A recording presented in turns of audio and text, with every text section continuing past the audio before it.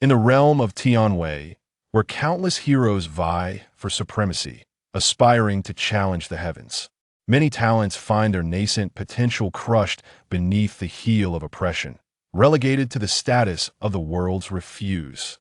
A powerful being of the divine dragon realm imparts his cultivation insights, while an extraordinary yet ordinary method of refining energy emerges a tale of an unparalleled underdog intertwining with these elements, wreaking havoc across the land. Thus, he ascends to become the ultimate mad god of his generation. Do not underestimate the youth in poverty. There will come a time to rise. The sun blazed fiercely, its scorching rays streaming through the clouds, casting bizarre and colossal shadows upon the ground, reminiscent of prowling beasts in swift pursuit. The cicadas emitted a faint, feeble cry.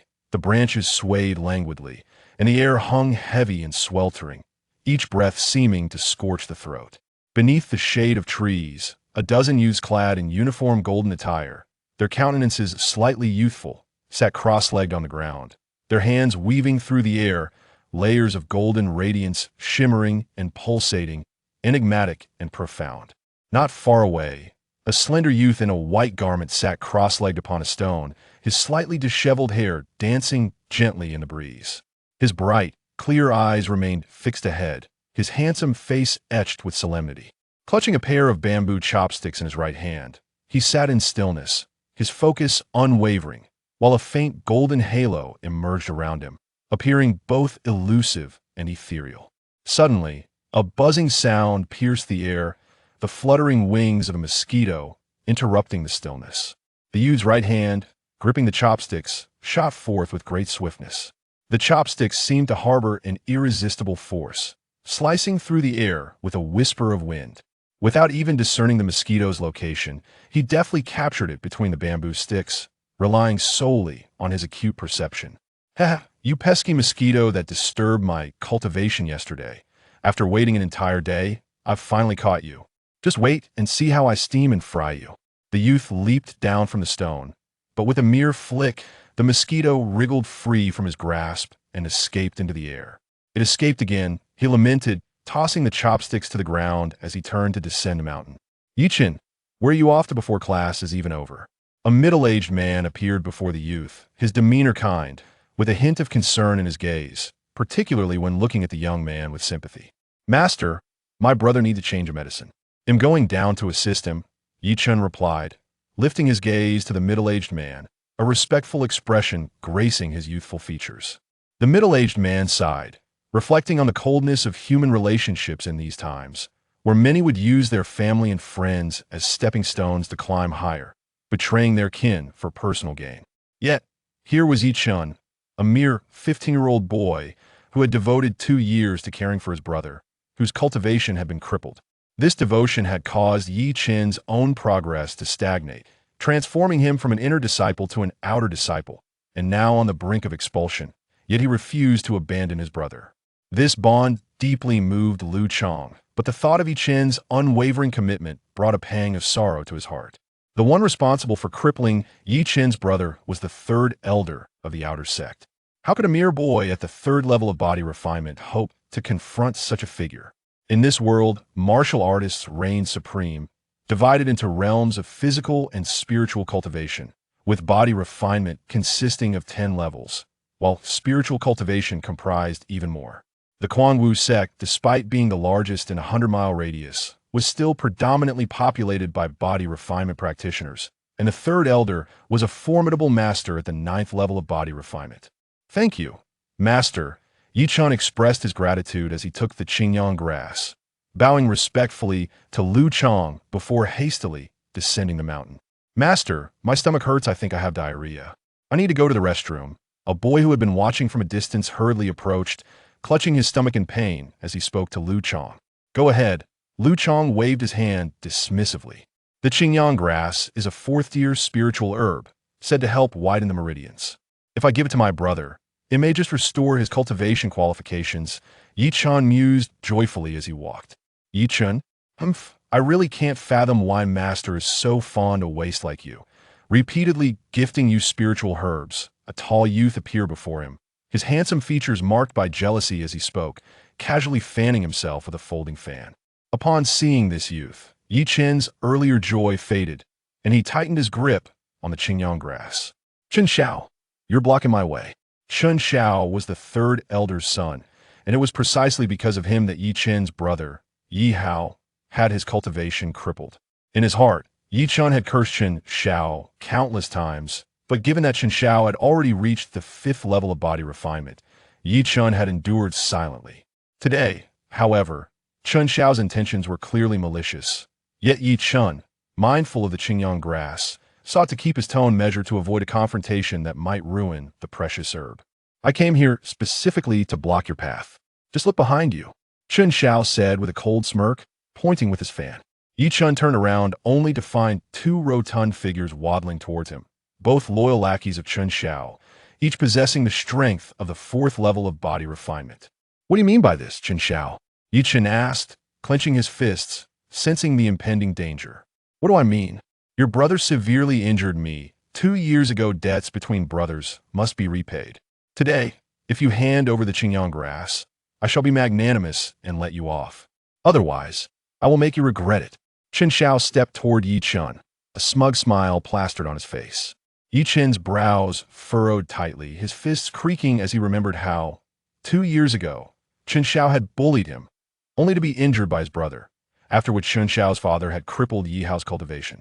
For Chen Xiao to now claim he would let things go was a gross distortion of the truth, clearly aimed at obtaining the Qingyang grass in Yi Chen's possession. Chen Xiao, do not push your luck. Yi Chen retreated a couple of steps, his gaze fiery as he glared at Chen Xiao. Such words amounted to blatant robbery. Unfortunately, having devoted all his resources to his brother over the past 2 years, Yi Chen's own cultivation had languished. He was no match for Chen Xiao, and otherwise, he would have relished the opportunity to teach Chen Xiao a lesson. He might even have considered ending his life. Have I ever bullied anyone?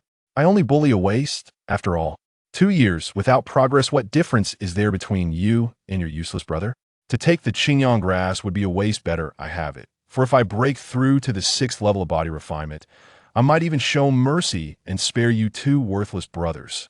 Chen Xiao gazed disdainfully at Yi Chen. Indeed, are you even human?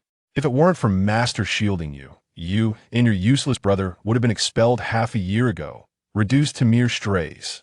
A round-faced lackey chimed in mockingly. Chen, why not just take action?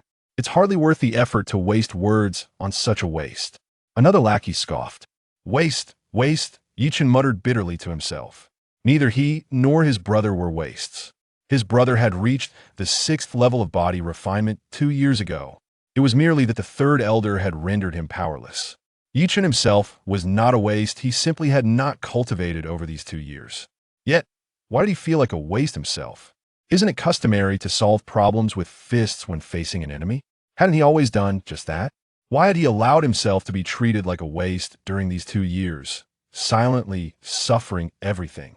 I still have my brother. I must live to help him restore his meridians. I will avenge him. So I have endured, Yi Chen resolved in his heart. Finally, Yi Chen raised his youthful yet resolute face, gritting his teeth as he declared, Chen Xiao, you have crippled my brother's cultivation and now seek to take the Qingyang grass from me. I tell you, as long as I draw breath, this Qingyang grass shall never be yours. Not giving it, you think I want to take it by force? Fool! Chen Xiao sneered, stepping forward, his right hand clawing into a fist, golden energy swirling around his fingertips, akin to 5 sharp daggers lunging toward Yi Chen's left hand. Brother, forgive me, I cannot leave the Qingyang grass for you. Yi Chen thought to himself, realizing that Chen Xiao, a 5th-level practitioner of body refinement, was simply beyond his capabilities, especially with 2 lackeys lurking nearby. If a confrontation were to ensue, the Qingyang grass would undoubtedly be ruined. Without hesitation, Yi Chen swallowed the herb whole. You seek death. Chen Xiao roared, his hand morphing from a claw to a fist, swiftly striking Yi Chen's abdomen. A hum resonated as a layer of golden aura surged violently around Yi Chen, only to shatter instantaneously, sending him reeling back several dozen steps, finally stopping as he coughed up blood. Chen Xiao, do you still want the Qingyang grass? Would you like me to regurgitate it for you? Yi Chen, one hand clutching his pained abdomen and the other wiping the blood from his lips, looked at the livid Chen Xiao with a mocking smile. Yi-chun, you brought this upon yourself. I had some regret. Fo completely abandoned your thoughts of vengeance. With a sullen expression, Chun Shao advanced step by step, and when he was merely 5 or 6 paces away from Yi-chun, he suddenly leaped, his right hand gripping a folding fan as he thrust it fiercely towards Yi-chun's dantian. Clang! From the tip of the fan, a delicate dagger, as thin as a cicada's wing, sprang forth. At this moment, Yi-chun could still be considered a martial practitioner. Yet even so, he endured relentless humiliation and discrimination. Should he be utterly deprived of his cultivation, the consequences would be dire, perhaps even to the point of leaving his corpse to rot in the wilderness. Yi-chun's pupils constricted, with no retreat left, he gritted his teeth and unleashed a powerful punch. Whoosh! To receive a blade with bare hands is a privilege reserved for the mightier. Yet Yi-chun was merely a weakling. The chasm between his 3rd level of body refinement and Chun Shao's 5th level was an insurmountable gulf. A sharp sound echoed as Yi-chun's fist was pierced directly by the dagger. Blood gushed forth from Yi-chun's hand, staining the ground and vegetation crimson, the metallic scent of blood instantly permeating the air. Hit him. If you kill him, the responsibility falls on me. Chun Shao bellowed, prompting 2 rotund figures nearby, who had long been eager to engage, to pounce simultaneously. They struck Yi-chun, who was already on the brink of collapse, and then unleashed a frenzied barrage of punches and kicks. Minutes later, the 2 hefty assailants finally ceased their assault, while Chun Shao placed a foot upon Yi-chun's battered face, mockingly declaring, "Yi-chun, weren't you quite arrogant? Dare to provoke my displeasure, and this is your fate. You thought you could deny me the Qingyang grass, didn't you? You believed that by consuming it, I would be powerless to act. Let me assure you, if I cannot have it, neither shall you. Chen Shao, I will not rest until one of us is dead." Yi-chun's consciousness was fading, yet he remained acutely aware that someone was trampling on his face, and that person could only be Chun Shao. Chen Shao kicked fiercely into Yi-chun's abdomen, delivering several blows that caused Yi-chun to spit blood and lose consciousness. "Brother Chun, it seems class is over. Our master is coming down," one of the plump thugs exclaimed anxiously, glancing towards the mountain. If Liu Chong were to discover their bullying of Yi-chun, they would undoubtedly face dire repercussion. Chapter 2. The Indomitable Dragon, Boundless Life and Death. Yi-chun opened his mouth, intending to express his gratitude, yet he found himself utterly speechless. As he reached out for the medicinal soup, he discovered that his arm was beyond his control. To his astonishment, he realized he had not even opened his eyes. It was as if he were a disembodied spirit, able to see his own still form on the bed, eyes tightly shut and breathing somewhat erratic. Alas, still in a coma, this poor child suffers so.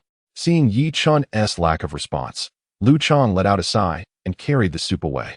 Yi-chun was engulfed by an overwhelming shock. How could he, in this state of lucidity, witness his own body lying on the bed? Could it be that he had already departed from this world? Had his soul separated from his body, allowing him to behold himself? Such thoughts plunged Yi-chun into despair. How tragic that after enduring for 2 years, he ultimately fell victim to his adversaries. In this vast world, there was no room for a mere mortal like him. Yet, perhaps death was preferable, sparing him the humiliation of survival, for living was merely a struggle for existence. At that moment, Yi-chun suddenly sensed a powerful force emanating from within his own being, as if his independent consciousness or spirit was being forcibly drawn back into his body. Almost immediately, his entire form radiated with brilliant golden light, and a mystical golden rune began to coalesce, culminating in a thunderous eruption as it surged into the core of Yi-chun's energy sea, directly imprinting upon his vital essence pearl, the Indomitable Dragon, the cycle of life and death. A voice resonated within Yi-chun's mind. "Do you eat?" He instinctively replied. Wasteland Dragon Chi Technique. Wasteland Dragon. In the realm of legends, the celestial martial continent hosts supreme masters who have reached the pinnacle of power, tearing through the fabric of the cosmos to step into the realm of the divine dragon, pursuing the boundaries of life and death. This desolate dragon chi refinement technique. Could it be the cultivation scripture crafted by those exalted beings of the divine dragon realm? Yet, how could such a miraculous treasure find its way into my being? Yi-chun was utterly astonished. After a brief moment, those 5 characters disintegrated, transforming into specks of golden light that surged into the depths of Yi Chen's consciousness. He then perceived a wave of unfamiliar memories flooding into his mind, the sheer volume nearly rendering him unconscious once more. As twilight descended, Yi Chen finally regained his full awareness. Through fragmented recollections, he gleaned the tale of a superlative master who had embarked upon the divine dragon path, only to have their soul and body obliterated beneath the heavenly tribulation. Yet, a remnant of consciousness lingered, adrift in the expanse of the universe. Recently, this fleeting awareness had been drawn in by the Qingyang grass he had consumed, leading to its absorption into his own body. In a remarkable twist of fate, this consciousness was exceedingly feeble. Upon entering the body of anyone above the 4th level of body refinement, it would shatter instantly. Since Yi Chen was merely at the 3rd level of body refinement, he fortuitously merged with this consciousness, thus acquiring the extraordinary desolate dragon Qi refinement technique. Naturally, it was this very consciousness that had spoken within Yi Chen's mind, albeit severely impaired, resulting in its intellect being akin to that of a mere 10-year-old child. The thought that he had mocked its stammer, causing it to fall silent, made Yi Chen chuckle uncontrollably. The once mighty sovereign who had roamed the cosmos now rendered mute by a mere 3rd-level body refinement cultivator. How amusing indeed. The dragon cultivator, deemed the pinnacle of power in the vast realm of the heavens, aspires to attain divinity, undergo a transformation of the skeletal structure, and possess the essence of dragon bones. Upon reaching the realm of the wild dragon, one may wield dominion over countless lives and deaths, becoming invincible across the world, capable of reversing the cosmos and creating new realms, ultimately becoming the supreme sovereign of existence, commanding the very fabric of the universe at will. As Yi Chen gazed at the swirling golden characters within his mind, he could not help but swallow hard. Regardless of the potency of the wild dragon's Qi refinement technique, he instinctively perceived its significance from the descriptions provided. The wild dragon Qi refinement technique primarily focuses on cultivating vital energy, with 10 levels of body refinement.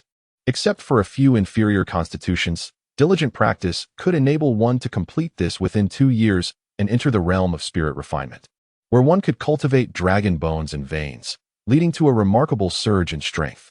After briefly perusing the information, Yi Chen settled cross-legged on his bed, his hands gradually guiding the vital energy within his body in a rhythmic flow as instructed by the wild dragon Qi refinement technique. Occasionally, he separated a strand of pure vital energy to infuse it into the energy pearl within his Qi Si. After several minutes, the originally thumb-sized energy pearl astonishingly expanded to the size of his thumb, with the golden swastika above it also enlarging significantly. By activating the Tongtian Governor Meridian, he drew the life force of the Qingyang grass spirit into his Dantian's Qi Si for refinement and absorption, forcibly shattering the shackles of the 3rd level of body refinement to advance to the 4th level. Following the guidance of the knowledge within his mind, Yi Chen understood that this consciousness sought to reside within him to gradually recover, and in order to do so, he must swiftly grow stronger.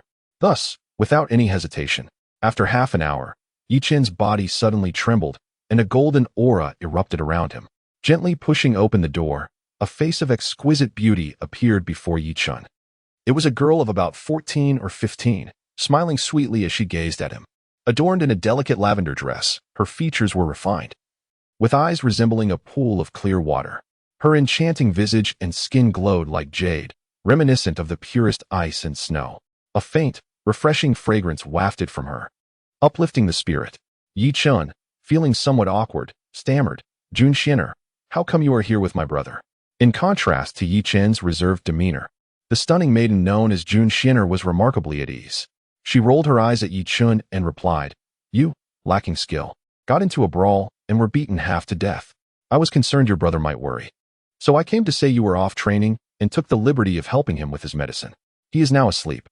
It is worth noting that Jun Xin'er was the sole daughter of the esteemed Elder Jun Buhui, a treasured gem within the entire Quanwu sect, while Yi Chen's brother was merely an ordinary person whose cultivation had been rendered useless. A look of surprise crossed Jun Xin'er's delicate face as she stared blankly at Yi Chen, saying, "Your brother has aided me, now that he is in trouble. I am merely repaying a debt. What ulterior motives could I possibly have towards him?" Yi Chen, feeling a sense of injustice for his brother, replied, "So what do you mean by that?" Jun Xin'er's bright eyes fixed on Yi Chen, puzzled by his intentions. "He helped you fend off a lecher. At the very least, you should help him deal with a rogue, Chen asserted. Who is the rogue? Jun Xian'er inquired. Isn't Chen Xiao the rogue? He is the one responsible for my brother's ruined cultivation. You ought to give him a good thrashing. That is certainly a possibility. Jun Xian'er let out a soft laugh and said, I shall confront him immediately. With that, she hurriedly departed, leaving no opportunity for Chen to voice his thoughts. Could it be that Jun Xian'er truly intended to confront Chen Xiao? Or was she merely toying with me? Chen murmured in confusion, finding her actions rather perplexing. Resolving to set aside his thoughts, he decided to focus on his cultivation, determined to break through to the 5th level of body refinement within 3 days. At that point, he could confront Chen Xiao on his own terms. Unable to make sense of it all, Chen chose to dismiss his worries and sat cross-legged on the ground. Beginning to circulate the wild dragon chi, his essence orb steadily grew larger through the process of refinement, and before he knew it, it had expanded significantly. As a layer of golden light radiated from his body, Chen joyfully opened his eyes. 5th level of body refinement. Chapter 3. Unleash the Hounds. After Yi Hao's cultivation was crippled, he fell into a state of despair, contemplating death on several occasions. Once, he even leaped off a 100-foot cliff, with Chen following suit. Fortunately, Lu Chang appeared just in time to rescue them both. Since that incident, Yi Hao no longer sought to end his life. Yet he remained perpetually melancholic, only managing a faint smile when he saw Yi Chen. Yi Chen understood that his brother was living a pitiful existence and recognized that Yi Hao's reluctance to seek death was for his sake. Yi Chen gently tucked the blanket around his brother before moving to the dilapidated courtyard, where he skillfully prepared a bowl of medicine for him. He then set off toward the back mountain of the Guangwu sect. The rear mountain of the Mad Martial sect is intertwined with a spiritual vein, abundant in medicinal herbs. When Yi Hao was stripped of his cultivation, the sect symbolically delivered some herbs to him, recognizing his innate talent. Should he regain his ability to practice, he would undoubtedly ascend to prominence within the Mad Martial sect. However, after a month of observing Yi Hao's stagnation, the supply of herbs diminished by half. 6 months later, Elder Chen Tian from the outer sect advised the sect leader to cease the distribution of herbs. Henceforth, Yi Chen was compelled to scour the rear mountain each morning for 1st and 2nd grade spiritual herbs to concoct medicine for his brother, striving to sustain his life. Yet, as he passed the training ground, he encountered the bruised and battered Chen Xiao, who obstructed his path. Yi Chen halted, his expression calm as he fixed his gaze upon Chen Xiao. A good dog does not block the way. You insolent brat, if you can't best me. Are you really going to have that fierce woman Jun Xian'er deal with me? Do you still consider yourself a man? If I don't incapacitate you today, I shall renounce the Chen name. Upon seeing Yi Chen, Chen Zhao's anger flared. With a swift motion of his right hand, a hefty figure lunged at Yi Chen, delivering a powerful punch. The wind from the blow was so fierce it produced a sharp, rushing sound. Over the past 2 years, Yi Chen had suffered at the hands of these individuals, especially after being trampled just yesterday. Noting Chen Zhao's deliberate provocation, he clenched his fists and swiftly turned, delivering a thunderous punch in retaliation. Yesterday, he was merely at the 3rd level of body refinement, enduring humiliation without the capacity to retaliate. However, after consuming the Qingyang grass, he experienced a breakthrough to the 4th level of body refinement. With the aid of that fragment of consciousness during his training last night, he ascended further to the 5th level. Now, he could retaliate against these humiliations in a straightforward and forceful manner. A golden radiance of vital energy shimmered brilliantly, tightly enveloping Yi Chen's fist as if it were coated in gold. With a resounding thud, Yi Chen found himself involuntarily retreating a few steps, a cold smirk playing on his lips. Just a mere lackey, yet you've managed to bulk up so much. Are you trying to transform into a pig? Though, to be fair, all that fat does weigh you down. The portly fellow known as Fei Yuan also staggered back a few steps, his fist trembling uncontrollably at that moment. He had distinctly sensed a force upon colliding with Yi Chen's attack, a power that rivaled his own, sending sharp pain through his fist, as if one of his finger bones had been fractured. Upon hearing Yi Chen's words, Fei Yuan's face turned an ashen hue, and he pointed a finger at Yi Chen, exclaiming, "You worthless fool, you actually managed to utilize the Qingyang grass to achieve the 4th level of body refinement." As the situation unfolded, several outer sect disciples gathered. Chuckling at the sight of the notorious bully, Fei Yuan, suffering at the hands of the sect's most infamous failure, Yi Chen. What could be more pitiful than this? Fei Yuan truly was a disgrace, unable to even best the sect's foremost failure. One outer sect disciple remarked. Indeed, if it were me, I could easily defeat the worthless Chen in a single move. How could they possibly suffer losses like this? You should lower your voices, after all. One must consider the master when striking a dog. Chen Xiao is standing right here. Do you not fear provoking trouble by speaking so recklessly? A young man nudged the two who had spoken earlier. Fei Yuan, Fei Yong, what are you two imbeciles dawdling for? Get moving. Chen Zhao's expression darkened. Just yesterday, he had severely injured Chen, and yet the latter had somehow managed to absorb and refine the Qingyang grass to achieve a breakthrough. However, Chen Xiao was not overly concerned. Even if Chen had advanced, he was still merely at the 4th level of body refinement, and in his presence, he remained nothing more than refuse. Yet, with the external disciples present, he preferred not to take action himself, lest he provide other elders with ammunition. Thus, he instructed Fei Yuan and Fei Yong to engage. With both at the 4th level of body refinement, Chen, despite being at the same level, would surely falter and be trampled in a matter of moments. Chen scoffed internally. It seemed Chen Xiao was unaware that he had already achieved the 5th level of body refinement. Chen, you worthless trash, perish. Fei Yuan bellowed, and then, with a swift motion, his plump hand spread wide, revealing a strand of golden energy rapidly coiling around his fingers. Tearing dragon hand, accompanied by another furious shout. A golden hand materialized above Fei Yuan's palm, intricate runes dancing across its surface, emanating a formidable aura that swiftly expanded.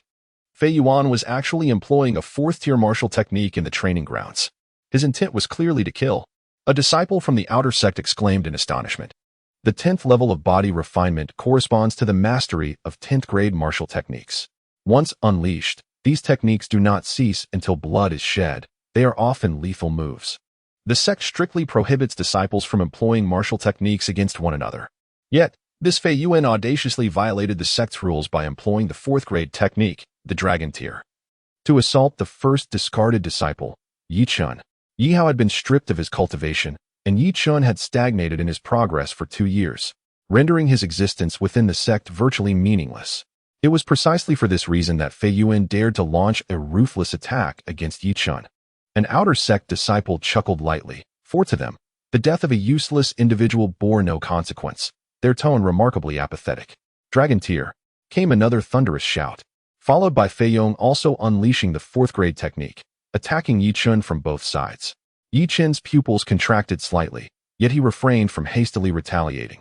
It appeared that Chen was doomed. 2 practitioners at the 4th level of body refinement simultaneously executing a 4th grade technique left him. A stagnant disciple at the 3rd level for 2 years, with no glimmer of hope for survival. Another disciple shook his head insistently. Stop. A distant roar echoed. And in a flash, a figure appeared before Chen, effortlessly neutralizing the assault from Fei Yuan and Fei Yong. With a face full of fury, he glared at Chen Xiao and exclaimed, Chen Xiao, what are you doing? Chen is your junior brother. How can you allow others to bully him? Master, I did not bully junior brother Yi. Chen Xiao replied with a grin. I merely noticed that junior brother Yi has broken through to the 4th level of body refinement. So I sought to engage him in a friendly spar. The portly Yuan, with an unabashed demeanor, remarked, Senior brother Chen is correct. We merely wish to spar with junior brother Yi. Lu Chang, with a somber expression, retorted coldly, is it truly necessary to employ martial skills for a mere exchange? A slender figure approached from a distance, chuckling as he addressed Lu Chang. Old Lu, the child merely wishes to engage in a friendly match with Chen. Why such fervor? Elder Chen, however, was undeterred, but Lu Chang's countenance reflected his inner turmoil. It was evident that Chen Tian aimed to create trouble for Chen, yet Chen had only attained the 4th level of physical cultivation. What objections could you possibly have? I understand your concerns regarding my allowing Chen Xiao to compete against Chen. Rest assured, I will not permit that. Instead, let Fei Yuan and Fei Yong spar with Chen. What do you think? Chen Tian's eyes gleamed with a sharpness as he spoke. Those two, Lu Chang inquired. Aside from them, there remains only Chen Xiao. Given his 5th level of physical cultivation, pitting him against Chen would be rather unfair. Thus, let the 2 4th level practitioners, Fei Yuan and Fei Yong, engage with Chen. Should Chen emerge victorious, he may forego participation in the match 3 days hence and regain his status as an inner sect disciple. How does that sound? After stating this, Chen Tian leaned closer to Lu Chang and whispered, Lu Chang, do not be overly protective of Chen. After all, he is merely a waste. Your protection will only bring you trouble. Lu Chang's expression reflected a conflict of emotions.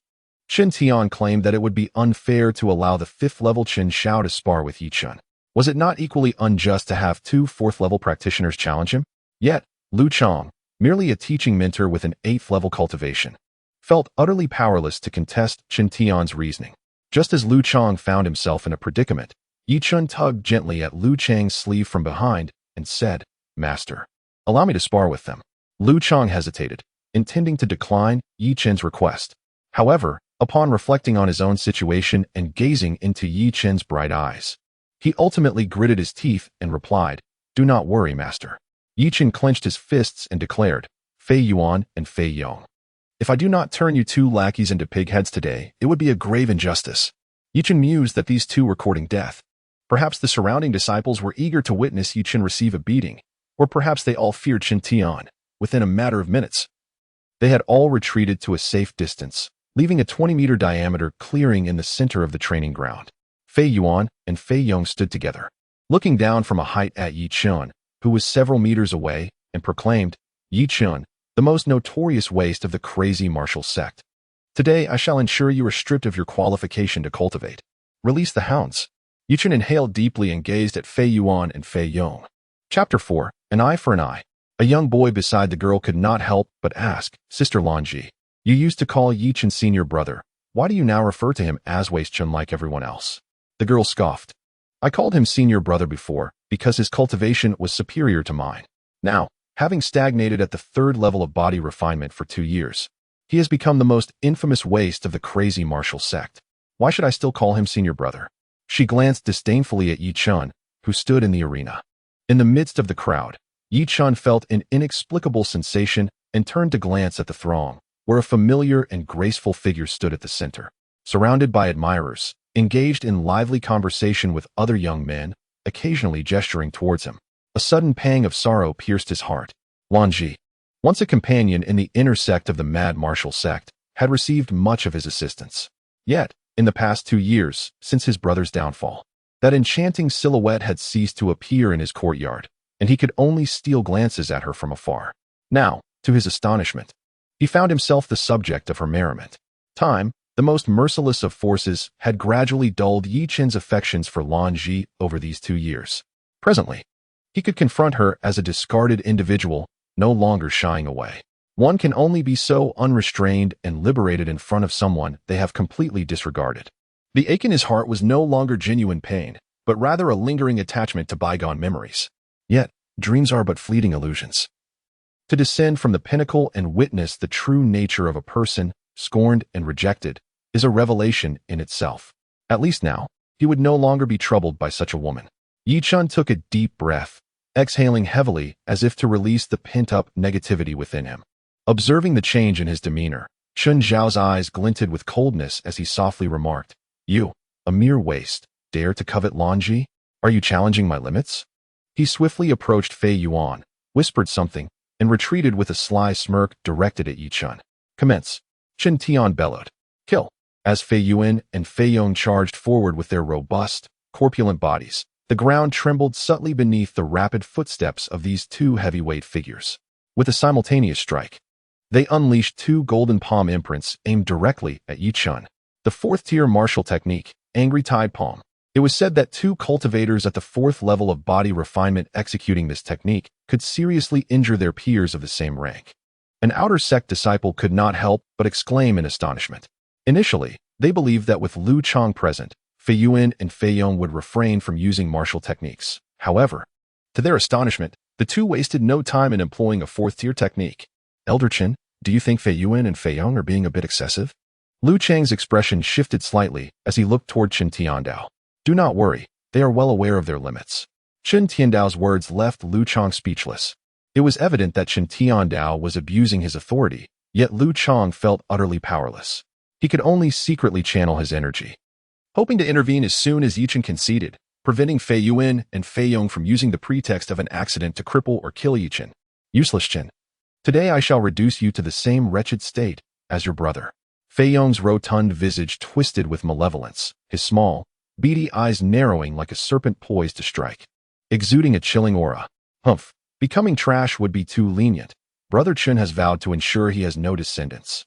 As he attacked, Fei Yuan grinned at Fei Yong. Become trash? No descendants? Yi Chun murmured, realizing that not only was Chun Xiao ruthless, but Fei Yuan and Fei Yong also sought to expel him from the Quanwu sect. Moreover, such a malicious approach. If you were aware that you are no longer my adversaries, perhaps you would not provoke me so recklessly. A glimmer of cold light flashed in Yi Chen's eyes. Had he not acquired the dragon tempering qi? Even if he successfully advanced to the 4th stage of body refinement today, he would have suffered immense humiliation at the hands of these two, possibly even facing utter devastation, losing his qualifications for cultivation, losing the very essence of manhood. Yi Chen clenched his fists tightly, then swiftly unfurled them before forcefully retreating backwards. The wind from his palms surged, while Fei Yuan and Fei Yong's assaults hastened to pursue the retreating Yi Chen. Humph, do you think evasion is so simple? Fei Yuan scoffed. 5th tier martial technique. Heaven-shattering fist. Yi Chen silently shouted in his heart, abruptly halting his movement, and then swung his fist with great force. Colliding head-on with Fei Yuan's attack. Boom. Fei Yuan's rotund form was sent flying as if struck by a tremendous force, while Yi Chen staggered backward from a punch delivered by Fei Yong to his abdomen. Fei Yuan struggled to rise from the ground, his right arm hanging limply. The pain at the wound gnawing at him like a swarm of ants, yet failing to rouse him from the shock. In his mind, even if Yi Chen had gained the upper hand in their previous clash, it was merely due to his own carelessness. Though there exists but a single step between the 4th and 5th stages of body refinement, the disparity in power is as vast as the heavens and the earth. 2 practitioners at the 4th stage could never hope to contend with one at the 5th stage. This has become an unyielding truth throughout centuries of combat. Fei Yuan finally comprehended that he had fallen into Yi Chen's scheme. Yi Chen feigned a timid demeanor, leading Fei Yuan to mistakenly believe he possessed merely the cultivation of the 4th level of body refinement. In reality, Yi Chen had deliberately retreated a step to allow them to lower their guard, resulting in Fei Yuan's unrelenting assault, which culminated in him being sent flying. With no time to evade, Fei Yuan, you imbecile, why are you dawdling? Get in there, Chen Xiao exclaimed, nearly beside himself with rage upon witnessing this spectacle. It was utterly disgraceful that both Fei Yuan and Fei Yong, robust practitioners of the 4th level of body refinement, could be dispatched so easily. This was a monumental loss of face. Fei Yuan hastily looked towards Yi Chen, only to discover that his brother, Fei Yong, had also been sent flying by a single punch. Due to the angle of Yi Chen's attack, no one around could discern the rank of the martial technique he had employed. Get moving. Fei Yuan, you glutton you. Chen Xiao seethed with indignation. How could it be so humiliating? It was one thing for 2 brawny warriors to struggle against a seemingly frail opponent, but to lack the courage to engage, now that was truly disgraceful. Upon hearing Chen Zhao's exasperated voice, Fei Yuan was momentarily taken aback, hastily channeling his energy to launch an attack. Yet, the moment he clenched his fist, he felt utterly disheartened. It seemed his hand was rendered entirely useless. How could he possibly strike Yi Chen? 4th rank martial technique, cracking tiger palm. At that instant of Fei Yuan's stupor, Yi Chen's figure darted towards him with astonishing speed. With a sharp exclamation, his right palm shot forth, striking precisely at Fei Yuan's dantian. Bang! Fei Yuan's rotund body staggered back 5 steps, a trickle of blood escaping the corner of his mouth. Lu Chang's gaze brightened slightly as he regarded Yi Chen with a contemplative expression. In contrast, Chen Tian's countenance darkened, yet, due to the multitude present, he refrained from expressing his ire. Father, what should we do? It appears that Fei Yuan and his companions are no match for Yi Chen. Chen Xiao tugged at Chen Tian's sleeve, seeking guidance. Let Fei Yuan and his cohorts concede. Chen Tian gritted his teeth. But, father, there is no but. Allowing Fei Yuan and Fei Yong to persist will only lead to further disgrace. They must concede now, and we shall deliberate our strategy later. Moreover, he has audaciously threatened my masculinity. Today, I shall return his malice in kind, so he may learn the dire consequences of his own folly. With a cold snort, Yi Chen delivered a fierce kick that sent Fei Yuan tumbling to the ground, then leapt high, delivering a knee strike directly to Fei Yuan's groin. Fei Yuan's body contorted like a shrimp, his eyes wide in horror as he let out a blood-curdling scream, only to succumb to unconsciousness moments later. And you? Did you not intend to render me powerless? Yi Chen swiftly appeared before Fei Yong, having previously inflicted severe injury upon him. He planted a foot upon Fei Yong's dantian. ruthlessly tormenting him. A resounding hum filled the air as golden vital energy surged violently beneath Yi Chen's foot, wreaking havoc upon Fei Yong's energy center. Yi Chen, you madman. Cease at once. If you incapacitate Fei Yong, you will violate the sect's rules. Chen Xiao, still reeling from the shock of Yi Chen's complete dismantling of Fei Yuan, was alarmed to witness Yi Chen's assault on Fei Yong and urgently shouted. Yi Chen merely sneered, too late. With that, he forcefully stamped his foot down. Boom. With a sound akin to shattering glass, Fei Yong collapsed, devoid of any lingering energy. Chapter 5. The First Glimmer of Brilliance. Yi Chen, how dare you publicly incapacitate two senior brothers? You deserve the gravest of punishments. Chen Xiao's eyes widened in fury as he realized that his two most trusted followers had been utterly defeated by Yi Chen in such a short span of time. Igniting his wrath, his fists clenched tightly, golden energy began to uncontrollably seep from him, as if he were ready to confront Yi Chen with lethal intent. Conflict among martial artists is inevitable. Moreover, this sparring session was proposed by Elder Chen. If one speaks of responsibility, this matter should hardly pertain to Yi Chen, right? Lu Chang hurriedly stepped forward, positioning himself before Yi Chen and addressing Chen Tian. No, it does not. Chen Tian gritted his teeth, acknowledging that he too bore some responsibility in this matter. Thus he could only acquiesce to Lu Chang's statement. The competition and sparring were voluntary on both sides. Fei Yong and Fei Yuan's incapacitation is merely a consequence of their inferior skills. When did Yi Chen become so formidable? Is this truly the same waste who had made no progress in cultivation over the past 2 years? A disciple from the inner sect, awakening from a stupor, gazed in astonishment towards Yi Chen. Over the past 2 years, Yi Chen had gained a notorious reputation as a waste within the Quangwu sect, stagnating at the 3rd level of body refinement for a full 2 years.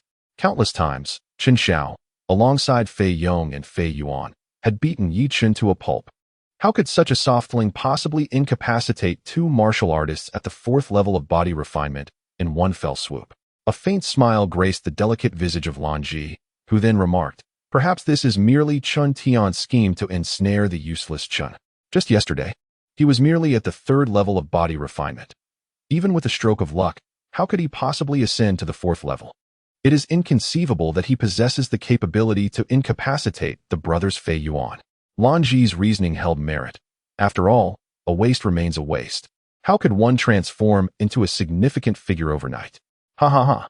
The youth chuckled heartily. Let us depart. With a gentle motion of her slender hand, Lan Ji was surrounded by the inner sect disciples as they made their way into the distance. Yi Chen glanced in the direction of Lan Ji's departure before turning to face Chen Tian and his son with a composed expression. Third Elder, you mentioned earlier that upon my victory, I would be reinstated as an inner sect disciple. Now that I have triumphed, I kindly request the return of the inner sect attire that was taken from me. Thank you, Third Elder. Yi Chen pronounced the words thank you with particular emphasis. Chen Tian had incapacitated his brother. Should Yi Chen elevate his cultivation to the 9th or even the 10th level of body refinement, he would undoubtedly seek to eliminate this vile man. 2 years ago, Chen Xiao was still a minor, yet this old scoundrel intervened in the conflicts among children, resulting in his brother's cultivation being ruined and leading him to the brink of despair. In his heart, Yi Chen had long since placed Chen Tian on his list of targets for retribution. How courteous, Chen Tian responded with a smile. Observing Yi Chen's retreating figure, Chen Xiao inquired of his father, Father, are we simply going to let Yi Chen walk away? Did you not see how arrogant he was just now? It was unmistakably a threat. I have previously stated that careful deliberation would prevent him from continuing to roam freely. Initially, I underestimated him, believing that with merely a 3rd-tier physical cultivation, he posed no threat to us. Hence, I refrained from taking action against him for the past 2 years. However, it appears that this insignificant figure has gained considerable strength, having incapacitated both Fei Yong and Fei Yuan. This indicates that his prowess has now reached a level comparable to yours. Today, this potential threat must be eliminated. Chen Tian maintained a smile, yet his words carried an unsettling chill, sending shivers down the spine. After witnessing Yi Chen's departure, Lu Chang had already left as well, leaving only the smiling Chen Tian and the visibly distraught Chen Xiao. Father, do you already have a plan in mind? At Tianmu Mountain, on the back slope of the Quangwu sect, it is rumored to connect to a source of innate energy, resulting in abundant spiritual essence in the area. Various flora thrive, attracting an abundance of magical beasts. At the mountainside, Yi Chen cautiously concealed himself behind a massive rock. His gaze filled with reluctance as he furtively eyed a verdant plant nearby. It was a green specimen, half a meter tall and as thick as a thumb, with a lush, translucent stem resembling jade. At its apex, a bud was poised to bloom, subtly trembling as if on the verge of unfurling, releasing a fragrant aroma that permeated the air. The jade leaves swayed gently in the breeze, partially veiling the beauty akin to a pipa. As the red lotus petals fall, the lotus leaves still blossom, the smallest yet most exquisite of treasures. The reed leaf lotus is indeed a third-grade spiritual herb, possessing the remarkable ability to condense spiritual energy. Alas! Yi Chen gazed at the reed leaf lotus with an expression of profound reluctance, gently shaking his head.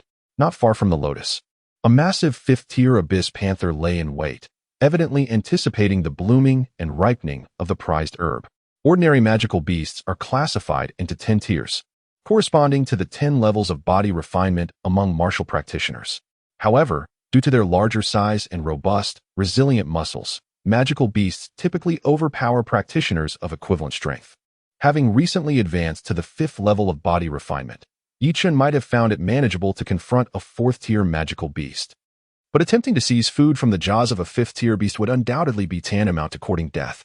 Ultimately, Yi Chen cautiously retreated, venturing deeper into the Tianmu Mountains. Had his elder brother Yi Hao been in possession of his formidable cultivation, Yi Chen might have dared to contend for the reed leaf lotus. However, with his brother currently devoid of any spiritual power, Yi Chen could not afford to take even the slightest risk, for any misstep could spell doom for his incapacitated sibling. Just as Yi Chen distanced himself from the abyss panther, maintaining a distance of over 100 meters, a stone suddenly shot forth from his direction, striking the beast squarely on the head. In response, the abyss panther lifted its head, its crimson eyes fixed on Yi Chen, unleashing a fierce roar. Yet, to Yi Chen's relief, the panther did not charge at him. It merely roared in a display of dominance. Yi Chen turned to the thicket ahead, his voice cold as he called out, "Chen Xiao, do not cower like a rat. Step forth like a man and face me in battle." The stone must have been cast by someone intending to leverage the dark abyss leopard against me. Coincidentally, within the span of an hour, a significant conflict arose between Chen Xiao and myself, during which I incapacitated both Fei Yuan and Fei Yong. Given Chen Xiao's vengeful nature, it is likely he now seeks to stealthily eliminate me. However, with my cultivation now at the 5th level of body refinement, I harbor no fear. Even if Chen Xiao were to catch up, at worst, I might suffer a minor setback. Nonetheless, deep within, I yearn for a confrontation with Chen Xiao. 2 years ago, he orchestrated the downfall of my brother's cultivation, and over the past 2 years, I have endured considerable humiliation at his hands. Now, with our strengths nearly equal, the outcome of a fight is uncertain. Yi Chen, you have ruined both Fei Yuan and Fei Yong. Do you truly believe this matter will simply be swept under the rug? Let me make it clear. My father's decision not to hold you accountable does not absolve me of the responsibility. Today, I must exact revenge for Fei Yuan and Fei Yong. From the thicket emerged a venomous and malicious voice, followed by Chen Xiao's figure leaping forth like a ferocious tiger or a ravenous wolf. His form was agile, closing the distance to stand before Yi Chen in mere strides, showcasing instincts far beyond that of an ordinary human. With his right hand transformed into a blade, he struck down vehemently, golden vital energy rippling vigorously from his palm. An overwhelming pressure bearing down upon me. Yi Chen's gaze flickered slightly. It was evident from Chen Xiao's poised strike that he possessed remarkable prowess at the 5th level of body refinement. Having just advanced to this stage, Yi Chen could not possibly compare in terms of stability of his realm. Moreover, Chen Xiao's sudden assault left Yi Chen with no choice but to momentarily evade the onslaught, executing the 4th-tier martial technique, Lingbo Weibu, to sidestep half a step and avoid Chen Xiao's attack. With a whoosh, Chen Xiao's hand sliced through the air, producing a series of sharp sounds. Before he could regain his footing, he unleashed the 5th-tier martial technique, Tianshubu, winding toward Yi Chen, his right leg bending as he launched a knee strike toward Yi Chen's abdomen. Chen Xiao, if you believe you can avenge Fei Yong and Fei Yuan solely based on your 5th level of body refinement, you are sorely mistaken. To kill me, you will need that old dog, Chen Tian. Yi Chen inhaled deeply, his expression hardening as he retaliated with a knee strike of his own. With a thunderous crash, both Yi Chen and Chen Xiao staggered backward several steps, ultimately falling to the ground in a most awkward manner. Yi Chen, It seems you have indeed stumbled upon a stroke of luck in breaking through to the 5th level of body refinement. No wonder you were eager to accept the challenge against Fei Yuan and Fei Yong. Chen Xiao grimaced, rubbing his painfully throbbing knee, his teeth clenched in rage. It's a pity that with that old dog Chen Tian present, I couldn't engage you in a proper duel. Otherwise, it would have been you lying in defeat, not those two lackeys. Despite the pain etched across his face, Yi Chen managed to rise unsteadily. Then, balancing on one leg, he leaped 3 meters into the air, curling his legs as he descended upon Chen Xiao's form. Chapter 6. Crippling Chen Xiao. Although Yi Chen and Chen Xiao both possessed the 5th level of body refinement, Chen Xiao's prolonged mastery of this stage rendered his combat prowess somewhat superior to that of Yi Chen, a fact well recognized by both. Yet, it was Yi Chen who first staggered to his feet. No one, save for Yi Chen himself, could fathom the immense suffering he endured to rise unsteadily and launch an attack. Chen Xiao's expression changed drastically. The elegance that once adorned his face vanished, replaced by shock and then a pallor of fury. Yi Chen, do you truly believe your cultivation can vanquish me? Humph. A mere insect shaking a tree, utterly deluded. Chen Xiao bellowed, simultaneously slamming his palm against the ground, propelling himself upward. As his hands interlaced, strands of rich golden energy swirled around him, coalescing into a resplendent golden barrier above. Though slender, it exuded an aura of impregnable strength. With a thunderous crash, Yi Chen's body collided with the barrier, forcing Chen Xiao down to the ground, yet his attack was firmly thwarted by the golden shield, preventing any further descent. 5th-tier pinnacle martial technique, Kong Ming Shield? Yi Chen questioned, bewildered. Typically, pinnacle martial techniques of each tier were not imparted to disciples. Only the elders within the sect could wield such power. The fact that Chen Xiao had mastered a 5th-tier pinnacle technique led Yi Chen to surmise that Chen Tian had clandestinely taught it to him. Ha! Yi Chen, did you ever imagine this? If you possess the capability, shatter the Kong Ming Shield. You cannot. Then prepare to meet your demise. With a face full of arrogance, Chen Xiao laughed heartily.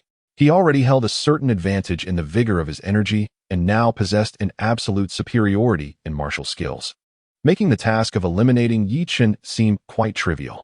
I truly did not anticipate that old dog Chen Tian would dare to secretly impart peak martial techniques to you, but that does not mean I am without means to deal with you.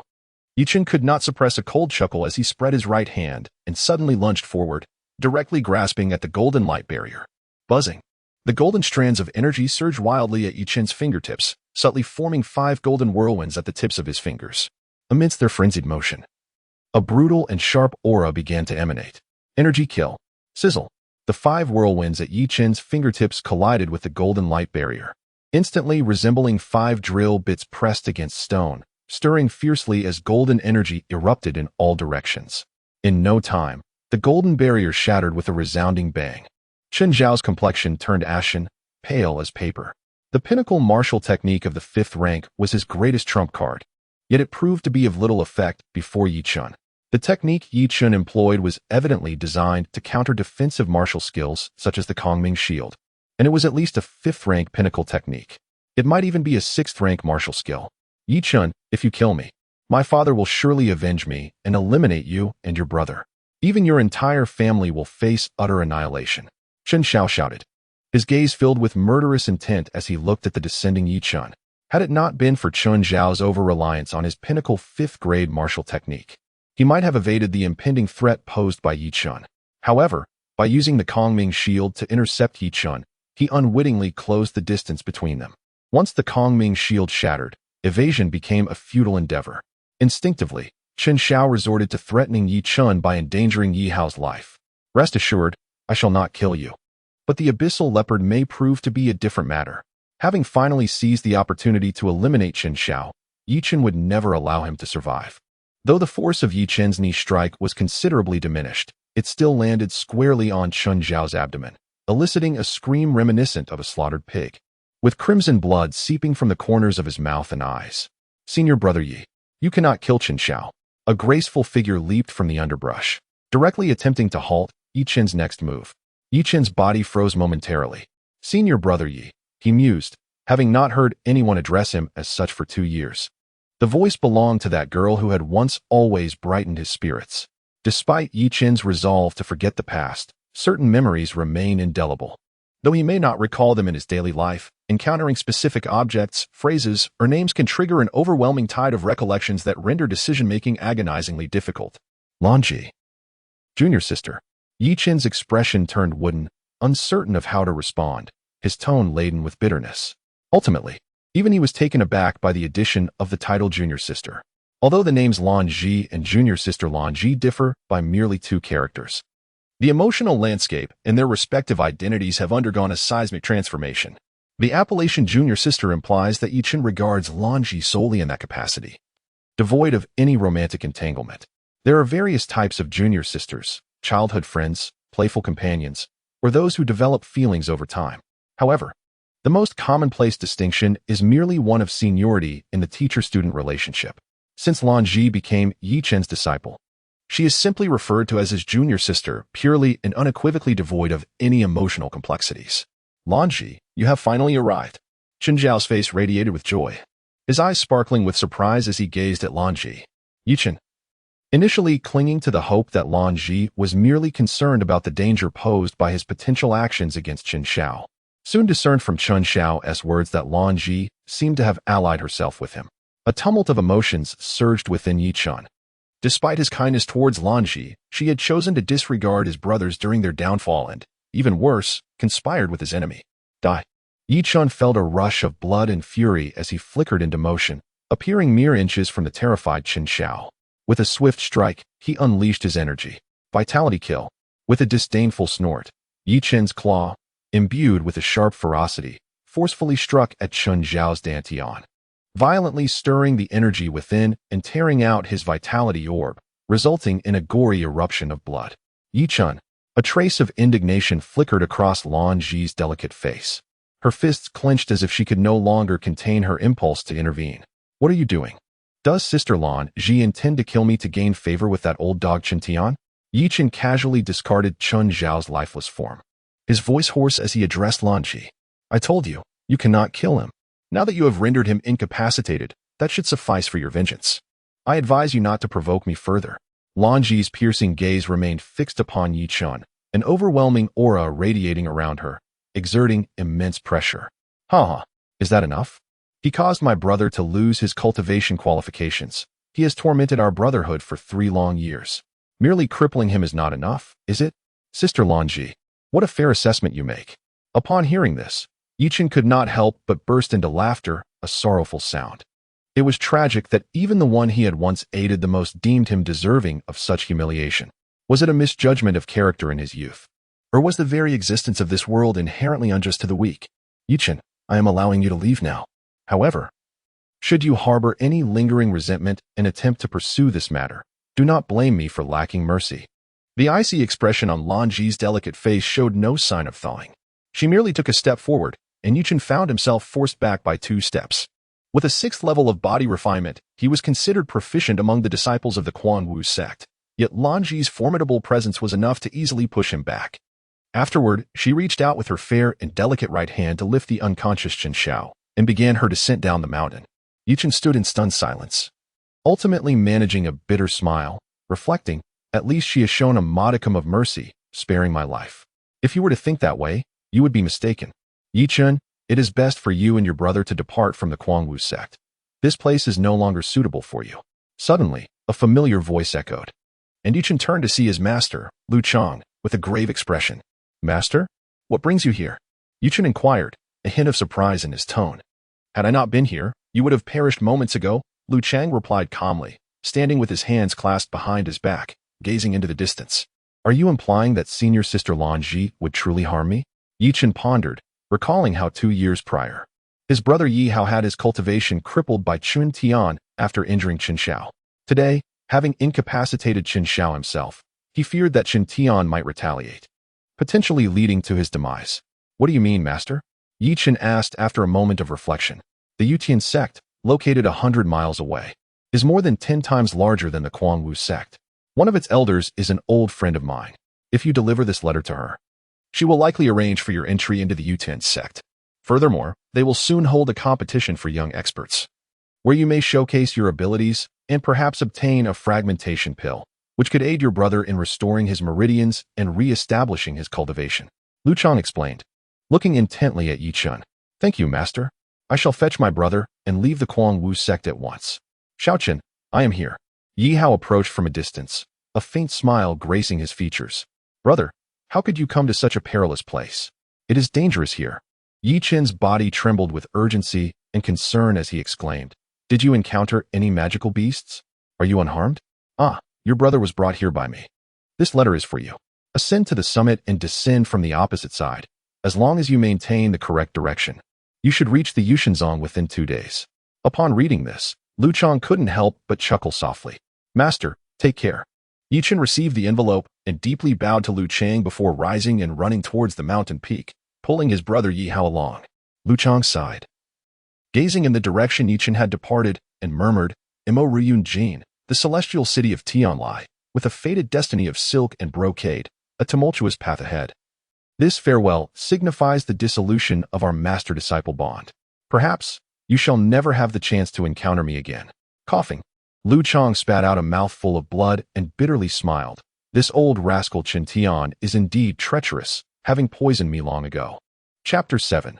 The indelible gratitude of a master at the summit of Tianmu Mountain, as Yi Chun and his brother Yi Hao had just reached the top. They heard the sounds of intense fighting below.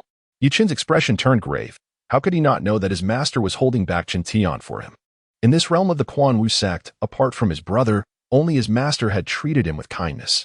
Brother, hurry down the mountain. I must assist my master. Yet, how could he abandon his master to suffer for him without a trace of loyalty? Yi Chen gritted his teeth. Very well, then I shall descend alone. After all, I am utterly useless at this moment. Not to mention 4th or 5th tier magical beasts. Even a 1st tier magical beast would surely claim my life. I shall soon reunite with you in the heavens, Yi Hao replied.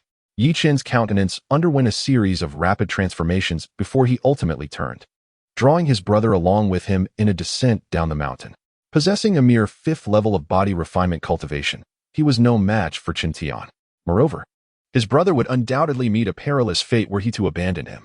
As they fled to the mountainside, both Yi Chen and Yi Hao came to an abrupt halt.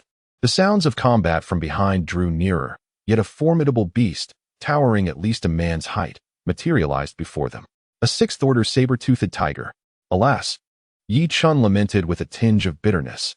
It seems that even with the possession of such a treasure as the desolate dragon tempering Chi's strength, I am not destined to cultivate it.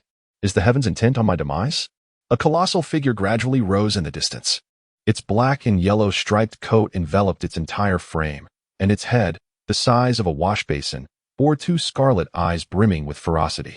With a slight parting of its jaws, it revealed 4 menacing fangs of considerable visual impact, each as thick as a thumb and as long as 3 fingers, utterly savage.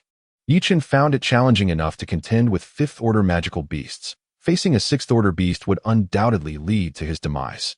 Roar. The saber-toothed tiger emitted a thunderous roar as it ambled toward Yi Chun and Yi Hao. With each step of its robust body, the earth trembled slightly. Little Chun, Yi Hao said, taking a deep breath as he stepped in front of Yi Chen, as if to use his not-so-imposing frame to shield Yi Chen from the onslaught of this behemoth, thereby granting him an opportunity to escape. Now that things have come to this, I shall draw the saber-toothed tiger away, allowing you to seize the opportunity to flee this place. No, Yi Chen retorted, brother, you go first.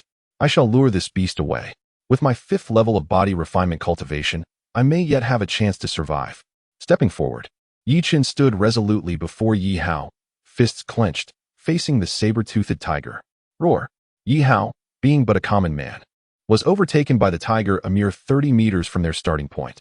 The beast lunged, a paw aimed to strike the audacious youth who dared provoke it. Thump. A figure interposed himself between Yi Hao and the tiger, only to be hurled away by the force of the blow, crashing against a tree with enough force to snap it in 2. Crack. The distinct sound of bone breaking echoed through the air. Chen, why would you be so foolish? Your brother is already a cripple. Life or death matters little to me. But you are only 15, Yi Hao cried, tumbling to the ground, heedless of his own injuries, as he scrambled to reach Yi Chen, cradling his frail body in his arms, sobbing uncontrollably. Brother, I am sorry. If it weren't for me, you wouldn't have been crippled by that old dog, Chen Tian. I am incompetent, unable to help you restore your meridians. I haven't even avenged you, and now I'm dragging you to your death. If we can meet in the next life, I would still be your brother, Yi Chen uttered weakly, lying in Yi Hao's embrace. His chest had caved in from the tiger's blow, and even his core of essence had been fractured by the impact. With a ferocious tiger in front and pursuers behind, it seemed they were trapped in a hopeless situation. You would still be my brother? Then wouldn't this elder brother of yours be destined to die young again in the next life? Yi Hao said, his face etched with pain, yet a smile played on his lips. Yi Chen was supposed to spit out blood, but instead, it gushed forth unexpectedly.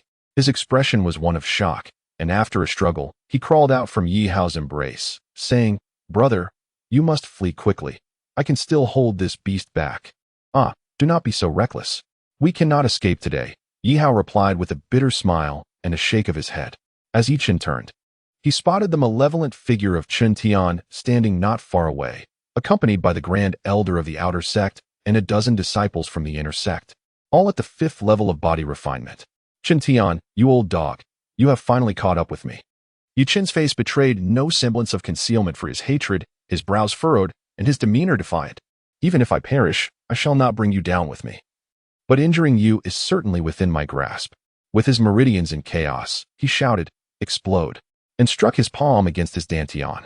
Instantly, a tremendous roar echoed from within him, as if his body were forcefully propelled into the air. Following this, his chest transformed into a brilliant golden hue, and a vast, violent aura surged forth, sweeping through the surroundings. "Xiao Chen," Chen Tian scoffed, "how laughable. Do you believe that by self-destructing your energy pearl, you can inflict harm upon me? It is but a triviality." With a derisive glance, he extended his right hand, summoning a golden barrier to shield himself.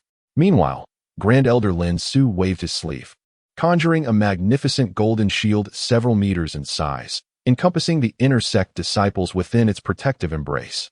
"As long as my spirit endures, how can my body perish?" Collect. Yi Chen seemed to hear a strange voice echoing in his mind, and immediately he realized that the raging energy within him, which was on the verge of exploding, had suddenly calmed down. Even the energy pearl that was nurturing the impending explosion had become tranquil. "Yi Chen, escape now." A familiar yet urgent voice reached his ears. He looked ahead and found that the saber-toothed tiger had vanished, while his master, Lu Chang, stood nearby, ragged and clutching a broken sword. "Humph. Daring to let a traitor escape, Lu Chang, you cannot evade death.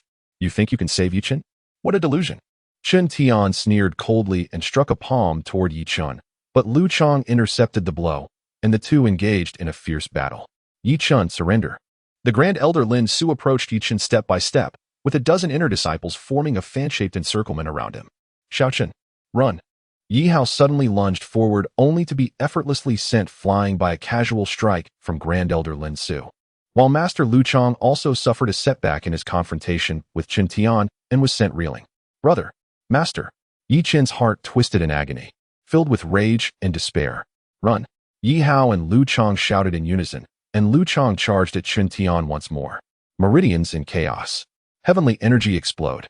Just then, Yi Chen heard a heart-wrenching roar, followed by Lu Chang's body transforming into a golden hue, and with a thunderous explosion, he detonated. Boom. The heavens trembled, and the sun and moon dimmed. "Run." Yi Hao bellowed fiercely. "Master, brother." Tears welled up in Yi Chen's eyes as he turned and ran frantically down the mountain. Chapter 8. 100 Miles of Pursuit. As the sky gradually darkened, in the city of Winshu, located 30 miles from the Quanwu sect, the streets and alleys were filled with people bearing their arms to combat the heat. In the heart of the city, a throng of individuals gathered, singing, dancing, and engaging in games with unabated enthusiasm.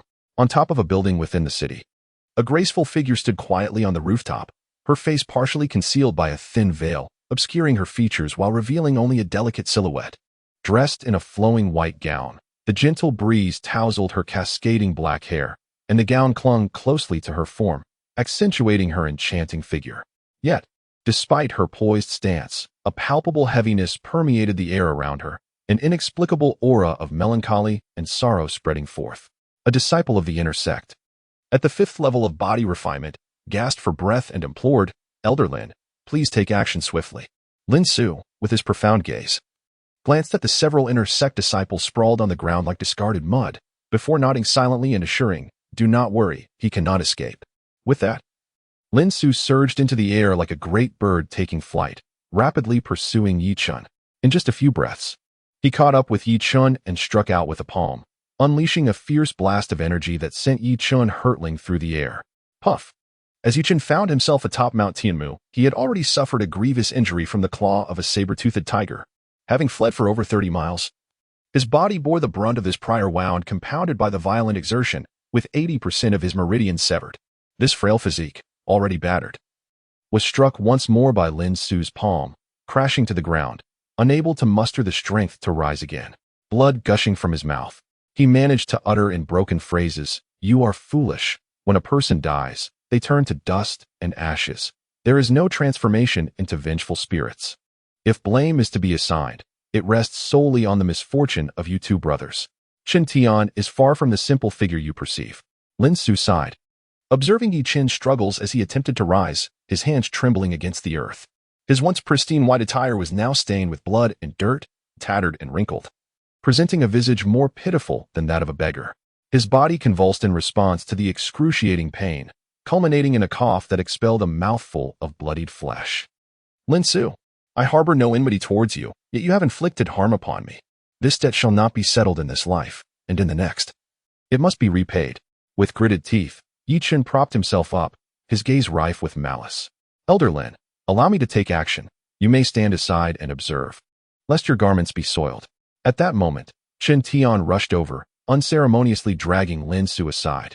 "Humph, consider yourself unfortunate. After 30 miles of flight, you ultimately cannot evade death, and in your demise, you have dragged your master Lu Chang and your ineffectual brother Yi Hao into the abyss as well." Chen Tian approached Yi Chen, extending a finger to gently poke him, causing Yi Chen's precarious body to sway before he staggered back a few steps, barely managing to steady himself. "Old dog, I will remember this grudge." Yi Chen spat bitterly. "Huh, you're already a dying man, yet you still dare to threaten me?" Chen Tian laughed coldly, then suddenly delivered a fierce kick to Yi Chen's abdomen, sending him flying through the air. With a thud, Yi Chen's body hit the ground 2 seconds later, having already lost consciousness before he even landed, just as Chen Tian lunged to finish him off. A figure clad in white suddenly appeared, knocking Chen Tian away. "Whether you Tian sect can protect Yi Chen is up to your sect leader. You are merely an elder. By what right do you claim that you Tian sect cannot safeguard him?" The voice of the woman turned icy, laced with a hint of murderous intent. Seeking death, Chen Tian gritted his teeth and shot forward, crossing his arms to strike at the woman in white. "Aunt," she scoffed, extending her hand as torrents of golden energy coalesced into a massive golden palm that struck Chen Tian's arm, sending him flying. "You." Chen Tian landed hard, feeling a surge of blood and chi roiling within him. His arms throbbed with pain, his face turning ashen with rage, yet he found himself utterly helpless. Undoubtedly a master seldom seen within 100 miles. "Regardless of the transgressions committed by Yi Chen, I shall today escort him away. Should you dare to obstruct us, do not blame me for being ungracious." The woman uttered a cold snort, extending a single hand to strike Yi Chen several times, sealing his meridians. Subsequently, she seized him and soared into the distance. Chapter 9. "Senior, you have deceived me. Hey, wake up." Yi Chen, groggy and disoriented, opened his eyes to see a blue-clad youth, balancing firewood, gently nudging him with his foot. Instantly, a chill spread across Yi Chen's face, and he retaliated with a swift palm strike. Raging Tide Palm. Boom.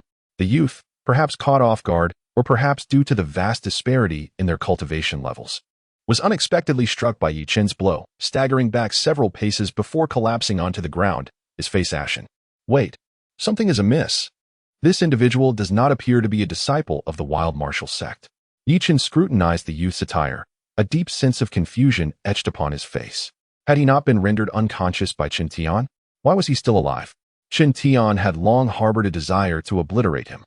If he had fallen into his hands, how could he possibly have survived? "Junior brother Yi Chen, how could you strike someone? I only allowed you into our servant hall out of pity. Otherwise, how could you have possibly entered the Yutian sect?" "But you," the youth stammered, pointing an accusatory finger at Yi Chen, his expression one of indignation. "You say this is the Yutian sect?" Yi Chen's face brightened with joy. Could it be that he had been rescued by someone from the Yutian sect? "Humph, of course, this is the Yutian sect," the youth replied with a huff. "Quickly, take me to meet Elder Yao Lan." Yi Chen hurriedly remarked that his master had instructed him to deliver that letter to Elder Yao Lan of the Yutian sect. What more was there to discuss? It was Elder Yao Lan who had aided in your recovery and facilitated your entry into the Yutian sect. Now, You are under my supervision, as a member of the Servants' Hall." Upon mentioning Elder Yao Lan, the youthful countenance of the boy softened. As if he were aware of the connection between Yi Chun and the elder, Yi Chun reached into his garments and discovered that the letter had been removed.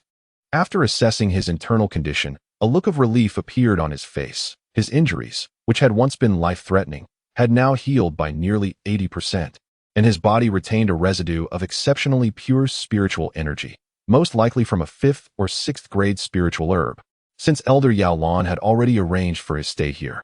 Yi Chun felt no inclination to seek out the elder further. He merely gazed at the boy and inquired, "The Servants' Hall is under your jurisdiction?" "Indeed, I am Chen Yu." The 109th chief of the Servants' Hall, Chen Yu replied with a hint of pride, as if the position he described brought him considerable satisfaction. What exactly is a chief? Yi Chun furrowed his brow, pondering for a long while, without recollecting any peculiar titles associated with the Servants' Hall of the Quanwu sect. "The chief is simply the chief," Chen Yu explained. "In essence, I oversee the entire Servants' Hall." "That sounds like a position of considerable stature," Yi Chun remarked. "Of course it is. A chief only emerges once every 3 years. To date, there have only been 109 chiefs in the Utian sect," Chen Yu declared, standing tall with pride. "However, if that is the case, why do you still insist on gathering firewood yourself?" Yi Chun inquired, a hint of confusion in his voice. "If I do not gather it, then who will?" To Yi Chun's surprise, Chen Yu responded as if it were the most natural thing in the world. "But are you not in charge of the entire miscellaneous affairs hall?" Yi Chun questioned, his brow furrowing in perplexity. Then, his expression shifted as he pointed an accusing finger at Chen Yu. "The miscellaneous affairs hall cannot possibly be solely under your command. Can it?" "It was once solely mine, but that is no longer the case," Chen Yu declared, casually tossing the bundle of firewood onto the ground. Standing with his hands clasped behind his back, exuding an air of authority reminiscent of a young master. "Since yesterday, it has not been just me. As Elder Yao Lan has entrusted you to our miscellaneous affairs hall." Yi Chun's bright eyes gradually dimmed, and with a pout, he muttered, "I thought the commander was someone quite impressive. It turns out it's merely a self-bestowed title." Hey, Yi Chun, how can you speak like that? I am your senior," Chen Yu exclaimed, sensing Yi Chun's lack of enthusiasm. "Moreover, since Elder Yao Lan has assigned you to me, you are now my subordinate and must heed my commands." "All right, I will listen to you. Now what shall we do?" Yi Chun replied, shaking his head. "Since we are here, we might as well settle in. Elder Yao Lan must have her reasons for sending me here, so I will accept this identity as a miscellaneous disciple." "We need to cook," Chen Yu stated. "I cannot cook," Yi Chun replied quietly. While he was adept at concocting medicine, during his time at the Quanwu sect, he had never served as a miscellaneous disciple, so he was unfamiliar with such tasks. "I know you cannot, but you can at least start the fire, right?" "I can." Yi Chun nodded, finding it somewhat amusing to observe this individual of similar age who spoke with the tone of an adult. "As long as you can stoke the fire, your duty is merely to tend to it. The cooking is my responsibility." Chen Yu, with a thumping chest, struck a pose as if to say he would shoulder the burden, which made Yi Chun chuckle. "Chen Tian, Lin Su, Chen Xiao, and those pursuing us must not be allowed to escape." Yi Chun silently roared within. "Junior brother Yi, do not dawdle. Let us hasten to the mountain and prepare a meal for the old sect master, lest he unleash his wrath upon the sect leader. And we find ourselves in dire straits," Chen Yu urged, hoisting a bundle of firewood and tugging at Yi Chun. Casting aside his distracting thoughts, Yi Chun opened his palm to glance at the small mound of minced meat, gritting his teeth as he followed Chen Yu up the mountain. After half an hour, Yi Chun and Chen Yu arrived at a secluded hollow, surrounded by meticulously pruned flowers, all vying to bloom.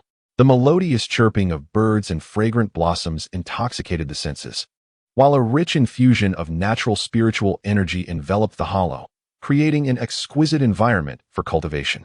"Senior brother Chen, is it true that the aloof old sect master cultivated here? The spiritual energy is so potent." Yi Chun inhaled deeply, captivated, as he inquired. Earlier on their journey, he had learned from Chen Yu that this mountain was a forbidden area of the Utian sect, and apart from the two of them, only an ancient relic remained within its vast expanse. The Utian sect, the largest cultivation sect within 1,000 miles, stood firm on the foundation of a cultivation technique left behind by its founding master, known as the Heavenly Dragon Cannon. It is said that once one reaches a certain level of cultivation, one can attain a dragon physique, somewhat akin to the wild dragon forging energy technique that Yi Chun is currently practicing. However, its rank is far inferior. The previous sect leader, Gu Aotian, who achieved the dragon physique, was struck by lightning during the bone-quenching process, resulting in his descent into madness. His once formidable reputation ultimately became a mere jest, leading to his confinement in the secluded area of the back mountain for recuperation. Indeed, it was in this very place that the old sect leader cultivated. However, let me warn you, you must not attempt to practice here, as it poses a grave danger to your life, Chen Yu cautioned. Carrying firewood towards a hastily constructed, thatched hut nearby, Chen approached the mouth of the valley, kneeling by the stream, and began to excavate a hole the size of a fist in the earth. He carefully placed a piece of flesh paste into the hollow, gently covering it with soil. Finally, gritting his teeth, he forcefully broke the bone of his left middle finger, trembling as he pulled out the blood-stained bone and inserted it into the slightly raised earth.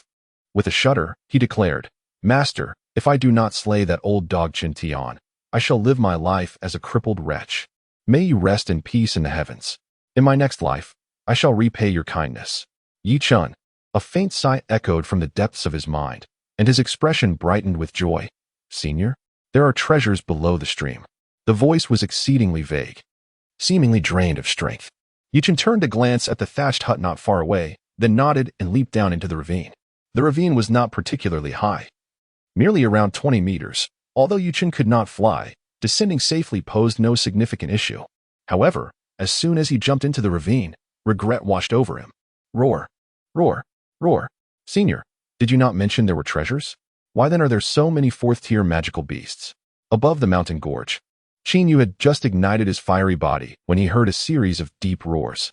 Upon scanning the valley, he realized that Yi Chun was no longer present, and he immediately smacked his forehead in regret, exclaiming, "Oh no, I forgot to warn junior brother Yi Chun that it is even more perilous beneath the gorge. The Grandmaster is in trouble." Chen Yu leaned over the edge to glance down the gorge, and, upon seeing Yi Chun indeed surrounded by a horde of magical beasts, he shouted loudly and, gritting his teeth, leapt down. Chapter 10, Blood-Soaked Azura. Roar. The first to charge was a fourth-tier fire python tiger, leaping towards Yi Chun. In a hurry, Yi Chun unleashed the fifth-tier martial art, the Sky Collapse Fist. Boom. A surge of golden vitality erupted from Yi Chun's fist, transforming into a colossal golden fist that struck the massive head of the fire python tiger. Bang! The beast was sent flying, staggering on the ground before it once again lunged forward. Puff! Yi Chun's body was slammed against the wall by the powerful force, causing him to spit out a mouthful of blood. His face turned exceptionally pale as he said, "Senior, my injuries have yet to heal. I cannot even unleash the full might of the fifth-tier martial art. Are you seeking my demise? Junior brother Yi Chun, I am coming to assist you. Ah, it hurts. Let go." Yi Chun looked up to see Chen Yu soaring down, only to be bitten on the arm by the fire python tiger, causing him to shudder involuntarily. "Vile creature, dare to bite the commander? You must be tired of living." What brought a sigh of relief from Yi Chun was the moment when Chen Yu shattered one of the fire python tiger's fangs with a single punch, revealing that the beast had only bitten into Chen Yu's clothing. With a furious roar, the fire python tiger hurled Chen Yu's body directly towards Yi Chun. Instinctively, Yi Chun extended his right hand and struck out with the palm. A piercing wail echoed through the air, startling the surrounding horde of magical beasts into a frenzy, causing them to surge forward. "Yi Chun, you are committing murder," Chen Yu exclaimed, somewhat disheveled as he rushed to Yi Chun's side. "Cough, brother Chen Yu. I believe we should first consider how to ascend," Yi Chun suggested. With a resounding crash, the thick tail covered in fiery red scales struck the cliff face, splitting the rock and sending debris flying, which struck several approaching magical beasts, inciting them into a furious roar with bloodshot eyes. "Brother Chen Yu, let us join forces to eliminate that blazing fire python. Perhaps we can intimidate the other beasts and secure our escape," Yi Chun shouted to Chen Yu, narrowly evading an attack from a fire python tiger. "Agreed. You attack, I will defend." Chen Yu's expression turned serious, devoid of any hint of frivolity. With decisive determination, he stomped the ground and leapt into the air, wielding his hand like a blade as he aimed directly at the blazing fire python's head. Yi Chun understood that Chen Yu intended for him to serve as the main force striking at the vital 7-inch weak point of the blazing fire python. He immediately executed the Lingbo Weibu technique, swiftly closing the distance to the creature. Then, with a powerful leap, He unleashed a kick aimed directly at the critical weak point of the blazing fire python. Many magical beasts possess vital points located in the heart, abdomen, or eyes. But for the blazing fire python, it resided at the 7-inch mark along its serpentine body. Although this target was generally difficult to strike, a successful hit would undoubtedly inflict severe damage. The remaining consideration was simple. These magical beasts might not be as straightforward as they appeared to be as fourth-tier beasts. Hissing. The blazing fire python was covered in fiery red scales, resembling a serpent of flames. Its body was as thick as an adult's thigh and stretched over 10 meters long. Its triangular head was comparable in size to that of a human, adorned with menacing fangs filled with venom that glistened ominously. Even a mere glance at it would evoke a profound sense of trepidation. As Chen cautiously observed the approaching blazing fire python, he simultaneously assessed his own condition, only to be dismayed to find that he had already lost nearly half of his combat strength. After enduring continuous impacts, he likely could not muster even the power of a fourth-tier body-refining martial artist at that moment. At that instant, the blazing fire python coiled its body and then lunged fiercely at Chen. Its jaws gaped wide, unleashing a torrent of flames. With a resounding roar, Chen's face was scorched black, his hair disheveled into a chaotic mess. Before he could escape the range of the blazing fire python's assault, the creature's raised tail struck him violently, sending him flying. "You vile creature, I shall fight you to the end." Chen rose from the ground, wiping the blood from the corner of his mouth as he gazed at the fiery serpent once more advancing towards him. Gritting his teeth, he let out a fierce roar. Chen was acutely aware of his precarious condition. If he were to suffer a few more attacks, he would undoubtedly lose all fighting capability. Rather than succumb to this fate, he resolved to confront the blazing serpent head-on. In that critical moment, just as Chen prepared to charge and gamble his life, he suddenly felt a chilling sensation ripple through his body, followed by a wave of refreshing energy that swept over him. His internal injuries began to heal rapidly, and in the blink of an eye, he had regained 80% of his strength. Was this the residual spiritual power from the elixir within him? Such pure energy. With a deep breath, Chen sprang into action, and in midair, he executed a powerful palm strike, utilizing the air's counterthrust to deflect the fiery serpent's attack. Swiftly making his way toward the besieged Chen. "Junior brother Chen, please save me." Chen, cornered against the rocky wall, shouted urgently upon seeing Chen escape the serpent's clutches. With a thunderous roar, their combined assaults struck the same fire serpent, resulting in a catastrophic explosion that shattered its head, sending brain matter splattering everywhere, enveloping the scene in a light mist of crimson. Yet, both Chen and Chen found themselves simultaneously trampled underfoot by dozens of ferocious beasts, enduring a brutal onslaught. The tremendous claws of the tiger viciously twisted against the frail bodies of Chen and Chen, producing a cacophony of bone-cracking sounds that echoed through the air, causing both youths to convulse violently, their faces contorted in agony, veins throbbing on their foreheads. "Ah, it hurts. Great ancestor, help me. If you don't come soon, there will be no one left to cook for you." Although Chen grimaced in pain, his body convulsing, he soon discovered a refreshing sensation rippling within him. He realized that the residual spiritual energy would only be absorbed by his body when it sustained significant damage, thereby solidifying and refining his cultivation. Moments later, Chen suddenly lunged forward, his claw piercing the soft flesh of the fire python tiger beneath him. With ease, he extracted a thumb-sized yellow magic core, extinguishing the creature's life in an instant. A fourth-grade magic core. Chen swiftly consumed the bloodied core, then, with a fierce roar, dashed towards the fire python tiger that was trampling Chen, bringing it down with a powerful paw, subjecting it to further torment. After a brief moment, Chen erupted once more, his claw piercing the heart of the fire python tiger, delivering a lethal blow. However, he regrettably found no magic core. At that moment, Chen felt his senses amplify several-fold, the surroundings vividly reflecting in his pupils, but just as suddenly, that sensation vanished. Yet, he discovered that his vitality orb had inexplicably doubled in size. 6th level of body refinement. Ahaha. When a tiger falls into the plains, it is bullied by dogs. When a dragon roams in shallow waters, it is played with by shrimp. Today, let these dim-witted beasts witness my might. With a wild laugh, Chen nimbly plunged into the throng of magical beasts. He effortlessly wielded several 6th-grade martial techniques from the archaic dragon's chi, albeit somewhat awkwardly. Yet each execution sent a beast tumbling to the ground. In a mere instant, he had swept through the area, toppling every creature present save for the blazing fire python, which wisely chose to flee upon sensing the shift in circumstances. Had it not retreated, Chen would have undoubtedly reduced that troublesome creature, which had previously tormented him, to mere pulp. Chen Yu stared in astonishment at the scene before him, rendered momentarily speechless. We are all brothers in arms. You risked yourself to save me just now, so there is no need for gratitude. Such formalities would only create distance between us. Chen, with a candid wave of his hand, turned to methodically dissect the carcasses of the magical beasts, searching for their cores. No. I mean, these beasts were raised by the old sect master. You've slaughtered them all. We're doomed. Chen Yu lamented, his face a mask of despair. At this, Chen's agile form, which had been deftly navigating among the numerous carcasses, abruptly froze, as if struck by lightning. That wretched scoundrel has slain my pet? Chen Yu? Is it you? Do you wish for death? Believe me, I could easily turn you to ash with a single slap. A furious roar echoed from afar, causing Chen Yu to instinctively curl up in fear. Chen was utterly unconcerned with the absurdity of the statement regarding why the voice claimed that Chen Yu was turned to ashes rather than minced into a pulp.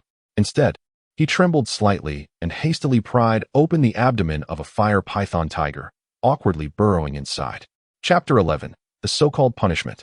There was scarcely a moment's pause. As the voice faded, a figure clad in wide sleeves descended gracefully from above, landing firmly before Chen Yu. Master, these beasts were not slain by my hand. I swear it was not me. Upon seeing the figure with a grim expression materialize before him, Chen Yu trembled violently, his voice a frantic repetition of his denial. Huh. Look at your pitiful state. One must possess the ability to kill, and yet you, a mere ant at the 5th level of body refinement, could never hope to conquer these beasts. The figure, Guoyan, bore the visage of youth, showing no signs of age. His deep-set eyes and poised demeanor emanated an indescribable, formidable pressure that compelled Chen Yu to steady himself.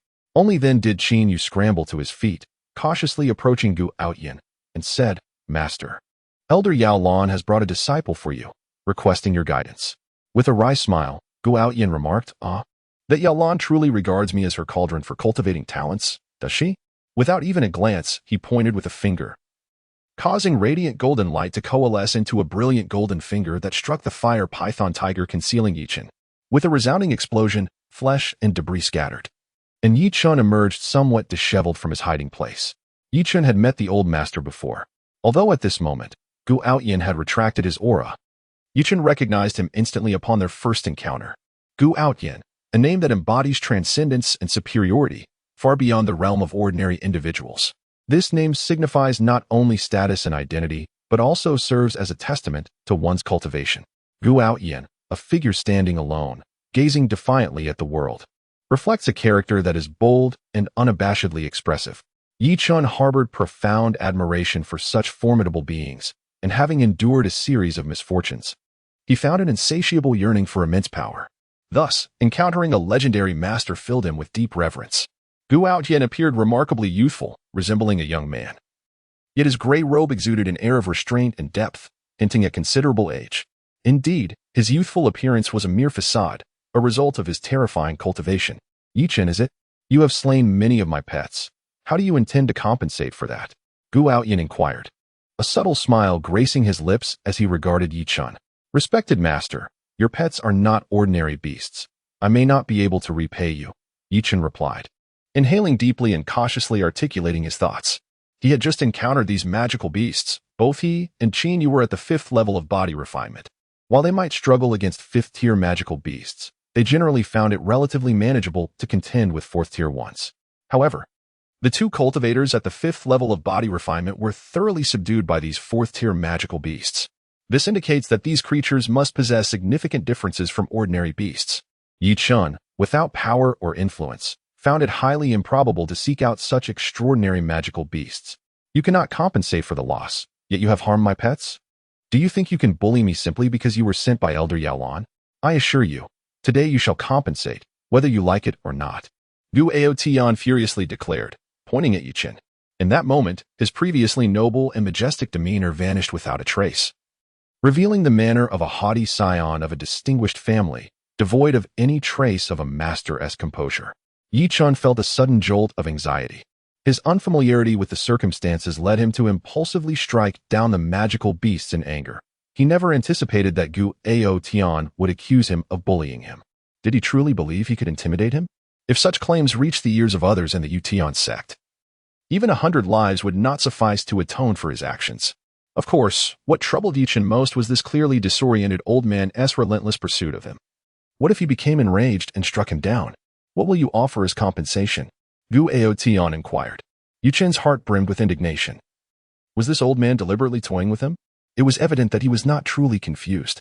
He was clearly deriving amusement from Yi Chun's predicament, fully aware that he could not afford compensation yet insisting upon it. At such an advanced age, why did he still exhibit such mischievousness, akin to a wayward youth? Old sect master, regardless of how one views it, junior brother Yi Chun was sent by Elder Yalan. Holding on to him might provoke Elder Yalan's ire. Qingyu remarked, casting a knowing glance at Yi Chun. However, considering he has slain so many of my beloved pets, simply letting him go would be too lenient. Wouldn't it? Gu Outyin expressed his distress, furrowing his brow. It was evident that he held Elder Yalan in high regard. How about this, old sect master? When I first arrived, I accidentally knocked over your medicine, and you allowed me to escape after I procured a few garments for you. Perhaps you could permit junior brother Yi Chun to do the same? If he succeeds in the task, you could then absolve him. Qingyu suggested with a hint of mischief in his smile. Initially, Qingyu's proposition left Yi Chun utterly perplexed. Did Gu Outyin truly need to resort to theft for clothing? Why would he send Qingyu down the mountain to pilfer garments? As he observed the sly smile on Qingyu's face, Yi Chun felt a shiver run down his spine. While this plan might offer a way to circumvent the current predicament, if Qingyu harbored intentions to ensnare him, the outcome could be quite dire. After all, in his present circumstances, Yi Chun was compelled to comply with whatever Gu Outyin decreed. With a faint clenching of his fists, Yi Chun silently prayed that the task would not be exceedingly difficult. Gu Outyin's furrowed brow relaxed as he placed a reassuring hand on Yi Chun's shoulder. In light of Elder Yao's favor, I shall grant you an opportunity to atone for your transgressions. Thank you, old sect master. Although Yi Chun remained unaware of the peculiar task that Gu Outyin intended for him, he nonetheless accepted the olive branch extended towards him. The sight of his female disciple's attire nearly caused Yi Chun to drop his jaw in astonishment. Who could elucidate this bizarre situation to him? Why had he never considered such an outlandish idea? Noticing the expression on Yi Chun's face, Gu Outyin appeared somewhat displeased, curling his lip as he remarked, in the past. Qingyu accomplished this feat. If you believe yourself incapable, then you shall compensate me for those pets. Yi Chun stared blankly at Qingyu, realizing that this individual was indeed a deviant. Hey, please refrain from regarding me with such a gaze. I was merely 6 years old at the time, casually taking their clothes while they bathed, and they did not protest, Qingyu replied, her cheeks slightly flushed. You, sister. Yi Chun seethed, his teeth clenched in frustration. The audacity of such actions at the age of 6 was indeed a trivial matter, yet now, on the brink of adulthood, the very thought of engaging in such behavior and being caught felt like a life sentence to bear the stigma of a pervert. Chapter 12. Rogue Conduct. Ultimately, when Gu Outyin's patience wore thin and he raised his hand to strike Yi Chun, the latter finally chose to acquiesce. For him, establishing a solid foundation was paramount. He was specifically entrusted to Gu Outyin by Elder Yalan, who was also a revered acquaintance of his master. Surely, there must be a compelling reason for this entrusted duty. Moreover, the cultivation technique practiced by the aloof Guatian bears a subtle connection to his own wild dragon tempering qi, rather than stumbling through his own practice. It would undoubtedly be more expedient to glean some insights from Guatian. Currently, it is unwise to oppose him. However, the sole comfort for Yi Chun is that, despite his initial reluctance, he has successfully found a strategic partner, dragging the mocking Qingyu into the fray. Yi Chun, my junior, you appear quite earnest. How could you repay kindness with enmity at such a critical moment? That is rather wicked of you. As they descended the mountain, Qingyu grew increasingly incensed. Is this not akin to lifting a stone only to drop it on your own foot? Yi Chun shot a glare at Qingyu, muttering, Heaven's mischief can be dealt with, but self-inflicted calamities are inescapable. Ah, junior Yi Chun, you ought not to speak so. After all, I did assist you in overcoming a significant hurdle. I admit my suggestion was not the most prudent, yet without that ill-conceived notion, you might have already been crushed by the old sect master. Yi Chun grew weary of conversing with this fellow. Initially, he felt a twinge of guilt for Qingyu. who had bravely leapt into danger during the monster siege, to lend a hand. Chen believed he owed Chen Yu a debt of gratitude. However, as he became more acquainted with Chen Yu, he felt increasingly reluctant to express appreciation for this individual. The man harbored too much resentment.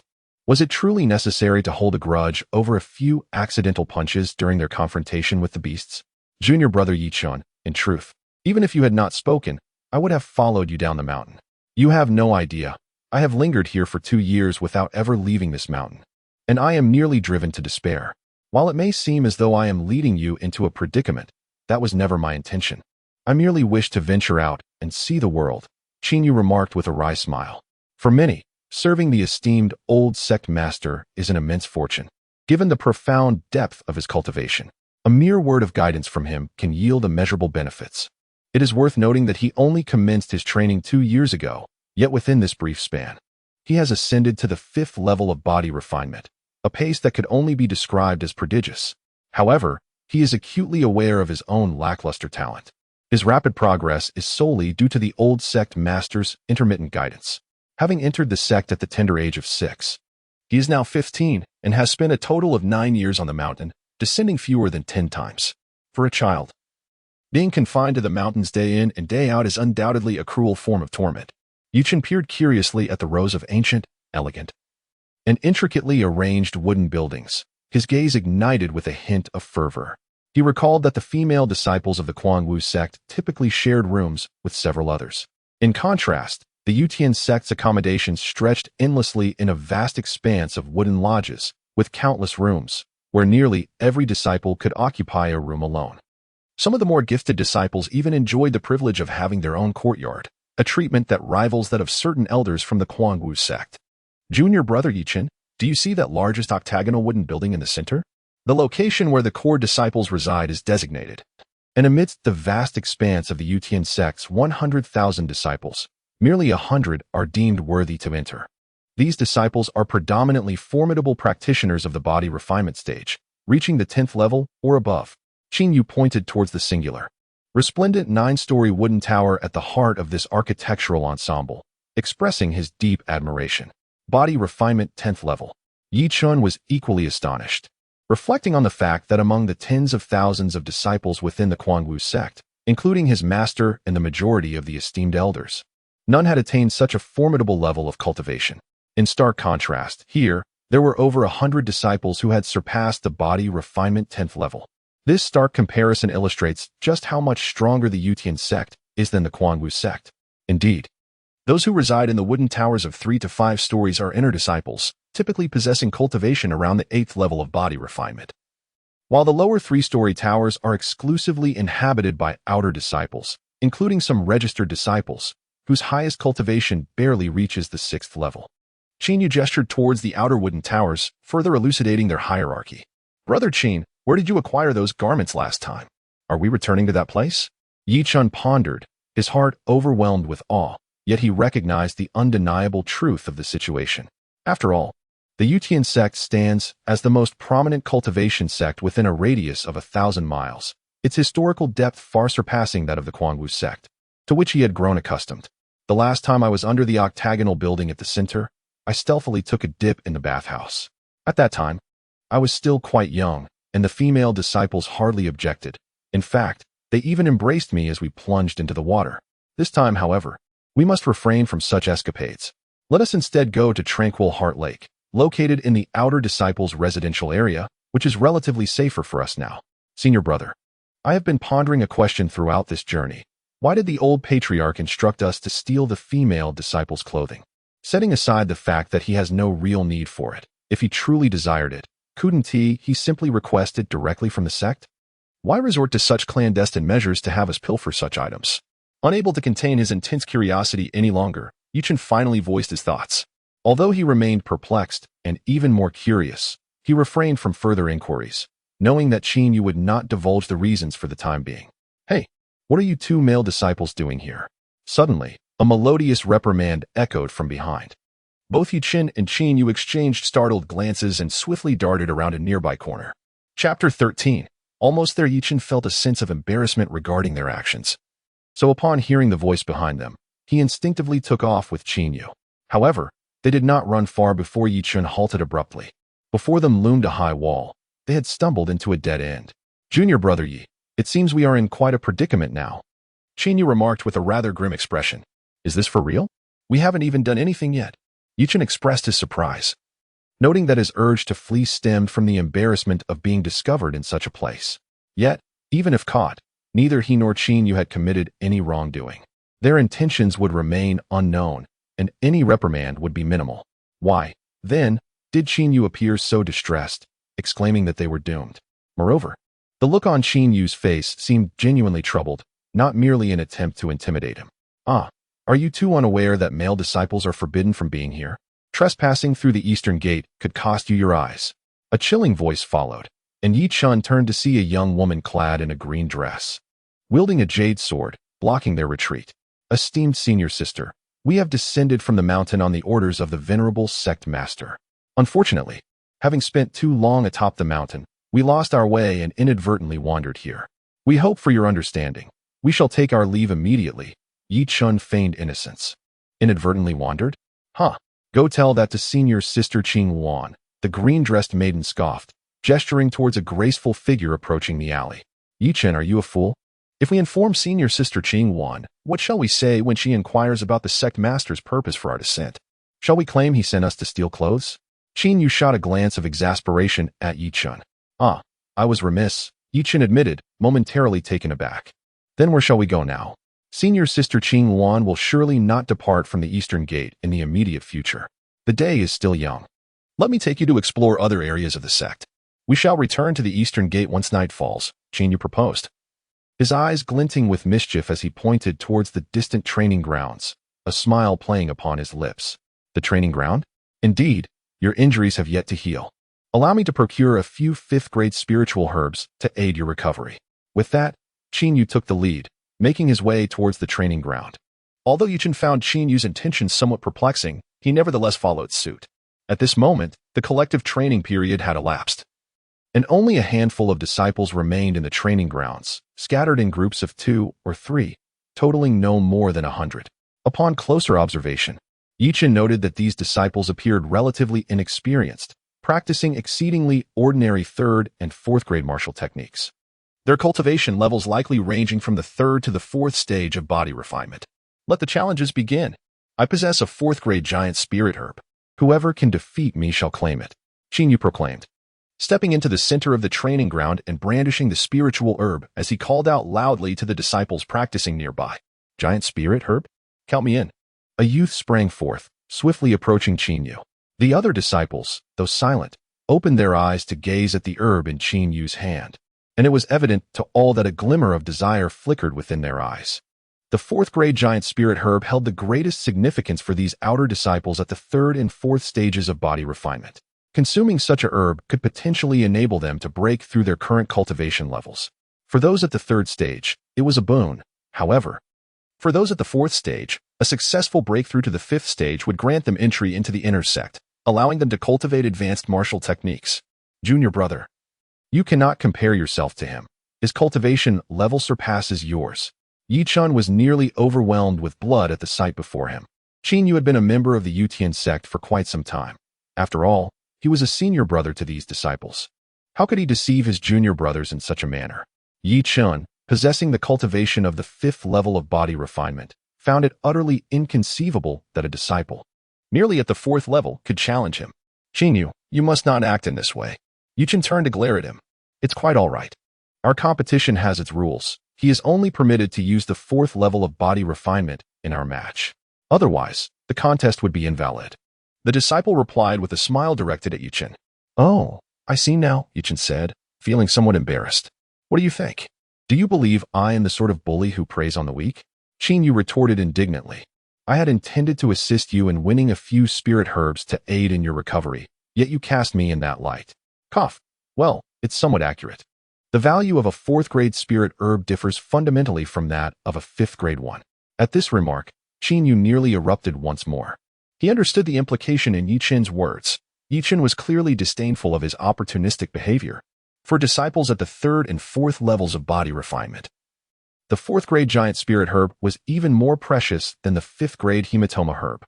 This, however, did not imply that the true value of the giant spirit herb surpassed that of the hematoma herb, but rather that disciples at the third and fourth levels could only absorb and refine the spiritual essence contained within the fourth grade giant spirit herb.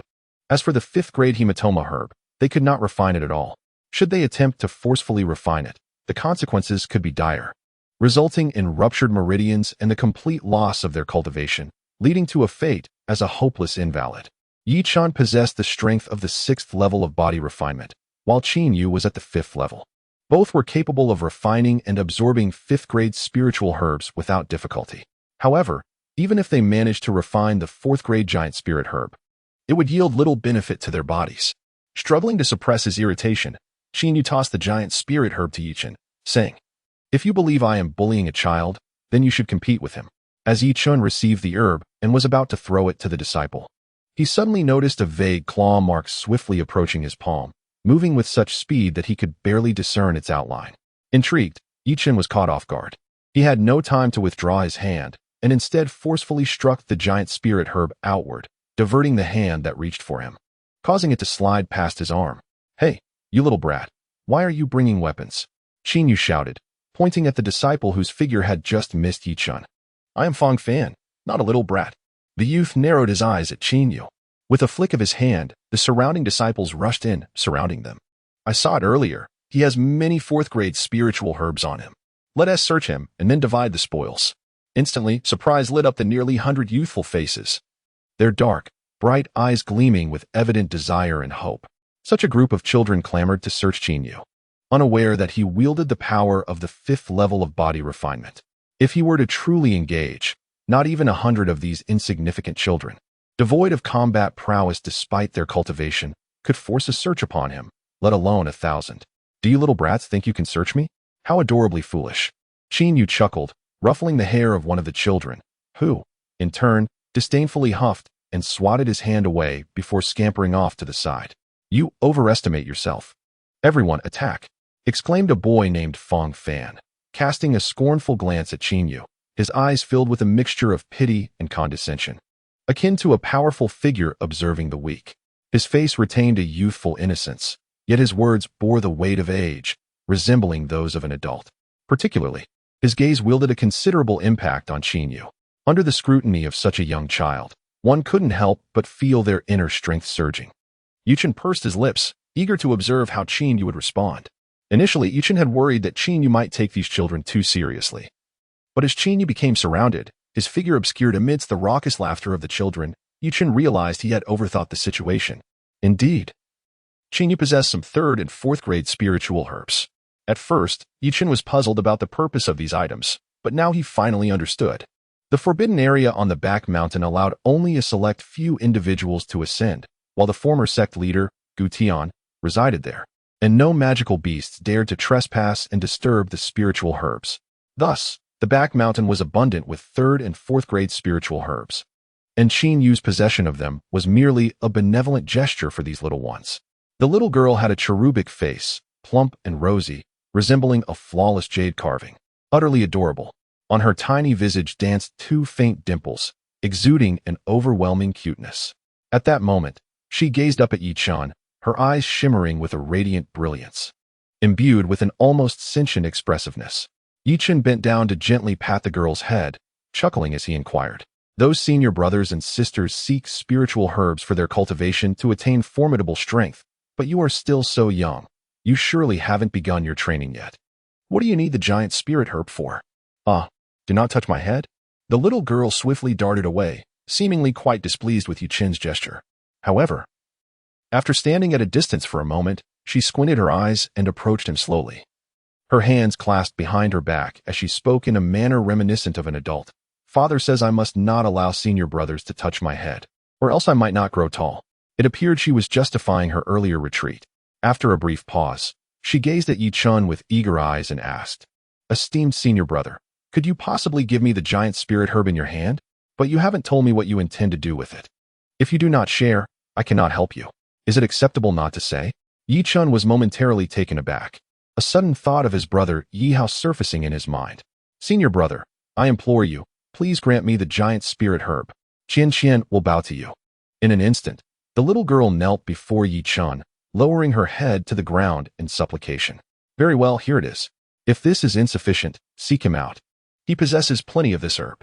Chen hastily reached out to assist the girl to her feet, handing her the giant spirit herb, while gesturing toward Qin, who had just emerged from the crowd. Chapter 15. The Reversed Bloodline. Indeed, Qian, do not fret. He possesses an abundance of giant spirit grass. I shall give you this one. Fong Fan sprinted over from a distance, presenting a freshly procured piece of giant spirit grass from Qin to Qian's delicate palm. Qian, I have one for you as well, exclaimed a girl of about 10 years, rushing forth. Although this particular herb was not giant spirit grass, it held restorative properties. Take it to your brother for his recovery. This one of mine has unique efficacy in healing skeletal injuries, and I shall bestow it upon you too. In an instant, Qian's fragile figure was enveloped by a throng of eager children, their small hands reaching out desperately, attempting to offer her the slightly wilted spirit grass. Standing beside Qin elucidated, Qian's brother, Zhao Fu, has been injured for 2 years. I recall when I descended the mountain 2 years ago. This little girl was already requesting medicinal herbs from the sect. Time has passed, yet Zhao Fu's injuries remain unhealed, and this little girl continues to seek remedies, hoping to restore him. Yet, how could Zhao Fu's injuries possibly mend? His veins were intricately entwined, rendering any treatment nearly impossible. Merely surviving was nothing short of a miracle. I wish to visit Zhao Fu, Chen finally murmured after a prolonged silence. I shall take you there. Qin, possessing a modicum of understanding regarding Chen's past, surmised that he sought a connection to his own brother, Yi Hao, through the siblings Zhao Fu and Qian. Thus, he refrained from dissuading him. The likelihood of intertwining meridians forming a network-like structure is exceedingly rare. At least, no one within the Yutian sect comprehends it fully.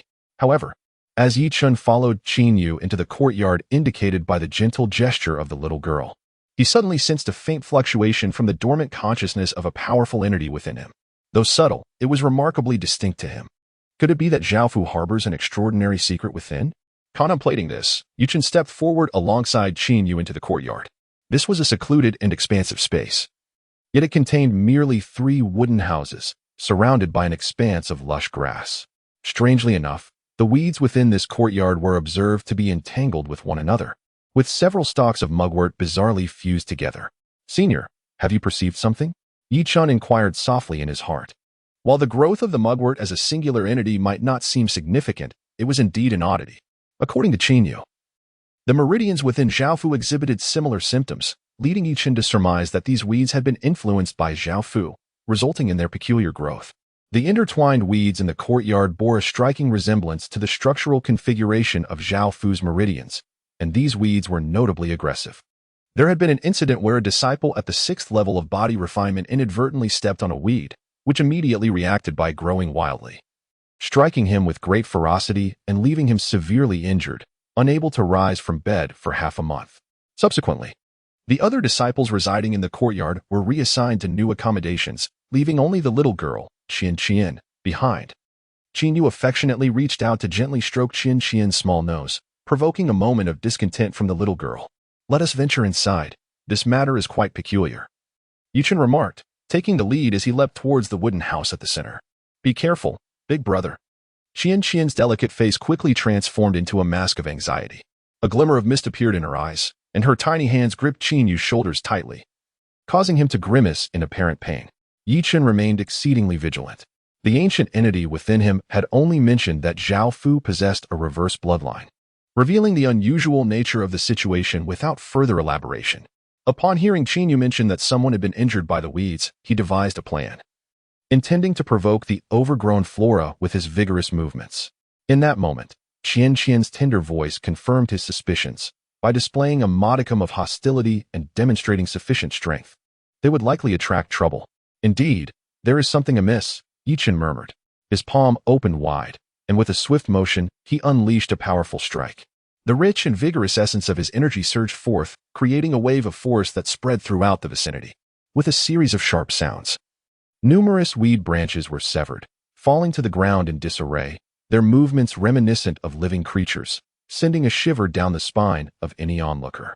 Suddenly, the severed vines soared into the sky with a resounding whoosh, each branching and unfurling to reach a height of 3 meters, resembling slender trees standing tall. In an instant, their tendrils intertwined like a net, enveloping Yi Chen in a vast web. The tendrils shimmered in vibrant green, drenching with richness, akin to the essence of verdant sap, while a luminous green aura radiated from their edges, enhancing their eerie allure. "Stop. My big brother is a good person," Chen exclaimed, struggling free from Qin Yu's embrace and rushing to the front of the grand web. Astonishingly, the branches seemed to comprehend her words, obediently retracting from their menacing stance and dissipating into thin air, leaving no trace behind, as if the wind had swept through without a whisper. "Big brother, let us go inside," Chen said, her eyes sparkling as she tugged at Yi Chen, leading him towards the house. "Hey, young lady, after I've carried you for so long, shouldn't you invite me in first?" Chen Yu called out, hastily following them inside. Chapter 16. Defying the Heavens in Cultivation. The room was modest in size. Aside from a large bed, it contained no other furnishings, thus it did not feel cramped. "Big brother, there isn't even a chair here. If you don't mind, please sit on the bed," the little girl Chen suggested softly. As she uttered these words, her cheeks flushed and her demeanor appeared shy. Yet her tone bore the weight of an elder who has seen the stark realities of life, embodying a bittersweet self-mockery and a lament for the state of society. Especially at her tender age, it evokes an immense sense of sorrow. "Chen, do not blame yourself. You have already done remarkably well." Yi Chen gently ruffled the little girl Chen's hair, offering soft words of comfort. Indeed, Yi Chen genuinely believed this. After all, Chen was not yet 10 years old. Yet she had been caring for her brother, who could not cultivate, for 2 years. The hardships and suffering she endured are heart-wrenching to contemplate. In a typical household, what parents would allow their daughter to be so independent at such a young age? This is an age that should be carefree and filled with play. Even Yi Chen himself felt that he had endured significantly less suffering compared to Chen, as his master took great care of him. The thought of his master sacrificing himself to buy him time for escape caused Yi Chen's heart to twist with pain. He vowed to avenge his master. He would compel that pair of treacherous father and son, along with the grand elder of the outer sect, to self-destruct one by one. Not leaving a trace of their remains, he would incinerate them with poison fire, steep them in medicinal liquor, and whip their souls, ensuring they met a death so thorough that not even a sliver of a chance for resurrection would remain. Is that truly so? Chen lifted her head, her beautiful large eyes shimmering with unshed tears, her expression exceedingly pitiful. Indeed, it is true. Chen is very capable. Gazing upon such a visage, the little girl Chen resembled a pure and innocent angel, dispelling the gloom in one's heart and instantly lifting one's spirits. Chen Yu stared blankly at the tear-streaked face of the little girl Chen, indignantly exclaiming, "Yi Chen, junior brother, the order from the commanding officer is for you to attend to Zhao Fu without delay and refrain from using the guise of concern to amuse children."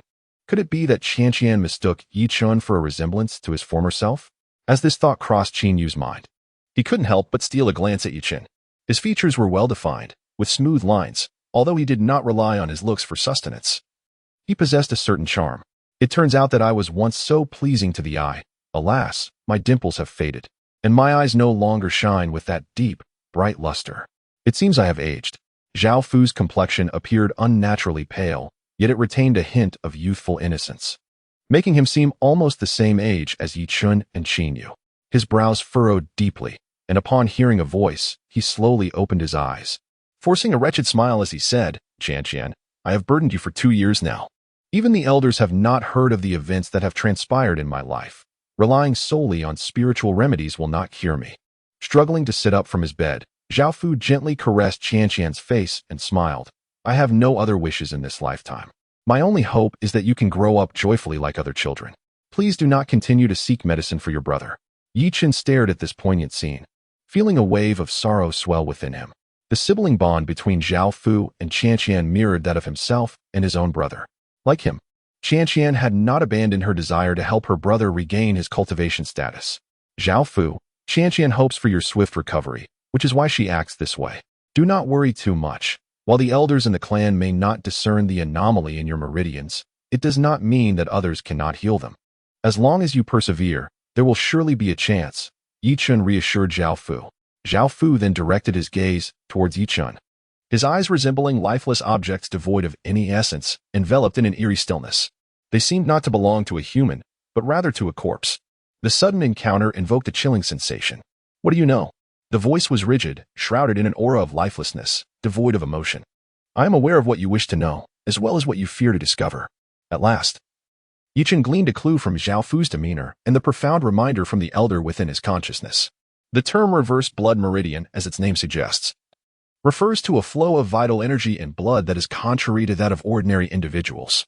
From the insights gained through the training of the wild dragon's chi, Chen understood that although the reverse blood meridian is rare, it can be classified into two types. The first type is congenital. Individuals with this trait are destined to cultivate in a direction opposite to that of the norm, a formidable challenge indeed, as there exist few successful examples or established methods. Their journey of cultivation relies entirely on personal experience and understanding, akin to scaling the heavens. Generally, those born with a congenital reverse blood meridian may, throughout their lives, never grasp the slightest essence of truth, leading lives of unremarkable mediocrity.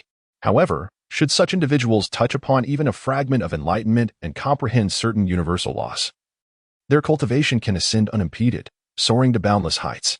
Furthermore, due to their reversed flow of vital energy, their offensive capabilities far exceed those of ordinary beings. The second type pertains to normal individuals who acquire specialized techniques designed for practitioners of the reverse blood meridian. However, upon delving into these esoteric methods, they may become ensnared, resulting in a chaotic mingling of their vital energy and blood, which can scorch and bind the superficial layers of their meridians, while allowing the inner layers to flow freely. Zhao Fu has transformed into this state over the past 2 years, seemingly grasping certain principles that allow him to arrange the condition of his meridians in the form of weeds within the heart of the courtyard, possessing tremendous offensive power. This indicates that Zhao Fu has cultivated the reverse blood meridian technique of another. The elders within the sect remain oblivious to this fact. In Zhao Fu's gaze upon Chen, a trace of severity emerged. The reverse blood meridian, a postnatal type, has also led to a deviation in cultivation. If one does not abandon it and start anew, it is likely that one will perish within 6 months. Chen leaned closer to Zhao Fu and whispered, "You truly understand.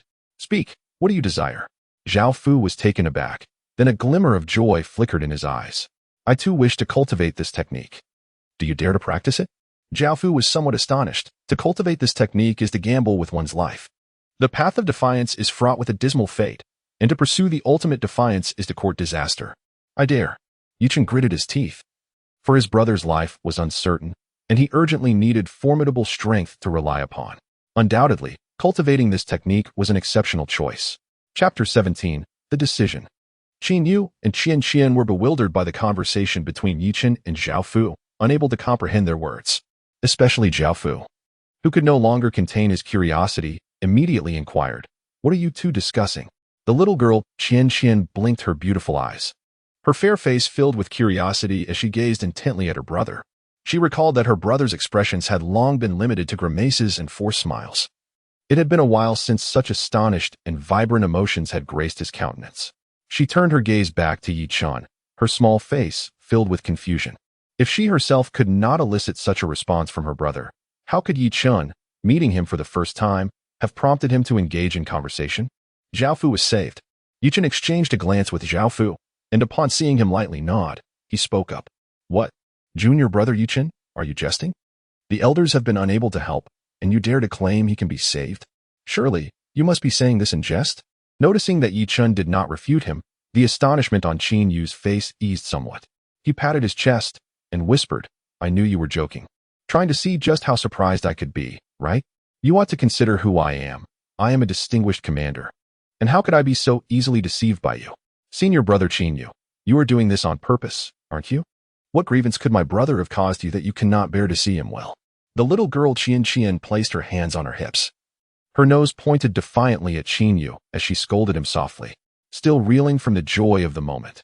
She was doused with a bucket of cold water by Qin Yu's words, and she began to doubt whether Chen was merely jesting, for she was acutely aware of her brother's dire condition. Even many elders had been rendered powerless.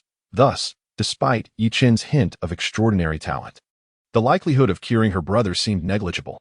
"I am not.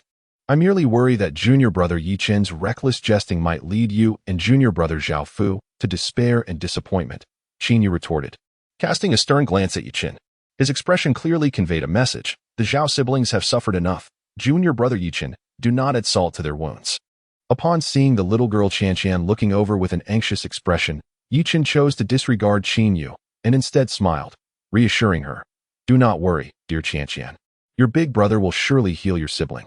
After receiving Chen's affirmative response, the little girl visibly relaxed, her excitement causing her chubby cheeks to flush a rosy hue. Her eyes nearly squinting into crescent shapes, sparkling with delight. With her delicate little hands clasped, she paced back and forth like a miniature adult by the bedside, softly repeating. This is wonderful. My brother no longer has to suffer in bed.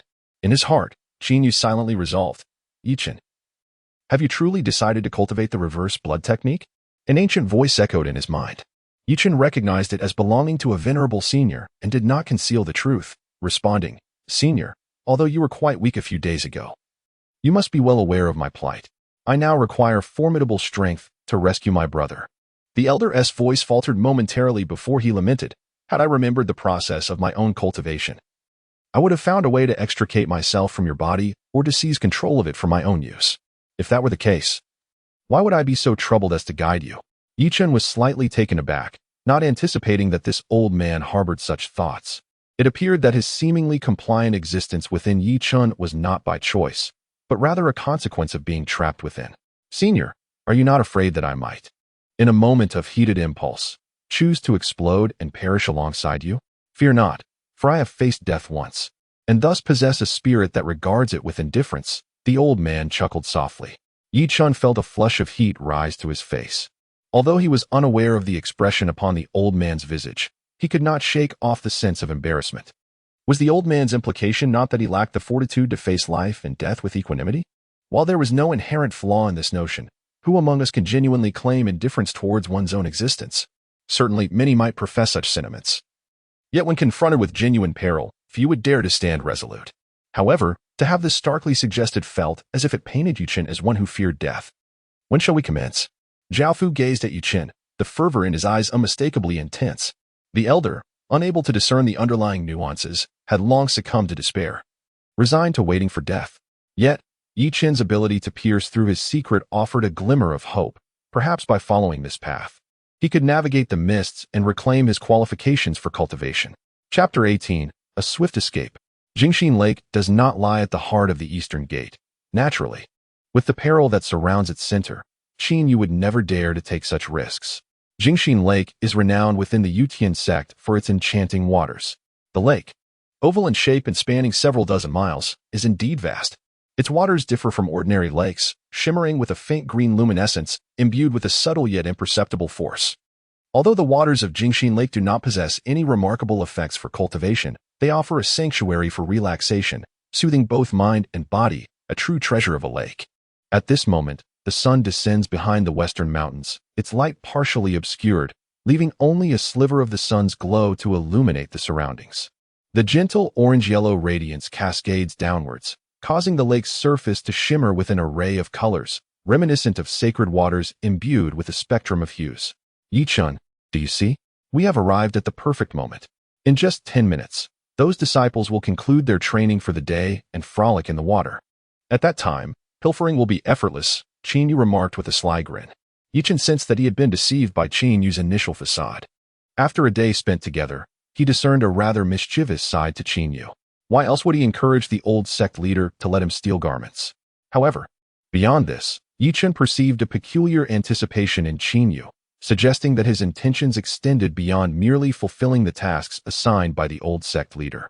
Casting a glance at the eerily tranquil lake surface, Chen chose to ignore Chen Yu's antics. He sought out a towering boulder, several meters high, and descended it. Upon reaching the top, he discovered a depression just large enough for him to conceal himself. Chen Yu, too, remained silent, burrowing into the crevices of some larger stones, quietly lying in wait. Yet, it seemed the information Chen Yu had received was erroneous. After half an hour of waiting, not a single female disciple appeared by the tranquil lake, causing Chen Yu to grow increasingly restless. Meanwhile, Chen appeared unfazed. After a while, he settled into a meditative position within the stone's hollow, gradually channeling the primal dragon's energy to refine his muscles and bones. Although his injuries had mostly healed, he soon found himself embroiled in a fierce battle against a horde of mutated beasts, which left his body severely battered once more. By a stroke of fortune, he managed to break through, restoring a significant portion of his physical condition, yet he was still not at his peak. Chen harbored the notion that, having vanquished countless beasts, he might still achieve a breakthrough to the next level, reaching the 7th tier of body refinement. Chen, junior brother, it seems something is amiss. Come down and let us explore elsewhere. Chen Yu finally could no longer contain himself and called out as he emerged from the crevices of the rocks. No response ensued. Thus, he clambered atop the boulder where Chen was situated and was taken aback. Chen, junior brother, how can you be cultivating here? Hurry down. Chen Yu's expression was tense as he contemplated reaching out to shake Chen awake, yet he feared that Chen, in a defensive posture, might inadvertently strike him. After all, Chen's prowess was at the 6th tier of body refinement, while he himself was merely at the 5th tier. A full-fledged attack from Chen could potentially inflict serious harm. Hearing Chen Yu's voice, Chen gradually ceased his movements and, with a hint of confusion, inquired, "Isn't this a place for cultivation?" Chen Yu shook his head. "Then why the fuss?" Chen retorted, glaring at Chen Yu. His hands slowly unfurling as energy began to surge within his palms, seemingly preparing to enter a state of meditation once more. This is not an area free from cultivation. However, this tranquil lake is designated for the female disciples under the Eastern Gate. It is imbued with an exceedingly dense yin energy. If you insist on cultivating here against caution, be wary of the imbalance that may lead you to the brink of madness. Chen Yu hastily interjected. After all, Chen had been sent by Elder Yao Lan, and if he were to fall into madness due to his guidance, the consequences would be dire for Chen Yu. Chen was also taken aback and hastily withdrew his energy, yet his expression betrayed no hint of panic as he remarked, "Isn't it merely pure yin energy? It poses no threat to me. Please, continue." Chen Yu rolled his eyes in response. Suddenly, from the tranquil lake's surface, a splash erupted, sending ripples racing outward. In an instant, a stone, no larger than a thumb, shot forth from the water, striking the rock where Chen and Chen Yu were concealed with a resounding thud. The impact caused the stone to shatter, and the two of them found themselves tumbling awkwardly to the ground. How could anyone be here? There was clearly no one in the water. Chen Yu complained, rubbing his sore backside in confusion. Chen remained silent, equally perplexed about the presence of someone in the lake. Just then, amidst their bewilderment, a ripple appeared on the water's surface, which then morphed into 2 water serpents that surged towards Chen and Chen Yu. The ability to manipulate the lake's water into sentient beings for an attack indicated a profound mastery over water elements, showcasing considerable strength. Chen, not daring to underestimate the situation, swiftly employed his skill, the wave step, to evade the assault. In contrast, Chen Yu found himself struggling against the attack. He summoned the energy within him and unleashed a powerful palm strike, shattering one of the water serpents. However, the ensuing deluge of droplets cascaded down upon him, drenching him completely and leaving him looking like a drowned rat, with his clothes soaked and hair disheveled, strands clinging to his face, making him appear rather comical as he sneezed involuntarily. While the two dealt with the onslaught, a whirlpool emerged on the water's surface, suddenly erupting skyward. As if a colossal tornado had stirred the lake's waters, they soared high into the air, reaching a height of at least 10 meters. Through the veil of water, an ethereal figure emerged, its form striking yet obscured. Moments later, the once soaring waters seemed to lose their momentum, cascading back down to the lake's surface, revealing a graceful silhouette standing upon the water. "Who are you?" The girl appeared youthful, perhaps around 13 or 14, her long hair damp and cascading down her back. Her features were exquisite, with a delicate nose and small mouth, and her icy gaze swept coldly over Chen and Chen Yu, her expression rife with indignation. Naturally, anyone caught in a state of undress would react in such a manner. Although Chen and Chen Yu were entirely innocent, they firmly believed that the girl must think they were peering at her, discussing her figure, leading to a divergence of opinions rooted in differing aesthetics, which could incite conflict. No one would believe their claim of being sent by an authority, and should word get out, the old patriarch might very well flatten both him and Chen Yu. But what other excuse could he conjure? Chen quickly pointed to Chen Yu and said, "Esteemed sister, we are newcomers to the sect, intending to head to the back mountain, but we got lost and inadvertently stumbled upon this place." Chen Yu hastily corroborated, "Yes, indeed, we got lost and accidentally wandered here." "Is that so? You two do appear rather unfamiliar," the girl inquired, slightly taken aback. "Certainly not. Chen Yu has been in the Yutian sect for 10 years. Ching Wan interjected. "Ah, you two rascals dare to deceive me. Stop right there." The young girl's face flushed crimson. realizing how naive she had been to believe their deceitful words. If they had indeed been spying on her, had she unwittingly been taken advantage of? The mere thought of it ignited a surge of indignation within her. It was utterly infuriating. Chapter 19. The Youth Competition. Chen and Chen, you were certainly not the type to stand idly by, waiting for their demise. From the earlier attack by the girl, it was evident that her strength was formidable, at least at the 5th level of body refinement. If captured, both Qing Yu and Yi Chun would undoubtedly suffer, especially with Qing Wan overseeing the scene. Even if they wished to resist, they would not dare act recklessly. Qing Wan seemed to sense the gravity of the situation as well. With a swift motion, she propelled herself forward like an arrow released from a bow, her speed creating a series of slicing winds. Upon reappearing, she firmly positioned herself in front of Yi Chun and Qin Yu, her expression unwavering as she addressed Qin Yu. I let you off the hook when you secretly entered through the east gate. Now you've infiltrated Jingxin Lake again. What is your intention? Qin Yu felt overwhelmed, glancing nervously at the girl pursuing him and then at Qing Luan blocking his path, nearly on the verge of tears. This predicament was undeniably a mistake, and he struggled to conjure an appropriate excuse to placate the situation. You two scoundrels. I will slay you. The girl finally caught up, her delicate face ablaze with crimson. Even her smooth neck appeared as though it had been stained with a splash of blood, exuding an unusual allure, perhaps a blend of anger and embarrassment. Vermilion bird slash. The girl's face was filled with fury as she swiftly executed a powerful chop with her palm. In an instant, her delicate hand radiated with a brilliant light, forming the character for slash from condensed energy, descending with a ferocious intent. A 5th-tier martial technique. Yuchen was somewhat astonished. This young girl, seemingly around 13 years of age, had already attained the formidable cultivation level of the 5th stage of body refinement, a testament to her extraordinary talent. Realizing there was little to conceal, Yuchen acknowledged his own limitations, particularly considering that Xingwan was a practitioner at the 10th stage of body refinement. The moment he utilized his vital energy, she would undoubtedly perceive the true extent of his cultivation, a direct consequence of their rank disparity. Xingwan, please help me teach them a lesson. They were spying on me while I bathed. The girl, already infuriated, had her cheeks flushed crimson, her teeth gritted tightly, producing a sound reminiscent of grinding enamel. To her surprise, despite having the moral high ground, the individual before her dared to retaliate, causing a surge of blood and energy to roil within her, further reddening her youthful visage. Qin Yu howled in despair. Yi Chun was profoundly shocked. While he understood that a practitioner at the 10th stage of body refinement wielded terrifying power, the fact that Xingwan could separate the two with a mere gesture was difficult for him to comprehend. Yi Chun, my master wishes to see you, Xingwan approached, not allowing Yi Chun a moment to respond, and swiftly grasped his hand, ascending into the air. Her skirt billowed gracefully as she moved rapidly through the void toward another direction. A stirring sensation coursed through Yi Chen's heart as he realized that Xingwan's master was Elder Yao Lan. Before his death, Lu Chang had entrusted his fate to Elder Yao Lan, and prior to his own unconsciousness, she had sent him to the forbidden grounds of the Back Mountain. It was likely that she sought him now to inquire about his master, Lu Chang. After a brief flight of several minutes, a tranquil courtyard emerged below. Without any enclosing walls, it was surrounded only by a fence, with a few wooden houses constructed at its center. Adjacent to the courtyard, a gentle stream flowed gracefully, its waters crystal clear, where fish leapt joyfully, sending up a cascade of droplets that sparkled beautifully in the warm glow of the setting sun. Before alighting upon the ground, Yi Chen was enveloped by a rich influx of spiritual energy from the heavens and the earth, causing his pores to open wide in a state of profound relaxation and bliss.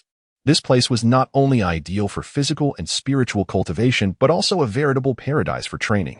To practice here would undoubtedly yield extraordinary results. Advancing one's progress by leaps and bounds, a glimmer of intrigue flickered in Yi Chen's eyes as he followed Qing Wan into the central wooden house. Inside, a delicate figure draped in sheer fabric sat cross-legged upon a mat, her back turned towards the entrance. A melodious voice resonated. Yi Chen, I have both good news and bad news for you. Please, Elder Yao Lan, enlighten me, Yi Chen responded, his eyes sharpening with anticipation. The good news is that your brother is alive, and the upcoming Young Masters competition of the Utian sect is about to commence, granting you the qualification to participate. Yi Chen was momentarily taken aback, then overwhelmed with joy. Brother, it is truly a tremendous blessing. If I can secure the top position in the Young Masters competition, I will obtain the elixir of continuity to restore your meridians, allowing you to resume your cultivation. The unfortunate news is that your adversaries are wary of your resurgence. For individuals have defected from the fierce martial sect to join the heavenly sovereign sect, vying for the elixir as well. However, you should be aware that their primary intention is likely to eliminate you. Chapter 20. A most awkward journey. What is the matter? Do you feel powerless? Are you contemplating surrender? Elder Yao Lan's voice was devoid of emotion, neither sorrowful nor joyful. I do feel a sense of helplessness. Yet they have ultimately caused the demise of my master. I shall seek justice for him. Yi Chen gritted his teeth and murmured, this minor obstacle will not deter me. However, it is rather disconcerting to discover that Lan Ji is among those sent to confront me. I cannot shake off the strange sensation it brings. The audacity is astonishing. They have even dispatched the 4 most exceptional disciples of the fierce martial sect. I wonder how splendidly your expressions will be when I vanquish each of you one by one. In a patch of grass, Yi Chen sat cross-legged. His lean figure cast long shadows by the setting sun, exuding an inexplicable sense of melancholy. He opened his palm to gaze at the vivid red advancement pill, seemingly oozing with vitality, before tucking it away into his sleeve. Today, he had slain the cherished pet of the former sect leader, seizing the opportunity to refine the residual medicinal power within him, achieving a breakthrough, albeit his realm remains somewhat unstable. Although the advanced elixir is specifically designed to shatter constraints and propel one to higher realms, in Yi Chen's current state, even if he were to consume it, failure would not be an option. However, forcefully advancing under such unstable circumstances could indeed affect his future cultivation. He was genuinely unfamiliar with the Yutian sect. And when Qing Wan had left him at the training ground, his mind was preoccupied with thoughts.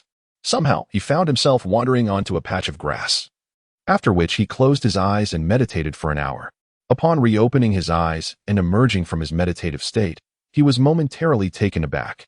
The sun had already set, leaving only a faint crimson glow in the western sky, while the surroundings had descended into a thick, indistinct darkness. Yet, despite the dimness, Yi Chen discerned a vast expanse of water before him. Instinctively, he gazed across to the opposite shore and recognized the outlines of several familiar, hazy boulders.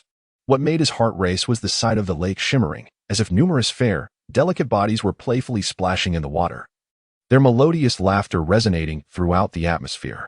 Upon closer inspection, he estimated that no fewer than 100 heads were visible above the surface, not to mention those who had fully submerged themselves in the lake. Should he first complete the task assigned by the old sect master? Given the old master's extraordinary abilities, he might even impart some advanced martial techniques, which would be immensely beneficial in battle. Yi Chen glanced at the shore, where colorful garments, delicate Qing Luo robes, and flowing skirts were haphazardly strewn, exuding an exquisite fragrance. Would this be considered somewhat inappropriate? Yi Chen rubbed his nose, appearing exceedingly conflicted. Qing'er, my junior sister, why are you still up there after all this time? Let me help you. A whimsical voice echoed, and soon after, Yi Chen was enveloped by a delicate fragrance. A soft hand unexpectedly rested on his shoulder, nearly prompting him to exclaim in surprise. Yi Chen regarded himself as a person of remarkable composure, unfazed by turmoil. Yet, in that moment, his expression shifted dramatically, and his heart raced uncontrollably. He felt the blood coursing through his veins surge chaotically, as if it had been unleashed. At that instant, Yi Chen could not suppress a wave of disdain towards Qing'er, who had hesitated to plunge into the water, causing this young woman to come ashore and startle him. 3, 2, 1. Splash. Yi Chen barely had time to comprehend a way to explain or escape when he felt that small hand on his shoulder tighten suddenly, unleashing a powerful force that propelled him into the water. Caught off guard, he gulped down several mouthfuls of lake water before scrambling towards the shore. It was terrifying. If these girls discovered he was a male, he would surely face dire consequences. Qing'er, I'm coming. Catch me. Splash. Splash. Just as Yi Chen managed to reach the edge, the young woman sent him crashing back into the water. In his frantic state, he inadvertently grasped the fragrant shoulder of a nearby girl playing in the water, eliciting a startled cry from her. Yi Chen hastily released his grip, yet the previously whimsical young woman refused to relent. She seized Yi Chen's wrist and propelled him towards the center of the crowd, laughing with a tinkling voice. Junior sister Qing, do not be shy. Look at these senior sisters, they are unrestrained. If you are too timid to even remove your clothing, how can you bathe? Yi Chen felt an overwhelming sense of frustration towards this woman. To make matters worse, at that moment, several other young women glided over, their slender fingers dancing as they launched an assault on Yi Chen's attire. He was engulfed by a maddening sensation, unable to voice his distress, and could only incessantly endeavor to break free from the throng, fleeing in disarray. Eventually, one young girl discerned the anomaly. Junior Sister Qing, why are you clad in such traditional Taoist robes? Female disciples no longer wear such cumbersome garments. Have you not prepared any other outfits? No matter. I just purchased a pleated skirt today. I shall gift it to you now. Junior Sister Qing was not only breathtakingly beautiful, but her figure was also enviable, with a delicate waist that seemed to invite admiration. It was hard to imagine how enchanting she would appear in a pleated skirt, undoubtedly becoming a striking sight within our Yutian sect. Let us see Junior Sister Qing don it now, someone exclaimed, urging the others on. Yes, we wish to witness Junior Sister Qing's unparalleled grace. With that, a multitude of female disciples began to encircle Yi Chen, intent on dressing him in the pleated skirt. Yi Chen found himself on the verge of tears, having exerted his formidable 6th level of body refinement in a futile attempt to disperse the throng of disciples surrounding him. Despite his efforts, the sheer number of them proved overwhelming. Every time he managed to push a few away, a dozen more would swiftly close in. Being within the confines of the Yutian sect, he was unable to retaliate against these female disciples, leaving him in a state of acute frustration. As a young man brimming with vitality, the thought of being stripped by a group of female disciples and forced into a frilly skirt was utterly unbearable. The very idea was enough to tarnish his dignity beyond redemption. Having already endured a tear in his clothing, Yi Chen could no longer contain himself. With a resounding shout, he commanded an immediate silence that enveloped the vicinity, rendering the sound of a pin drop audible. The previously boisterous crowd fell into a stupor, as if frozen in place, and the cacophony that had pervaded the air abruptly ceased, leaving only the gentle sound of water droplets cascading onto the lake's surface. Suddenly, a collective awakening occurred among the crowd, followed by a series of sharp, piercing gasps. Wisps of white figures, shrouded in the night, frantically emerged from the water, hastily donning their garments and fleeing into the distance. One woman, filled with indignation, clenched her fists tightly, wishing she could exact vengeance 180 times over. I know who it is. Who is it? Let us go confront them immediately, she exclaimed, her voice laced with fury. It's Chen Yu. Upon his initial entry into the Yutian sect, he had surreptitiously pilfered the garments of the esteemed senior sister beneath the octagonal tower at the eastern gate. Today, Senior Sister Qingwan remarked that she had spotted him lurking within the eastern gate, engaged in some clandestine activity. This afternoon, he concealed himself among the stones by the tranquil shores of the Jingxin Lake, audaciously spying on me as I bathed. However, I detected his presence and soundly dealt with him. To my astonishment, he returned that evening to continue his peeping. Truly, his lascivious intentions remain unchanged. Such audacity is intolerable. I have heard of this individual. He seems to be a disciple from the forbidden grounds of the Back Mountain, regardless of his origins. As long as he is bound by the Yutian sect's rules, he must face punishment for his transgressions. Let us seek out Elder Yao Lan to address this matter. The woman who had previously pushed Yi Chen into the water exclaimed loudly. Let us proceed. If he brandishes that item, will he not be met with hostility? She continued. Tomorrow is the competition, and you may find it useful. Yet, in response to Yi Chen's inquiries, the elder merely uttered a terse remark before lapsing into silence. Yi Chen surmised that in his flustered state, he had inadvertently grasped the woman's chest, while the elder had deftly seized the metallic pendant from her neck. Well then, I shall borrow it for now. I will return it after the competition, he contemplated. It was imperative that this item remain concealed, for otherwise, these women would surely tear him apart. Clutching the metallic object, he infused a modicum of energy into it, causing it to emit a resonant hum, radiating a golden glow and exuding a formidable aura. Indeed, it possesses the capacity to enhance one's combat prowess. A splendid item, Yi Chen marveled softly, tucking the object into his sleeve before departing from the tranquil Heart Lake. He made his way to the martial arts arena, where he settled into a meditative posture, beginning to refine his own vitality and fortifying his cultivation. With the competition commencing tomorrow, the preliminary rounds would signify the true qualification for vying for the elusive continuity pill. It was imperative for Yi Chen to elevate his state to its utmost pinnacle. Chapter 21. Farewell, perhaps better left unseen. The faint green ethereal energy of the heavens and earth flowed gently, converging towards the figure seated in the martial arts arena.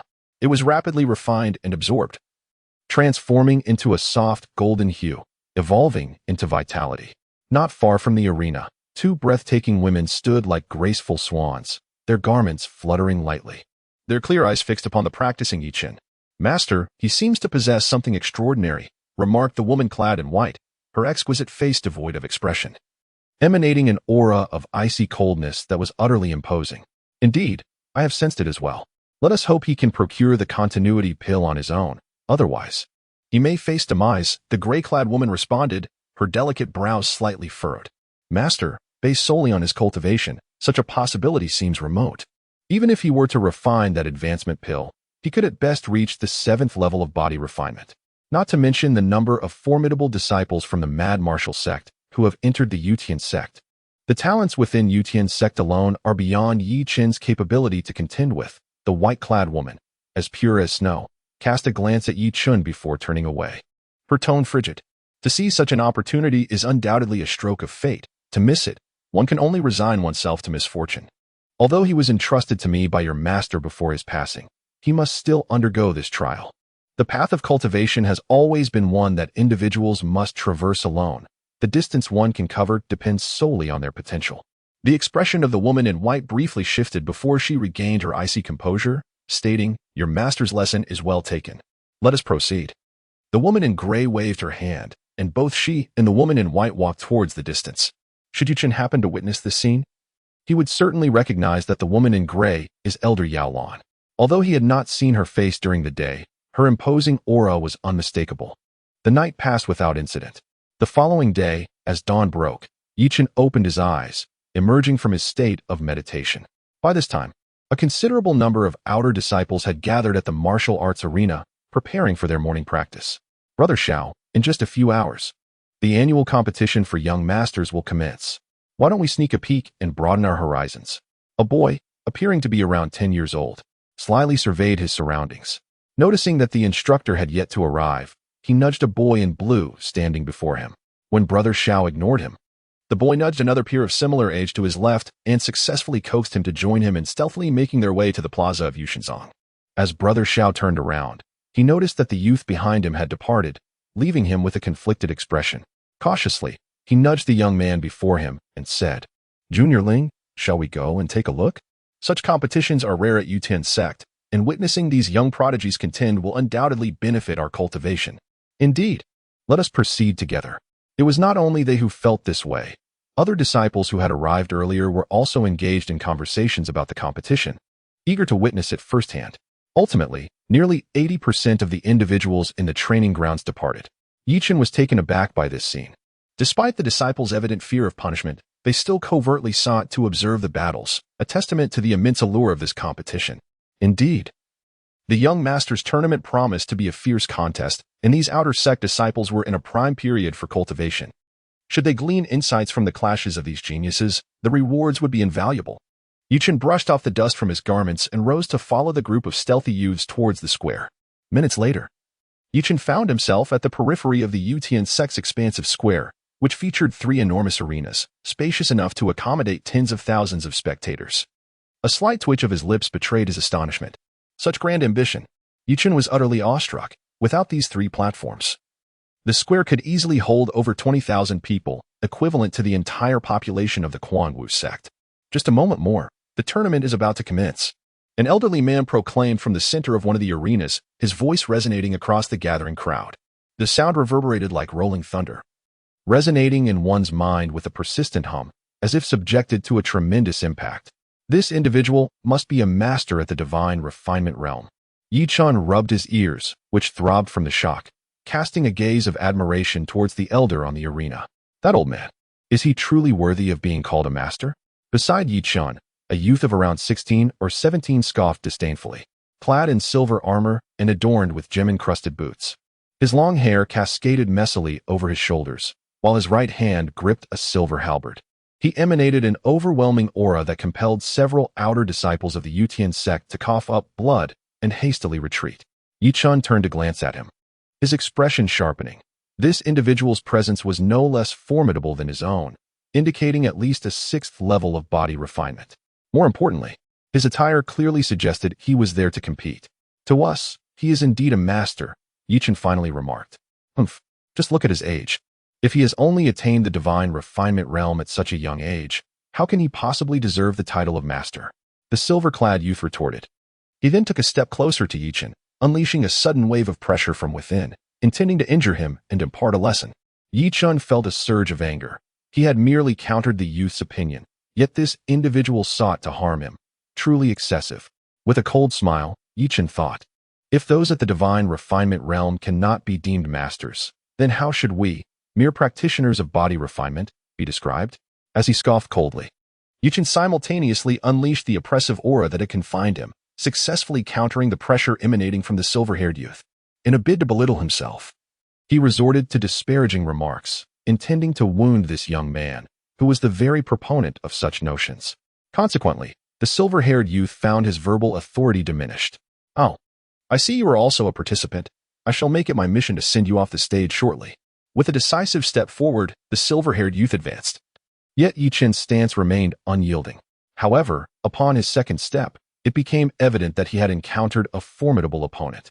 After uttering a sharp retort, he turned to depart.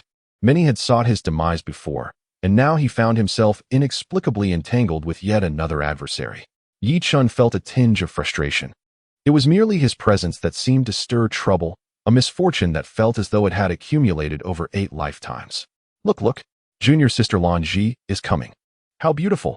The crowd buzzed with excitement, and indeed, she appeared as ethereal and refined as the rumors suggested, reminiscent of a figure stepping out from a painting. It was said that Lanji had only recently joined the Cultivation Sect, possibly drawn solely by the promise of the discontinuity pill, should she obtain it. She might depart the sect almost immediately. Suddenly, the atmosphere around them grew tumultuous, and Chen's expression subtly shifted. His clenched fist within his sleeve tightened, his not-so-long nails digging painfully into his palm, fracturing against the bone. Drops of crimson began to trickle from his fist, falling silently to the ground. When he incapacitated Chen Xiao, he was nearly slain by Lanji, but fortunately Master Lu Chang provided covert assistance, allowing him to narrowly escape disaster. Now, Lanji has audaciously invaded Cultivation Sect, intending to annihilate all in this grand competition. Despite my brother and I treating you as a beloved sister, you have ultimately become Chen Xiao's puppet, repeatedly seeking to take my life. You possess beauty that could captivate a nation, yet your heart is as venomous as a serpent. Chen gritted his teeth and spoke solemnly. At that moment, he was overwhelmed by an impulse to eliminate her on the spot. Yearning to unveil the true nature of this woman, whose heart could be so cold and malicious. Turning away, Chen no longer cast a glance at the girl. Even though she was breathtakingly beautiful, she was merely a shell of exquisite appearance. Sensing something amiss, Lanji lifted her gaze to Chen and, with delicate steps, approached him. A throng of admirers immediately surrounded her, clamoring to gain her favor. Some youths standing in Chen's direction mistakenly believed she was advancing towards them, their faces flushed with excitement as they rushed to greet her. However, Lanji brushed past them, leaving them momentarily stunned, their faces reddened with embarrassment as they awkwardly retreated. Upon hearing the exchange between Chen and Lanji, a glint of hostility flickered in the eyes of some youths, as if they sensed an inexplicable connection between Chen and Lanji. Chen, how could you speak to me like that? I came to Cultivation Sect for you. With tears welling in her large, delicate eyes, Lanji appeared as though she had suffered an immense injustice. A single tear glided down her cheek, accentuating her fragile silhouette. Do not cry, Sister Lanji. He is not worth your tears. Several young men glared at Chen with murderous intent, discerning the significance of Lanji's words. It was evident that this lad, Chen, held a prominent place in Lanji's heart, to the extent that she might bestow her affections upon him. This revelation was hard for them to fathom, as they had assumed that Sister Lanji, having only recently joined the Cultivation Sect, would not yet have developed feelings for anyone. Now, however, she was seemingly enamored with this newcomer, provoking several of them to contemplate physically confronting Chen, hoping to intimidate him into retreating and leaving Sister Lanji alone. Indeed, such a man, dressed in coarse garments, is hardly impressive. He appears to lack ambition, declared a youth clad in blue. Chapter 22. The young girl's scheme. Chen remained silent, having sensed that this woman harbored ulterior motives from the moment she approached him. However, he had not anticipated that she would so brazenly create enemies for him, and not just a few, rather, a veritable multitude. At this point, any attempt at justification seemed futile. No one would lend credence to his defense. Sister Lanji, are you still unable to see the truth? He is nothing but a coward, an ineffectual wretch. Look, he does not even react to our words. How could you possibly harbor feelings for such a person? Any one of us brothers would surpass him by several magnitudes. Junior sister Lanji, do not pay him any mind. There is still some time before the competition begins. Allow us to escort you to the back garden of the Sacred Sect, where you will find an abundance of exotic flowers and plants that are sure to delight you," said another youth. Lanji glanced at Yi Chun, her delicate teeth gently nibbling on her rosy lips. Her misty eyes gazed at Yi Chun, and with a soft sigh, she murmured, "Yi Chun, I will seek you out in a few days." With that, Lanji departed amidst the throng of admirers. Within the crowd, several sinister glances were cast towards Yi Chun, laden with ominous warnings. Yi Chun toyed with the card in his hand, which bore not only his name but also the competition rules. To his surprise, this tournament would not be a traditional battle. The arenas were merely remnants from the last contest. The Sacred Sect boasts a plethora of young talents, with 1,300 participants this time, complemented by over 1,000 outstanding disciples from other sects, including some formidable youths dispatched by the city lord's estate. The martial law continent is governed alternately by sect and royal powers, maintaining a delicate non-interference. The city lord's estate is a formidable authority within a 1,000-mile radius. Suddenly, Yu Chen's thought stirred. He recalled the youth clad in silver armor, adorned with the character foreign, seemingly a prodigy from the city lord's estate. This was fitting, as the city lord bears the surname Ren. Typically, disciples of sects wore traditional robes, characterized by flowing sleeves, rarely donning armor. A twinge of anxiety gripped Yi Chun. He found himself unable to locate a suitable partner for forming a team. Certainly, Yi Chun believed that even if he could find a few collaborators now, once he stepped onto the first battlefield, those from the Blue Ji faction would turn against him. After all, the Quanwu sect had dispatched 4 exceptionally talented youths, including one formidable practitioner at the 9th level of body refinement. It was unlikely anyone would dare to align themselves with him. Moreover, the young man from the city lord's mansion would undoubtedly rally a group to confront him. Yi Chun felt a pang of frustration. Why was he so unappealing to others?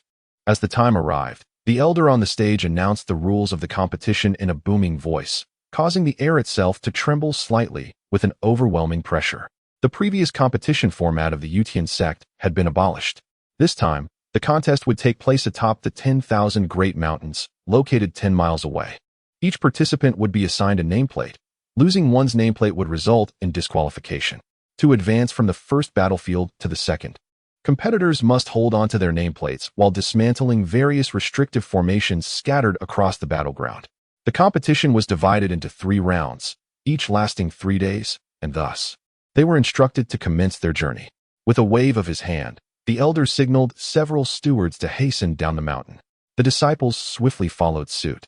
Though few possessed the ability to fly, all those eligible for the competition were at least at the 5th level of body refinement, capable of leaping 6 to 7 meters, with some even covering 10 meters in a single bound. While their movement resembled running, their speed was astonishing. No matter what, he must obtain the fragmented elixir. Yu Chen gritted his teeth, his expression resolute, and plunged into the throng, setting forth towards the 10,000 Great Mountains. After several minutes, over 2,000 participants arrived at the foot of the 10,000 Great Mountains, each panting heavily, their faces flushed, uncertain whether from exhaustion or exhilaration. "Begin." A steward stationed at the base of the mountain bellowed, and a colossal portal, 10 meters wide, materialized before them. The throng surged forward like a torrent, eagerly entering the luminous gateway. Yu Chen had long been aware of the 10,000 Great Mountains during his time at the Quanwu sect. He had heard tales of its treacherous nature, where formidable beasts roamed freely, making survival for cultivators at the body refinement stage exceedingly precarious. The choice of this perilous location for the competition by the Yushenzong was undoubtedly a calculated risk. The sky above was shrouded in a grayish haze, reminiscent of a thick fog that obscured vision, while a faint, sweet scent mingled with the rich spiritual essence of the land, hinting at lurking dangers. The portal, already expansive, led into an even more vast expanse. To the left lay an endless stretch of grassland, while the right and ahead were dominated by towering ancient trees, lush and verdant. The tantalizing scent wafted from the depths of the forest. "Ah, a ferocious python. Quickly capture it," someone exclaimed in alarm. The core of the ferocious python was exceedingly rare. Refining it would imbue one's essence with a surge of violent energy, a treasure that was hard to come by. A youth of around 16 or 17, eyes wide with astonishment, declared. Instantly, the crowd of disciples, still clustered together, surged tumultuously into the forest, eager to hunt the python. Chen had also heard the rumors surrounding the ferocious python, which possessed mutated primal energy, an energy remarkably volatile and devastating, surpassing the ordinary primal energy in rank. Following the surging tide, Chen plunged into the fray, swiftly scaling a centuries-old tree to survey the ground below. There, he beheld a blue python, measuring a full 3 zhang in length and as thick as an adult's thigh, lying on the ground, its triangular head resting ominously. Not far from it, a snake egg the size of a human head lay in proximity. Upon noticing the gathering of numerous skilled individuals, the ferocious python exhibited signs of agitation, incessantly flicking its crimson tongue, releasing waves of nauseating, foul odor into the air. "Hey, young man, behind you!" A sudden, delicate cry pierced the air. Chen turned, only to discover a dark tree hollow, at the entrance of which lay another snake egg, identical in size to the one nearby. A ferocious python egg.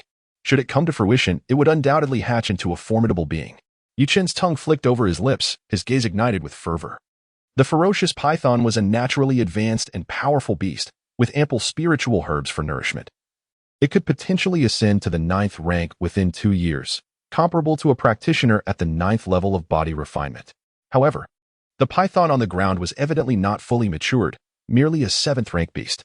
Despite this, it was still exceedingly formidable. "Young man, that snake egg was discovered by me. You must give it to me." The melodious voice rang out once more. Chen lifted his gaze to find a young lady clad in a pink gown perched on a tree opposite him, her eyes fixated upon him with keen anticipation.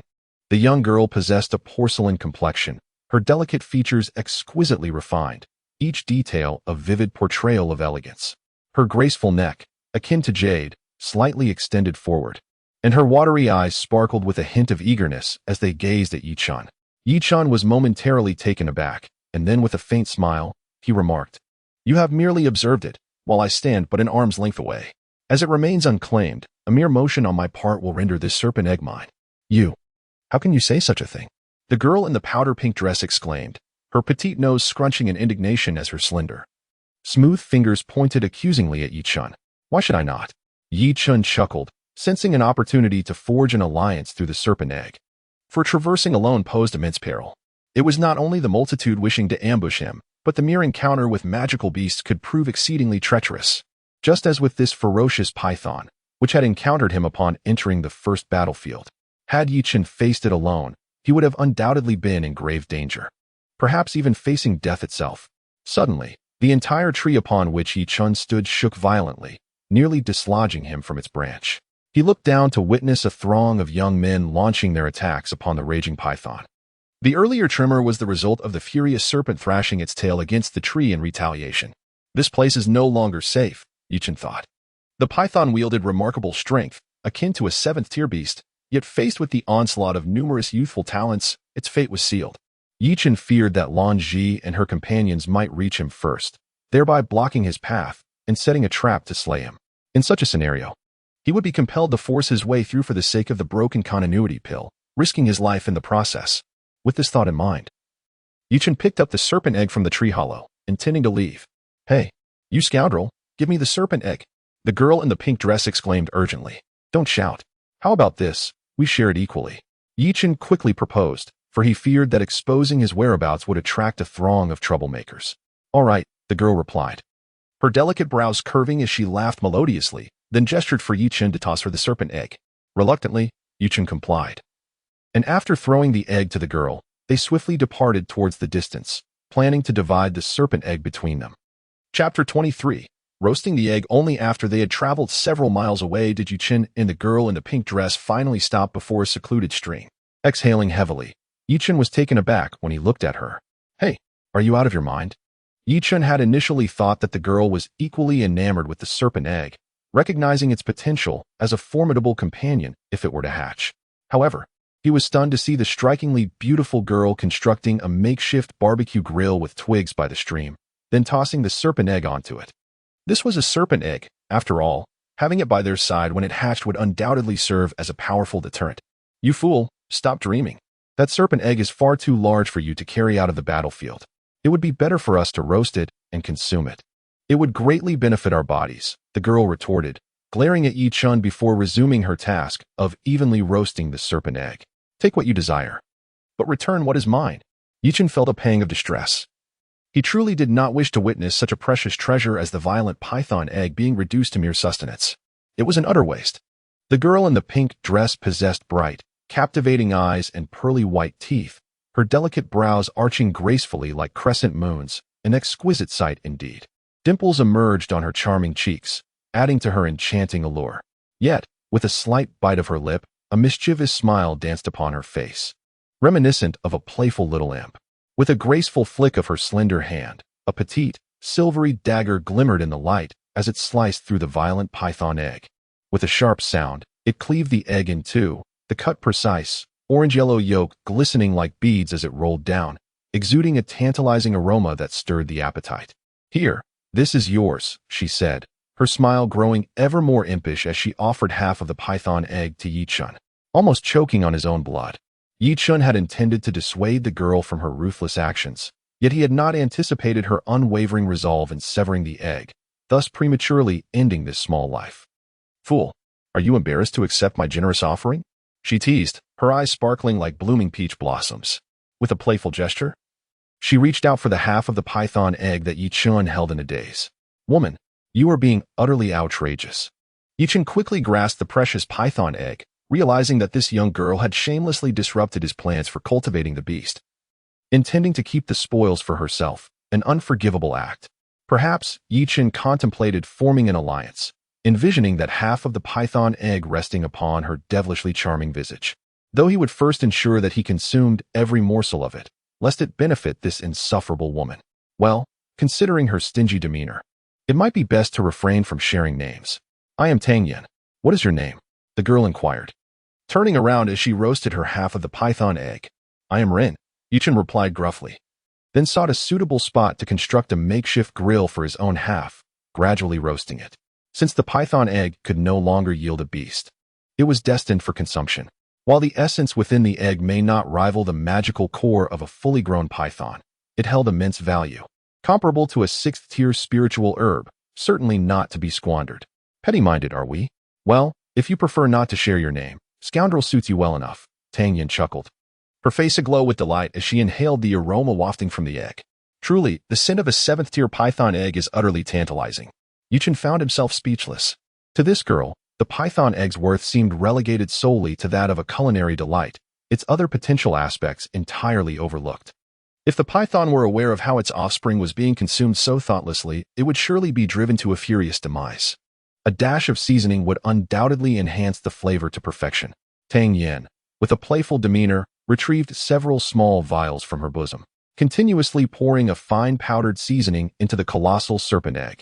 She then procured a slender twig, gently stirring the mixture, which instantly released an enticing aroma that wafted through the air, a fragrance so exquisite, it seemed ethereal, evoking an irresistible desire to indulge. Chen found himself captivated by the rich and intoxicating scent. Unable to resist inhaling deeply, he was oblivious to the precise seasonings Tang Yin had employed. Yet their allure was undeniable. You had initially planned for me to do the grilling, but I suppose you regret that decision now, don't you? Ha. Tang Yin's face radiated with joy, her eyes sparkling with cleverness, almost enchanting. She removed the fire rack and produced a silver spoon, scooping a mouthful of the egg mixture and tasting it. Instantly, she was taken aback, her expression momentarily blank, before she softened, her face reflecting sheer ecstasy as she exclaimed, "It is truly exquisite. No wonder it is considered the universal ingredient for culinary delights." Earlier, Chen had discerned through the transparent vials that the seasonings Tang Yin had extracted included salt, pepper, and a hint of chili, ingredients that, while rare in the martial law continent, were quite ordinary in other realms. The fact that Tang Yin possessed such uncommon seasonings clearly indicated her distinguished status. Naturally, Chen was equally entranced by the alluring aroma, unable to restrain himself from commenting, "With so many seasonings, how could it not be fragrant? Are you questioning my culinary skills?" A flicker of intelligence danced in Tang Yin's eyes as she brandished her tiny fist at Chen, appearing quite vexed. Chen was slightly taken aback, sensing that the girl's actions were somewhat peculiar. However, upon reflection, he realized that his words indeed carried a deeper meaning. He promptly dismissed the odd sensation and continued, "If you can grill a more delectable egg than yours without any seasoning, I shall not question your culinary skills." "You." Tang Yan's charming face puffed up in indignation, and she pointed a finger at Yi Chen, exclaiming, "You scoundrel. Just watch and see what it means to be a natural-born culinary genius. Give me the egg." Yi Chen relinquished half of his monstrous egg to Tang Yan, asserting with unwavering confidence, "If you ruin my egg, you shall owe me yours." "Humph." Tang Yan scrunched her delicate nose, her nostrils flaring slightly as she covertly observed Yi Chen cradling his egg. A subtle, enchanting smile crept upon her lips, revealing a hint of her adorable little fangs, making her resemble a strikingly beautiful yet mischievous little imp.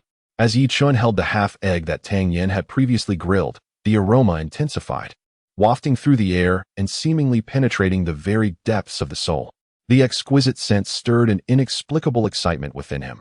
Had it not been for Tang Yan, who was simultaneously grilling her half of the monstrous egg while warning him not to touch it, Yi Chen might have succumbed to his appetite and devoured the entire half without a second thought.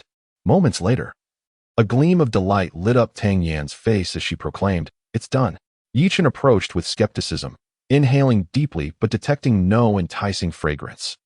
He regarded Tang Yan with a look of doubt and inquired, "My dear, are you certain it's ready? It appears to be no different from what I grilled." "Of course. It's delicious.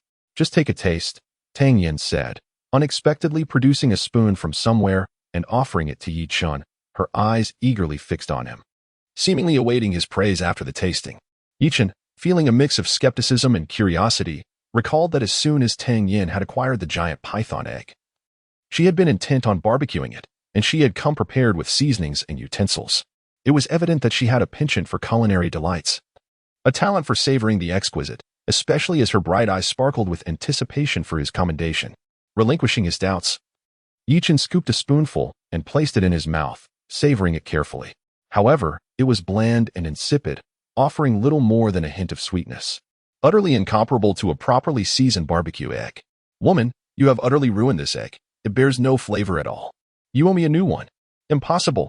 Absolutely impossible to ruin it," Tang Yan retorted, her voice rising like a distressed kitten. Yi Chen swiftly took the spoon from her and fed her a bit of the egg juice, which immediately caused her expression to sour. With a dejected air, she cradled half of the giant python egg and retreated to a corner, silent and forlorn. Yi Chen watched her retreating figure for a moment, sensing something amiss. This vivacious girl, brimming with energy, could not possibly fall silent so abruptly. It was akin to a tempestuous lion suddenly becoming docile, an unsettling sight.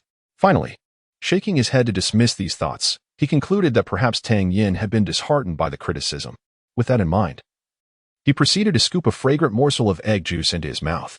The expression of rapture on Yi Chen's face had yet to fully unfold when his countenance abruptly shifted, and with a sudden he expelled the egg yolk. "I am not deceiving you. This one is indeed inferior to the one you are holding," he remarked. Not far away, Tang Yan turned around, ravenously devouring the originally belonging to Yi Chen, her cheeks bulging as she spoke, her words becoming increasingly indistinct and her enunciation faltering. Witnessing this scene, Yi Chen's frustration grew. For in comparison, that bland roasted egg was indeed far more delectable than the current one, and it was several times more appetizing. What infuriated him further was Tang Yan's gluttonous demeanor, which truly made his blood boil. He had thought she was merely downcast from some setback, never suspecting that her lowered head was engaged in the indulgence of the violent python egg. Chapter 24. The unfortunate child. The three youths behind him appeared to be around 15 or 16 years of age, laboriously dragging a massive segment of python as they lamented their plight. Who would have thought he could seize a portion of a 7th-grade violent python's corpse? Yi Chen mused, his expression growing serious. From their manner of address, he surmised that this young man must be a scion of the city lord's estate or of one of the prominent families in Huyan City. Otherwise, he would not have the audacity to employ 3 subordinates to accompany him to the competition. Who dares to mock? Yi Chen was taken aback, feeling somewhat embarrassed. Huyan City, spanning 5,000 miles, was a significant metropolis in the northwest, rivaling even some county cities. He had previously speculated that this young man was a prodigy from the city lord's estate, and Tang Yan's comment undoubtedly confirmed his identity, leaving Yi Chen feeling somewhat cornered. Given his current inadequate cultivation, provoking the city lord's mansion would undoubtedly be an unwise decision. In Huyan City, there are 2 branches of the Rin family. One governs the city lord's mansion, while the other is among the four prominent families of Huiyun City. Ren Hao is a scion of the latter.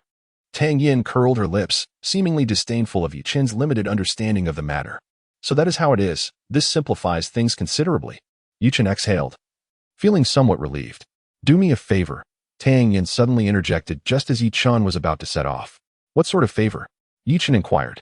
I intend to seize Ren Hao's nameplate and give him a good thrashing, Tang Yin remarked, her gaze fixed on Ren Hao and his companions, who were gradually retreating.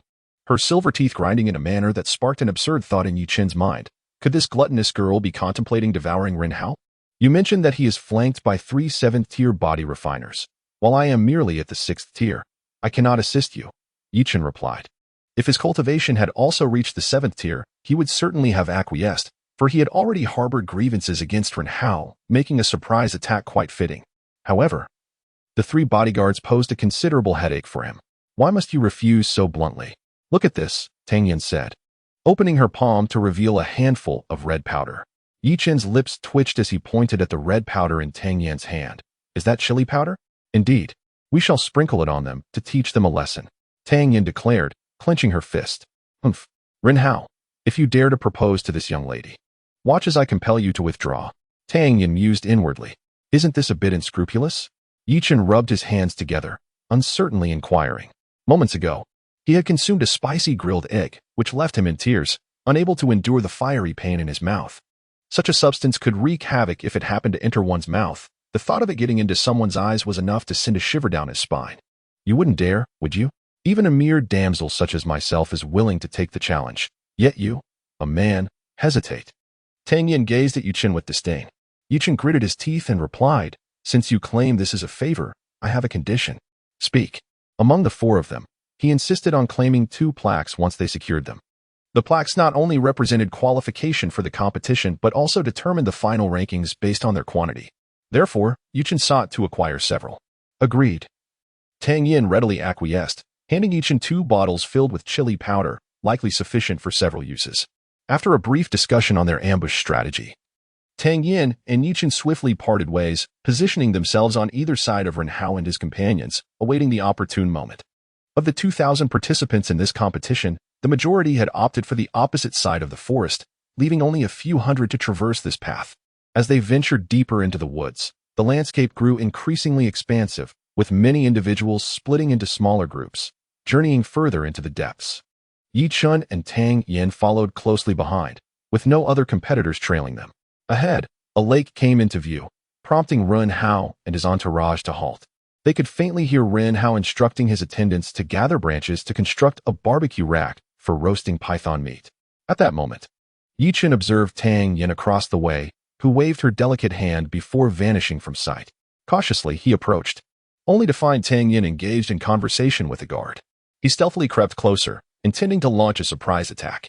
However, when he was still 20 meters away, he halted, concealing himself behind a tree to listen intently to their exchange.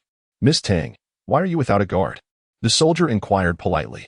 Is it within your purview to question whether I have attendants? Tang Yin retorted, irritation evident in her tone. Forgive me, I merely worry for your safety, Miss Tang, fearing that you might be alone and vulnerable. If word of this were to spread, it would bring embarrassment to the Ren family, the guard replied, his voice imbued with respect, which piqued Yi Chen's curiosity regarding Tang Yin's status. Where is that insufferable brat? Tang Yin mused, scanning her surroundings in search of Yi Chen, her anxiety mounting in his absence. My being bullied has nothing to do with your Ren family, she declared coldly. Of course it does. Our family has formally proposed to the Tang family, and the head of the Tang family mentioned he would deliberate for a few days. However, it is highly likely that he will acquiesce to this union, thus ensuring you become the future matriarch of the Ren family, which indeed intertwines our fates, the guard asserted. Tang Yan's temper seemed on the verge of eruption as she vehemently rebuked. Yes, it is indeed a one-sided desire of the Ren family. Upon witnessing Tang Yan's outburst, the guard, disregarding his own dignity, acquiesced to her words, acknowledging that should she refuse to admit the truth, she could very well become the daughter-in-law of the Ren family. Naturally, he dared not offend her. Furthermore, aside from that familial connection, Tang Yin was also the eldest daughter of the Tang family. Although he belonged to the Ren family, he ultimately remained a mere subordinate, unworthy of crossing paths with Tang Yin. Yi Chen had come to understand the motivations behind Tang Yan's actions against Ren Hao and had subtly surmised that the Tang family must indeed be one of the four great aristocratic families. Otherwise, Ren Hao would never have been so passively entangled with her in a potential union. Yi Chen endeavored to maintain control over his body, his toes lightly grazing the ground as he moved with utmost caution. With only the cultivation of the sixth stage of body refinement, he recognized the peril of being discovered by this formidable adversary at the seventh stage. Thus, he remained exceedingly vigilant. As he drew nearer, at a distance of 7 or 8 meters, the guard inexplicably turned around, his body slightly bent, his palms pulsating with energy, seemingly poised to launch an attack. "Who are you? What do you intend by hiding behind me?" the guard inquired, his gaze piercing as he fixed his attention upon Yi Chen with a chilling tone. Instantly, Yi Chen felt as though a ferocious beast had locked its sights upon him, a shiver coursing through his body. The overwhelming pressure emanating from the guard bore down upon him, rendering his form momentarily rigid, his chest heavy, as if he could scarcely draw breath. The seventh stage of body refinement, though merely a step above the sixth, wielded an intimidating force that felt insurmountable. With a grave expression, Yi Chen slowly replied, "I am a guard of Miss Tang Yan." "Oh." The guard momentarily relaxed, but his expression swiftly turned cold as he shouted, "If you do not speak the truth, you shall be executed." How dare this guard directly address his master by name? Especially when it comes to young ladies, their names are often considered taboo. Yi Chen's direct call caused the guard to sense something amiss.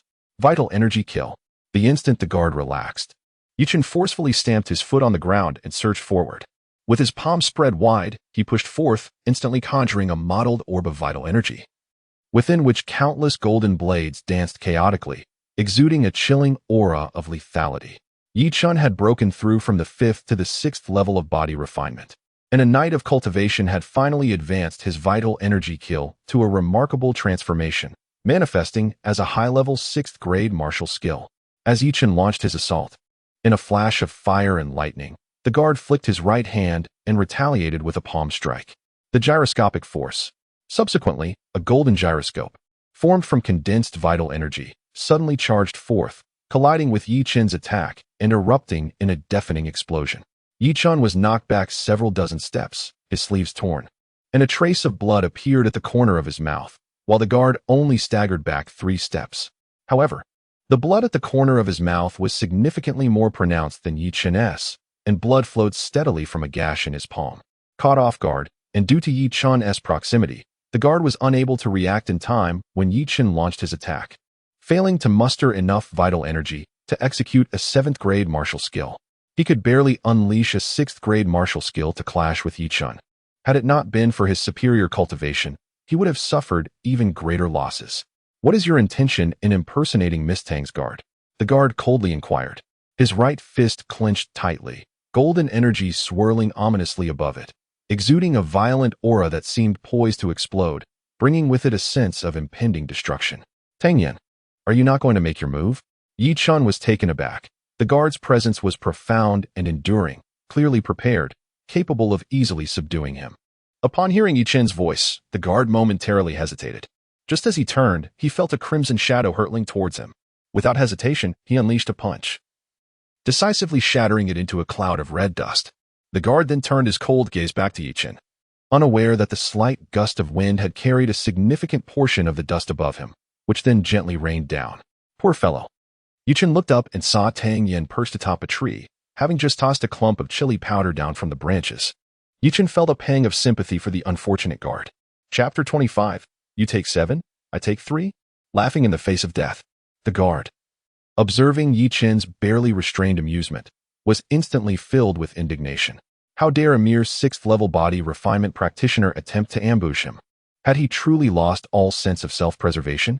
With a powerful step forward, the guard's aura surged violently, causing the very air to tremble with his might.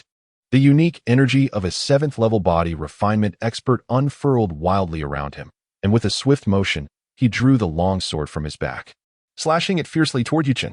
Whoosh! The air shattered as the golden longsword, clearly a remarkable weapon, gleamed with an overwhelming brilliance, further enhanced by the abundant infusion of golden energy, dazzling to the eyes. The golden sword energy surged forth with a whoosh, extending a full foot in length. exuding an overwhelming aura of sharpness as it slashed towards Yi Chen's chest. Yi Chen's smile faltered momentarily. The guard's reflexes were astonishingly swift. The transition from detonating the pepper powder to launching an attack occurred in the blink of an eye, each movement executed with remarkable proficiency, fluid and seamless, clearly indicating his exceptional skill. Particularly striking was the golden sword energy, which, while lacking the ferocity of the golden longsword, nevertheless radiated a palpable threat that should not be underestimated. Yi Chen could not afford to be careless, despite the guard's rapid assault not employing a formidable 7th-tier martial technique. Caution was imperative, for Yi Chen's cultivation was merely at the 6th level of body refinement, rendering him at a distinct disadvantage. With a grave expression, Yi Chen swiftly activated a 5th-tier auxiliary skill, the wind step, sidestepping to the right, narrowly evading the lethal sword energy. Humph, let's see you evade this. The guard's expression darkened, a cold sneer escaping his lips as he wielded the golden longsword, unleashing 2 successive slashes. Instantly, the sword energy shrieked, intertwining with the golden essence, forming 2 dazzling beams of light that crossed in a diagonal cross slash. Moreover, he did not remain idle. His body transformed into a fleeting shadow. Lunging fiercely towards Yi Chen, the sword pointed skyward, aimed directly at Yi Chen's neck. This assault comprised 3 consecutive strikes, constituting a relentless combination attack. The preceding 2 beams of sword energy intertwined, sealing off all avenues of escape, while the subsequent attack clearly utilized a 7th-tier martial technique, a devastating strike. The number of participants in this youth competition of the Yutian sect is exceedingly large. Furthermore, due to the inherently combative nature of the people in the martial law continent, the Yutian sect has fervently encouraged its young prodigies to exert their utmost strength during their sparring sessions, even resorting to lethal techniques to compel certain individuals to grow. The contest for the nameplate has become a catalyst and a symbol of this fierce rivalry. Consequently, the guard showed no intention of holding back. It was evident that he aimed to vanquish Yi Chen on this very spot.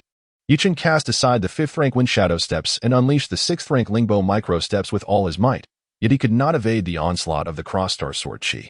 Gritting his teeth, steeling his resolve, he thrust both hands forward. Golden vitality surged rapidly across his palms, enveloping them in a radiant golden hue, akin to a sacred artifact. Behold as I shatter your assault. Yi Chen bellowed, his palms parting to confront the 2 streams of sword energy. Swish!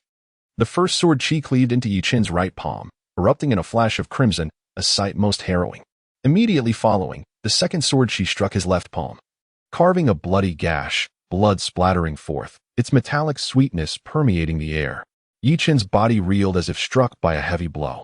After enduring the 2 terrifying waves of sword chi, his complexion turned ghostly pale, and he staggered backward, each step reverberating with a tremor that caused the ground to collapse beneath him, down to his ankles. Puffed. As Yi Chen steadied himself, he could not help but spout a mouthful of fresh blood, his arms trembling uncontrollably. The immense force he had just endured had exceeded his limits.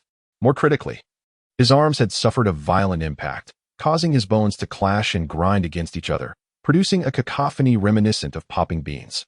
It was evident that some of his bones, too frail, had been shattered under the pressure. Is this all you've got? Do you think you can withstand my attack? Sneered the guard, his longsword pulsating with golden energy, surging with a chilling and domineering ferocity as he launched a swift strike. Despite Yi Chen's reluctance to succumb to failure, he had to concede the vast disparity between the 6th and 7th levels of body refinement. The guard had not even employed any martial techniques. Merely through his mastery of swordplay and profound control of energy, he had managed to injure Yi Chen. Now, his legs felt as heavy as lead, rendering him utterly immobile. This strike seemed to be a certain death blow. I would rather believe in the existence of ghosts than trust the deceitful words of a woman. Yi Chen frantically urged the primal dragon's forging energy to circulate, desperate to evade this unparalleled assault. Yet, it was all in vain. Regret washed over him as he lamented his earlier gullibility, having been misled by Tang Yan, ultimately leading him down this path of despair. Swish! The long sword sliced through the air, and Yi Chen was taken aback to find that the guard had angled his strike so close to his head that it severed several strands of his hair and even grazed the skin on his ear. He felt a surge of relief, narrowly avoiding the loss of an ear and the fate of becoming one-eared. Was it the moment of desperation that sparked such explosive power? Yi Chen swiftly turned around, only to behold the guard, clutching his eyes, writhing in agony and despair, bellowing in rage as he stumbled about aimlessly. The air was filled with his pitiful cries and a cascade of unspeakable curses. Chen was at a loss, after all. He had not been the one to scatter the chili powder. Yet, he distinctly heard the man hurling invectives at him, branding him as despicable, shameless, vile, twisted, and devoid of humanity, uttering every derogatory term imaginable. Strangely, the true instigator, Tang Yen, remained unscathed by any rebuke, which stirred within Chen a profound sense of injustice and a desire for retribution. He hastily seized a robust branch from the ground and brought it down forcefully upon the guard. Without hesitation, Chen charged forward, delivering a series of blows that elicited howls of pain from the guard, who retaliated with a barrage of coarse language that only fueled Chen's indignation. How dare he? In such a state, he still had the audacity to insult me? The chili powder was not my doing, Chen complained.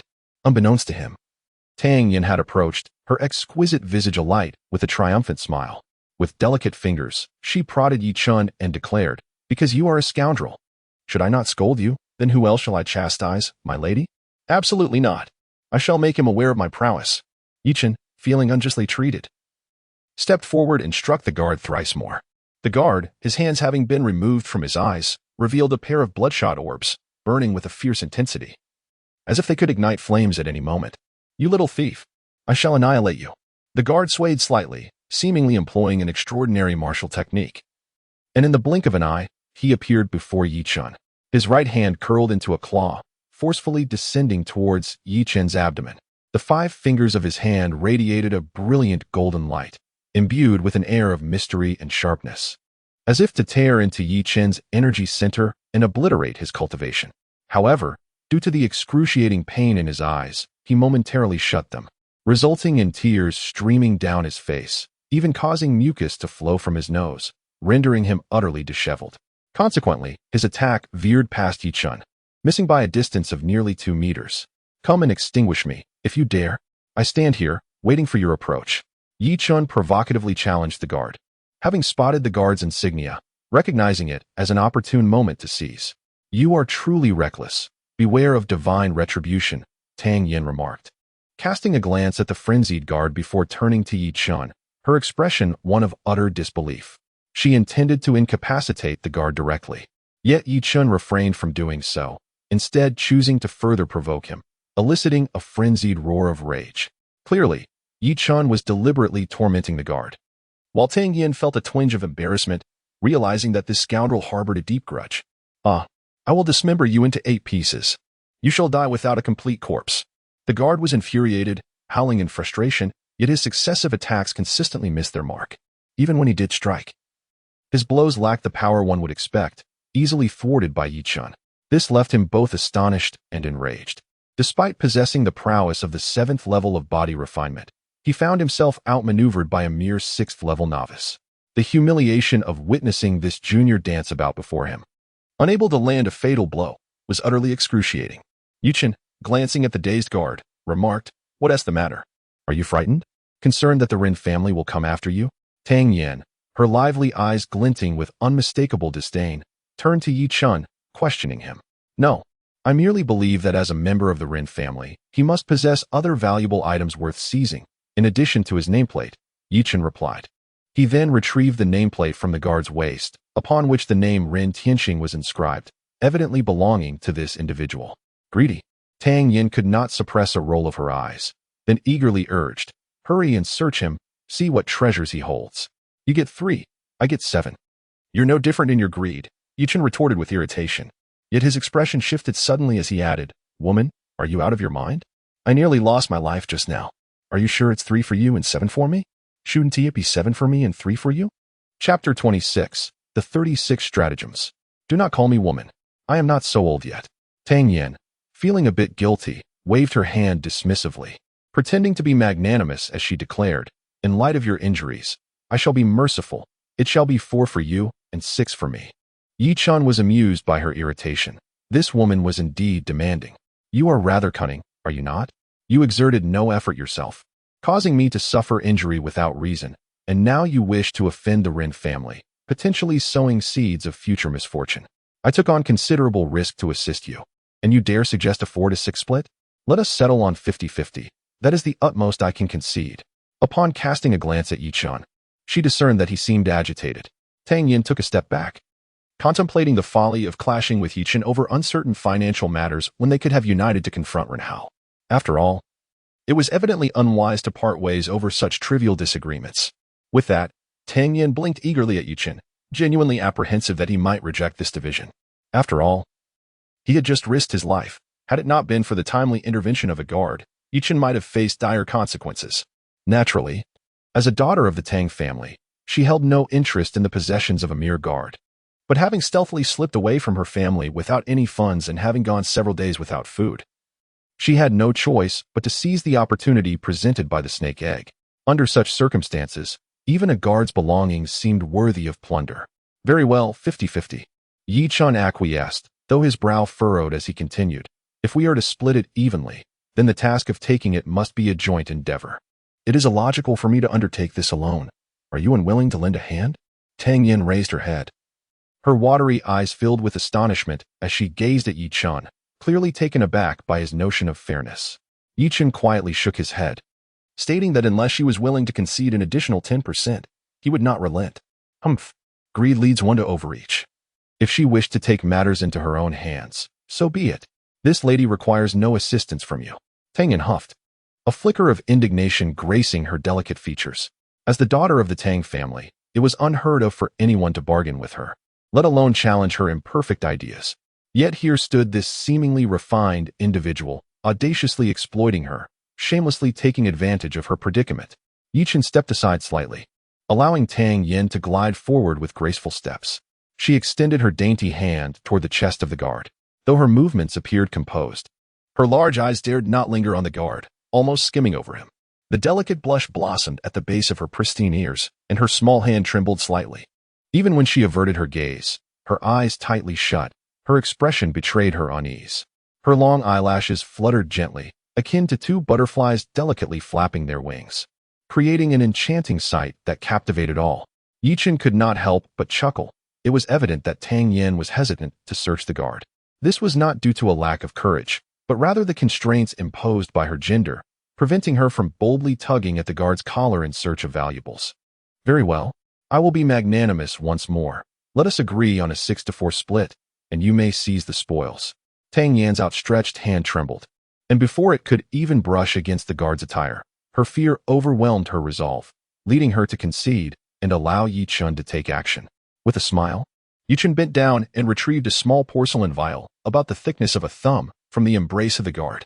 Upon uncorking the vial, a wave of fragrant aroma wafted forth, intoxicating and vivid, as though a bloom were gradually unfurling within the recesses of his mind, simultaneously enchanting and laced with an undeniable sense of peril. The wolf poison flower elixir. Chen's body stiffened momentarily, hastily replacing the cork. This elixir posed significant risks to one's health. Yet, when employed to fortify the body, it could indeed be considered a miraculous remedy. Crafted from the essence of the wolf poison flower, an average elixir required the nectar of hundreds of these blossoms, which were notoriously difficult to procure in the wild. Each individual plant was valued comparably to a 6th-grade spiritual herb. To distill the essence from 100 of these flowers surely elevated its worth beyond that of many 8th-grade spiritual herbs. Chen, you cannot hoard it for yourself. Tang Yin's lips parted slightly, her beautiful eyes shimmering with an unusual glint. She was acutely aware of the elixir's rarity, leaning forward as if unable to restrain herself from seizing it. There is but one. Chen lamented softly. Impudent. A sudden shout rang out, followed by the swift approach of a strikingly handsome youth wielding a silver halberd. His features were impeccably chiseled, with thick brows and large eyes. His facial contours seemingly sculpted by divine hands, smooth and rounded. Coupled with his wild, flowing hair and gleaming silver armor, he exuded an aura of extraordinary distinction. Ren Hao. Chen was taken aback. Having lingered here for too long, he risked being discovered by Ren Hao. With his cultivation at the 6th level of body refinement, Ren Hao was certainly capable of noticing him, and it was evident that the other two guards, both at the 7th level of body refinement, had also sensed the situation and were likely making their way here. If it were only Ren Hao, Chen would have had the confidence to confront him. Although he had only recently advanced to the 6th level of body refinement, he firmly believed that the archaic dragon's chi refinement technique had significantly enhanced the purity of his vital energy, making it far more formidable than before. In a direct confrontation of the same level, he would undoubtedly hold an advantage. However, with the addition of two 7th-level cultivators, that confidence was utterly shattered. The weakest among the three was on par with him, and having two clearly superior forces would render him extremely passive, potentially subjecting him to a brutal beating. Moreover, due to his involvement in the alleged assassination of a guard alongside Tang Yan, should he fall into a predicament, he risked not only being assaulted but also losing his life on this primary battlefield. The 36 stratagems dictate that retreat is the best option. Without a moment's hesitation, Chen tucked the wolf poison flower pill into his bosom, determined the direction, and sprinted westward. Based on his earlier observations, the other two guards had gone east and north to hunt game. Thus escaping westward would prevent him from being encircled. "Hey, you scoundrel, stop right there. Give me the wolf poison flower pill." Tang Yan's small face was puffed up with anger. Just moments ago, this scoundrel had resolutely promised to assist her in punishing Ren Hao, yet now he was fleeing with unbridled speed. His decisive demeanor left everyone stunned, unable to react in time. Indeed, what pained her the most was the fact that they had agreed to share the spoils equally. Yet Chen audaciously claimed the wolfbane flower dan for himself. "So it was you. I see no escape for you." Ren Hao caught sight of Chen's face and immediately let out a cold snicker. He had intended to seek out this audacious individual who dared to argue with him in the first battlefield. But he never anticipated that the person would come to him instead. "Young master." The other two guards, upon hearing the commotion, hurried over. One of them was carrying a second-grade magic rabbit, while the other bore the lifeless body of a crocodile that had been crushed. They could not help but feel a surge of anger upon seeing their comrade sprawled on the ground, rendered unconscious. "Young master, who did this? Who possesses such audacity to lay hands on someone from the Ren family?" Another guard, his expression darkened, crouched down and began to search the unconscious guard, before chillingly declaring, "His nameplate has been taken. Impudent. Do they believe the Ren family is without defenders? We shall pursue them. I am eager to discover the identity of this audacious individual." The guard who spoke earlier wore a grim expression. As protectors, their purpose was to safeguard the young master during the competition. Yet it was barely moments after entering the first battlefield that one of their own had his nameplate snatched away, losing his chance to compete. How could they, usually so esteemed, swallow this indignation? This is dire. The wolfbane flower dan has also been taken. Chen Chang's complexion turned pale. He was the captain among the three guards. Although he, along with the other two, was at the 7th level of body refinement, he had glimpsed a fragment of the 8th level, signifying he was on the verge of achieving perfection at the 7th level, with the potential to ascend to the ranks of an 8th level master. His combat prowess ranked first among the three guards. However, when Chen Chang exclaimed that the wolf poison flower pill had been seized, Ren Hao's gaze instantly turned frigid, and an indescribable chill emanated from his body, causing both Chen Chang and the other 7th level guard to change their expressions and retreat in fear. That wolf poison flower pill was a vital elixir for survival. Possessing it was akin to having an extra life. The fact that it had been plundered by an enemy left Chen Chang feeling utterly humiliated, igniting a fierce desire for vengeance. "Split up and pursue. We must ensure his demise." Ren Hao's cold command rang out as he stomped his foot and darted forward like lightning in pursuit. Chen Chang exchanged glances with the other guard, and together they executed their footwork techniques, becoming ethereal shadows as they chased after him. Chapter 27, Woman. "You are too forward." Chen executed the Lingbo Weibu to its utmost, concealing his presence as he distanced himself from Ren Hao's line of sight, then sprinted away with abandon. The wolf poison flower pill was exceedingly precious. Even Ren Hao would not easily part with it. Moreover, behind him trailed a burdensome companion, scolding him while relentlessly pursuing him, leaving Yi Chun with no choice but to flee. You scoundrel, stop right there." Tang Yan's charming face flushed with anger, sweat glistening on her skin as she panted while chasing after Yi Chun, hurling insults. "It is a division of 4 to 6. My 60% is represented by this wolf poison flower, while your 40% remains unclaimed on that guard." Yi Chun turned around and shouted. In response, Tang Yan's furious voice erupted, relentless and sharp, akin to that of an irate little tiger, hurling curses and roars without restraint. "You scoundrel, are you even human? You blatantly lied about our agreed division, shamelessly attempting to renege. If I catch you, I will undoubtedly turn you into a pig's head. You scoundrel, halt. I curse you to bear only sons with poor eyesight and daughters with cross-eyed afflictions. May you run away and meet a tragic end, or choke to death while drinking." That girl must have accumulated a lifetime of misfortune and ill deeds to find you, a beast, worthy of her attention. As she watched Chen continue to dart away, completely disregarding her invectives as mere background noise, Tang Yin felt tears of rage welling in her eyes for the first time in her life. How could such a person exist, audaciously taking advantage of the esteemed Tang family's daughter? His brazen behavior was utterly intolerable. Scoundrel. Shameless wretch. Tang Yin ground her teeth in fury, feeling a burning ache in her throat from her own outbursts, yet that rascal remained blissfully oblivious. With a determined stomp of her foot, she accelerated her pursuit of Chen, resolute in her belief that she would not be unable to subdue him. After several minutes, Chen finally came to a halt, panting heavily, drenched in sweat, with strands of hair clinging to his face, rendering him quite disheveled. Clearly affected, was drenched in perspiration, her light green gauze dress clinging to her form, her cheeks flushed a rosy hue, and even her graceful neck bore the same coloration. An inexplicable, subtle fragrance wafted through the air, lingering intoxicatingly. With her enchanting eyes fixed intently on Chen, she gasped several times, clenched her silver teeth, and dashed forward, her small hands forming claws as she reached towards Chen. You despicable scoundrel. Hand over the wolf poison flower pill. Chen was momentarily taken aback. It was evident that Tang Yin was genuinely enraged. The arduous journey had not only exhausted her, but had also provoked her ire.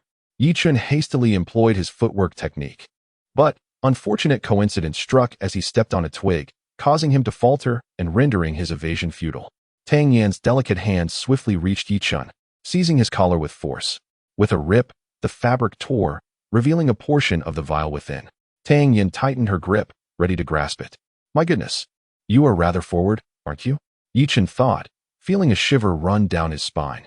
Tang Yin's assault was remarkably fierce, despite his speed. He had not fully evaded her grasp. While his misfortune with the twig played a role, it was evident that it was not the sole reason for Tang Yin's success in locating the vial. Chen's heart raced.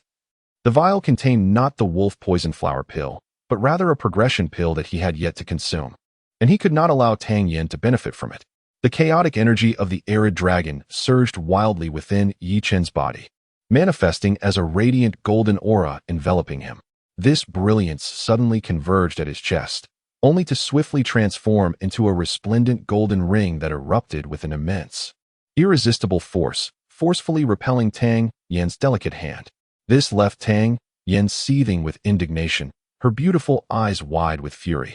With a vigorous motion of her hands, she unleashed several golden palm strikes, finally surpassing Chen's speed. The strikes collided with his chest, causing him to stagger back several steps, his complexion paling. Humph. I knew you could not withstand the high-grade martial arts of the Tang family. Given your prior contribution, I shall overlook your betrayal.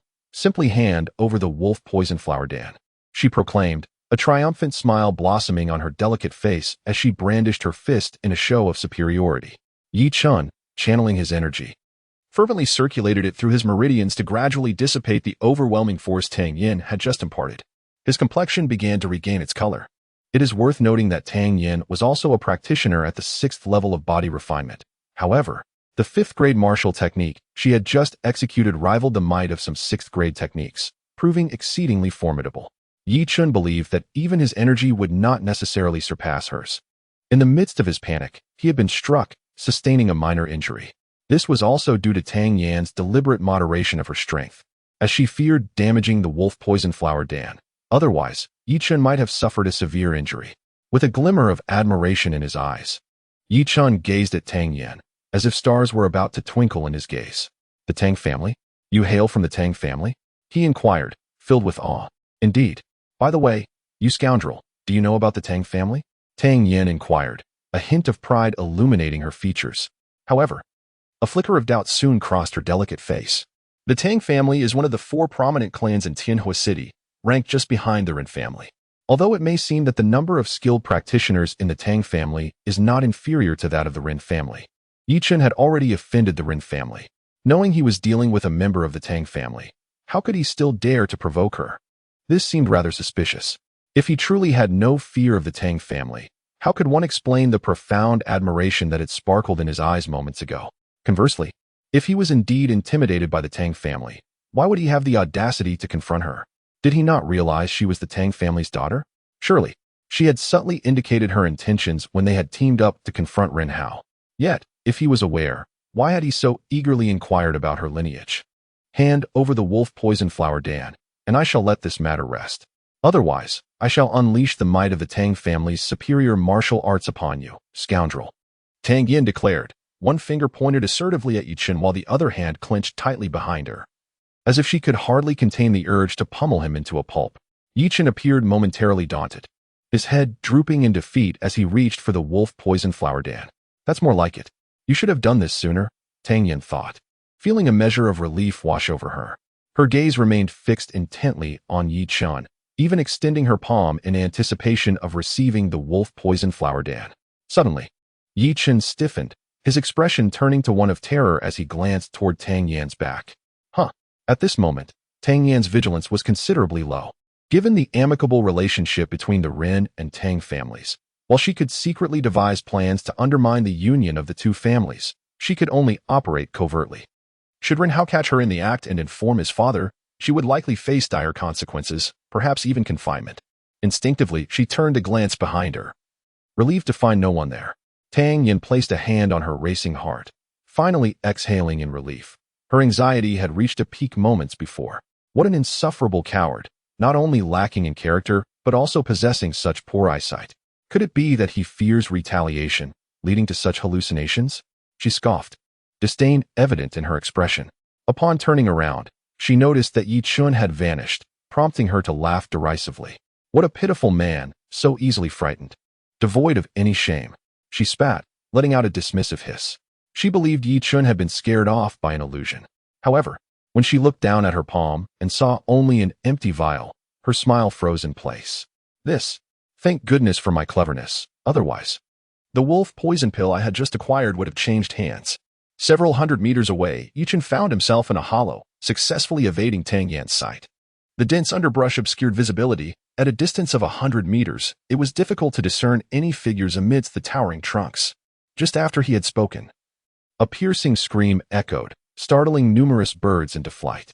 Yi Chen lay quietly in the grass, observing the two individuals nearby, when shortly thereafter, a lone youth rushed past him, engaging in conversation with the two boys.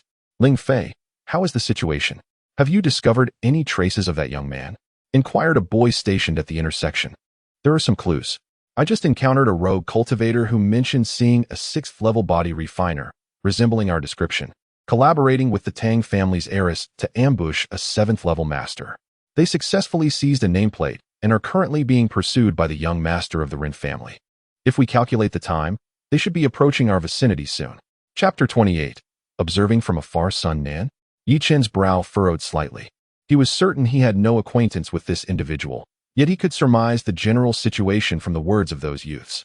Sun Nan harbored feelings for Lan Ji, and today she had deliberately stirred animosity against him in front of everyone.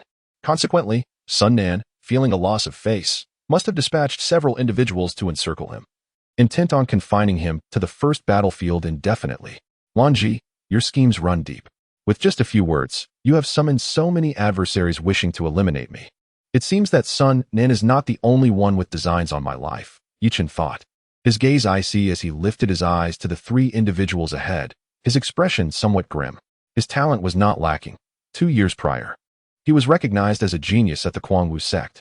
However, his brother's fall from grace left Yi Chen with no time to cultivate and insufficient spiritual herbs for training, leading to a stagnation in his abilities. Though he had remained exceedingly patient during these 2 years, he was not weak. Now, inexplicably targeted by someone intent on killing him without cause, Yi Chen felt a surge of indignation. This is utterly intolerable. They shall not escape without facing consequences. Yi Chen cautiously concealed himself in the shadows, inching closer to the entrance. The nearer he approached, the more distinctly he could hear the raucous laughter and the rather unpleasant remarks of several individuals. Ling Fei, I've heard that your family has encountered some troubles. Shall we reach out to our clan for assistance? Spoke a boy with a sharp, monkey-like visage, who had a cordial relationship with Ling Fei. Their family influence was comparable, and having caught wind of some rumors, he inquired further. Is that so? Ling Fei, why didn't you mention it sooner? Zhao Wei's expression shifted slightly as he asked.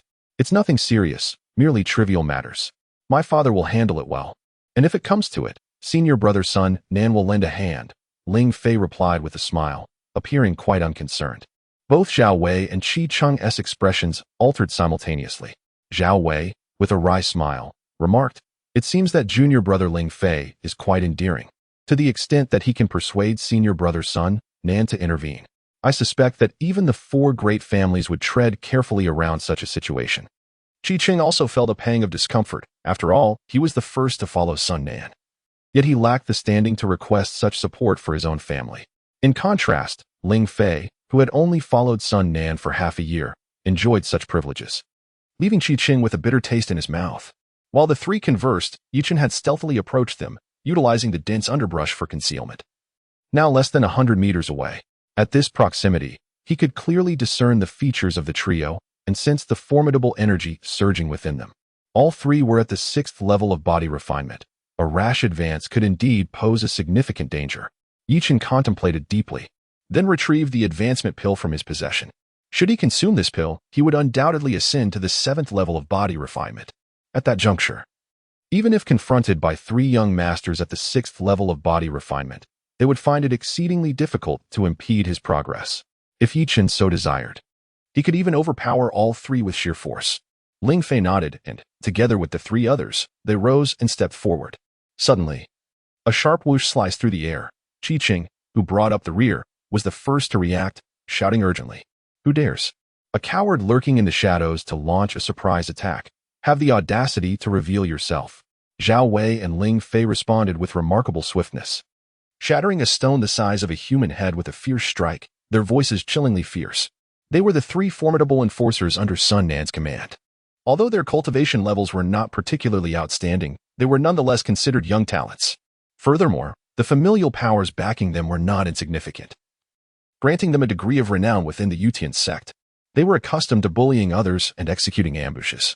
Yet it was utterly preposterous that someone dared to strike at them. Qi Cheng's countenance darkened as he scanned the surroundings, failing to detect any anomalies. However, it was evident that the previous attack had been deliberate. With a whoosh, another stone hurtled toward them, this one the size of a fist, shimmering with golden strands of essence, clearly launched by an individual at the 6th level of body refinement. Once again, they smashed the incoming stone. But the expressions on Qi Cheng, Zhao Wei, and Ling Fei's faces turned grim.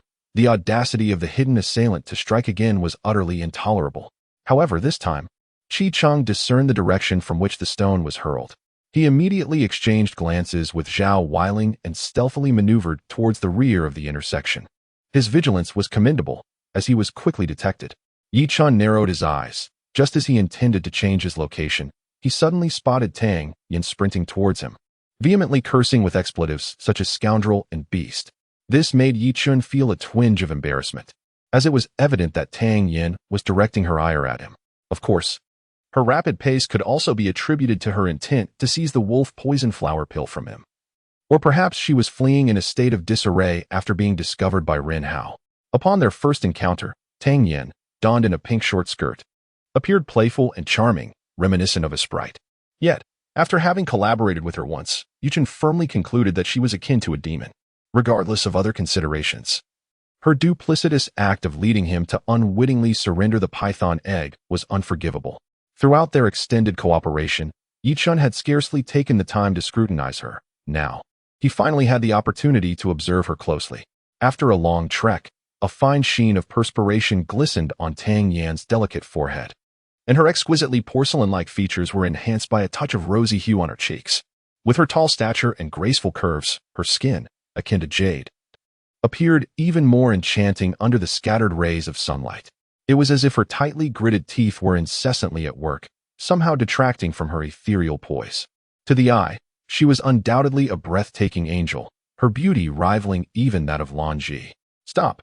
Qi Cheng suddenly blocked the entrance, obstructing Tang Yan's path. "Get out of the way." Tang Yin was in a furious mood. Though someone tried to obstruct her, she displayed no fear. Instead, she coldly rebuked them with an irritable tone. Her anger was palpable, as she had been so close to obtaining the wolf poison flower Dan, only to have it replaced at a critical moment by a mere empty bottle thrown by Yichen. This infuriated her to the point of grinding her teeth for an entire hour, scouring the surrounding jungle until she finally encountered a fellow contestant who revealed Yichen's whereabouts. Upon arriving here, she was unexpectedly confronted by someone blocking her path, which left her, who had always been treated like a precious gem, quite exasperated. These people were deliberately provoking her. Chi-Chung was also seething with frustration. Initially, he had intended to confront the one who had hurled a stone at him, but suddenly, a young girl appeared, demanding that he move aside. Who did she think she was? Just because of her beauty, she felt entitled to such arrogance? Was it her who had thrown the stone moments ago? Suppressing his anger, Chi-Chung inquired, aware that many stunning women had already caught the attention of the talented individuals within the sect. This girl's audacity to appear here alone indicated she was no ordinary opponent. Although she only possessed the strength of the 6th level of body refinement, if injured, he would also face consequences from her protectors. Get out of my way, or you will regret it, Tang Yin exclaimed, her eyes catching a glimpse of a shadow darting past. Eager to pursue, she found her path blocked by Chi-Chung, who mirrored her movements, stepping left as she did. And right when she tried the same, this relentless obstruction only intensified her desire to strike down this annoying obstacle. Even a clay figurine possesses a flicker of indignation. Being thus scorned and berated by a woman filled Chi-Cheng's heart with simmering rage. Initially, she commanded him to leave, and then proceeded to insult his appearance. What did she take him for? A mere ball to be kicked about at will? His voice turned icy, for being ambushed had already left him in a foul mood. And now to be chastised by a woman was an intolerable affront.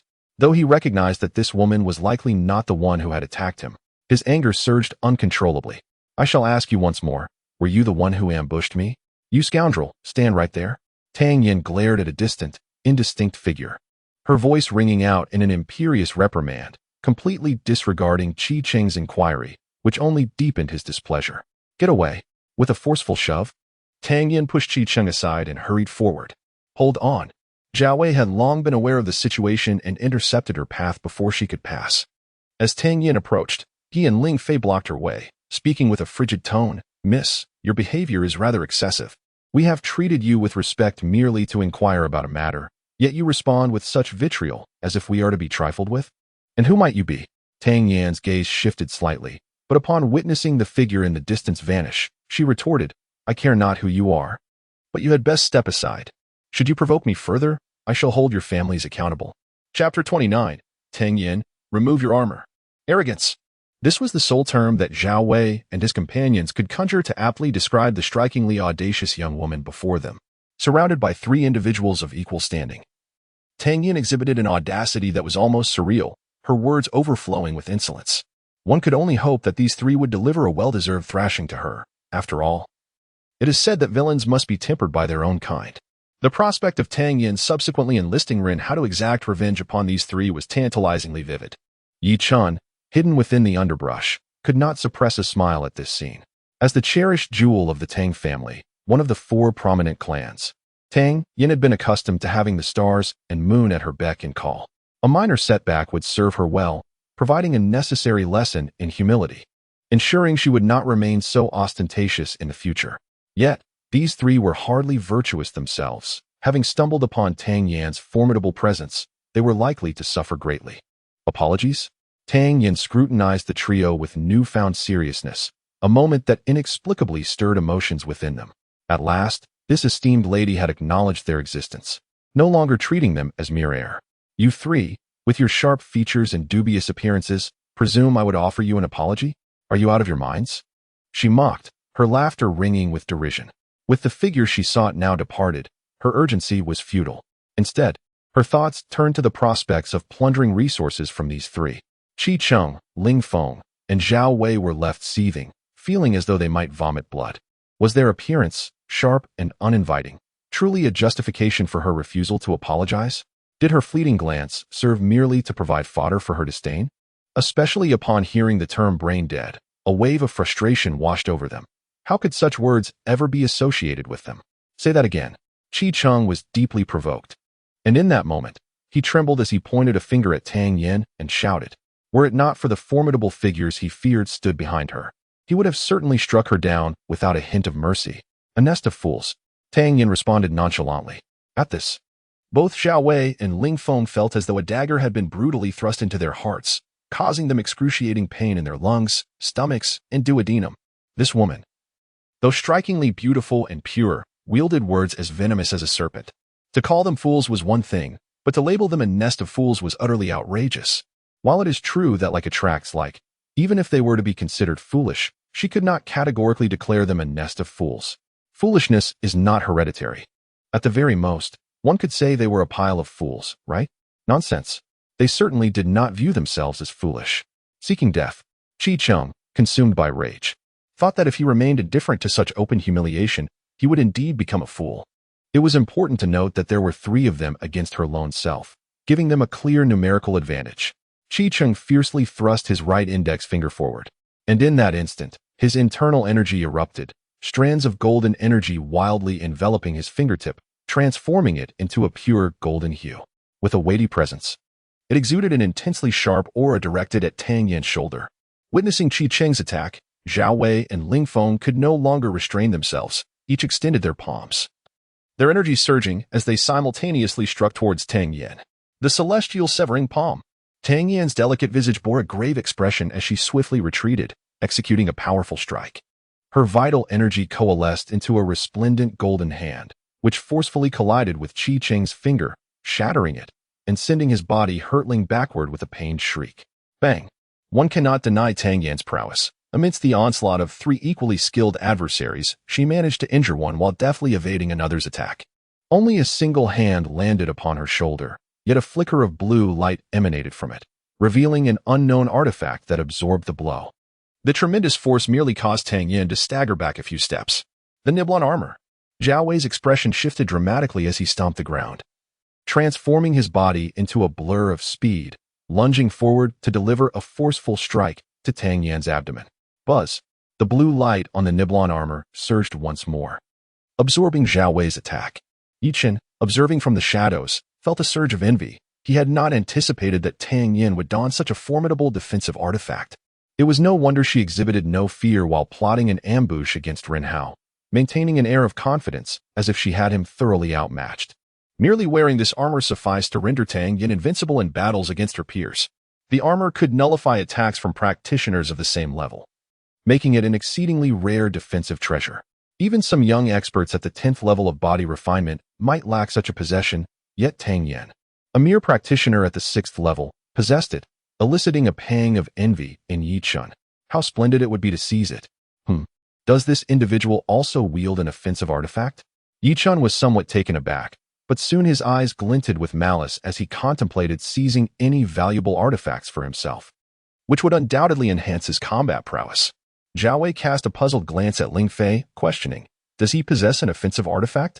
To breach the nebula armor, one would require at least an artifact of equal caliber. Yet, offensive artifacts are far more precious than defensive ones. Zhao Wei was unaware that Chi-Chung possessed such a treasure. Ling Feng shook his head and replied, I am in the dark as well. At that moment, Tang Yan, her expression somewhat vacant and her tone uncertain, asked, do you have an artifact? No.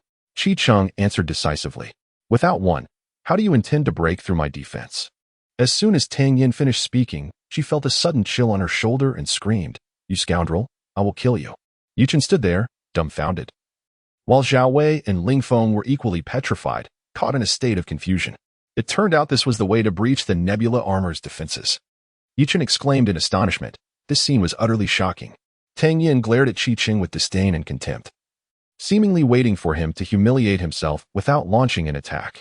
However, to everyone's surprise, Chi-Chung audaciously grasped Tang Yan's clothing and yanked it forcefully, tearing a 10-centimeter-long gash in her garment, revealing her exquisite collarbone and fair shoulder. Tang Yan, with a piercing scream, struck Chi-Chung with a forceful palm, sending him staggering backward. Clutching her shoulder with one hand, she unleashed a frenzy of kicks, pouring forth her energy with reckless abandon. In a mere instant, she delivered over 100 kicks, rendering Chi-Chung powerless to retaliate and forcing him into a desperate retreat. Ultimately, she landed a blow on his leg, causing him to collapse, and then mercilessly stomped on him, eliciting pitiful cries as blood streamed from his mouth and nose, leaving him in a wretched state. Upon witnessing Zhao Wei and Ling Feng spring into action, Tang Yan abandoned the wretchedly moaning Chi-Cheng and fled in haste. You rascals, beasts, and scoundrels, just wait. I shall eradicate every last one of you.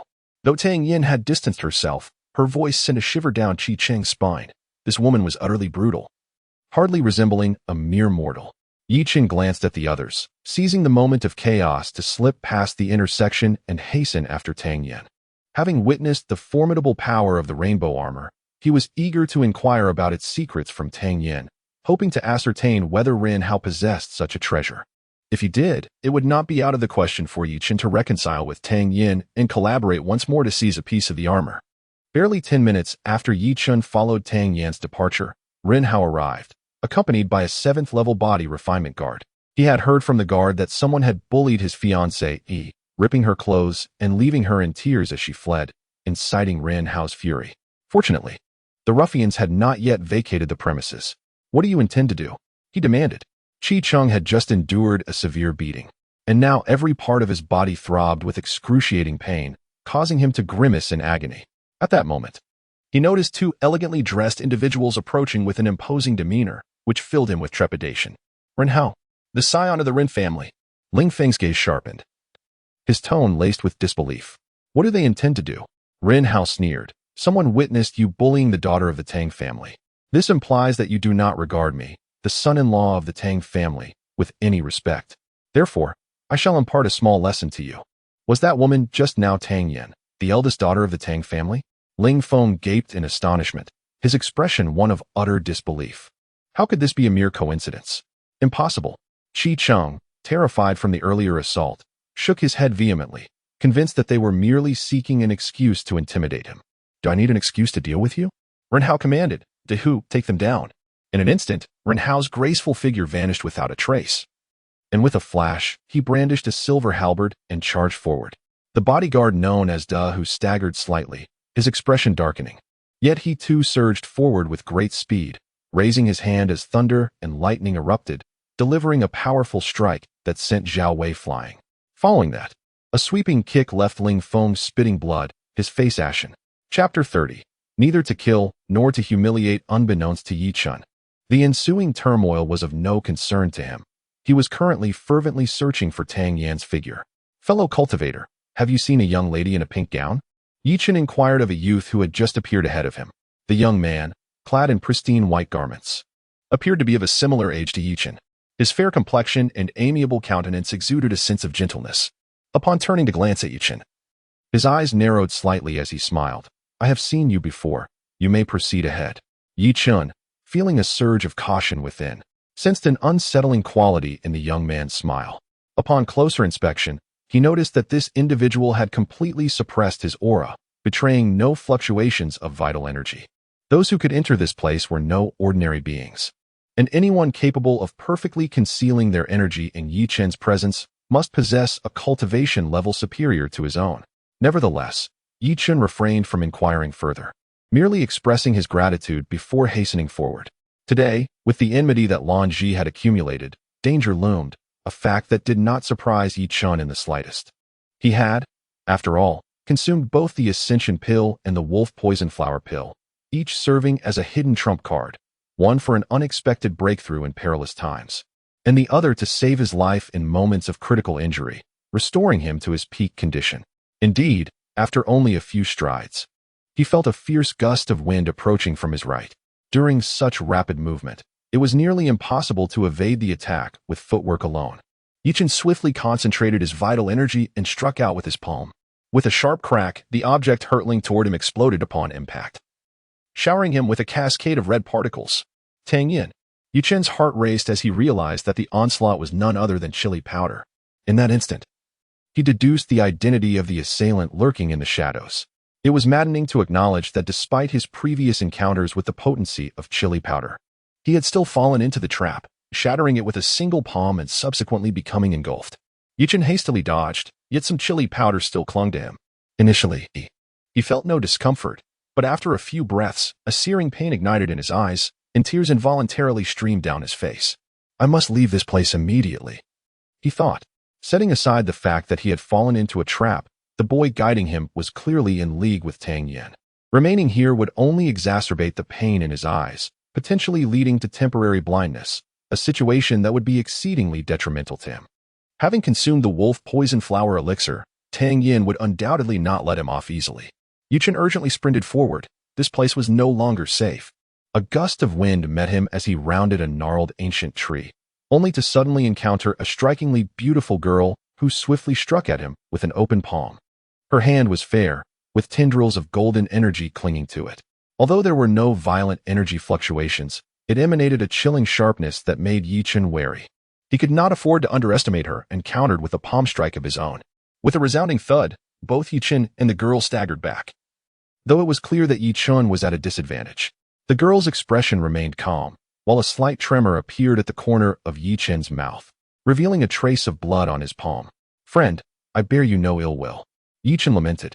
It was exceedingly frustrating.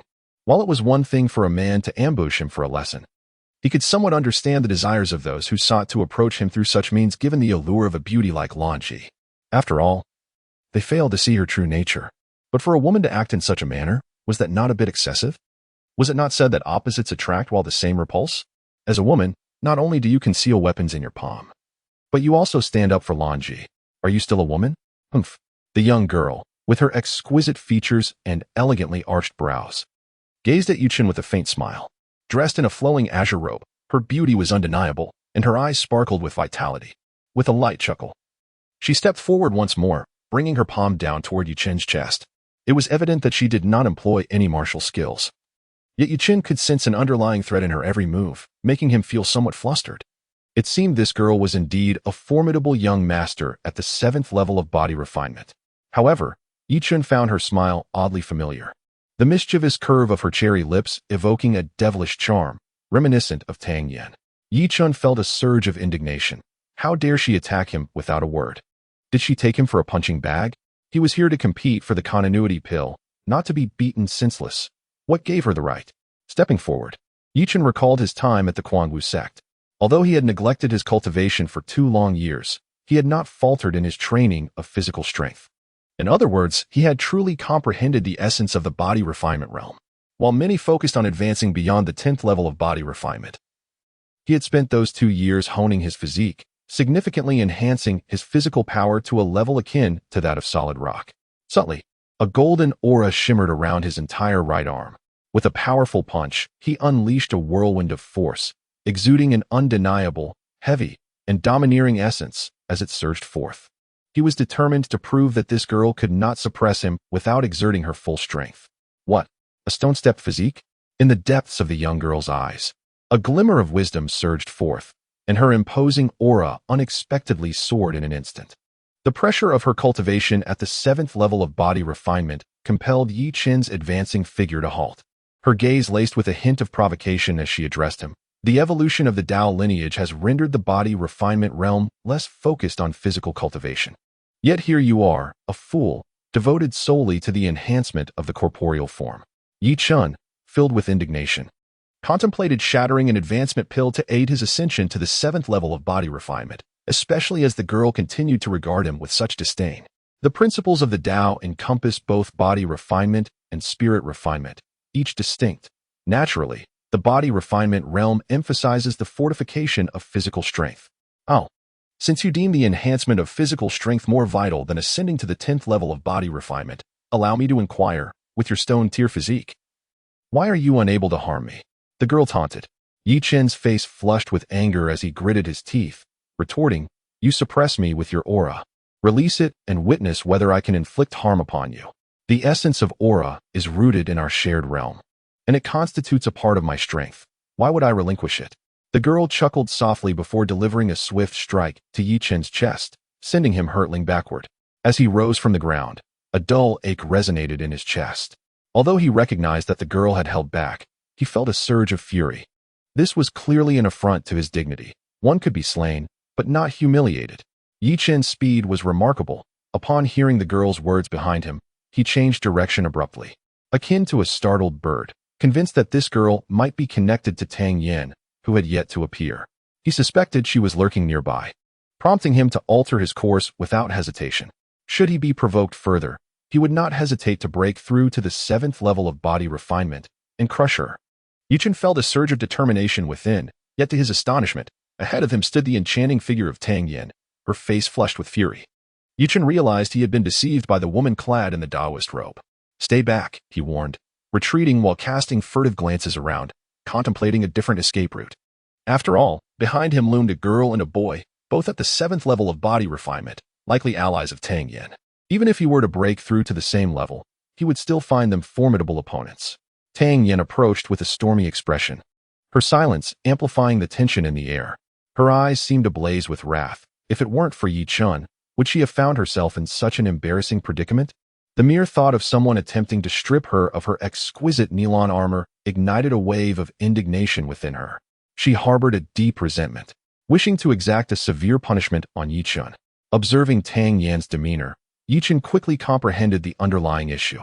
He had just witnessed a rather entertaining scene from the shadows and remarked, "What others do to you is not my concern. You cannot hold me accountable for their actions."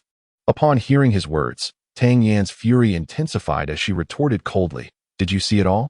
Were you in league with those scoundrels, intentionally belittling me?"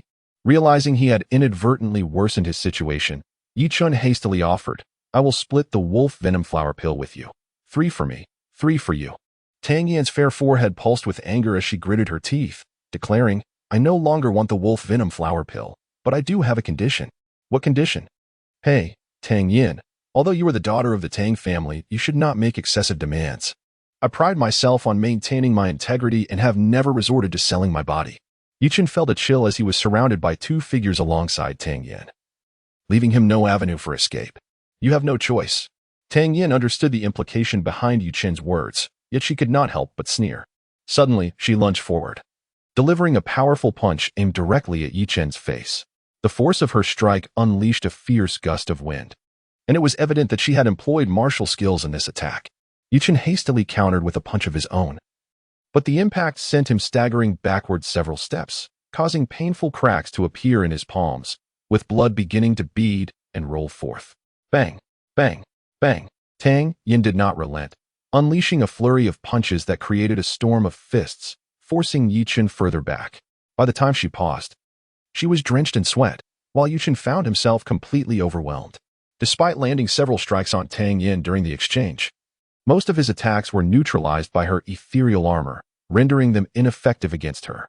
Yi Chun's sleeves were torn by the violent energy, his arms bore marks of blood, and a trickle of blood stained the corner of his mouth, presenting a pitiful sight.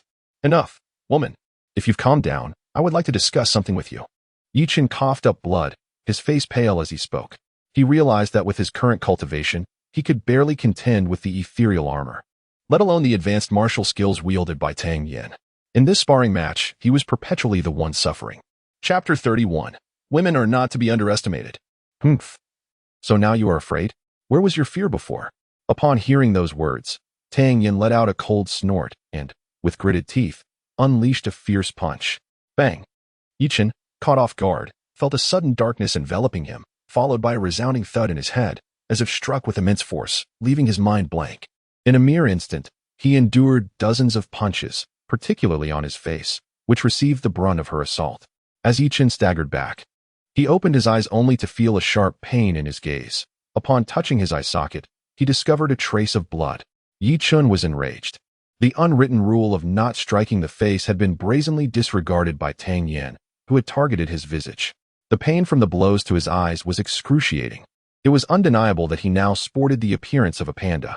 Without hesitation, Yi Chun consumed an advancement pill at such a critical moment. Failing to do so would likely result in being thoroughly beaten by this woman. As an ambitious young man, he could not allow such a tragic fate to befall him. Buzzing. In an instant, Yi Chun felt a tremendous surge of energy coursing through his meridians, flooding towards his limbs and fiercely purging the impurities within his bones and veins. A powerful golden radiance enveloped his entire being, transforming his aura into something extraordinary. In the blink of an eye, his veins thickened severalfold, and even his vital energy became remarkably pure and explosive. Within his chi sea, a golden energy orb spun with vigor, expanding noticeably within mere breaths. His momentum shifted dramatically, unconditionally advancing to the 7th level of body refinement. Yi Chun clenched his fists, feeling an unprecedented surge of strength coursing through him, his entire being brimming with explosive power. Crackling sounds echoed throughout the air. As Yi Chun shifted slightly, a symphony of crackling bones resonated throughout his body, an exhilarating sensation rapidly enveloping him, bringing immense delight and unparalleled satisfaction. "Vulgar woman, watch as I make you see," Yi Chun declared, shaking his fist before stepping forward. The formidable aura of his 7th level of body refinement surged from within, a wild and overwhelming pressure sweeping across the surroundings like an invisible tempest, causing the grass to bow and stones to shatter, exuding an extraordinary charm. Tang Yan's delicate countenance transformed, her vibrant lips forming an astonished ta shape. Her expression shifting from fierce to adorably bewildered, exuding an innocent charm. The sudden turn of events bewildered her, while most individuals required several hours to achieve a breakthrough. Chen had accomplished it in mere breaths. Could it be that her assault had inadvertently sparked his enlightenment, leading to this instantaneous advancement? Chen, your breakthrough is also attributed to my efforts. Without my intervention, you would never have had the opportunity to ascend, Tang Yan exclaimed urgently. Fully aware that she was now at a disadvantage, she needed to buy time for the observing Hualinger and Mu Yongqing to arrive and assist her.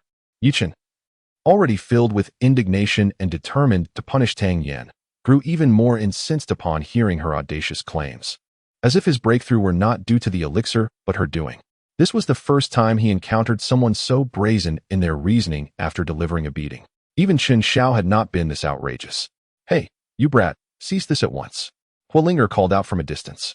Friends can always negotiate. In the distance, the shepherd shouted urgently. Is this negotiable? I fear that if you encircle me, I shall undoubtedly endure considerable torment. Chen scoffed, recognizing the folly in halting his advance and relinquishing his advantage. With a swift application of the Lingbo Weibu technique, his speed intensified, allowing him to appear before Tang Yan in an instant. He reached out, seizing one of her delicate wrists, while his other hand sought to grasp her remaining hand. By capturing Tang Yan, he not only aimed to secure his own escape, using her as leverage, but also to intimidate the two 7th-level body refiners into confronting Ren Hao.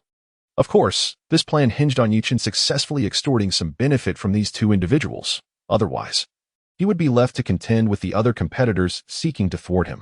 Let go, you rogue, Tang Yan cried out, her voice piercing as she struggled against his grip, nearly shattering Chen's eardrum with her desperate shriek. Given your insinuations, it seems rather unreasonable for me not to collect some medical fees. With that, Chen altered the trajectory of his hand and delivered a sharp slap to Tang Yan's Dari before swiftly capturing her other hand, effectively binding her for the moment. Tang Yan stood frozen, akin to a lifeless puppet, her expression locked in a state of shock. Less than 20 meters away, the shepherd and Hualinger stumbled in their frantic escape, their faces reflecting a dazed disbelief as they watched the scene unfold, their lips moving as if to utter words they could not find. The clarity of that earlier sound echoed in their minds. After a few breaths, Tang Yan seemed to be possessed, letting out a piercing scream that resonated with an extraordinary intensity. The sound penetrated the air, startling the nearby birds into frantic cries as they flapped their wings and fled in all directions, seeking refuge from this chaotic scene. Chen, positioned closest to Tang Yan, endured a torment that transcended mere physical pain. The sound seemed to tear at the very essence of his soul, causing excruciating anguish that felt as if it could shatter his mind. Simultaneously, Tang Yan's small hand lunged towards Chen's face. Although his eyes throbbed with pain, he could distinctly see her elongated, gleaming nails, radiating a fierce aura, aimed at scratching his face. If those claws were to find their mark, even a youthful master at the 10th level of body refinement would likely be left grotesquely disfigured, bearing wounds that would bleed profusely and remain unhealed for a considerable time. However, due to the lower position of Tang Yan's body, her intended attack veered slightly off course, now directed at Chen's mouth. Should she succeed in her aim, the pain would likely surpass the agony of disfigurement, rendering the simplest tasks of eating and speaking a significant challenge. Instinctively, and driven by a sense of retaliation, Chen opened his mouth and bit down. You fool! Seeking death. Tang Yan felt a sudden warmth and sharp pain in her palm and quickly withdrew her hand, only to discover a clear imprint left behind. This man had bitten her like a wild beast, showing no mercy whatsoever. Had she hesitated even a moment longer, she might have lost a chunk of flesh. Certainly, what rendered her countenance pale was the extensive drool adorning her palm. This nearly sent her into a frenzy. Chen once again ensnared Tang Yan's delicate hand and ominously warned, should you move again, do not blame me for my lack of courtesy. Remove your filthy hands. You rogue, get away from me. Do you believe that I could annihilate your entire family? Tang Yan's lovely face turned a furious shade of crimson. She yearned to wipe away the saliva from her hand, yet Chen denied her that opportunity. Especially after that previous slap, the sensation was utterly dreadful. It left her teetering on the brink of madness. As the sole daughter of the Tang family and its esteemed head, she was revered by all her kin. Her status far surpassing that of even the young masters. Who would dare to take advantage of her? Those who encountered her could only suffer losses. Even those with greater prowess would hesitate to offend her. And what had this scoundrel just done? He had brazenly dared to affront her. Such an offense warranted death. 1,000 cuts, dismemberment, deep frying, and steaming. At this moment, Tang Yen was overwhelmed with a shameful fury, wishing for Yi Chun to descend into the depths of hell. At any cost. However, the vast chasm between the 7th and 6th levels of body refinement left her with no choice but to remain confined, with scarcely a chance to retaliate. Yi Chun, unable to endure any longer, released her grip, braving a slap from Tang Yen. He then hurled a handful of chili powder straight into her mouth, finally granting his ears a moment of reprieve. "Ah, you scoundrel, I will kill you. Spit, spit, I will slay you." S face suddenly flushed a deep crimson, resembling a cooked shrimp, her nostrils flaring as she gasped for breath. She alternated between expelling chili powder and unleashing a torrent of furious exclamations. Fortunately, Yi Chun had the foresight not to disclose his name to, otherwise, he would undoubtedly have been subjected to her vitriolic remarks about his ancestors, and she might even have summoned all those who harbored animosity towards him. "How could you treat this way?" exclaimed, her frustration palpable as she observed the scene. Upon witnessing's flushed face, streaked with tears from the spice, her heart ached with sympathy. While feeling indignation for, she simultaneously cursed each and 1,000 times in her mind. Despite his audacity in confronting the family, he should still possess a modicum of tenderness and restraint. How could he unleash such cruelty upon such a delicate beauty? Knowing's character realized that it was Yi Chun who had succeeded in reducing the little demon to tears. Meanwhile, remained in a state of stunned silence, torn between empathy for and a deep sympathy for Yi Chun. While it might seem tempting to take decisive action against in the heat of the moment, he understood that such recklessness could provoke the wrath of the entire family. Without the protection of a formidable force, Yi Chun risked bringing calamity upon his own family. Certainly, as the young master of the Shepherd family, one of the 4 great clans, he does not believe that Yi Chun possesses any extraordinary backing.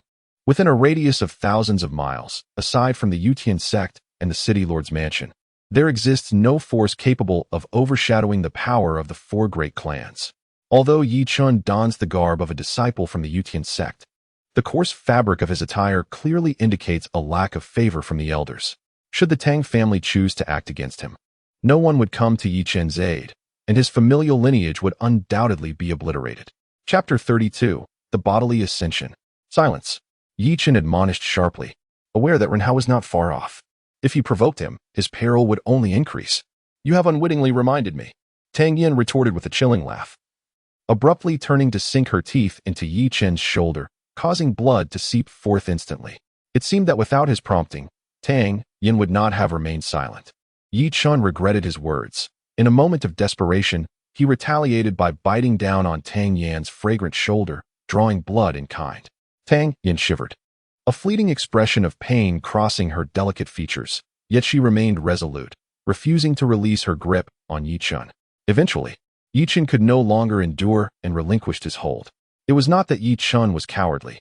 Rather, his biting strength paled in comparison to that of a fragile woman. However, Tang Yan's mouth was filled with chili powder mixed with saliva, transforming into a concoction of fiery torment. Sprinkling salt upon a wound is already an ultimate form of suffering, but dousing it with chili water transcends the limits of human endurance, rendering it a cruel and vicious torture. The searing pain coursing through his wound felt as if it might incinerate him, causing Yi Chen's brow to furrow deeply. Ultimately, in resignation, he released Tang Yan's small hand and grasped her chin, forcefully separating her from his shoulder. "What a vindictive woman!" Yi Chen exclaimed, his face contorted in pain. "So vengeful. Does she seek a mutual demise?"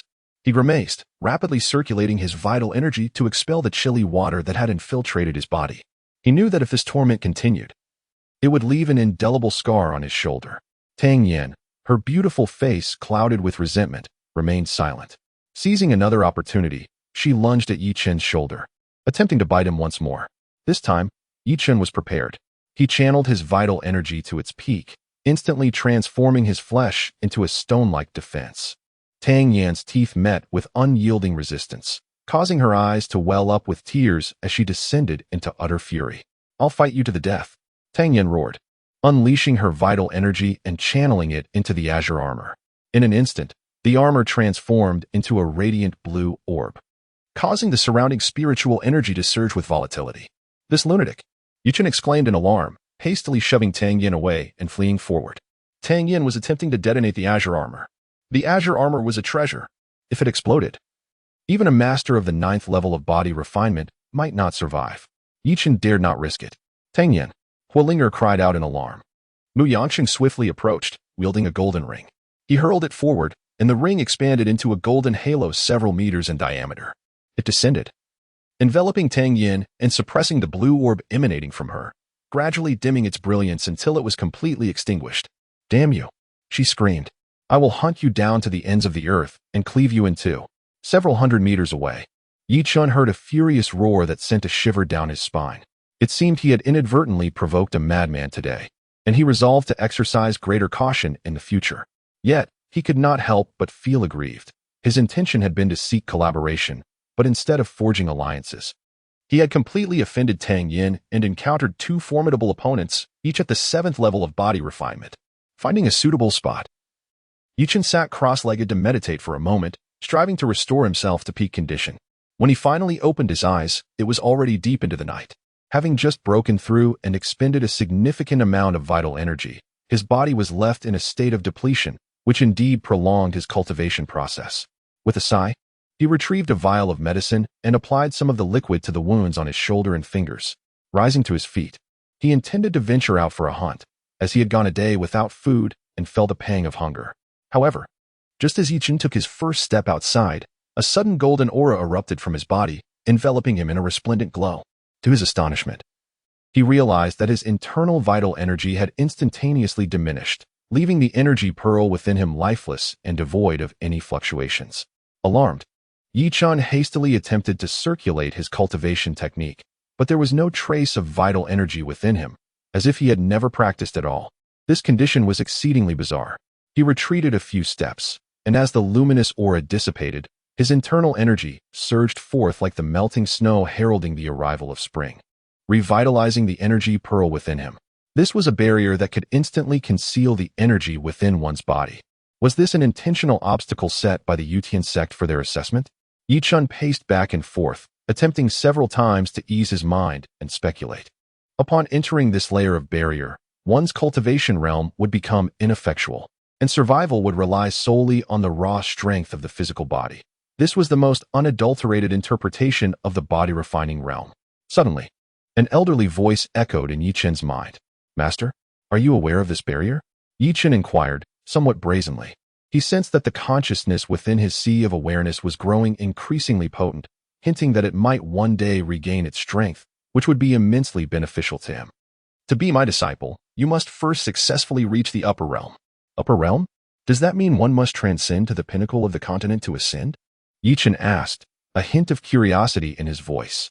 To him, the upper realm seemed synonymous with the divine realm, as those who achieved enlightenment and successfully transcended the continent's peak to withstand the heavenly tribulation were all practitioners of the dragon path, attaining supreme status. As for the upper realm, I cannot recall much, only that it is divided into 9 domains and 18 wastelands. The Tianwei continent was originally a small state within the wasteland, though it was inexplicably cast down to the lower realm and shattered into 9 fragments. The elder coalesced into a luminous orb within Chen's sea of awareness, faintly resembling a human silhouette. "What? This is utterly absurd," Chen exclaimed incredulously, believing the elder to be spouting nonsense. After all, the Tianwei continent was merely a collective term for the lower realms, and the martial law continent was only 1/9 of it. The realm of martial arts is vast and boundless. Once, a cultivator of the 10th level of body refinement set forth at the age of 15 and, until his demise at 100 years, never ventured beyond this martial continent. It is noteworthy that a cultivator of the 10th level can traverse dozens of meters in a single step, condensing distance to mere inches, and traverse 1,000 miles in a day. Yet, despite spending 85 years, he never escaped the martial continent, its expanse immeasurable. If the heavenly realm is but a small province within the vastness, what then can be said of the colossal martial continent? Merely a frog in a well, remarked the elder indifferently. Chen was instantly infuriated, his lungs burning with ire, and he ceased the discourse with the elder, stepping into the barrier instead. His cultivation of the 7th level of body refinement deemed him of moderate prowess outside the barrier, yet upon entering, his physical form elevated to that of superior mastery. This was largely due to many focusing solely on their cultivation levels, neglecting body refinement, rendering the 10th level somewhat of a misnomer. Do you wish to see the heavens of the upper realm soon? The elder inquired with a faint smile. For reasons unknown, Yeqing sensed a hint of danger and retorted, Yes, I wish to slap you twice with the truth. You rascal! You were just calling me master with a bold face, and now you've turned on me. The elder chuckled. Before continuing, do you understand why I entered your body to impart the arid dragon's refining energy to you? It was merely due to your inability to choose otherwise. Yeqing replied with irritation still palpable in his voice. You are correct, yet also mistaken. You must genuinely believe that I cannot penetrate the bodies of those who have achieved the 3rd tier of body refinement, and that I am left with no choice but to select you. However, I assure you, this choice is solely based on the strength of your physique. You should be aware that cultivation is fundamentally divided into the 10 stages of body refinement and the divine realm. The essence of body refinement does not solely focus on the realms of cultivation but should primarily emphasize the enhancement of physical strength. This serves as a foundation for future advancement into the divine realm. Neglecting the fortification of the body will inevitably limit one's potential, preventing them from striving for greater heights. The emergence of such a barrier in your assessment is likely a warning from the elders of the sect, acknowledging that the path of cultivation risks stagnation if not approached diligently. Is there any merit in what you say? Do you think my physique can pass the test? Chen inquired. I doubt it, came the reply. Chen immediately bristled with indignation, exclaiming, Are you deliberately trying to undermine me? There are certainly fewer than 300 participants with a stone tier physique among this cohort. Do you truly believe I cannot succeed? Let us not forget. There are only over 2,000 competitors, which is precisely why the first stage allows you 3 days. The elder showed no sign of anger. Instead, he smiled calmly. What do you mean by that? Chen asked. Many have reached the 7th tier of body refinement or beyond, and the realm of cultivation indeed has a supportive role in body refinement. Those who can break through to the 8th tier can accumulate their strength and achieve a stone tier physique within 3 days, the elder elucidated. Are you suggesting that this 3-day period is actually designated for cultivation? Startled, Chen felt a sense of impending crisis, realizing he had no reason for complacency. Indeed. To advance, you must achieve a treasure tier physique, the old man stated gravely. A treasure tier physique? Impossible. Chen nearly choked. The concept of a treasure tier physique, akin to the resilience of an ordinary treasured artifact, seemed unattainable within a mere 2 days. How can you deem it impossible without trying? The old man retorted. Do not forget that your master was once a divine dragon realm expert. Imparting secret methods to attain a treasure tier physique is hardly an issue. With gritted teeth, Chen conceded. Very well, I trust you. Tell me, what must I do? Go and lift that stone before you. Without hesitation, Chen approached and lifted a large stone. Weighing 200 pounds, you lift it with ease. It seems your foundation is commendable. Now, proceed to lift the one ahead. The old man instructed further. Chapter 33, You Old Codger. Chen's expression soured as he beheld the enormous rock, towering a full in height. He had agreed to undergo this cheap master's trial solely because of the latter's past cultivation, which was extraordinarily terrifying. There might indeed be a shortcut. After all, he was once a divine dragon realm expert, capable of manipulating the elements with ease. In their eyes, a mere treasure tier physique was insignificant. The physical strength one could exert with a stone tier physique was a mere 500 pounds. To lift a 1,000-pound boulder was far beyond his current capabilities. Youth. There exists no shortcut to cultivation. Everything adheres to the principle of gradual progress. Assisting you in this manner is, in fact, a deviation from the natural order. Should you remain unambitious, my efforts will be in vain. The elder, within the depths of Chen's consciousness, had already discerned the essence of his thoughts with remarkable clarity. He lamented the youth's misfortune, feeling indignation at his lack of resolve. Chen seemed to sense a hint of emotional fluctuation in the elder's words and gritted his teeth. Responding, I understand. He then swiftly advanced, bending down to grasp the jagged edge of the stone, and suddenly rose to his feet. However, as soon as Chen stood, his legs buckled beneath him, forcing him to kneel, his knees striking the ground with a thud. His complexion flushed crimson, his veins swollen like dragon tendons. He exerted all his strength in an attempt to lift the stone. Yet, having barely raised it half a meter, his legs trembled once more, bringing him crashing back down. This time, the situation was dire. Chen coughed up a mouthful of fresh blood, his face pale as parchment. Even his hands, clutching the stone, were bloodied and torn, especially at the knees, where blood soaked his garments to a deep crimson hue. Not far away, several disciples of the Chen sect gathered around a bonfire, their curiosity piqued by the commotion. One disciple chuckled, observing Chen's futile struggle to lift the immense boulder, remarking on his pitiable state and his apparent lack of self-awareness. Yet, such sentiments are not entirely fair. Physical cultivation inherently involves pushing one's limits, and injuries are an unavoidable facet of this journey. I find myself rather optimistic about his potential, commented a young woman with delicate features, a gentle smile gracing her lips. The celestial fairy, upon entering the barrier, deliberately injured herself in her cultivation, evidently attempting to capture your attention with her beauty. Such individuals are not unfamiliar to me.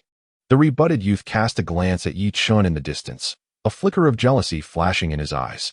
The origins of the celestial fairy are shrouded in mystery. Even the elders within the sect treat her with utmost deference.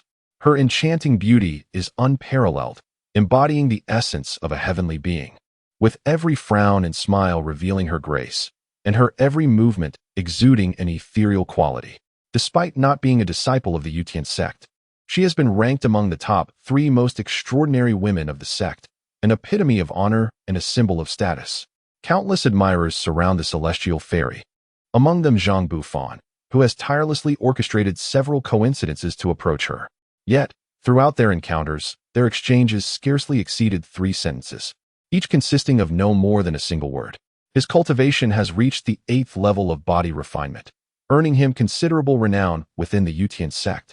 Yet he finds himself unable to elicit even a single extra word from the celestial fairy. Meanwhile, that young man ahead has effortlessly captured her attention upon his arrival, inciting his profound indignation. By what right does he possess such an influence? Beside the celestial fairy stood a tall, handsome young man, his stature commanding and his features striking. His eyes, as dark as the night, were adorned with faint silver specks surrounding the irises, occasionally vanishing without a trace, only to re-emerge fully, resembling twinkling stars.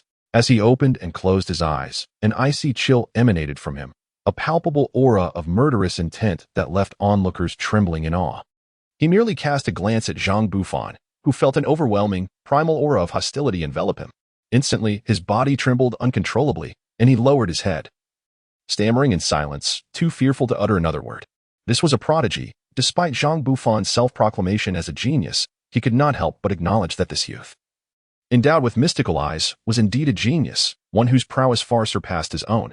This individual was named Chen, possessing an unremarkable cultivation level of merely the 7th stage of body refinement. He was also a suitor of the enchanting Qingxian fairy.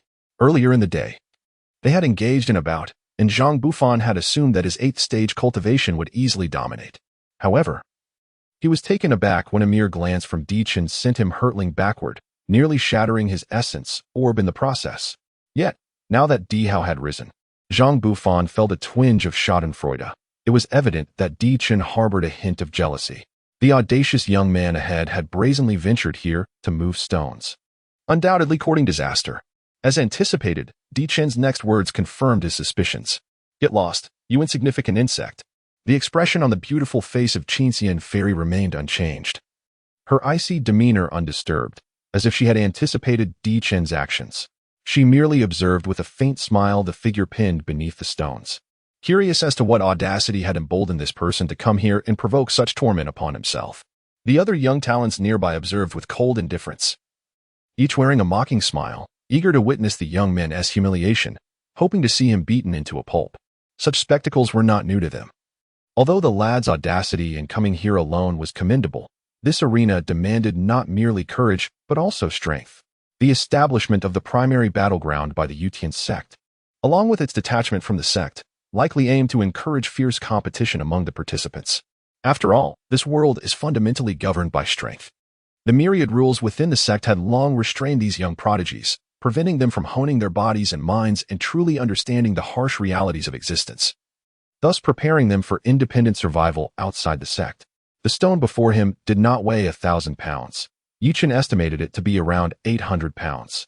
Yet, even this seemingly lesser weight was beyond the capacity of his slender, untrained physique. Initially, when he lifted the stone, he merely felt a slight dizziness. However, as minutes passed, he found himself kneeling, his knees embedded into the ground, unable to rise due to the weight he bore. His legs sank deeply into the earth, rendering him unable to dismount from this metaphorical horse. He lacked the strength to hurl the stone away, and if he were to release it, he feared it would crush his legs into fragments.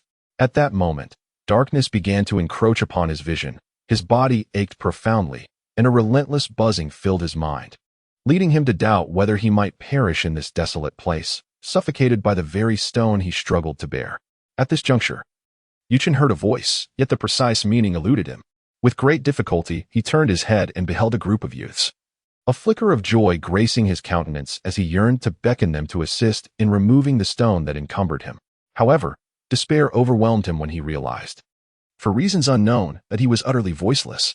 The moment he opened his mouth, blood gushed forth, prompting him to close his lips tightly, allowing the metallic sweetness to pool within.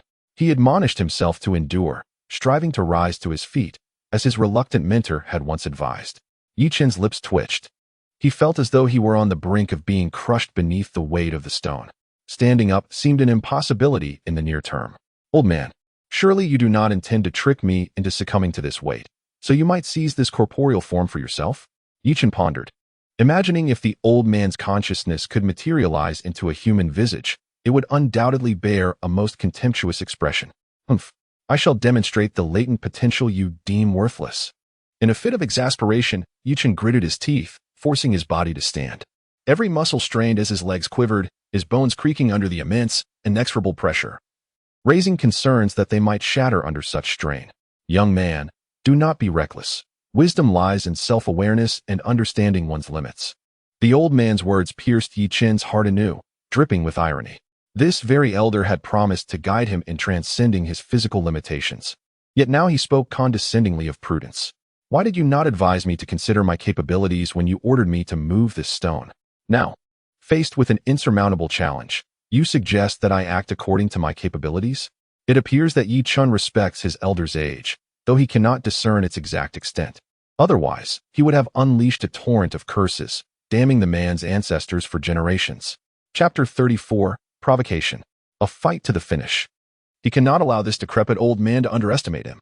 Gritting his teeth once more, Chen endeavored to rise, trembling as he attempted to stand fully upright. Of course, Chen had his own calculations in mind.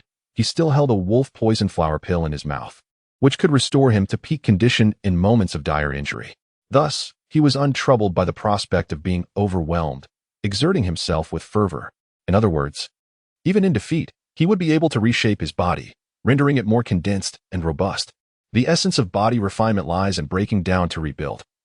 This entails the continuous dismantling of the physical form, followed by its fortification.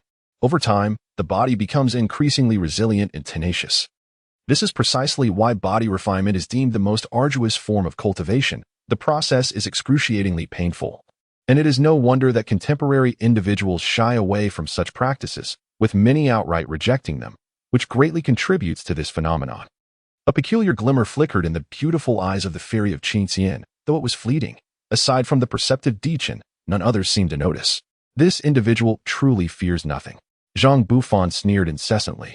Having initially believed that Chen was merely attempting to draw attention from the fairy of Qingxian by foolishly showcasing his skills here. To his surprise, Chen found himself in a predicament, pinned beneath a stone and unable to move, having previously ignored Chen's words, which would surely incite Chen's wrath and result in punishment. It must be understood that his actions could lead to Chen losing face in front of the ethereal Qingxian.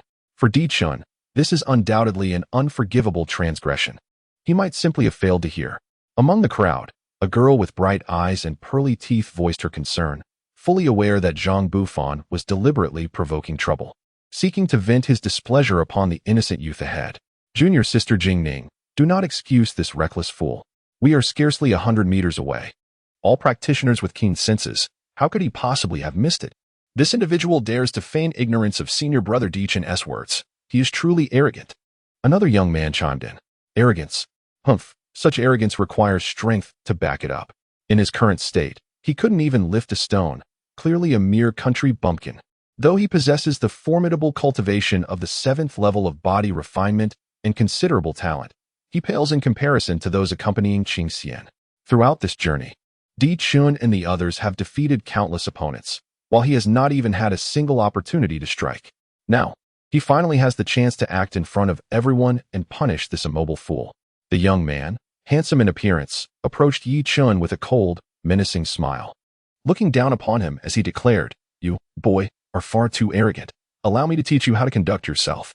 With that, he aimed a kick directly at Yi Chen's face.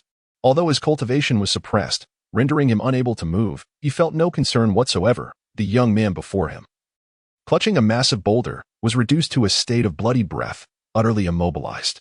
Yi Chen was somewhat bewildered, his body severely injured internally, with his organs suffering varying degrees of damage. Yet, when that kick was launched, he became acutely aware, instantly opening his eyes with a look of astonishment and rage.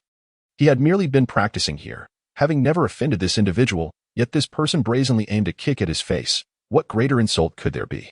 Yi Chen hastily tilted his head, narrowly evading the attack. "Oh, you dare to dodge? I shall make you regret it." The youth appeared infuriated, initially believing he could strike Yi Chen with ease. However, to his surprise, Yi Chen's swift reaction allowed him to evade, prompting the youth to scowl and launch a fierce kick towards Yi Chen's face. This time, he exerted all his strength. Given this opportunity by Di Chun, he felt compelled to teach this insolent brat a lesson as swiftly as possible, lest Di Chun deem him ineffective and jeopardize their future rapport. Yi Chun, now incensed, realized that this individual had not even uttered a single reason before attempting to strike him. Such an affront was intolerable. He swiftly turned to evade the attack once more and, with all his might, propelled the boulder he had been holding. Boom! The youth had yet to react before being struck down by the massive stone, collapsing to the ground in unconsciousness. His cultivation was remarkable, reaching the 7th level of body refinement. However, in this place, all cultivation was completely suppressed, leaving him to rely solely on his physical strength, which he had not trained at all. Consequently, he was struck unconscious, blood oozing from his mouth and nose, with one leg brutally shattered, leaving a pool of blood in his wake. Yi Chen's pale visage turned crimson with intense fury as he finally stood upright from the ground. He then placed his foot directly upon the chest of the youth, producing a series of sharp, cracking sounds. It was evident that several bones had been crushed under Yi Chen's formidable physique. Zhou Hong awoke, jolted from his stupor by the excruciating pain, and let out a heart-wrenching scream. "You get away from me." Zhou Hong's eyes flew open to behold Yi Chen, whose lips curled into a sinister smirk. His face twisted in rage, he roared in disbelief. He had never anticipated that Yi Chen would use a stone to topple him. Nor could he have imagined that just a moment ago he had been so arrogant, only to find himself toppled to the ground, his role reversed, with Yi Chen standing over him. The sudden turn of events was too overwhelming for him to process. He had come to bully others, yet found himself the target of humiliation. "Ha! Zhou Hong, you fool," Zhang Bufan remarked with a bemused smile, noting the dramatic twist of fate. The boy had effortlessly dispatched Zhou Hong, a disciple of the Yutian sect at the 7th level of body refinement, with a giant stone, rendering him completely immobile. "Get away?" Yi Chen scoffed. Then, with a fierce determination, he pressed down harder with his foot on Zhou Hong's chest, eliciting a series of crisp, resounding cracks that echoed in the air, giving Yi Chen's raw power, which amounted to 500 pounds. Such a forceful stomp was comparable to the brutal assault of certain large magical beasts. Even those whose physical fortitude had reached the stone tier would suffer under such an attack, and Zhou Hong had not yet cultivated a stone tier physique. "Ah!" Zhou Hong cried out, feeling an immense and surging power strike his chest, violently assaulting his sternum. The sound of cracking bones immediately followed, and waves of excruciating pain nearly overwhelmed him. His body convulsed slightly from the unbearable agony, his eyes bulging as if about to burst, his mouth filled with blood and shredded flesh, the remnants of his pulverized tissues. His once handsome face was now twisted beyond recognition, and his chest had caved in, drenched in blood, a picture of utter ruin. Never had Zhou Hong been subjected to such treatment. Though only of minor renown within the Imperial Sky sect, he had always enjoyed a life of privilege and influence. While he had humbled himself somewhat before Di Chun, it was merely to enlist Di Chen's support. But now, a piece of trash pinned beneath a rock was trampling him underfoot. This filled him with a burning rage. The sense of defeat that pierced his soul was far more devastating than the physical wounds. The man, in shattering his sternum, had cast his confidence and pride into the abyss, obliterating them completely. Once the pain subsided, it was replaced by boundless malice and resentment. "I will kill you," he roared. Like a wounded beast, his eyes filled with venom.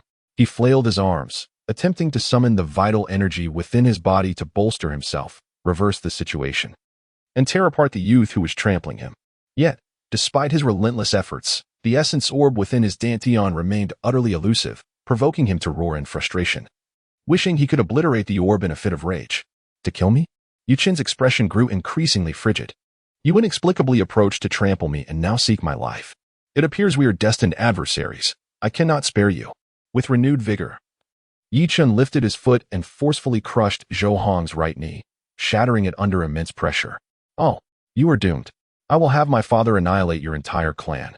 Zhou Hong's eyes blazed with fury as he screamed in agony, unable to comprehend such humiliation. With one leg crushed by a boulder and the other broken beneath Chen's foot, the prospect of recovery before reaching the realm of divine refinement was utterly bleak, threatening to reduce him to a state of utter worthlessness. "Still daring to threaten me? Let me extinguish your hopes entirely." Chen raised his gaze, scanning a nearby group of individuals. After a moment of deliberation, he suppressed the urge to obliterate Zhou Hong outright, and instead aimed a decisive stomp towards Zhou Hong's Danteon. This was a sheer display of brute force. Zhou Hong was utterly defenseless. Should Chen strike the essence orb, it would likely result in the annihilation of all his martial prowess, condemning him to a life of insignificance, a fate far crueler than death itself. Chapter 35, Striking Without Hitting the Face. Hold on. Chen's complexion shifted as he had presumed Chen would hesitate to deliver a fatal blow, while Chen refrained from taking a life. Rendering Zhou Hong's abilities null and void was a far more merciless act. Chen may not have favored Zhou Hong, but he would not allow Chen to prevail. One must consider the master before striking the dog. Zhou Hong was sent forth by him. Should Chen incapacitate him, he too would face humiliation. Chen's expression darkened slightly, yet he did not cease his actions. Instead, he intensified his assault, forcefully stepping on Zhou Hong's Danteon, shattering the essence orb, which caused Zhou Hong to faint after a piercing scream. Seeking death, Chen's face darkened as he let out an enraged roar and lunged forward, delivering a punch aimed at Chen.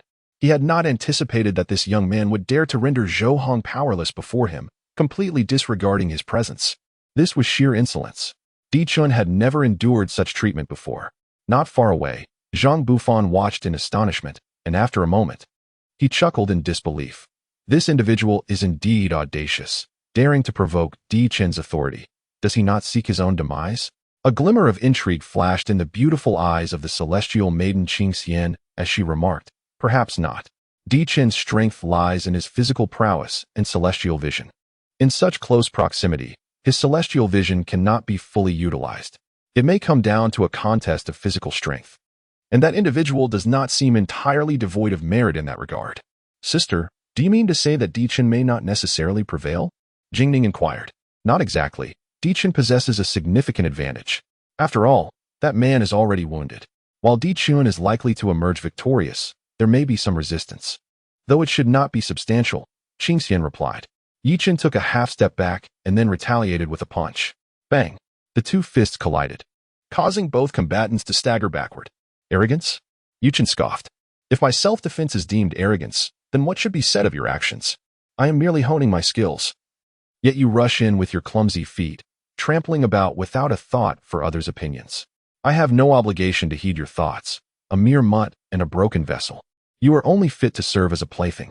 The very notion of trampling you signifies my regard for you." Dyson smirked coldly, for it had been long since anyone had dared to confront him so directly, an encounter that left him exceedingly uncomfortable, provoking an urge to send the youth sprawling.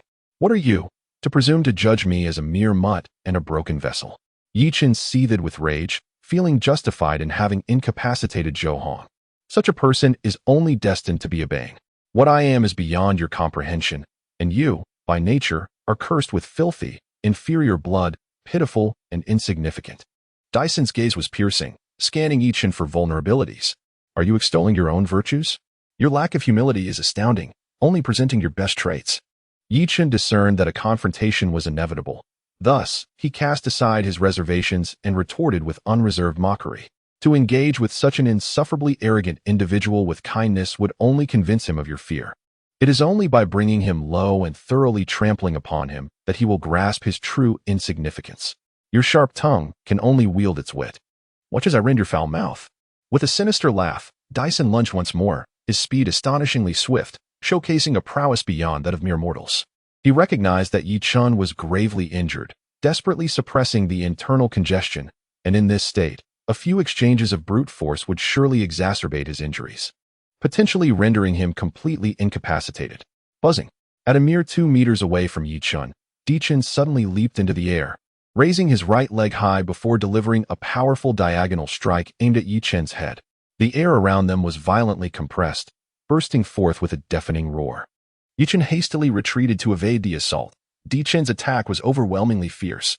Even in his prime, confronting such force would result in significant harm, let alone in his current injured state. Should he be struck, his head would likely burst like a watermelon. Yi Chen raised his hand in response, only to be sent flying. Humph. Truly a wretched creature, utterly worthless. Chen steadied himself after a few steps, launching another attack toward Yi Chen. Due to the internal injuries he suffered, Yi Chen found it increasingly difficult to withstand Chun's full-fledged onslaught.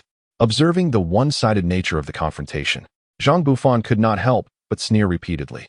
It is essential to possess self-awareness. This individual may excel in many areas, yet he is devoid of such awareness, foolishly believing that cultivating his physical form would render him invincible. How laughable. Zhang Bufan, how can you speak so? That individual is still a disciple of our Yutian sect. Your remarks are excessively harsh. Jingning's face flushed with anger as she pointed indignantly at Zhang Bufan. Do not be upset, junior sister Jingning. This insignificant insect is not worth your ire. Just look at his pitiful state. He has brought shame upon our Yutian sect. Does he even resemble one of our disciples? Zhang Bufan remarked with an air of nonchalance. If memory serves, you two were defeated by Chun. Are you not ashamed to criticize others? Jingning retorted angrily. Upon hearing this, Zhang Bufan's complexion shifted between shades of green and white, wishing fervently to vanish into the ground. The feeling of having one's wounds exposed before others is indeed profoundly unpleasant, particularly when the gazes of those around bear down upon him, kindling a deep-seated resentment within. Simultaneously, a hint of spite colored his look towards Jingning. Junior sister Jingning, please do not be angered. Brother Zhang Bufan is merely concerned about the young man facing Chen, someone in the crowd remarked. Upon hearing this, Zhang Bufan squirmed uncomfortably, feeling both ashamed and furious, as it was evident the individual was deliberately provoking him. Oh look, someone is approaching from over there. Another pointed towards the nearby barrier. The group lifted their gazes. And indeed, 2 women and a man were making their way towards them, none of whom were disciples of the Yutian sect. Extinguish the flames. Prepare for a sneak attack. Qing Xian stood up first, her figure exquisitely alluring, casting an enchanting spell under the veil of night, rendering her even more captivating. Bang! Yi Chun raised his hand to block, only to be violently thrown back, his face as pale as parchment, unable to suppress a mouthful of blood. His injuries were dire, his strength reduced to less than a third of his peak condition. After several clashes with Chen, he had fallen into a disadvantageous position, forced into a state of passive defense. Gritting his teeth, Chen contemplated swallowing the wolf poison flower pill. Once ingested, it would undoubtedly accelerate the healing of his wounds, allowing him to break free from his defensive stance and potentially defeat Chen. Wait, just endure a bit longer, his foolish master advised at that moment. Naturally, the term foolish was a label Chen had affixed himself. He had been in peak condition, yet had been misled into severely injuring himself. Now, in a precarious state with his life hanging by a thread, his master remained composed, urging him to withstand further punishment. Why should he endure such torment when he was not one to submit so readily? Perhaps in an effort to console Chen, the elder continued, body refinement, also known as body forging, is the process of tempering and honing one's physique. It is through the blows dealt by others that your flesh is tested. This, too, is a form of forging, when you reach a point where you can no longer move due to your injuries. Consuming the wolf poison flower pill will restore you to your prime, undoubtedly enhancing your combat prowess. Should you manage to transcend to the realm of the precious stage physique, I shall impart upon you several forms of body techniques. Body techniques? Those fierce assaults executed solely through the physical form? Yi Chen's heart stirred with excitement. Generally, practitioners rely entirely on their vital energy to perform martial arts. Thus, when one's cultivation is suppressed within a barrier, the multitude of martial skills learned becomes utterly futile. serving no purpose whatsoever. However, body techniques stand apart. It is said that the strength of the human body can continually evolve and ascend, reaching a pinnacle akin to divine weapons, impervious to all forms and unyielding to external forces. Body techniques require no vital energy. They can be unleashed purely through the fortitude of one's flesh. In this generation, body techniques have fallen into decline as fewer individuals pursue body refinement, leading to the gradual disappearance of once popular techniques. This long-term trend has fostered a vicious cycle, resulting in an ever-dwindling number of body techniques, which have become exceedingly rare and difficult to acquire. Without the cultivation of body techniques, practitioners of body refinement have become increasingly scarce. Once perfected, body techniques can surpass even the mightiest of martial arts. As for martial skills, they are but the tools for those within the 10th layer of body refinement.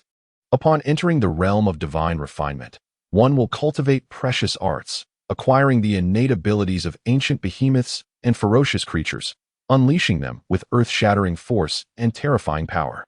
In essence, body techniques represent the very essence of all forms of cultivation. Indeed, should you break through, I shall bestow this knowledge upon you. The old man spoke with a smile, seemingly quite pleased with Yi Chen's reaction. Suddenly, a fist struck Yi Chen's face, sending him flying and causing blood to flow from his nose. I still wish to consume the wolf poison flower pill. After being beaten like this, I have lost all semblance of dignity. Perhaps even my cultivation will be ruined, Yi Chen lamented, a woeful expression on his face. Although martial arts were indeed precious, he felt it prudent to consider how to survive rather than risk his life. Do not worry, you will not perish, nor will your cultivation be destroyed. The old man reassured him. A golden stream of light shot forth from Yi Chen's consciousness, transforming into a faint golden membrane that protected his vital energy orb. Is this truly sufficient? Yi Chen questioned, somewhat skeptical. This membrane is forged from the power of the dragon, rest assured. Even a master of the spirit refining realm cannot dismantle it. Is it truly that formidable? Yi Chen inquired, astonished. Of course. It would be wise to consider who I am, the old man replied with pride. Then could you please protect my face? I have been thoroughly beaten. Yi Chen cried out, just as Di Chen landed another punch on him. Fortunately, he managed to cushion the blow with his hands. Otherwise, his skull would have surely been shattered. Chapter 36, All Knocked Down. Look at your meager accomplishments. One must endure hardship to rise above others. Do you understand? The old man admonished. Yi Chen felt as though he might vomit blood. It was evident that his face was now a mess, bearing the marks of his defeat. Weren't you quite boastful just moments ago? Why the silence now? Have you come to realize your own insignificance? Do you feel shame for your arrogance? Di Chen sneered, gazing down at Yi Chen with a face full of disdain and contempt. Yi Chen wiped the blood from the corner of his mouth and rose to his feet, only to be struck down again by Di Chen's palm. Di Chen, with an air of disdain, pointed at Yi Chen and coldly declared, You show me no respect by crippling Zhou Hong's cultivation, then you shall cease your own training. With that, he aimed a kick at Yi Chen Estantion. Despite knowing that the old man had shrouded his vital energy pearl with an impregnable protective layer, the sight of Di Chen's impending strike sent a chill down Yi Chen's spine.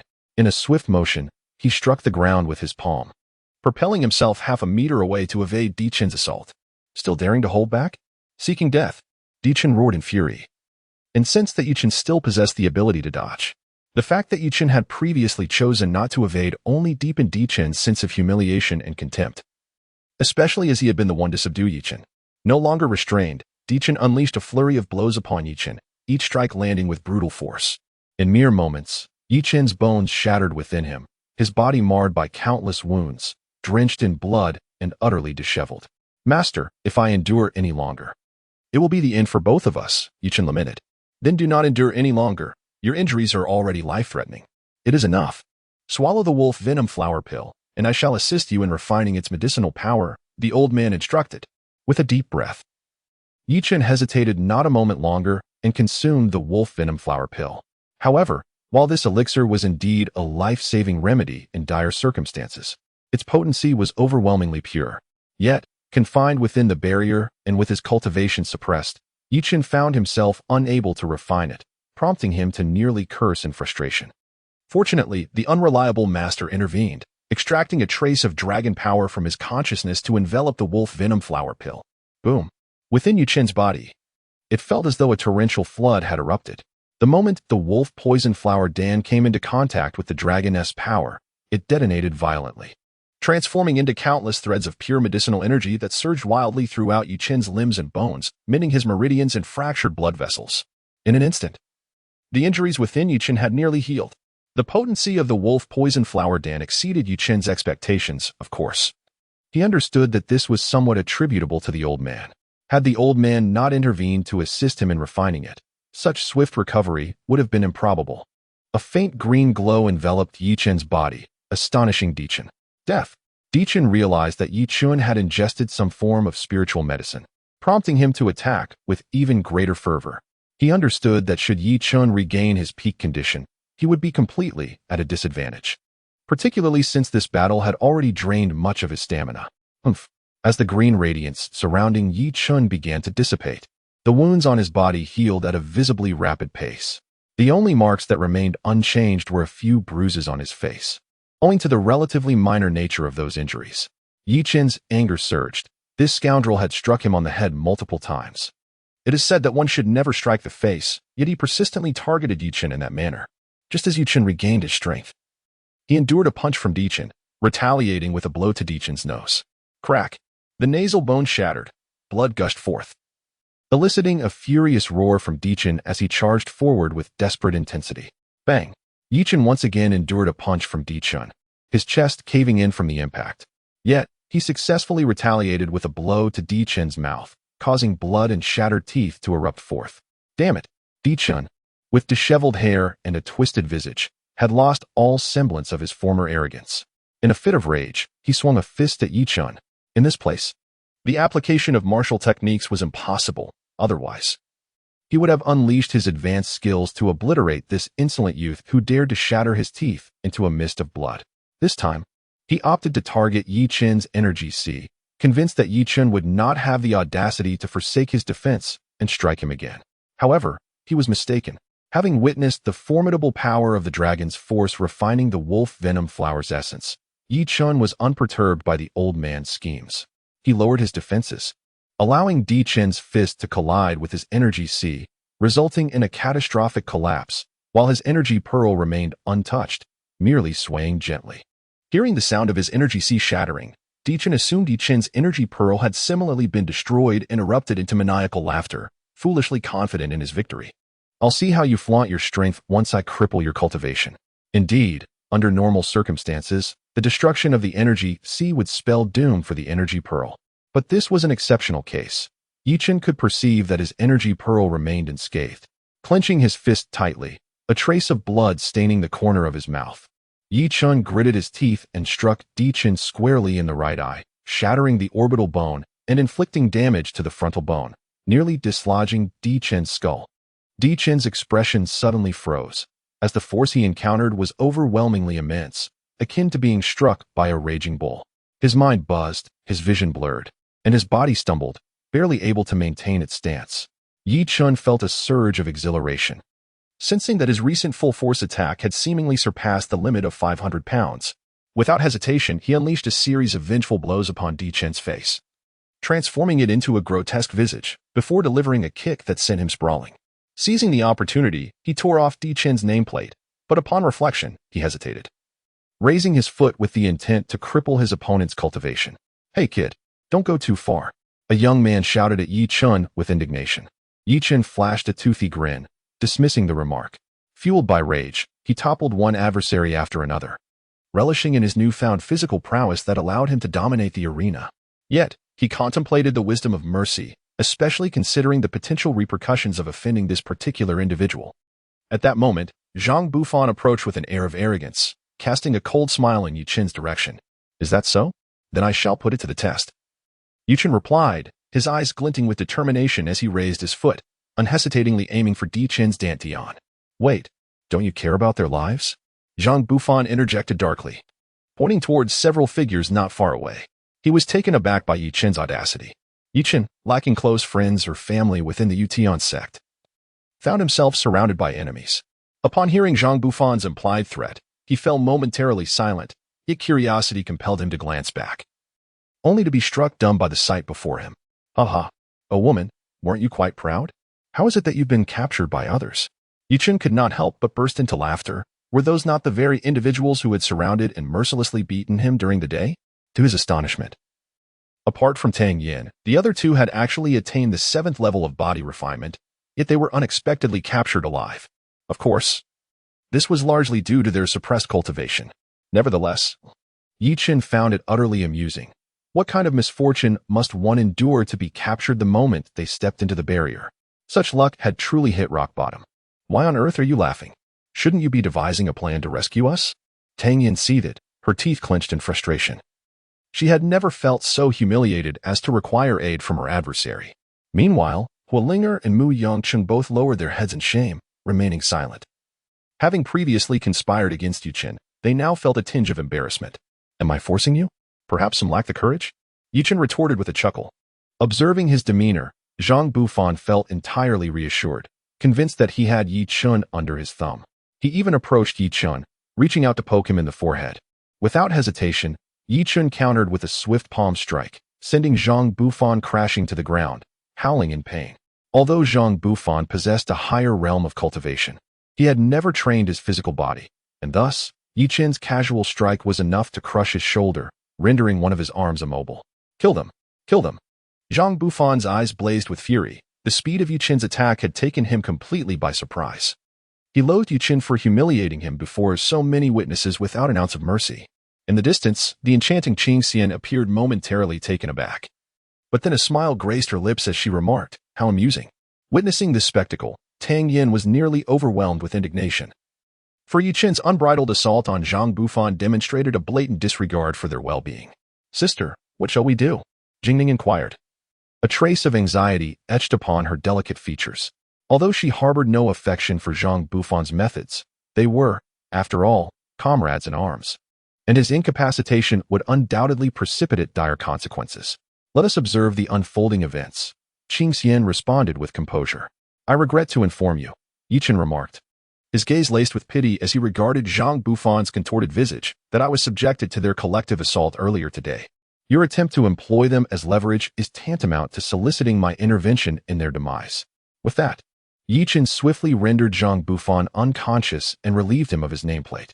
Chen then stooped to retrieve Zhou Hong's nameplate before advancing towards Tang Yin.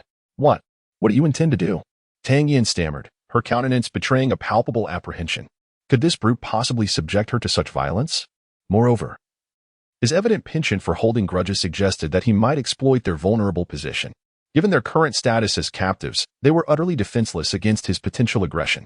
Chen cast a dismissive glance at Tang Yin before addressing Qing Xian and her companions. "You are likely unaware that this woman is a scion of the Tang family, and these two individuals are also affiliated with the four great clans. Your decision to hold them captive as bargaining chips will undoubtedly incur the wrath of several formidable entities." Chen paused, then turned his attention to the young man, remarking with a hint of amusement, "So, you intend to tear up the ticket? I shall observe your attempt. Do not provoke me. Do not presume that I lack the courage."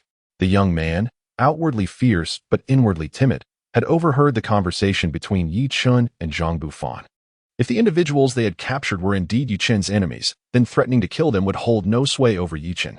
Moreover, these captives might very well belong to the four great families, whom they could not afford to offend. The young man was perplexed. If these individuals were adversaries of Chen, why would Chen propose an exchange involving Zhang Bufan and Chen? Was it not to rescue these three, but rather to trade for three captives? The young man found himself unable to fathom the thoughts of this seemingly delicate youth before him. "I will force your hand. What can you do about it?" Chen kicked Zhou Hong, sending him flying to land in front of the young man.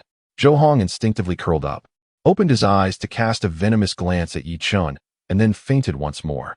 "You." The young man's face flickered with uncertainty, a trace of fear evident in his gaze towards Chen. Though his cultivation was not low, under the suppression of the barrier, he knew he stood no chance against this youth. Chen's methods were indeed ruthless. Zhou Hong was now half dead, and even if saved, would likely become a cripple, unable to cultivate for life. He felt aggrieved, holding the power of life and death over these three, yet unable to intimidate a youth who appeared younger than himself. It was truly pitiful. "Don't be smug. So what if your physical strength has reached the stone tier? Dare to step outside the barrier, and let us have a fair duel with our true cultivation. If you win, I will give you these three. If you lose, return those two to me." Amidst the throng, A young man clad in white spoke with a pallid complexion. The company surrounding the ethereal Qinxian were renowned prodigies of the Yushenzong. Both Zhang Bufan and Di Chun were esteemed inner disciples, their noble status augmented by their remarkable talents, earning them the elders' favor. They were typically the objects of adulation from their peers, yet they had never been subjected to such aggressive confrontation. Although Yi Chen's remarks were not directed at him. As a member of this group, the words struck like a series of resounding slaps, leaving him feeling humiliated. Am I a fool? Clearly, my physical prowess is my advantage. Yet I am expected to compete in realms where I am less skilled. How can that be fair? Yi Chen scoffed. You simply lack the courage to face us. Fearful of defeat, is that not so? Indeed, you are woefully inadequate in cultivation yet shamelessly claim unfairness. It baffles me how Yushenzong would accept a disciple of your caliber. It brings disgrace upon the sect. Voices of disdain and scorn echoed through the crowd. Taken aback, Yi Chen could not help but laugh. When I lacked cultivation, my claims of unfairness were mere excuses, yet now, with your own deficiencies, you lament that this contest is unjust? Is it not ridiculous that you consistently perceive yourselves as victims of inequity? We have not trained our physical strength, which is inherently unfair to us. Yet we have all cultivated in terms of realm, hence, a contest of cultivation is not unjust. Enough of this idle chatter.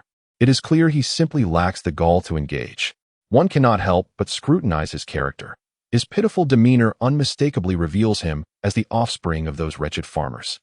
A lavishly dressed young lady, with her head held high and her pointed chin thrust forward, exuded an air of malice, her nostrils almost flaring toward the heavens. The expression on Tang Yan's delicate face shifted abruptly, prompting her to cast a hurried glance at Yi Chen, who, despite his unknown lineage, had never uttered words so injurious to one's dignity, even though she was the esteemed eldest daughter of the Tang family. Fire Spirit's beautiful eyes flickered with indignation. Her delicate fists clenched tightly. Had she been bound by ropes, she would have retaliated with a resounding slap. Feeling utterly ashamed to share the same gender with such a person. However, Muyang Cheng remained silent, his expression unchanged, his deep-set eyes pondering something inscrutable. Yi Chen lowered his gaze, observing his tattered attire, which bore the marks of blood and dirt, and was already quite plain. Thus, being labeled as shabby seemed hardly unjust. He had endured such indignities numerous times during his tenure at the Mad Martial Sect, mastering the art of indifference. After all, while a dog may bite a man must not retaliate against a dog, lest he be reduced to the same level. Moreover, deep down, he held a profound sympathy for himself. Aware that the harsh words of others held a grain of truth, despite the piercing nature of their remarks. It was no small feat for him and his brother to survive together, let alone escape the clutches of poverty. Yet, upon hearing the final two words, Yi Chen's body trembled slightly. Was beast truly a term meant to describe a human? Although his expression remained unchanged, a tempestuous wrath surged within his eyes. Even amidst the dire straits of the Quan Wu sect, none dared to insult him in such a manner. He still vividly recalled the sole instance he had been insulted. Yi Chen had fought desperately, enduring over 100 blows, yet he ultimately managed to overthrow his assailant and cripple their cultivation. Remarkably, he had been no more than 10 years old at the time. In the end, it was only through his master's fervent attempts to absolve him that he narrowly escaped death. This incident became his forbidden zone, like a dragon's reverse scale. Any transgression would result in certain doom. What? You find it displeasing to hear? Indeed, even beasts possess the ability to comprehend human speech. I advise you to promptly release Di Chun and the others, and bow an apology. We may then consider overlooking this matter. Upon witnessing Yi Chen's lack of response, the woman immediately retorted with a sharp tone. You truly are magnanimous. I, so insignificant, have dared to offend you, science, yet you seem utterly unperturbed by my transgressions. Yi Chen replied with a smile, engaging with someone of your lowly status would tarnish our dignity. The young woman cast a haughty sideways glance at Yi Chen, asserting, of course, one must face appropriate consequences for wrongdoing. If you bow an apology and willingly forfeit your cultivation, we shall let this matter rest. Come now, kneel and repent. Otherwise, no one can save you. The youth who had previously been silenced by Yi Chen pointed imperiously at him. The celestial maiden furrowed her brow slightly, yet refrained from speaking. She understood that it was too late now. The boy was correct. These individuals were indeed science, accustomed to wielding their influence. Upon noticing Yi Chen's slightest deviation, they mistakenly assumed that the power of their families had instilled fear in him, utterly oblivious to the actual circumstances. I apologize on her behalf. I shall release them now. The young girl Jingning looked at Chen and spoke hastily, her small face flushed with anxiety. She was unaware of Chen's thoughts, yet she knew he must be angry. Every individual possesses dignity, and it is unbearable to be so openly trampled upon. How could Chen possibly remain unperturbed? Even more egregious was the demand for the other party to prostrate and apologize. Such a request was utterly excessive. Something no person with self-respect could acquiesce to, particularly given Chen's current advantageous position. What do you mean? The girl asked, her expression shifting as she spoke coldly. Although she was relatively attractive, possessing a commendable beauty, at that moment, she was insufferable, akin to a pile of refuse, far more detestable than her appearance would suggest, evoking a desire to cleanse the scene. Yet, she remained oblivious to the absurdity of her own actions. Inwardly, Chen found himself amused by the folly of this individual. It is often said that those with ample physical attributes lack intellect. This girl, however, was not only lacking in physical endowment, but also in intelligence, as she still believed that her family's influence instilled fear in him, using it as a means to intimidate him. Ironically, he did not even know her name or the nature of her family's power. She had not disclosed it, nor had he inquired. Did she truly possess the arrogance to think that he could ascertain her identity merely from her attire? It is worth noting that her garments were nothing more than finely crafted robes belonging to the female disciples of the Utian sect. The young man beside her seemed to sense the tension in the atmosphere. He ceased his words and subtly began to retreat towards the back. They were only about 50 meters from the barrier, and as long as he could escape, he believed that Chen would not be able to harm him. Although his physical strength had not been cultivated, his realm had reached the 7th level of body refinement, which was quite commendable. However, it was meaningless. Chen was now less than 10 meters away from the group. Suddenly, his body arched slightly, then surged forth like an arrow released from its bow, moving with unparalleled speed. What do you intend to do? A trace of fear finally appeared on the girl's face. Tragically, at this moment, she still had not grasped the gravity of the situation. Meanwhile, the others beside her had instinctively begun to retreat, seeking to escape this place. Chen felt a twinge of embarrassment at the thought of revealing his intentions. Yet, he felt no hesitation in taking action. With a swift motion, he delivered a forceful slap to her delicate face, the tremendous power sending her frail body hurtling away, her once fair visage swelling grotesquely, blood splattering from her mouth. What are you doing? I am a member of the Ling family. If you dare to strike me, you will face dire consequences. She gazed at Chen in disbelief, her hands clutching her face as she stumbled backward, issuing threats. Chen's sympathy for the girl deepened. She was utterly foolish and beyond redemption. Despite the situation having escalated to a breaking point, her words only served to intensify his resolve, revealing her vengeful mindset. Yet, she continued to speak.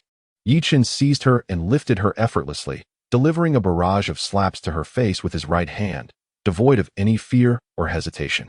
Stop this. I will kill you. The girl shrieked in a frenzy, her expression one of sheer horror. Even now, she struggled to comprehend why Chen, whom she believed to be afraid, had suddenly resorted to violence. How utterly tedious. They all clamored for my demise, yet none succeeded. Is it a case of creative exhaustion? Perhaps a touch of novelty is in order? Chen scoffed. Such a futile endeavor left him devoid of any sense of accomplishment. Chapter 38. Compensation for emotional distress. Tang Yin and Hualingo had anticipated this very outcome, that upon hearing Chen's words, the veins on their foreheads throbbed with irritation. Qingxian and Jingning retreated to a distance, having only joined forces with those individuals in the first battlefield. It was evident that remaining together at this juncture was unnecessary. What struck Qingxian as peculiar was the lack of originality in their threats. Their incessant declarations of wanting to kill him lacked creativity. From the moment Zhou Hong first stepped out to stir trouble, to Di Chun and Zhang Bufan being toppled, their repetitive mantras of "I will kill you" were painfully predictable. These dandy ruffians had strayed from their duties, even failing to master the art of cursing effectively. Chun discarded the woman like a dead dog, then reached out to rip off her nameplate. At that moment, the woman resembled a grotesque caricature. Her features so swollen that her eyes were nearly obscured. Her once delicate nose and mouth had undergone a drastic transformation. Her nasal bridge had collapsed, her lips twisted askew, and her oval face had morphed into something grotesque. Her breathing was labored, a mere whisper of vitality remained. Chun had expertly calibrated his force, ensuring she did not lose consciousness outright. For such a person, A blend of physical punishment and psychological torment was essential. Mere physical incapacitation would be too merciful. Allowing her to faint would be an act of kindness Chen was unwilling to bestow. But this will not do. I cannot allow you to insult me without consequence. I must seek some form of emotional compensation for the distress you've caused. Chen affixed the nameplate to himself and spoke to himself, driving Ling Feixia to the brink of madness. She could not help but spit out a mouthful of blood, as she finally comprehended that this person had been toying with her from the very beginning. It was laughable that she had considered herself of noble status, while in his eyes, she was utterly insignificant. Simultaneously, she felt an overwhelming sense of injustice. Having been beaten to such a state, he had the audacity to claim that she could not insult him for free. Was he not deliberately striking at her pride? I do not wish to hold this against you. Just compensate me with a few elixirs or treasures, and we shall let this matter rest. Chen said with a remarkable nonchalance. Is this truly not wanting to hold a grudge? I have been left in such a disgraceful condition. Yet you still assert that you do not wish to argue. Ling Feixia retorted, her fury intensifying. If you truly wish to dispute, would I not be subjected to endless torment? At her words, her anger surged, and had her nose not been bruised, it might have been crooked from rage. Absolutely not. Ling Feixia huffed coldly, diverting her gaze elsewhere. It was absurd. She was the one suffering, yet he demanded compensation for elixirs. How could that be possible? Forget it. You are a captive. There is no need to consult you. Chen shook his head, then squatted down, muttering, one must fend for oneself to prosper. Stop. Don't touch.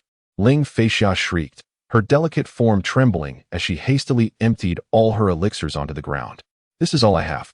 Is this it? This scant amount only suffices to preserve your cultivation and your head. Chen swept the few herbs into his bosom, shaking his head in profound dissatisfaction. I truly have nothing left, Ling Feixia exclaimed in sheer panic. Her face was aflame with pain, and she genuinely feared that this demon before her would unleash another brutal assault. This individual, who refrains from indulging in hard substances, nonetheless exhibits a remarkable cruelty towards a delicate beauty like herself, displaying a complete lack of tenderness and consideration. Indeed, he is no ordinary man, but rather a veritable demon. Then there's no need for him to depart.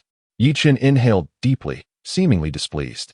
Junior sister Jingning. Ling Feixia hurriedly cast a glance at the nearby Jingning, seeking her aid. What is that smell? Ling Feixia inquired, her voice laced with anxiety. It's an exceedingly peculiar scent. How could Chen confess that he had only caught a whiff of a faint fragrance, or reveal that he yearned for the bone ring? Although Chen could not discern the extraordinary nature of this ring, the old man had just commanded him to acquire it, employing both threats and temptations to ensure its retrieval. Upon success, the old man promised to assist Chen in breaking through to the treasure tier physique that very night. Should Chen dare to defy him, he would face obliteration, with the old man willing to perish alongside him. Having witnessed the terror of dragon power, Chen had no doubt regarding the old man's capabilities. No, I haven tea. Jingning, with her petite mouth and enchanting eyes, looked at Chen with a hint of confusion on her charming face, utterly perplexed. She had just taken a whiff and indeed detected no so-called strange odor. Undoubtedly, Jingning's endearing demeanor was exceptionally charming, especially her innocent expression, which stood in stark contrast to Ling Feixia beside her. Her figure was graceful, slightly naive, yet it in no way diminished her beauty. After all, she was still young, clad in a flowing light blue gown that elegantly accentuated her form, delicate and exquisite in every way. Given time, her beauty might even surpass that of the ethereal Qing Xian beside her. Undoubtedly, the ethereal beauty of the fairy, Qing Xian, requires no further elaboration. However, she appears excessively aloof, harboring a heavy disposition, and her maturity possesses a somewhat daunting quality. Chen inwardly lamented the vast disparities among individuals. Had Fei Xiao adopted a similar demeanor? How could he have so recklessly disregarded the dignity of a man and trampled upon the principle of not engaging in conflict with women, reducing her to a mere caricature? Yet, it is evident that the allure of that bone ring presently holds greater sway over Chen.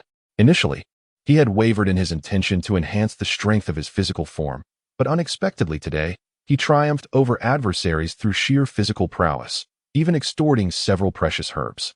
Should he successfully transcend to the realm of a treasure-grade physique, it would undoubtedly be a remarkable feat. At that juncture, with the mastery of various body techniques, who would dare to underestimate him? If he were to dominate the first, second, and third battlefields, he could secure the coveted discontinuity pill, enabling his brother to regain his cultivation qualifications. Yi Chun endeavored to feign an utterly irredeemable demeanor, pointing at Jing Ning's bosom and inquiring, "Where did you procure the spiritual herbs?" "From my bosom," she replied, her confusion evident, embodying a naive simplicity. Were Jing Ning to boldly berate him, Yi Chun would have no qualms about delivering a forceful strike, effortlessly claiming the bone ring. Yet, despite his provocations, Jing Ning remained steadfastly innocent, exuding a harmless charm, which instilled in Yi Chun a twinge of reluctance to resort to coercion. How pitiable! As if perceiving Yi Chun's discomfort, the elders scornfully chastised him. Yi Chun, with a heart hardened, assumed an expression of extreme indifference and remarked, "How can you consume the spiritual medicine when it is tucked away in your bosom? However, I observed that you also placed the spiritual medicine in your own bosom earlier." Jing Ning softly explained, "Isn't it customary for most people to conceal spiritual medicine in their clothing? Only a select few possess spatial storage devices for the purpose of storing weapons and spiritual medicines. And I am not among that select group." Yi Chun was taken aback. The girl's powers of observation were remarkably acute. He had nearly forgotten that he had casually stowed away his spoils in his bosom, just as he felt that he had been caught out for his petty provocation. A sudden inspiration struck him, and he brazenly retorted with a cold smile, "I am a man, and you are a woman. Can it be the same?" Huolinger and Tang Yan, having already freed themselves from their bonds and eavesdropping intently, could not help but burst into laughter upon hearing Yi Chun's words. This reasoning, albeit somewhat feeble, somehow felt irrefutable. Qing Xian Fairy's expression momentarily turned blank, and she cast an odd glance at Yi Chun. Ling Feixia, feeling somewhat helpless, glanced around. The young men who had initially surrounded them had long since fled, leaving not a single one behind. Finally, she cast a pitiful gaze at Jing Ning and pleaded, "Dear junior sister, please assist your senior sister. I shall return it to you the moment we leave the battlefield." Jing Ning's expression was a mix of concern as she looked at Qing Xian Fairy, then at Ling Feixia, her face contorted in indecision. "Rest assured, as soon as I am out, I will immediately return it to you." Ling Feixia could no longer bear to remain in that place. She simply wished to distance herself from this demon, to abandon the battlefield, relinquishing her qualifications for the competition, along with her insignia. In the end, Jing Ning perhaps found Ling Feixia utterly pitiable, biting her silver teeth as she reached out to remove her delicate ear pendant. The pendant, small and elegantly shaped like a willow leaf, featured a stunning azure orb at its center, roughly the size of a third of a thumb. "Xianjing," Tang Yin exclaimed as she approached, unable to contain her astonishment. "My heavens, it truly is Xianjing, such a sizable piece. It could be exchanged for several precious artifacts." Huoling Air added in surprise. Noticing Yi Chun's indifferent gaze, seemingly oblivious to the value of Xianjing, Mu Yangcheng interjected, "Xianjing is an exceptional material for crafting, particularly in weaponry. Incorporating even a small amount of Xianjing significantly amplifies a weapon's offensive power, rendering its worth immeasurable. A commodity of which there is a scarcity in the market." Yi Chun, at a loss for words, interrupted Mu Yangcheng. How could he be unaware of Xuanjing's value? However, at this moment, he yearned much more for the bone ring. "Look at your pitiful display. As a scion of one of the four great families, could you possibly refrain from exhibiting such naivety? It's quite embarrassing." Yi Chun chastised Tang Yan and Huoling Air. In an unusual turn of events, both Tang Yan and Huoling Air averted their gazes, deliberately avoiding Yi Chun's stare. Nonetheless, they silently berated him in their hearts, convinced that his outward calmness was merely a facade to conceal his excitement. Chapter 39, A Bountiful Harvest. Jing Ning and Qing Xian exchanged peculiar glances at Yi Chun and Tang Yan's group, at that moment perceiving Yi Chun as someone of noble lineage, while viewing Tang Yan and her companions as mere unsophisticated individuals. Of course, Qing Xian, possessing a mature disposition, contemplated that perhaps Yi Chun's aspirations extended beyond this, seeking even more spiritual herbs and precious artifacts. After all, with Ling Feixia, Zhou Hong, and Di Chunjiang Bufan taking turns to humiliate Yi Chun, it would be rather unreasonable for him not to retaliate by toppling them one by one. This was a piece of Xianjing. Could it possibly be insufficient? The corners of Ling Feixia's mouth twitched as she had not anticipated Jing Ning to produce such a precious item so readily. The compensation she would owe in the future would likely be exorbitant. Yet, how could it be that such an extraordinary item was presented? And that demon displayed no hint of excitement or exhilaration, regarding it merely as an ordinary stone? This truly sent her into a frenzy of bewilderment. Was it possible that Tang Yan, Huolinger, and the others had reacted normally, leading Ling Feixia to suspect that Jing Ning had brought forth a counterfeit to deceive her? Ling Feixia silently raged within, questioning what exactly he desired. Naturally, she dared not voice her thoughts, and at this moment, she genuinely regretted opposing him. If she had to confront him, she ought to have retreated, regained her strength, and then provoked him. Had she done so, she would not have been reduced to a captive, held as a pawn for extortion, unable to voice her dissent. Meanwhile, Jing Ning bit her lip, caught in a deep hesitation. Just because others were unaware of the value of the bone ring did not mean she was oblivious. This ring held profound significance and was generally not something to be given away lightly. Upon observing the troubled expression on Jing Ning's face, Chen found himself even more intrigued. The bone ring appeared to be marked by the passage of time, showing signs of age. Yet its unremarkable appearance rendered it somewhat unattractive. Chunks of bone were even flaking off, displaying various hues that contributed to its overall lack of aesthetic appeal. Moreover, it exuded no energy fluctuations, making it evident that it was not a spatial ring. It seemed merely an exceedingly ordinary object. If it were not adorning Jing Ning's delicate hand, it would likely be ignored if discarded on the ground, and even if accidentally spotted, it would be deemed an eyesore and promptly crushed underfoot. Huolinger and Mu Yang both wore expressions of disbelief, utterly perplexed by Yi Chen's seemingly foolish desire to trade away a treasure of immeasurable value for such a bone ring. Meanwhile, Tang Yan, her large eyes sparkling with mischief, remarked with a smile, "I suspect the rascal has taken a liking to her and is deliberately seeking a token of affection." Without hesitation, Yi Chen turned and flung a handful of chili powder. Although Tang Yan dodged swiftly, she still inhaled some of the powder, leading to a series of uncontrollable sneezes. Huolinger, realizing the situation, couldn't help but stifle a laugh. "Don't overthink it. I simply desire the ring," Yi Chen insisted, genuinely concerned that these indiscreet individuals might frighten Jing Ning, whose nature was exceedingly innocent. "How can we not overthink it? Your request for her ring is inherently suspect," Tang Yan retorted, having escaped the commotion and now keeping her distance. Thus, the peculiar gazes of the others converged once more upon Jing Ning, causing her cheeks to flush a deep crimson. Sister, Ling Feixia could not concern herself with what Yi Chen intended. Her sole desire was for Jing Ning to swiftly relinquish the ring. After all, the ring's worth paled in comparison to that of the Xianjing. Should Yi Chen have a change of heart, she would undoubtedly suffer a significant loss. Jing Ning glanced at Ling Feixia and ultimately removed the bone ring from her finger, handing it over to Yi Chen. "Thank you," Yi Chen remarked, lifting the bone ring before firmly grasping Mu Yangcheng and striding deeper into the forest. "What are you doing?" Mu Yangcheng exclaimed in surprise, fearing Yi Chen intended to confront him. "You all conspired against me during the day, and I just saved you. Surely you should show some acknowledgement?" Yi Chen stated candidly. Yes, of course." Mu Yangcheng hastily nodded, having witnessed Yi Chen's brutal beating of Ling Feixia. Given his treatment of women, he surmised that should Yi Chen turn his wrath upon him, the outcome would be far worse. Ling Feixia, Jing Ning, and Qing Xian stood in stunned silence, each rendered speechless. Particularly Ling Feixia, who felt unreasonably extorted. After all, those individuals were indeed adversaries of Yi Chen. They had attempted to leverage Yi Chen's enemies against him, truly playing with fire. "My nameplate has been lost. I shall take my leave now," Ling Feixia said, casting one last glance at the receding figure. Her fists clenched tightly. Having suffered such a significant loss today, she could not let it go unavenged. Indeed, Qing Xian nodded, pulling Jing Ning to venture deeper into the forest. Huolinger and Tang Yan exchanged anxious glances, both apprehensive about the implications of Mu Yangchen's extortion. How far were they from facing a similar fate?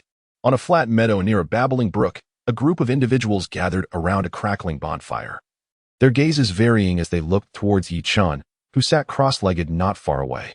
In total, there were 10 7th-grade spiritual herbs, 1 8th-grade spiritual herb, an 8th-grade elixir, a bone ring, and a few bottles of condiments, as Yi Chen stated. Tang Yan's delicate face flushed with embarrassment, and she hurriedly averted her gaze. The items Yi Chen had extorted from others consisted entirely of spiritual herbs, while the only thing extracted from her was an array of chili and pepper powders, which was rather humiliating, too trivial. "Tang Yan, are you not the esteemed young lady of the Tang family? Is it customary to carry several bottles of condiments when you venture out? Surely, You cannot be an imposter, Chen remarked with a sidelong glance at her. Tang Yin remained silent, her cheeks growing even warmer. Never mind, I shall be magnanimous and not hold it against you. Having collected such an abundance of spiritual herbs from everyone, I too feel a bit embarrassed. Therefore, I shall treat you all tonight. Do not be modest, Chen declared, gesturing toward the small fish and shrimp swimming in the brook, exuding a sense of extravagance. The others remained silent, feeling that, aside from their quietude, they had no words to offer.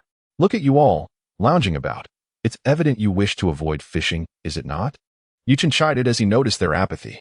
You have proclaimed a feast for us. How could you expect us to labor? Tang Yin retorted, unable to restrain her sarcasm. You, of all people, lack the standing to say such things, especially when all you have to offer us are mere trinkets. Chen shot back, glaring at her. Tang Yin rolled her eyes, but chose not to respond further. Allow me to assist you. At that moment, Jing Ning stood up. Yes. Let us catch the shrimp for them, while we reserve the fish for ourselves. Chen nodded with a smile. Thus, Hua Linger and Mu Yangqing stood up to join the fishing expedition, while Tang Yin initially berated Chen, calling him a fraud.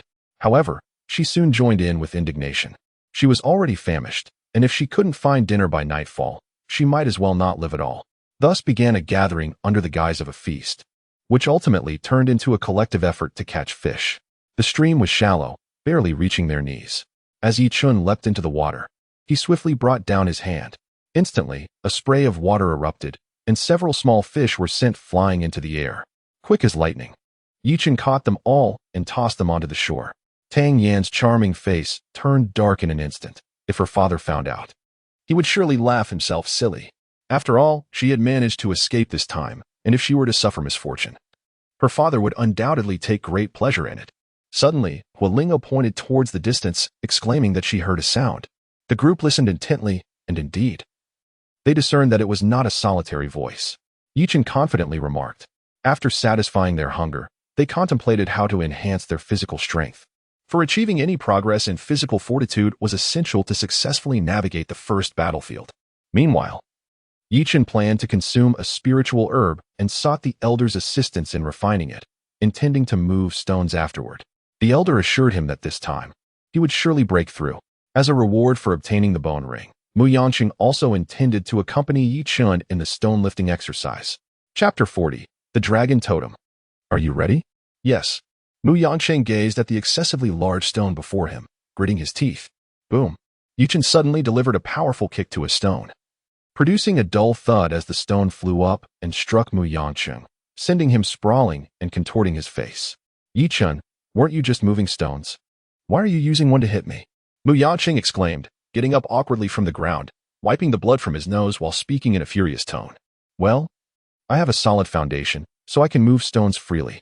You, on the other hand, have not deliberately trained your physical strength, hence you require something more forceful. Chen replied, his expression serious and his reasoning sound. Then please be gentler, Mu Yangqing said, half convinced. Yet, given the evident disparity in physical strength, he instinctively felt that Chen would not intentionally lead him to harm. Very well. Chen nodded before launching another kick that sent a stone weighing over 300 pounds hurtling towards Mu Yangqing once more, causing him to be thrown back and bleed profusely. I'm done with this training, Mu Yangqing lamented, filled with regret. The force had been even greater than before, akin to being struck by a rampaging bull, leaving his chest feeling as though it had caved in, making it difficult for him to even stand. TSK, how pathetic. You can't even endure such minor hardship. It seems you are destined to remain limited. Chen smirked before climbing towards a small, protruding peak. Despite the pain causing him to grimace, Mu Yangqing discreetly followed, eager to uncover the secrets of Chen's training regimen. Although cultivating the body was indeed a laborious task, he couldn't shake the feeling that Chen was intentionally teasing him. The peak was not particularly high, merely around 100 meters. Yet it allowed Chen to stand out amidst the sea of trees. The night was still, with the occasional roar of beasts echoing in the distance. Yet, within a radius of several dozen miles, an eerie tranquility prevailed. Chen surmised that this space was enveloped by a barrier, likely erected by the masters of the Utian sect before the competition to drive away magical beasts and demons. Otherwise, cultivators with suppressed realms and cultivations in this space would likely perish in the bellies of beasts. as the human physique is vastly different from the formidable bodies of magical beasts and demons. After sitting down cross-legged, Chen retrieved the bone ring and examined it closely under the moonlight. After a while, he frowned and said, "Master, this bone ring looks incredibly ordinary. Could it be that you were mistaken and mistook this for a treasure?" "Ordinary? Take a closer look," the old man said. Sensing that the old man was not deceiving him, Chen scrutinized it once more. The bone ring was slightly small, just as Ling Feixia had mentioned. Suitable for a woman's finger, as Chen could only wear it on his little finger after several attempts. The bone ring was entirely white. But due to the passage of time, it had been significantly eroded. There were several obvious areas on the bone surface where the bone layer had fallen off, leaving it pitted and uneven. The color of the small pits was also slightly yellowish. The only thing that made Chen feel somewhat extraordinary was a small gap in the bone ring.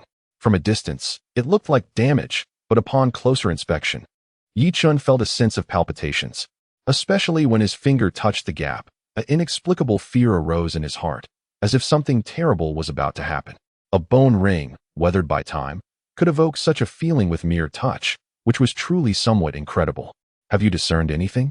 the elder queried. To which Chen responded with a shake of his head, stating that beyond a peculiar sensation, he discerned nothing extraordinary about it. "Indeed," the elder remarked. "How could a mortal such as yourself perceive the exceptional nature of such a treasure? Had its significance been apparent to you, the lass would never have relinquished it."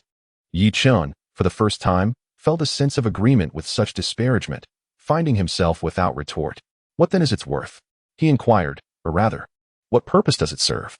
"There exists a significant purpose for its acquisition," the elder instructed. "Attempt to circulate the desolate dragon-forging chi strength and observe any alterations in the bone ring." Chen opened his mouth, intending to explain their present confinement within a barrier, precluding the circulation of the desolate dragon-forging chi strength. However, he refrained, presuming the elder's awareness of the situation. Grasping the bone ring in his right hand, Chen exerted his utmost to circulate the technique. Instantly, the dormant Yuan Qi pearl revitalized, becoming animated. As it rotated, copious strands of Yuan Qi infused into Chen's meridians, subsequently forming a somewhat indistinct divine dragon totem within him through the circulated technique. Chen was taken aback, as this marked his initial realization that the desolate dragon-forging chi strength could manifest a dragon-shaped totem within the body. Naturally, this further solidified his conviction of the bone ring's exceptional nature, surmising it to be an extraordinary treasure. Chen gradually summoned his vital energy, extracting a thread of it to infuse into the bone ring. Instantly, the ring emitted a flash of brilliance, and Chen felt as though his mind had been struck forcefully, leaving him momentarily stunned. When he regained his senses, he discovered his hands were empty, and the bone ring had inexplicably appeared within his body, securely nestled upon the claw of the dragon totem. Chen stood in astonishment. The bone ring was capable of resonating with the dragon-shaped totem forged from the energy of the wild dragon. Could this bone ring possibly be made from dragon bone? Indeed, it was dragon bone, though not from a true dragon, but rather from a flood dragon, containing a portion of genuine dragon bloodline. Now, its value was becoming clear. Was it not? The old man seemed quite pleased with Chen's expression and began to elucidate further. Understandably so, but it currently rests upon the claw of that dragon. How might I refine it? Chen queried, still engulfed in shock and awe. You wish to refine it? The old man seemed somewhat taken aback. Yet his surprise quickly transformed into a chuckle. Although this flood dragon bone has endured the ravages of time, its energy is still beyond your capacity to refine. You may not be aware that cultivating the energy of the wild dragon requires the activation of dragon bone, which then allows for the emergence of the dragon seed within your body, replacing the vital energy orb. Not only can you not refine this flood dragon bone, but you must also retain it to activate your dragon seed. Dragon seed? Are you referring to this golden little dragon totem? But hasn't it already been activated? Chen felt somewhat disoriented, unable to discern the crucial details. Did you not notice how frail your dragon seed appears? The silhouette is indistinct, rendering it unsuitable for cultivation. Only by smelting this bone and merging your vital essence orb into its form, thereby clarifying its structure, can you genuinely commence the practice of the desolate dragon forging chi technique. I had anticipated that you would only be able to forcibly cultivate the desolate dragon forging chi technique upon entering the refinement of spirit realm. Unexpectedly, your fortune has led you to encounter a dragon bone. Hold on, let me ponder. Chen shook his head, closed his eyes, and contemplated for several minutes before articulating. Do you mean that cultivating the desolate dragon forging chi technique necessitates the condensation of a miniature dragon, the so-called dragon seed, within the body? Indeed, well said. The old man chuckled. Furthermore, the dragon seed's function mirrors that of the vital essence orb, serving to cultivate, store, and control the vital essence within the body, correct? Chen continued. Precisely. To engender a genuine dragon seed within the body, one must employ dragon bones imbued with true dragon bloodlines to forge its concrete form. The clearer and more lifelike the form, the more advantageous it will be for future cultivation? Chen persisted in inquiry. Affirmative, the more lifelike and flawless the dragon seed, the greater your potential. It's analogous to the vital essence orb, where size denotes potential. I comprehend. How does one smelt it? Pray, enlighten me. Chen's gaze shone brightly.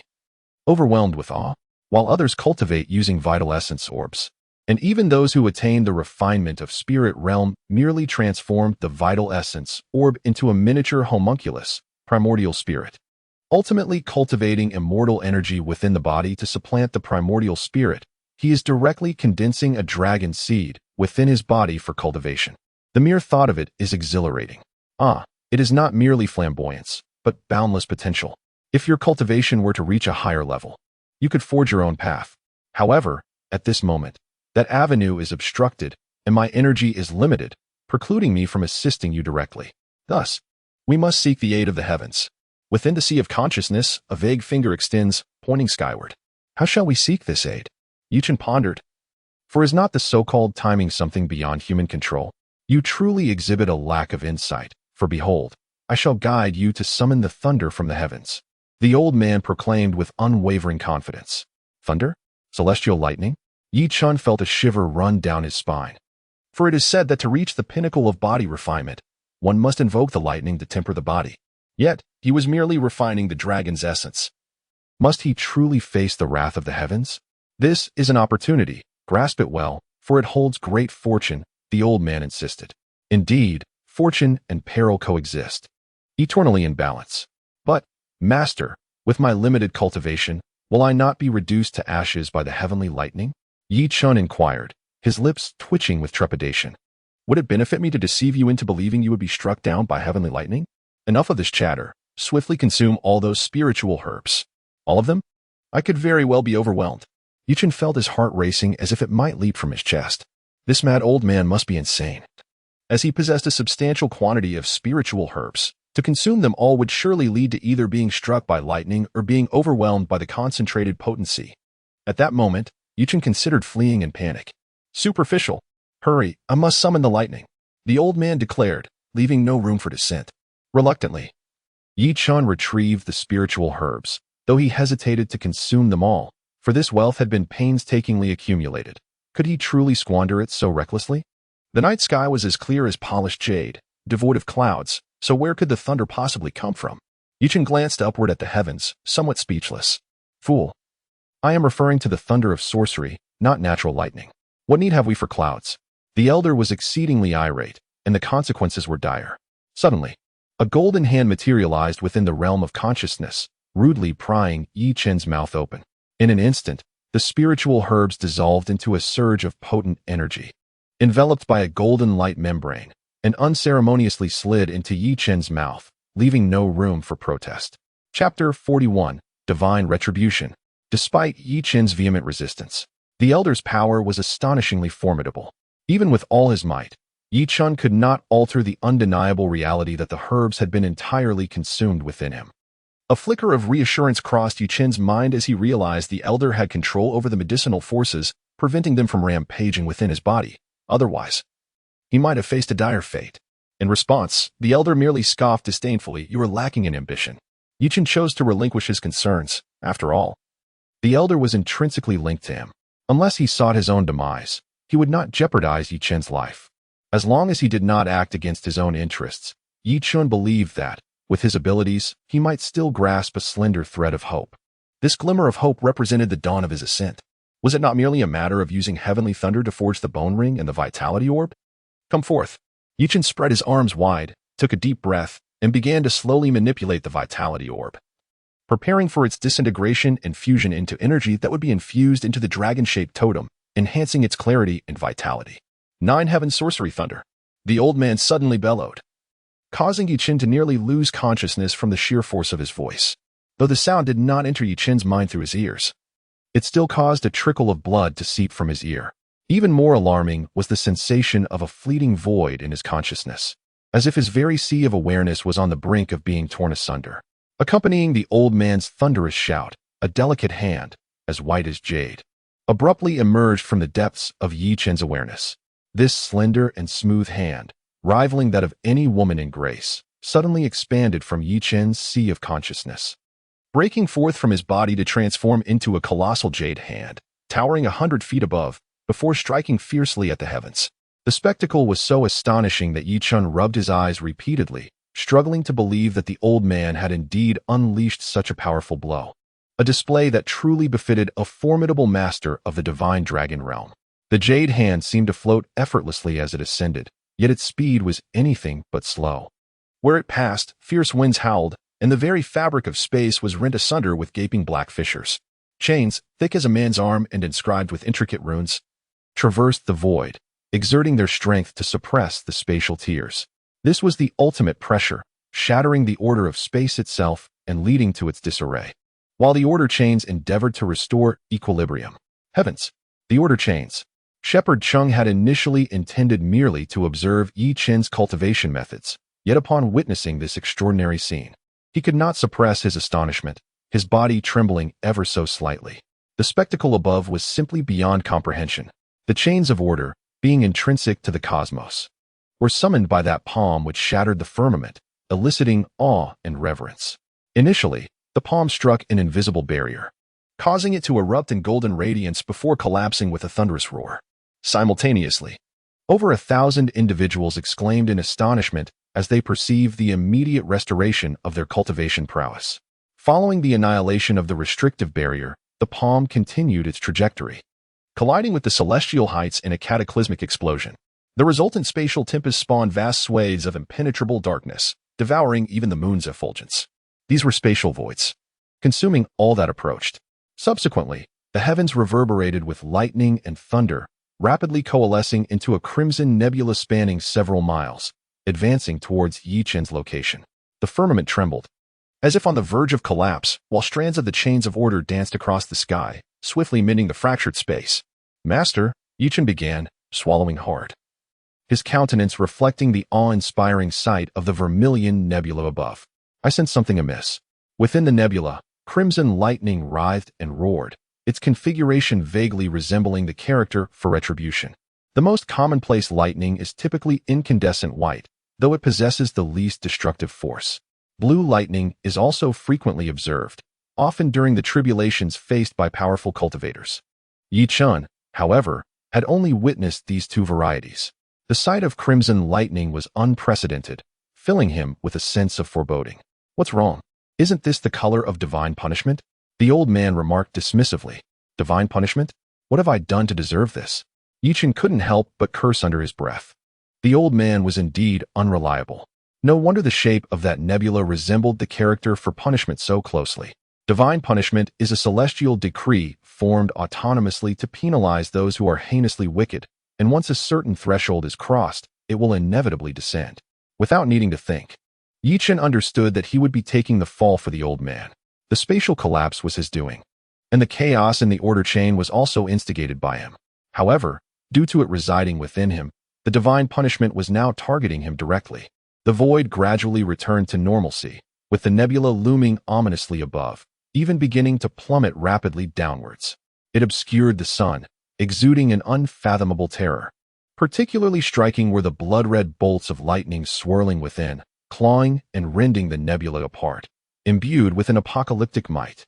The ferocity was unparalleled. Boom! As the cataclysmic clouds drew within 3,000 meters of Chen, he felt himself ensnared by a chilling and terrifying aura, leaving him with no means of escape. As they drew closer, the red lightning streaks interwoven through the nebula became increasingly discernible, each as thick as an arm, radiating an overwhelming murderous intent that was utterly daunting. Divine punishment, also known as heavenly tribulation, differed significantly from the tribulations faced by practitioners during their ascension. This one leaned more towards destruction and death. Under ordinary circumstances, those who suffer divine retribution seldom survive. Practitioners facing tribulations possess at least some opportunity, as the trials are selectively tailored to the cultivator's strength, with the thunderous tests descending upon them accordingly. In contrast, the thunder of divine punishment knows no bounds. It coalesces into a force as powerful as necessary, with the singular intent of annihilating those who defy the natural order. There is no need for such agitation. Divine retribution, akin to ordinary tribulations, can be navigated with relative ease, especially with a master by your side. Focus solely on refining the dragon seed, the old man stated nonchalantly. Yet, given the current perilous situation, Chen felt compelled to express his grievances towards this troublesome mentor. Had he known this would be the case, he would have never consented. Setting aside the unprecedented nature of using the thunder of divine punishment to refine the dragon seed, which bore almost no hope of success. Even if there were a glimmer of possibility, Chen would still refuse. Being marked as a villain by divine retribution equated to being placed on a blacklist, resulting in future tribulations being exponentially more formidable than those faced by ordinary individuals. Suddenly, Chen sensed a profound increase in the pressure of the world around him. The very flesh of his body began to fracture under the strain, as countless fissures appeared upon his stone-like form. He found himself utterly immobilized upon the peak, unable to move a single inch. A series of agonizing creaks echoed through his body, the sound of bones being compressed and contorted. His heart felt as though it might burst from the overwhelming pressure, leaving him gasping for breath. 2,000 meters. The divine punishment nebula loomed 2,000 meters above. Yet Chen was on the brink of collapse. Even while seated in meditation, his body was forced into a hunched position by the relentless weight pressing down upon him. With gritted teeth, droplets of blood continuously streamed from the corners of his mouth. Chen felt as though his bones were on the verge of disintegration. At that moment, an indiscriminate and immense pressure enveloped him. His fists deformed, his nose collapsed, and his eyes felt as though they were being crushed. Even more alarming was the incessant trembling of the vital energy pearl within him, which bore spiderweb-like cracks on its surface. The sensation was utterly dreadful. A bitter thought crossed Chen's mind. Beneath the overwhelming celestial might, he felt like an insignificant ant, stripped of even the right to move. Not far away, Mu Yang's face was ashen and terrifying. His body lay sprawled on the ground, continuously expelling blood from his mouth, along with internal organs that had been reduced to a gruesome pulp, staining the earth crimson. Boom! The calamity clouds descended once more, accompanied by a tremendous roar as the ground collapsed in all directions, plummeting over 100 meters. The peak where Chen stood was flattened to the ground.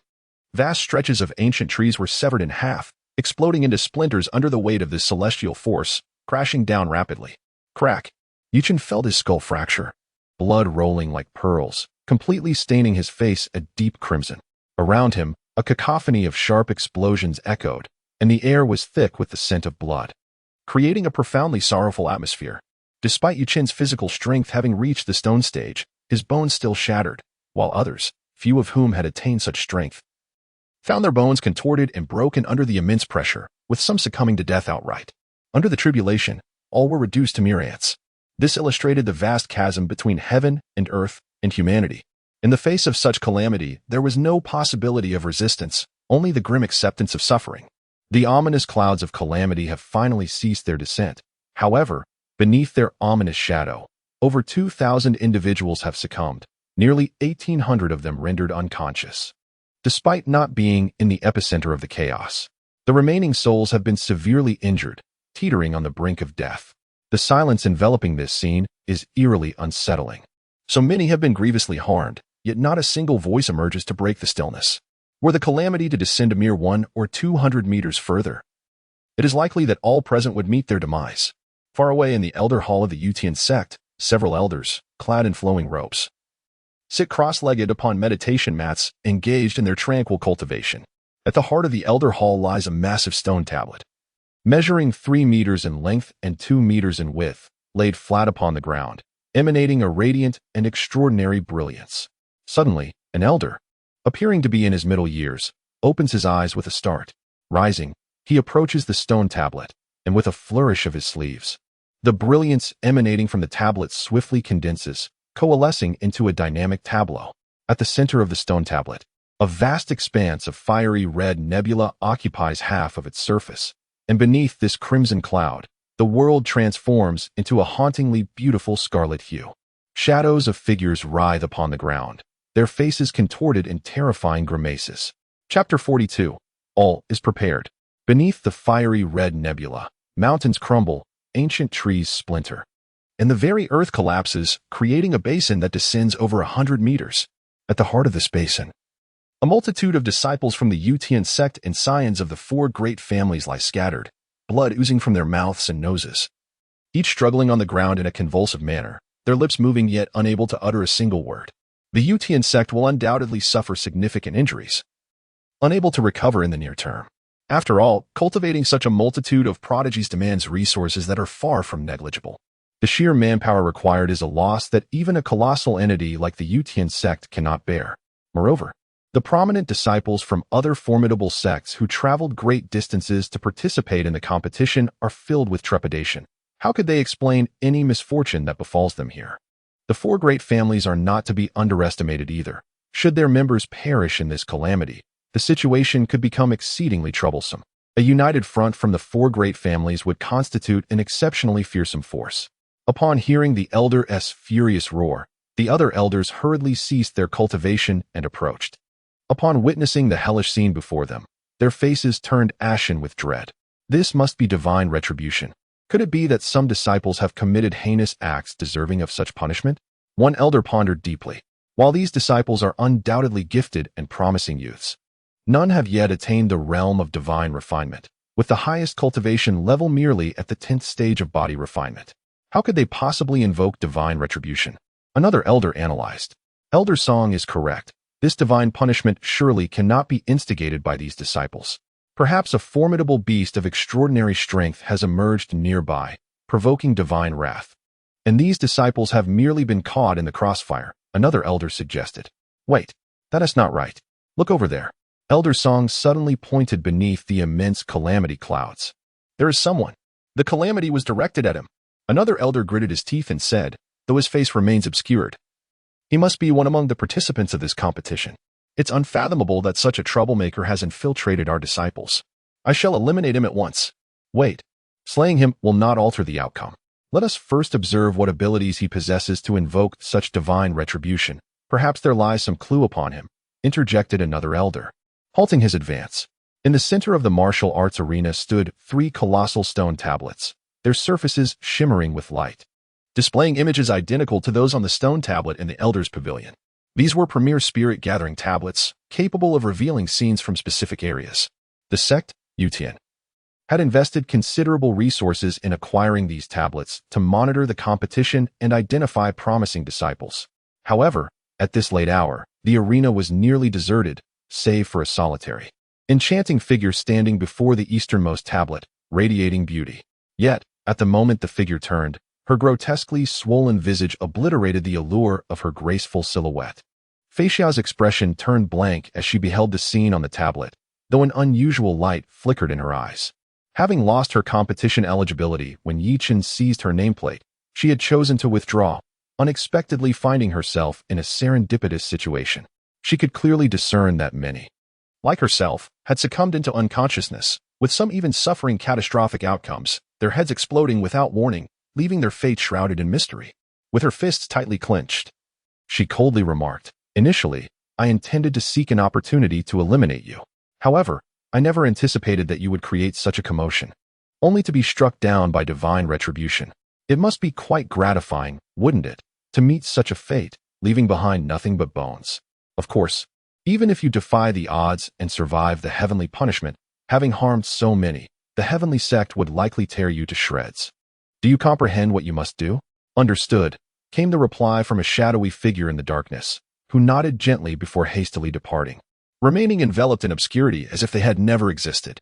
"Jingning, I underestimated you.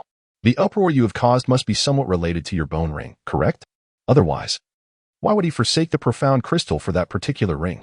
I never imagined you had concealed yourself so deeply. Even a casually produced bone ring could incite such a tumult. I wonder what other treasures you might possess. Di Chun, what brings you here?" Ling Fei Xia suddenly trembled. her gaze filled with a hint of trepidation as she looked behind her. "This is a training ground, not your family's private domain. Am I not allowed to be here?" Chen retorted with a cold scoff. "That's not what I meant.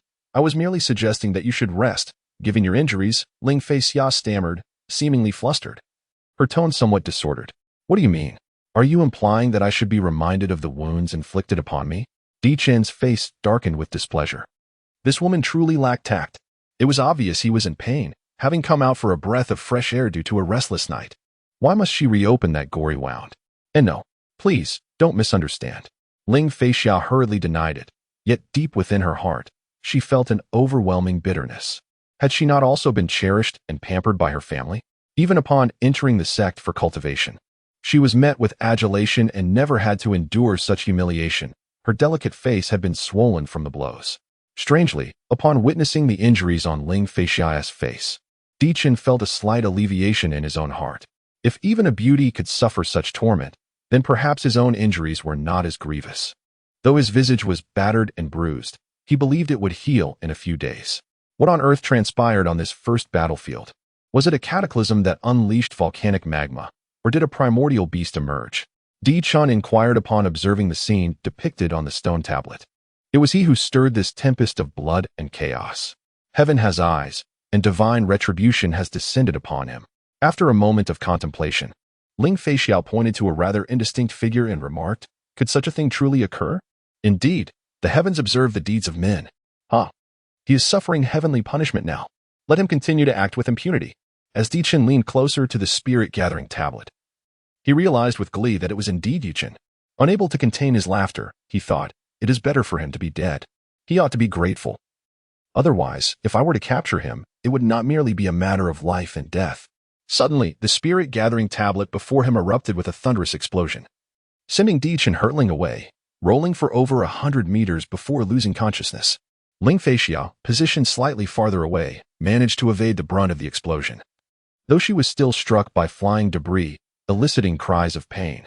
Meanwhile, the other two spirit-gathering tablets also followed suit, erupting in succession.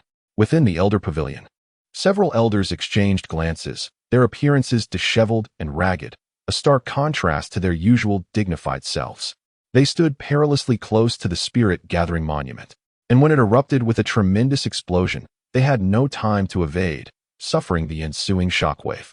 It seemed that the spirit stones we had placed nearby for image collection had detonated, triggering the catastrophic event of the spirit-gathering monument. "It appears we must personally venture into the 10,000 Great Mountains to investigate," Elder Song declared, straightening his disheveled beard, gazing at the assembly. There was no other recourse. Immediately, another elder responded affirmatively. At the first battlefield, at the epicenter of the calamity clouds, the ground had sunk approximately 500 meters below the surface. Chen, along with a radius of 100 meters around him, had been compressed into a cylindrical pit. His body was severely battered. Exposed bones jutted out from numerous fractures in his chest and legs, charred and blackened, his hair, eyebrows, and clothing entirely incinerated. His skin was torn and raw, a faint scent of scorched flesh lingering in the air. Just moments ago, he had endured the initial strike of heavenly retribution, which had driven him deep into the earth. The crimson lightning infused with a plethora of celestial flames, nearly incinerating him entirely. Fortunately, the old man had intervened in time, shielding Chen's vital essence, thus sparing him from immediate peril. "Master, is it now possible to refine the bone ring?" Chen's body convulsed and twitched, his eyes tightly shut. Yet his mind remained alert, simultaneously enduring the excruciating torment of thunder and flame while inquiring of the old man. At this moment, Chen's condition was far from favorable. His bones lay shattered, his meridians almost entirely torn apart by the violent thunder, and his blood vessels were scorched to a near ruin by the celestial flames.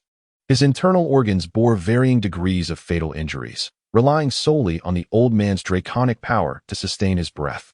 The vitality pearl had shattered into fragments, yet the old man managed to gather them into a single piece, which would prove useful when refining the dragon seed later. The only entity that had not suffered damage was the bone ring. After enduring the thunder's onslaught, it not only remained intact but also radiated a dazzling brilliance, exuding a formidable aura, as if gradually shedding the marks of time to reveal its fierce aspect once more. The dragon-shaped totem, however, had been dispersed.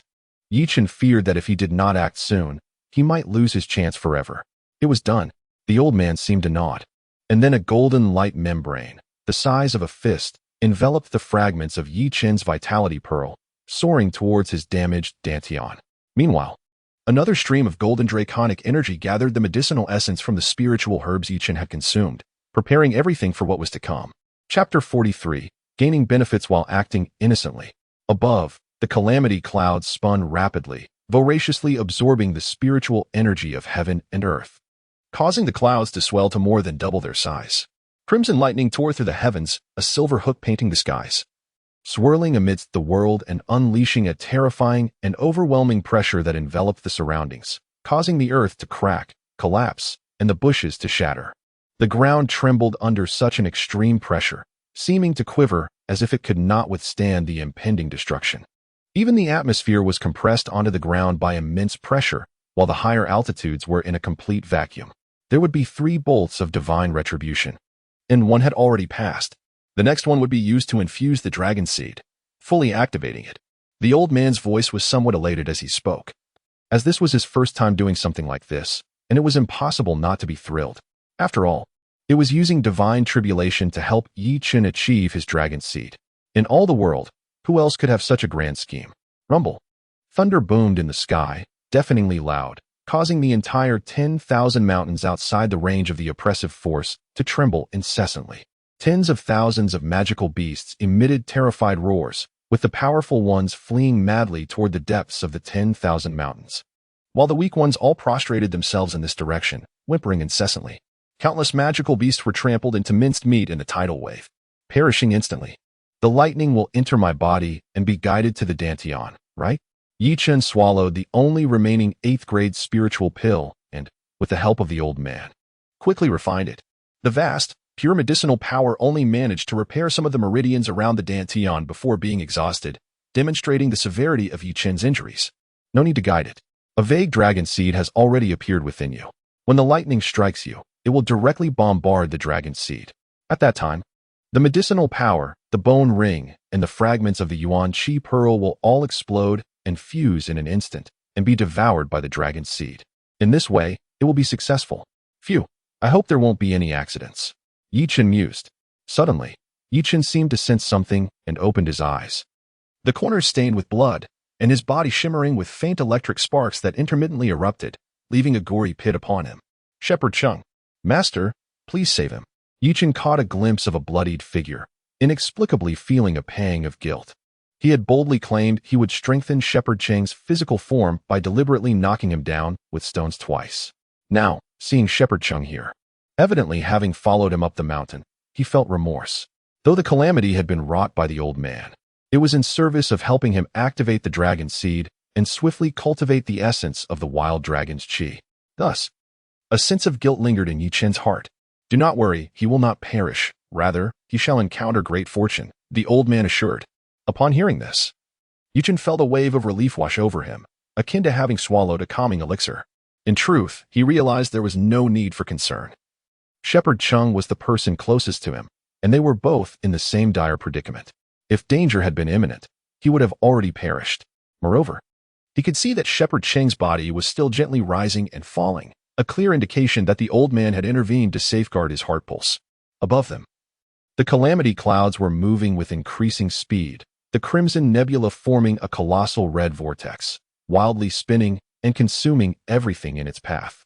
The ominous winds howled, dust and stones swirled chaotically, and the red lightning illuminated the sky with an eerie brilliance. In that moment, the immense pressure that threatened to crush and explode them vanished without a trace, eliciting an overwhelming joy. Many disciples who had previously fainted began to rise, heedless of their bloodied state, as they fled in all directions. Their pace was undeniably slow, burdened as they were by grievous injuries. However, the suffocating pressure that had once enveloped them had vanished.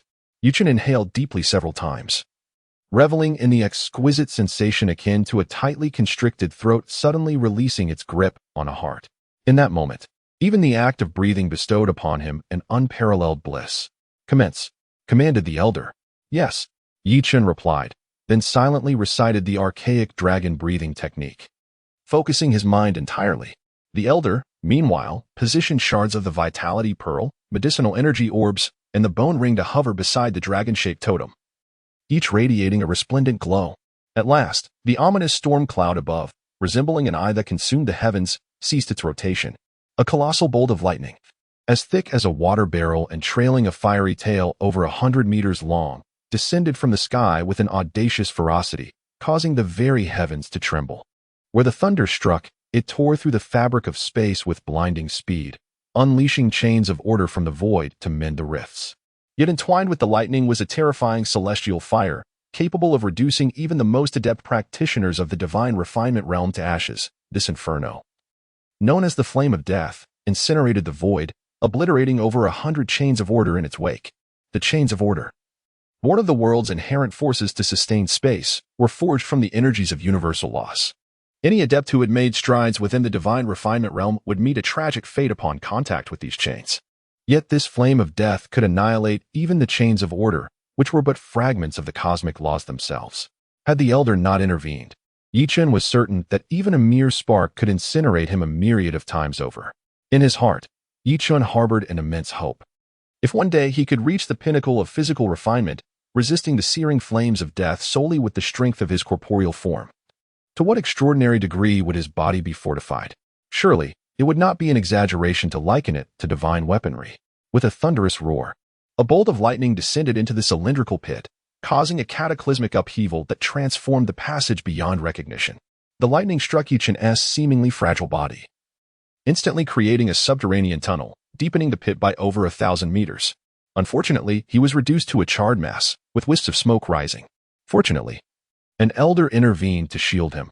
Otherwise, Chen's delicate form would have been obliterated in an instant. The force exceeded the limits of human endurance, and for a fleeting moment, Chen felt as though he had perished. Yet, this was not the end. The lightning crackled with arcs of electricity, engulfing and consuming Chen. All that resonated were the deafening explosions and his anguished roars. This thunder could even assault one's soul, akin to needles frantically piercing the brain, inducing uncontrollable tremors and spasms, a torment reminiscent of purgatory. Refine the body, Chen bellowed, utilizing the energy bestowed by the Elder to rise from the pit. He then began to form intricate seals with his hands, crafting profound sigils that surged into his being, subduing the malevolent lightning and the flames of death. At that very moment, the Elder unleashed a formidable force, seizing nearly all the thunder and the flames of death, and then hurled them with great intensity onto the bone ring. Boom! The purple radiance atop the bone ring flickered wildly, and after a brief moment, it crumbled into myriad purple particles, which were promptly devoured by the dragon-shaped totem. Instantly, the hue of the totem deepened, becoming more distinct. Subsequently, the shattered remnants of the thunder and the medicinal essence were successfully consumed by the dragon seed, which now had grown to the size of a palm. Enveloped in swirling purple energy, exuding an air of nobility and distinction, it took the form of a divine dragon, gliding effortlessly within Chen's body, exuding an extraordinary agility. Notably, a golden claw was seen gently waving from its abdomen, possessing an overwhelming force capable of tearing the heavens and splitting the earth. A 5-clawed divine dragon. The Elder was taken aback, uttering a cry of astonishment, as a torrent of golden dragon power surged forth, colliding with the thunder and flames of death, intertwining and impacting the dragon seed. Crack! The dragon seed's body was riddled with dense fissures, but in a mere moment, it emanated a layer of purple mist, striving to mend the cracks. This was a result of the overwhelming energy that the dragon seed was unable to refine entirely at once. After several minutes, the purple mist surrounding the 5-clawed divine dragon dissipated, and its injuries had completely healed. Its form bore an uncanny resemblance to a genuine 5-clawed divine dragon, vividly animated. Though composed of condensed energy, it appeared as lifelike as the real thing, with bright, expressive eyes. The only somewhat endearing aspect was its slightly plump belly, reminiscent of one who had overeaten. The dragon seed exhaled clouds and mist. In less than a minute, it established a dantian and plunged into it, instantly falling into a deep slumber. Due to its recent formation, it remained somewhat feeble. In stark contrast, Chen was not as fortunate. He was charred and battered by lightning and fire, reduced to a state of utter despair. However, thanks to the refinement of the dragon bone, his physical strength surged to the level of a treasure-grade body, while the flames of death and thunder surged into his dantian, being swallowed and dissipated within the dragon seed's breath. Accompanied by a series of sharp crackles, Chen sprang back to life, swiftly lifting Mu Yangqing and racing towards the ground. With a resounding thud, he cast Mu Yangqing onto the earth, only to witness a tremor coursing through Mu Yangqing's body. Moments later, a golden radiance shimmered upon his skin, radiating the brilliance of a treasure. At that instant, Mu Yangqing awoke, his face alight with uncontainable joy. He had attained a treasure-grade body. As Mu Yangqing savored his new strength, his divine aura gleamed brilliantly, prompting an involuntary exclamation of delight. However, Chen's smile froze. He too possessed a treasure-grade body, yet he had to toil immensely to achieve just one level up, while Mu Yangqing had merely slept to attain such a breakthrough. This disparity struck Chen as profoundly unfair. Chen, I have broken through. It is a treasure-grade body, though your method is perilous, fraught with danger. It was truly worth it. With a resounding thud, Chen delivered a powerful blow, sending Mu Yangqing flying. He gazed skyward, sensing the ominous presence of a looming lightning bolt, foreboding the potential for cataclysmic destruction. Caution was imperative. From a distance, a delicate cry echoed, and Chen turned to see Tang Yen and Horlinger gracefully standing afar, gazing at him. Chen's hair and brows had regrown during his breakthrough, and his skin radiated a luminous brilliance, resembling a flawless treasure. With a tall, slender figure and a strikingly handsome face, he was undeniably captivating at that moment. Ah, you are completely bare. How shameless and vile. A sharp rebuke followed, prompting Chen to hurriedly grab the writhing Mu Yangqing from the ground and shield himself with him. Mu Yangqing, reluctant and frantically struggling, was then hurled towards Tang Yin by Chen. She ought to be pleased with the view. What is there to fuss about? Truly, she benefits and yet feigns innocence. Chapter 44, The Nine Heavens. Of course, it was not only Tang Yin who screamed. Even the typically reserved Huolinger and the exceedingly tranquil Jing Ning gasped in shock. Their cheeks flushed as they hastily retreated. Even the usually aloof and somewhat intimidating Qing Xian Fairy displayed an unprecedented shift in her demeanor, although she did not turn. Her gaze subtly averted, revealing an inner turmoil. Yet, it was poor Mu Yangqing who suffered the most. Once a dashing young man, admired by countless girls in secret, he found himself in an utterly humiliating predicament, stripped bare and tossed out, causing him to faint from the sheer embarrassment. Oh, this is bad. The old man's urgent voice broke through, and instinctively, Chen looked up at the sky, his pupils dilating in astonishment. How could this be? The Order's divine chains and the heavenly punishment are manifestations of the celestial laws, so how could they possibly be at odds? Chen was utterly confounded by the awe-inspiring spectacle unfolding in the sky. Each movement of the divine chains resonated with explosive power, robust and profoundly moving. The gargantuan crimson tribulation clouds spun rapidly, consuming the spiritual essence of heaven and earth. In their frenzied tearing, they warped the very fabric of space, creating a web of fissures radiating from their epicenter. Though narrow, these cracks exuded a chilling, ominous energy that sent shivers down one's spine. A mere glance was enough to induce a paralyzing dread, as if one could not withstand the inexplicable pressure that both exists and does not exist, leading to a potential shattering of vitality. Above the crimson clouds of tribulation loomed a pall of sorrow and despair, imbued with a harrowing atmosphere. Vast, unbounded waves of energy surged violently above the crimson clouds, where flashes of red lightning, enshrouded in flames of death, writhed like serpents in the air, their tails thrashing, unleashing a cacophony of piercing sounds and explosions that were nothing short of deafening. This scene was truly apocalyptic. Having failed to vanquish Chen with the first two bolts of tribulation lightning, the third surged with an unimaginable increase in power, seemingly intent on annihilating him. If such terrifying might were to be unleashed, it could very well reduce the entire expanse of the 10,000 great mountains to rubble. Yet, beneath such overwhelming celestial might, the chains of divine order that confine the shattered space materialized from the ether, their intricate sigils and patterns dancing with an enigmatic rhythm of the cosmos.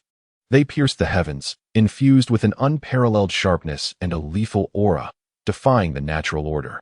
Each chain, as thick as an arm, shimmered a resplendent green, resembling countless forged iron strands, exuding an indomitable essence. These divine chains spread across the sky, transforming the once crimson firmament into a mesmerizing tapestry of red and green, evoking an unsettling allure. What rendered the situation even more perplexing was the chain's reluctance to restore the fabric of space. Instead, they cleaved through the skies, converging from all directions to penetrate the crimson storm clouds, intertwining with bolts of lightning, igniting a cascade of sparks. Above, innumerable chains of order pierced the void, ascending against the heavens, creating gaping holes in the tempestuous clouds, while the red lightning unleashed its fury upon these resilient chains, momentarily illuminating them with electric brilliance and flickering flames, a truly terrifying spectacle. The elder pondered for a moment before elucidating, seemingly possessing profound insight into the workings of celestial rules and the function of the divine order chains. Is this feasible? He mused. Indeed, the heavens exhibit a strange disposition. Even they seem to reject their own decree. Chen was left speechless, yet he harbored no doubt regarding the elder's explanation, for it appeared to be the most rational interpretation, leaving him unable to conceive of an alternative rationale. The myriad laws of the universe are but a mere glimpse of the vastness that lies beyond. What you have encountered is merely the tip of the iceberg. To deny the existence of one's own rules merely signifies a subtle contradiction within the grand design of the cosmos. At higher planes of existence, rules that starkly contrast with these earthly laws can indeed emerge, transcending the very foundations of these regulations. I have heard tales of the 9 heavens beyond the continent. Upon entering the 9 heavens, one encounters 9 distinct laws of the universe, each governed by its own celestial entity. Yet, these accounts are drawn solely from ancient texts, and their veracity remains uncertain. Should there truly be 9 heavens, one can only imagine the chaos that would ensue in the world. Chen gazed skyward, his expression filled with yearning. It is said that those who ascend to the 9 heavens are unparalleled masters of the world. Even a single one of them could sweep across the entire continent with ease. To enter the 9 heavens would be an extraordinary honor. Indeed, the 9 heavens existed in ancient times, yet they have since dwindled. Several heavens have been overthrown, and along with them, their legacies have vanished entirely, leaving only 5 heavens remaining. The old man sighed in contemplation. 5 heavens? Which are they? And which of these governs this continent? Chen's curiosity deepened. Can even the heavens be overthrown and cease to exist? It appears that defying the heavens is not an insurmountable path. Rather, it is a quest for survival amidst the cracks of existence. Otherwise, how could the heavens be toppled? The yellow heaven, the azure heaven, the celestial heaven. These are the supreme existences among the 3 heavens, the very embodiments of the term heaven itself. This continent, along with the upper realm I previously mentioned, is entirely governed by the azure heavens, where the rules and order are meticulously crafted and fabricated. As for the remaining 2 heavens, it is rumored they originated from the primordial era and have long since vanished from sight. The azure heavens. Chen felt a surge of overwhelming excitement within his heart. Uncovering such profound secrets was no small feat for him. Yet, alongside this reverence for these supreme beings, who have existed since the dawn of creation, there lingered a formidable ambition. You are now as insignificant as an ant. Perhaps it would be prudent to contemplate how to ascend to the upper realm. The old man's words fell upon him like a bucket of cold water, extinguishing the flames of his lofty aspirations and leaving them no longer ablaze. Buzzing, boom. Accompanied by a tremendous roar from the heavens, the fabric of space itself began to collapse. Thunderous lightning, devoid of a target, flashed wildly in all directions, while the chains of order that bound the void astonishingly compressed the crimson tribulation clouds into a thick mist, which then drifted away into the distance. Crack! As the tribulation clouds completely dissipated, Chen suddenly heard a sharp sound, seemingly emanating from within himself. Instinctively, he channeled his vital energy, only to discover an immense reservoir of power coursing through his being, filling him with explosive strength. He could likely shatter a mountain with a single punch.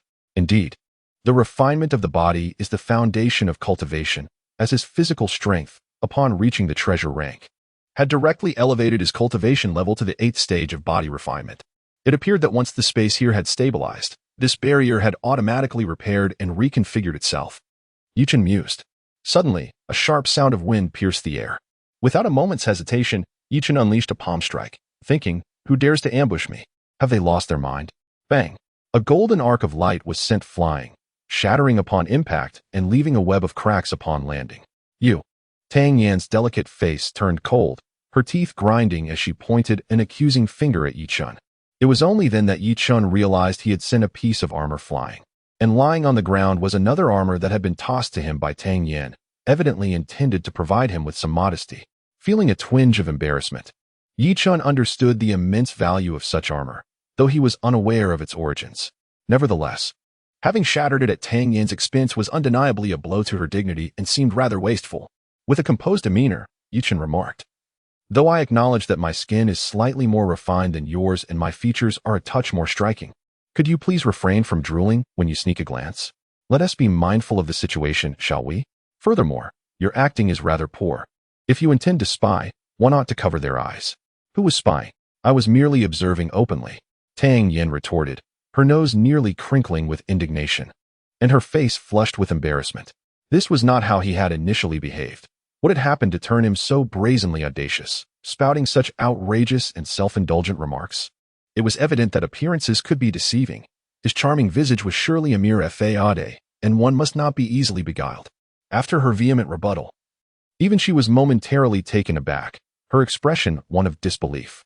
Meanwhile, Horlinger beside her was laughing uncontrollably, covering her mouth in a bid to stifle her amusement, tears of laughter streaming down her cheeks. Jing Ning was not the type to exhibit a lively demeanor. Upon discerning the issue, she refrained from teasing Tang Yin with light-hearted remarks, nor did she react like Hualing Air. Instead, her cheeks flushed a rosy hue as she furtively stole glances at Tang Yin, appearing exceedingly anxious.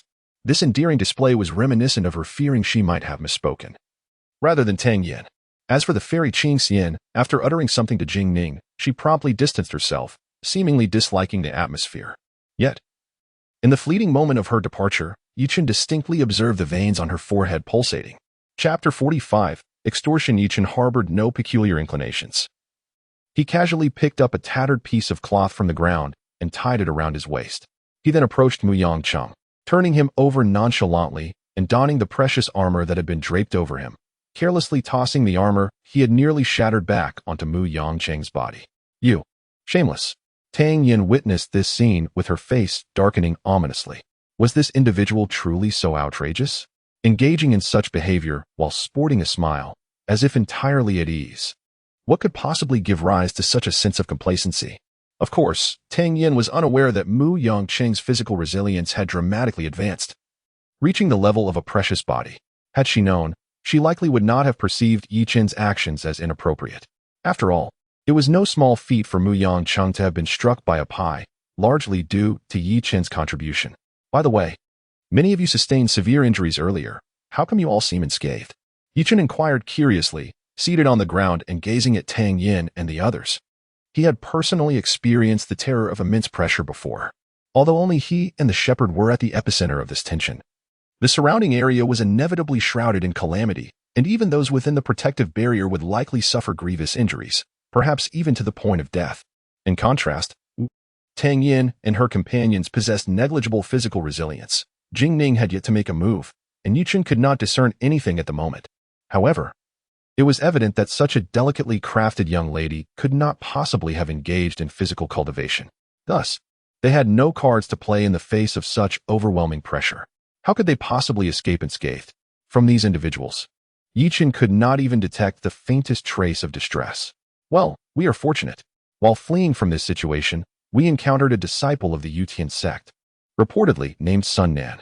He possesses a precious tripod, and upon seeing us, he was quite taken by our beauty and invited us to take refuge within," said Tang Yin, her brow slightly raised, a hint of pride gracing her exquisite features.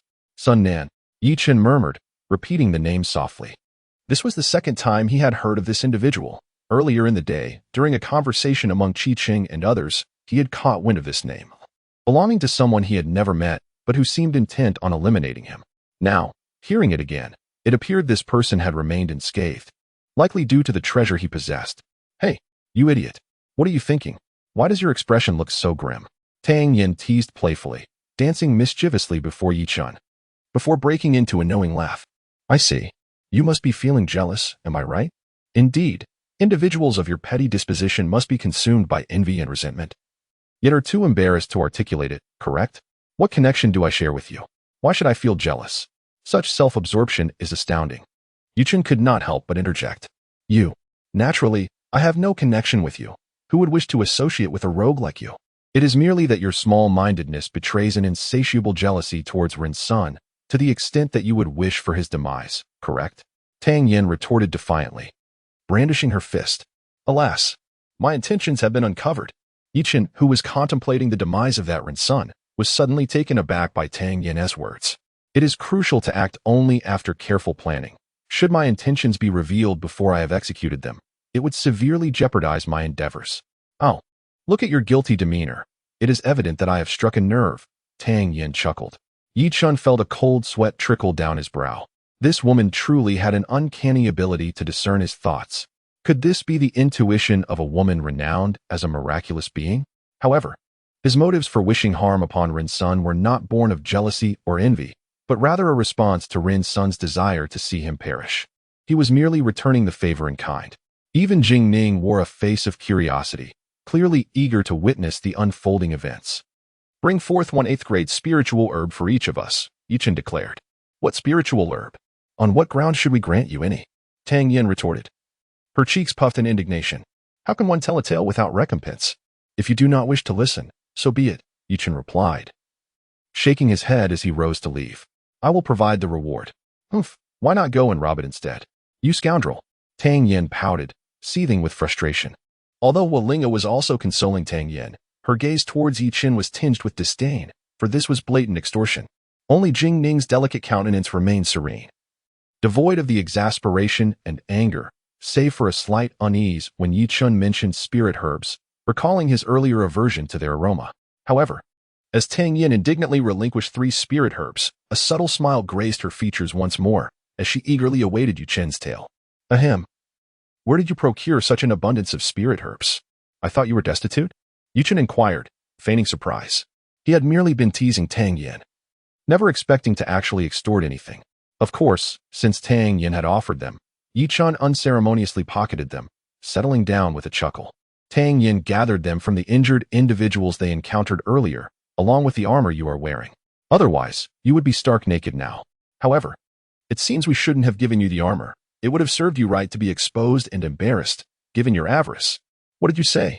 Tang Yin inquired, unable to discern his words clearly. However, she gleaned from Chen's malicious gaze that he was speaking ill of her. Nothing at all, Huolinger interjected hastily. Though she had only vaguely overheard, she deciphered Chen's words by reading his lips. Fearing Tang Yin's wrath and the postponement of the story, she quickly intervened. Hurry and begin your tale. Cease your dithering and act like a woman, Huolinger exclaimed, hurling a stone at Chen, causing fragments to scatter. In this scene, Jing Ning's small face appeared dazed, resembling one who had been thoroughly frightened. Fortunately, thanks to Chen's enhanced physical strength, had he possessed merely a corporeal form, the impact of such a strike would have caused excruciating pain.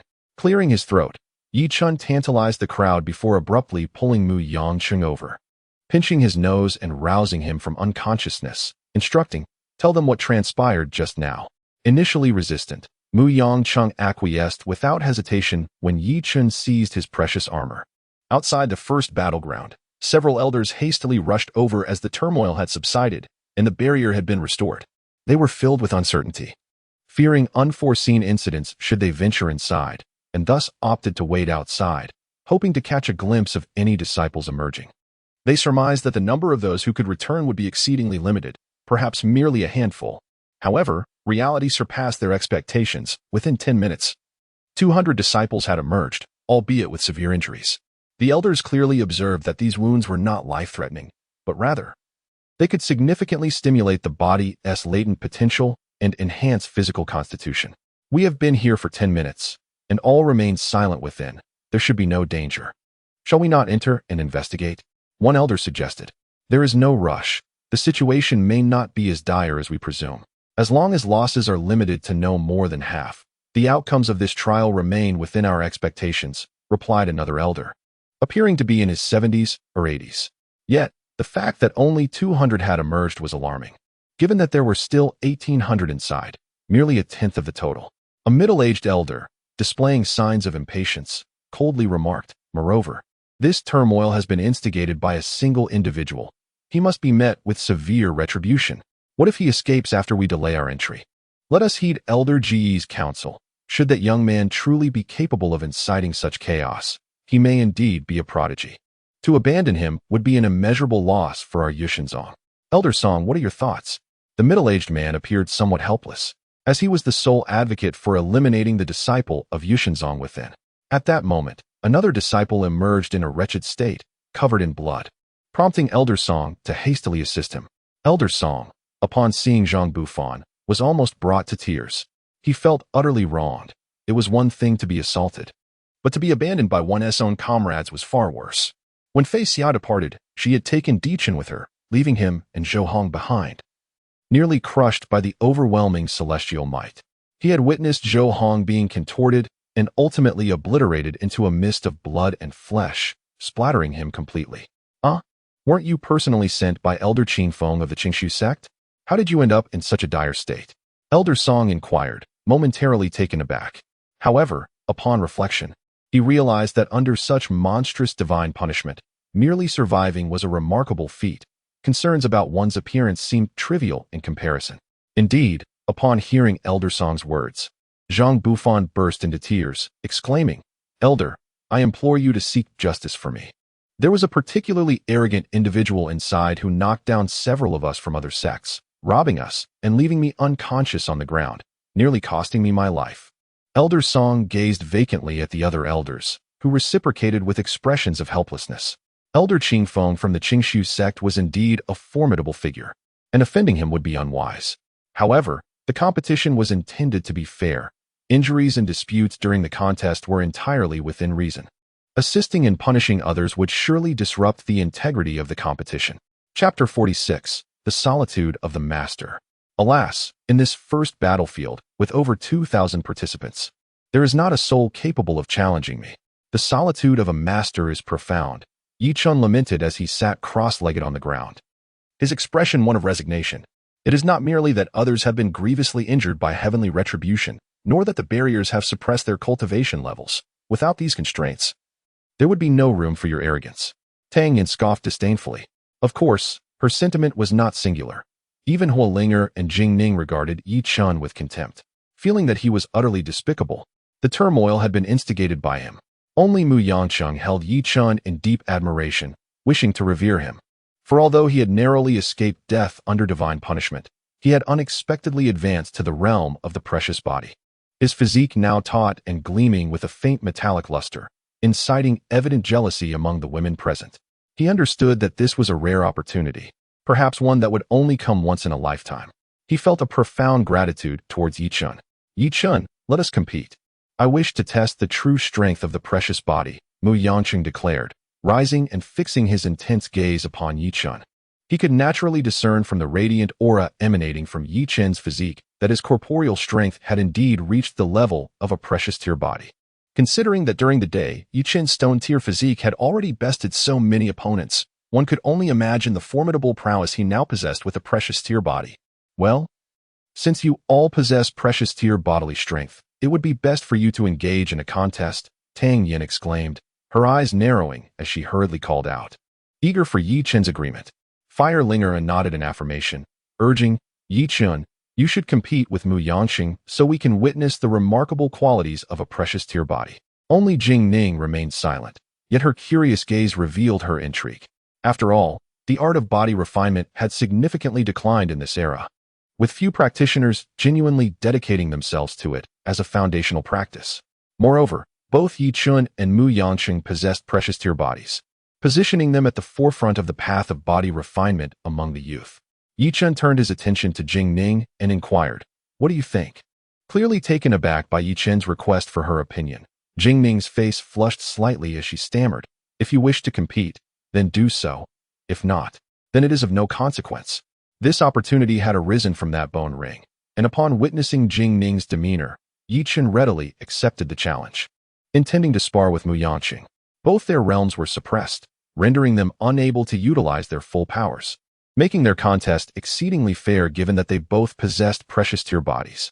On a flat expanse of ground, Yi Chun and Mu Yangxing stood at opposite ends, while Tang Yin, Fire Linger, and Jing Ning gathered nearby.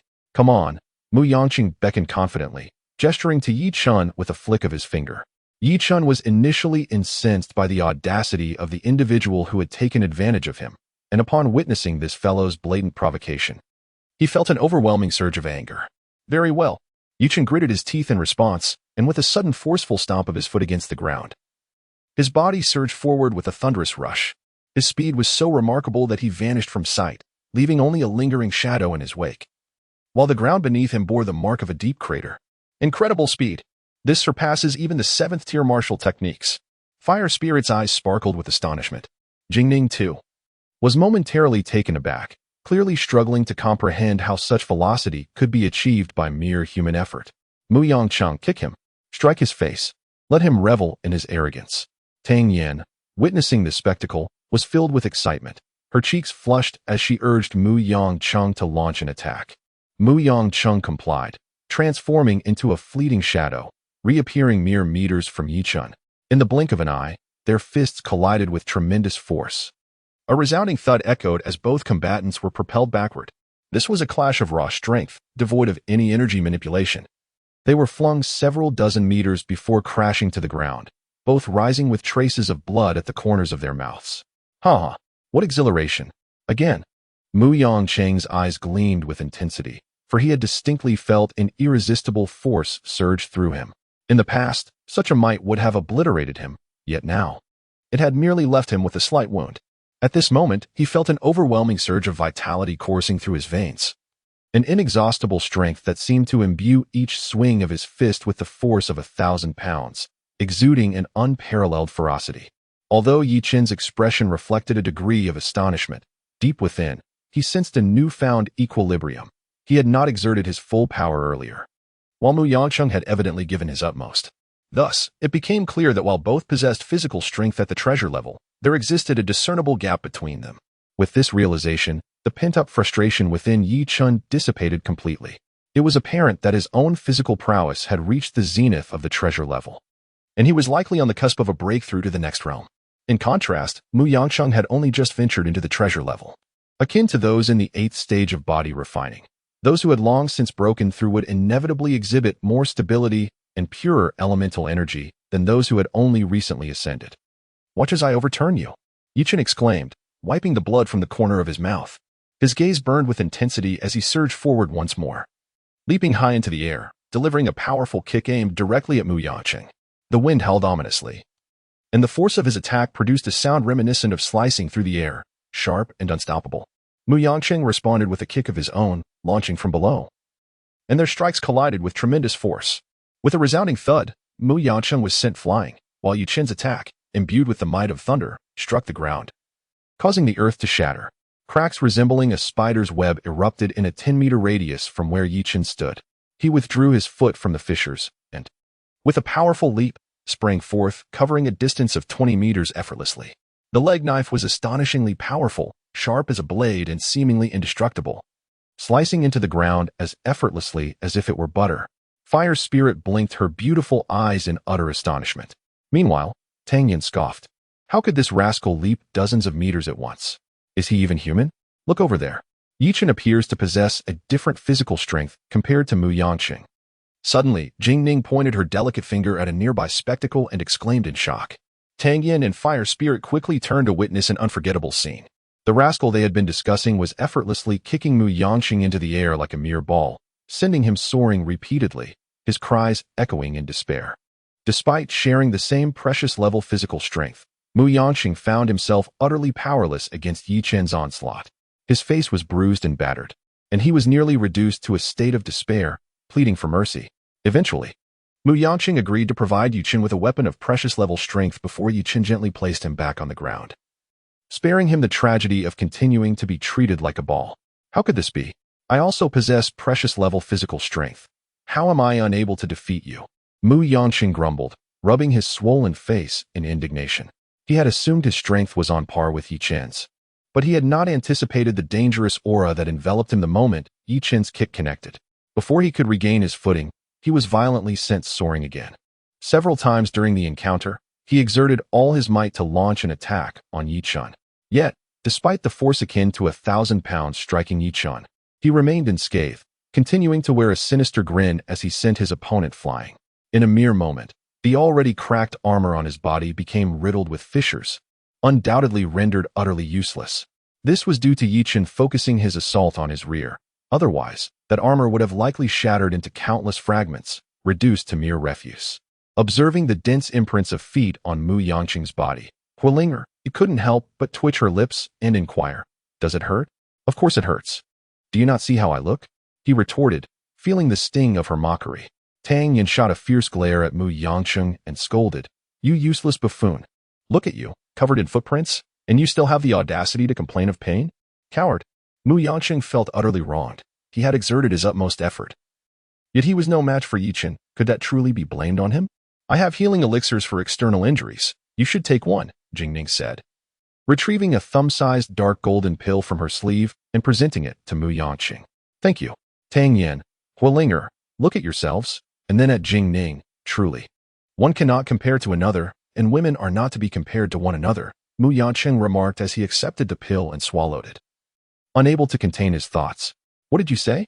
Repeat that." Huolinger and Tang Yin approached simultaneously, both wearing fierce expressions. Moreover, Tang Yin rolled up her sleeves, presenting a bold demeanor akin to that of a robust woman. Although Huolinger exhibited a touch of femininity, the sight of the substantial tree trunk in her grasp, aged between 40 to 50 years, caused Mu Yangqing to instinctively withdraw his neck, clearly intimidated. However, upon witnessing Yi Chen's amused reaction towards them, Mu Yangqing felt a twinge of embarrassment at being coerced by two women through sheer force. Considering he now possessed a body of extraordinary strength, he had no reason to feel afraid. Thus, he raised his head defiantly and declared, "You two harpies possess not a shred of feminine grace. It is truly your father's folly to have birthed such masculine figures." Chapter 47. The fragrance fades and the jade perishes. Yi Chen gazed skyward, acknowledging that Mu Yangqing's bravado at such a moment was indeed a miscalculation on his part. After all, one cannot measure the nature of women with conventional logic. To put it bluntly, Mu Yangqing, that foolish fellow, had failed to notice the formidable long sword of exceptional quality wielded by Tang Yin behind her. Had he seen it, he would undoubtedly have yielded to their imposing presence. However, such a scenario remains purely hypothetical and cannot be regarded as reality.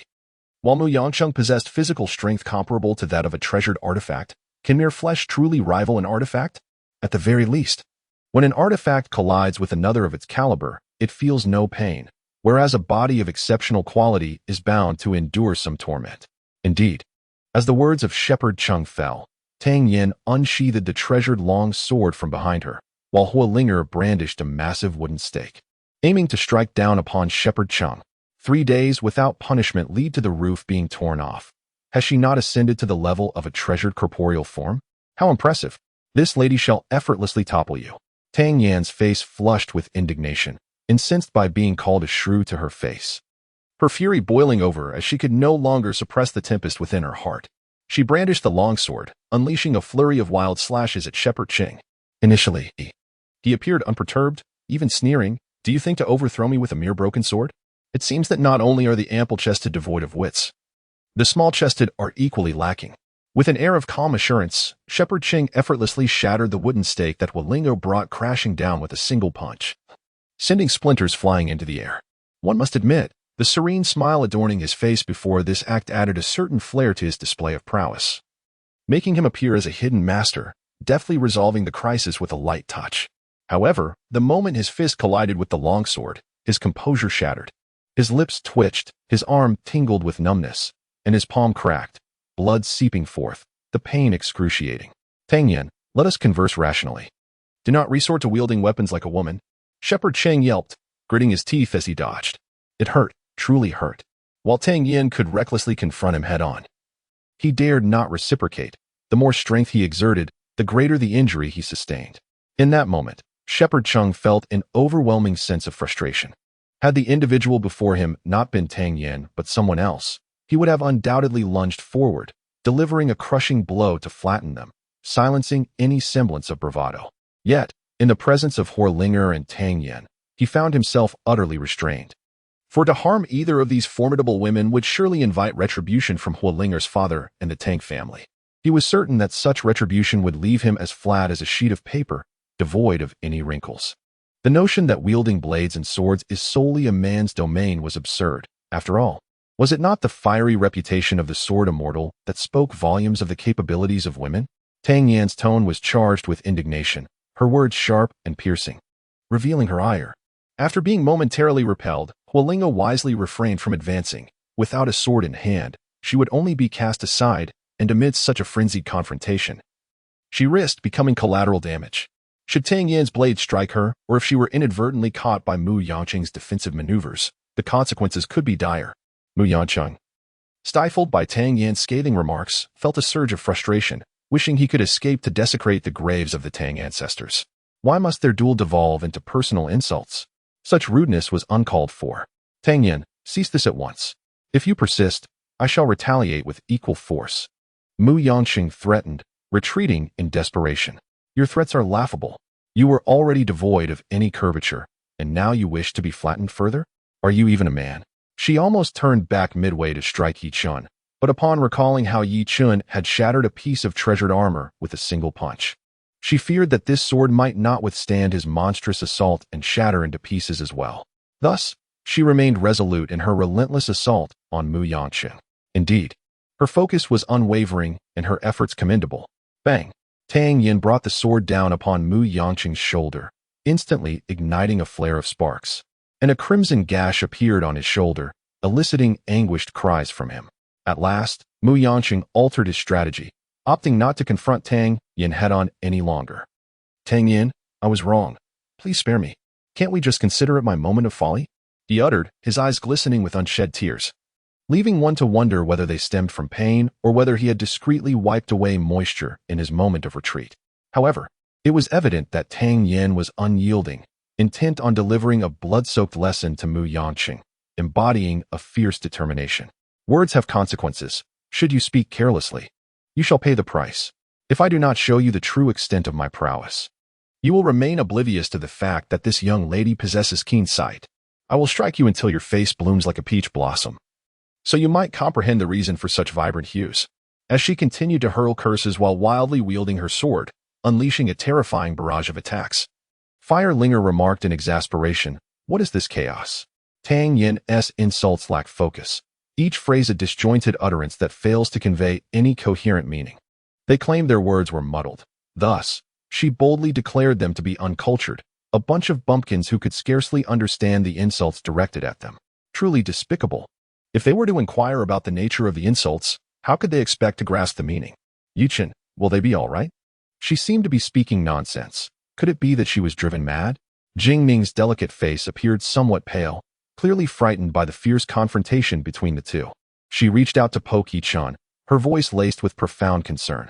Her tone was soft and melodious, captivatingly sweet, yet her pallor evoked a poignant sense of sympathy.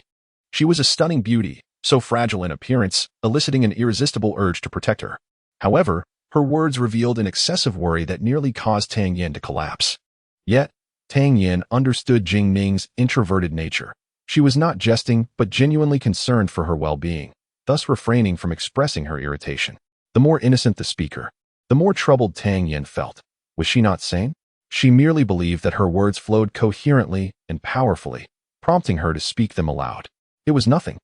She simply had that mad demeanor. Yi Chen chuckled. Idiot, watch the sword. Tang Yin discarded Mu Yangqing and swiftly hurled her longsword directly at Yi Chen. Buzz. The blade trembled and hummed, its tip gleaming with golden light and sharpness. Yi Chen's gaze sharpened slightly. However, Tang Yan's aim was off, and the sword flew towards Jing Ning's shoulder instead. Hualinger, Tang Yan, and Mu Yangqing all noticed this alarming turn of events and could not help but exclaim in shock. Even if Yi Chen were struck by the sword, he would not face mortal danger. At most, he would endure some superficial pain. But Jing Ning appeared exceedingly frail. She certainly could not withstand the strength of Tang Yin and Hualinger. If the sword were to strike her, would there be any hope of survival? In that instant, the hearts of the onlookers soared to their throats. Yi Chen swiftly darted forward, reaching out to grasp the longsword. However, his speed was still just a fraction too slow. Even before his palm could seize it, the tip of the sword, along with a substantial portion of its blade, was already less than half a meter away from Jing Ning. Half a meter is an imperceptible distance for an object moving at such high velocity. Barely the blink of an eye, Tang Yin was already convinced that this strike would inevitably strike Jing Ning, her face as pale as death. Hualinger and Mu Yang both wore grim expressions, turning their heads away, unable to bear the sight, although Jing Ning was merely an acquaintance from the battlefield. Their genuine affection for this innocent and naive girl was undeniable. Yet now, a pang of inexplicable pain gripped Yi Chen's heart. Perhaps it was due to the sheer purity of this girl. Anyone witnessing her plight would feel an overwhelming sorrow, for in this world, many have been tainted by societal norms, while she, from her very first appearance to this moment, had never displayed a trace of malice, not even daring to jest with others for fear of causing offense. Such a girl is one whom no one would wish to see fade away. In a moment of desperation, Yi Chen hurriedly positioned himself in the narrow gap between the longsword and Jing Ning, intent on using his body to shield her. After all, his physical resilience was formidable. Even if struck, he would only suffer minor injuries. Yet, once more, Yi Chen's attempt to save her was in vain. The long sword seemed to deliberately angle itself, slipping past his outstretched arms. A suffocating anguish seized Yi Chen's heart, his nose tingled, and he could not suppress the mist rising in his eyes. This was the first time he felt such profound sorrow at the loss of a stranger. He was filled with rage. Despite her ability to deflect the sword, the young maiden still met her tragic end. Was such a peerless beauty destined to vanish so abruptly? Yi Chen was engulfed in despair, while in the distance, Huolinger and others wore expressions of gloom, as it was indeed an unforeseen calamity. Chapter 48. Farewell, Lanji. Yi Chen faced Jing Ning, intending to shield her from the impending attack with his back. At that moment, gazing at the fragile figure before him, an inexplicable heaviness settled in his heart, prompting him to whisper, "I am sorry, I have implicated you." Yi Chen pondered that had he not sought out that madwoman, Tang Yin, such a mishap would likely never have occurred. However, Jing Ning did not collapse, nor did her body exhibit any signs of disturbance, as if she had not been harmed at all. The only indication of her plight was her pallid complexion, leading Yi Chen to wonder if she had indeed been struck. He stood in close proximity to her, and due to his greater height, his warm breath brushed against her delicate face, causing her to tense up. Her cheeks flushed with crimson, and in a state of panic, she fled to the side, as if evading a ferocious beast. "Are you all right?" Yi Chen stared in bewilderment at the scene unfolding before him. Moments ago, he distinctly felt the sword pierce beneath his arm, and by his estimation, it had struck precisely at Jing Ning's shoulder and throat. He even entertained the notion that Jing Ning had been concealing her abilities, but upon recalling her ashen visage, he dismissed that thought. If Jing Ning possessed the means to protect herself, she would not have been so frightened moments before. Thus, there must be another explanation. Yi Chen glanced down at himself, noting the absence of injuries and the conspicuous absence of his sword. Turning his gaze towards Jing Ning, who stood not far off, he observed that she too bore no wounds. Strangely, the long sword had seemingly vanished without a trace. "I am fine," Jing Ning stated, shaking her head, though she appeared quite shaken. The fright she experienced, akin to the sorrowful gaze of Yi Chen, mirrored the desolation one might feel when confronting death itself, filling her with a profound sense of dread that rivaled her fear of the sword. Huolinger and the others, having noticed the unusual circumstances, approached, mistakenly believing that Yi Chen had heroically intervened to thwart an attack. "Jing Ning, are you all right? Are you hurt?" Huolinger circled around Jing Ning, her expression relaxing as she found no trace of injury. "I'm fine," Jing Ning replied, her small hands fidgeting, feeling somewhat uneasy under Huolinger's penetrating gaze, which seemed to strip her of all defenses, leaving her tense and rigid.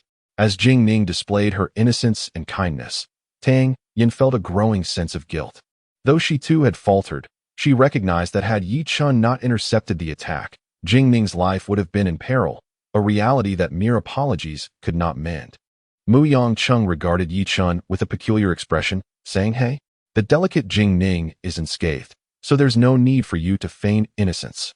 Yi Chen cast a glance at Mu Yongcheng and replied, "The sword was not intercepted by me." Then where did the sword go?" Shepard carefully observed and found that Yi Chen bore no wounds whatsoever. Even though Yi Chen possessed a formidable physique, he would surely sustain injuries if pierced by a longsword. Yet, there was not a single mark on him. This compelled Shepard to believe Yi Chen's words, but as he scanned the surroundings, he noticed the absence of the longsword, causing his expression to become somewhat peculiar. Before the gaze of many, had the sword truly vanished into thin air? Huolinger also noticed the oddity between Yi Chen and Shepard. After glancing around, her face turned perplexed, for there was no trace of the longsword nearby. "Never mind. Let's hasten our departure from this barrier." Yi Chen suddenly sensed that the disappearance of the sword might be linked to the dragon's seed within him. However, due to the crowd, He found it inappropriate to sit cross-legged and begin examining his internal state. After a night of turmoil, dawn was beginning to break, and it wouldn't be long before daylight fully emerged. Ah, that is fine. Huolinger and Tang Yin nodded, and they proceeded deeper into the first battlefield. This layer of barrier suppressed the space within a 10-mile radius, where survival relied solely on physical strength or the mastery of body refinement. Once they left this barrier, their cultivation would no longer be constrained, and a multitude of magical beasts would soon appear. After Yi Chun and his companions departed from the barrier, the sky had fully brightened. However, due to the emergence of divine punishment the previous night, a multitude of magical beasts had fled, rendering the surroundings somewhat desolate. As they sought to resolve their breakfast dilemma, they found themselves at a loss for edible provisions. It's all your fault. You scared away all the magical beasts last night. Tang Yin could not help but complain to Yi Chen. How can this be blamed on me? The divine punishment came out of nowhere to strike me. Whom have I offended? Yi Chen retorted, somewhat irked. Look, there are a few people approaching over there. Mu Yang pointed toward a group of individuals emerging from the barrier. It was a group of youths, numbering 6 or 7, consisting of 5 males and 2 females, who approached while chatting and laughing. Leading them was a girl and a young man clad in the attire of an inner disciple of the Yutian sect. The girl wore a form-fitting purple outfit that accentuated her graceful curves and perfect silhouette. Her stature was elegant, with a long neck that revealed a hint of delicate collarbone peeking through her attire. And her long legs were nothing short of exquisite as she moved with a graceful gait. Her face bore a subtle smile that struck a perfect balance, neither overtly flattering nor excessively aloof, embodying a warmth that was neither too intense nor too cold, creating an inviting aura. It was an exceptionally enchanting visage, with a delicate nose, small mouth, and elegantly arched brows, her beauty breathtakingly captivating. Lanji, despite Yi Chen's profound disappointment and complete estrangement from Lanji, he could not help but praise her exquisite beauty when he encountered her once more, unadorned yet radiantly lovely. Even if it were merely a facade, it was indeed a striking one. Ah, and there stood Sun Nan, who had wielded a cauldron last night, seemingly a spiritual artifact. Stone tier physique, Mu Yang remarked, his mouth agape. He had made significant strides on the path of physical cultivation. He was no longer the same. One glance was enough for him to discern that Sun Nan's physical strength had reached the stone tier level. His cultivation was enigmatic, at the very least at the 9th level of physical refinement. Yi Chun was equally astonished, for his cultivation had advanced to the 8th level, and he had initially believed he could impose dominance over Sun Nan. However, he found himself unable to discern the specifics of Sun Nan's cultivation level, and he sensed an undercurrent of danger emanating from him, suggesting a substantial threat. It appeared that the Yutian sect was indeed exceptional, as they had individuals who could achieve remarkable success in both physical strength and cultivation level simultaneously. Indeed, this individual is quite talented, remarked Huolinger. Truly, he is a remarkable person, added Tang Yin. Last night, confined under the barrier, they could not perceive even the slightest energy fluctuation from Sun Nan, rendering them unaware of the extent of his cultivation. However, now Sun Nan exuded a subtle yet palpable pressure, and without Yi Chen's clarification, they understood that his cultivation level was vastly superior to theirs. Ah, it is rare for Miss Tang to bestow compliments. For someone as headstrong as you to praise Sun Nan, could it be that you have taken a liking to him? I advise you. With your cultivation level merely at the 6th stage of body refinement, you are hardly a match for them. It is essential to possess self-awareness. I suggest you find a cooler place to remain rather than indulging in foolishness here, Yi Chen bluntly remarked. Get lost, Tang Yin retorted, infuriated, clawing at Yi Chen in a fit of rage, only to be pulled away by Huolinger. Departing, Yi Chen cast another glance at the 2 figures leading the way, his expression gradually turning grave as he first ventured into the nearby thicket. You may go ahead. We shall join Sun Nan shortly. Chapter 49, Timeless Beauty. A gentle breeze wafted by, willows danced in the air, sunlight dappled the ground, and the stream meandered with a soothing murmur. This scene was imbued with tranquility and serenity, evoking a deep yearning. Yi Chen, Mu Yangqing, and Jing Ning sat cross-legged, quietly inhaling the refreshing air, their faces reflecting a state of bliss. To think that amidst the 10,000 mountains controlled by demonic beasts, such beauty could exist. This journey was indeed worthwhile. After several deep breaths, Mu Yangqing's countenance grew serene, his eyes shimmering with a hint of wonder as he spoke. This place is rich in spiritual essence, with a picturesque environment, particularly the concentration of natural energy, which far surpasses that of the outside world. Cultivating here is truly twice the result with half the effort. As the bright moon rises over the Tianshan Mountains, amidst the vast sea of clouds, with autumn waters accompanying the fair maiden, I would gladly become a celestial being, Mu Yangcheng declared with a squinting gaze. Yi Chen glanced at Mu Yangcheng and couldn't help but scold. Mu Yangcheng, you rascal, do not frighten Jingning. Clearly, Jingning had overheard his words, her petite face flushing crimson as she stammered, I didn't hear anything. This moment elicited a hearty laugh from Mu Yangcheng. Yi Chen, you see, Jingning remains oblivious to your antics. You should cease your disruptions. Are you perhaps concerned that my poetic prowess might overshadow your own, hence resorting to the excuse of Jingning to undermine me? Mu Yangcheng remarked with a smile directed at Yi Chen. Naturally, Yi Chen was unwilling to concede, retorting, Mu Yangcheng, do not bask in your own arrogance. Your corporeal form is no match for mine, and your current cultivation falls short of my own. What glory do you possess to claim?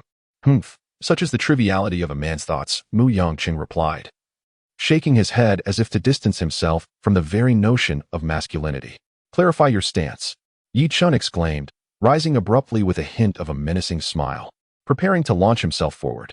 Mu Yangcheng recoiled slightly, stating, to rely solely on brute strength is ultimately the trait of a simpleton. A person like me, proficient in both martial and literary pursuits, is far more rare and valuable. In comparison, you pale in significance, fretting over my potential to eclipse your standing. I pale in significance? Poetry is merely a matter of expression. I shall defeat you in every conceivable angle, demonstrating what it truly means to possess both literary and martial talents, Yi Chen declared, brimming with youthful fervor and a desire to assert his dominance. I shall observe. Eager to see how you embarrass yourself, Mu Yangcheng retorted provocatively. Yi Chen was indeed tempted to pounce upon him and deliver a few well-placed kicks to that not yet healed visage, for it was infuriating to be mocked for his perceived lack of talent.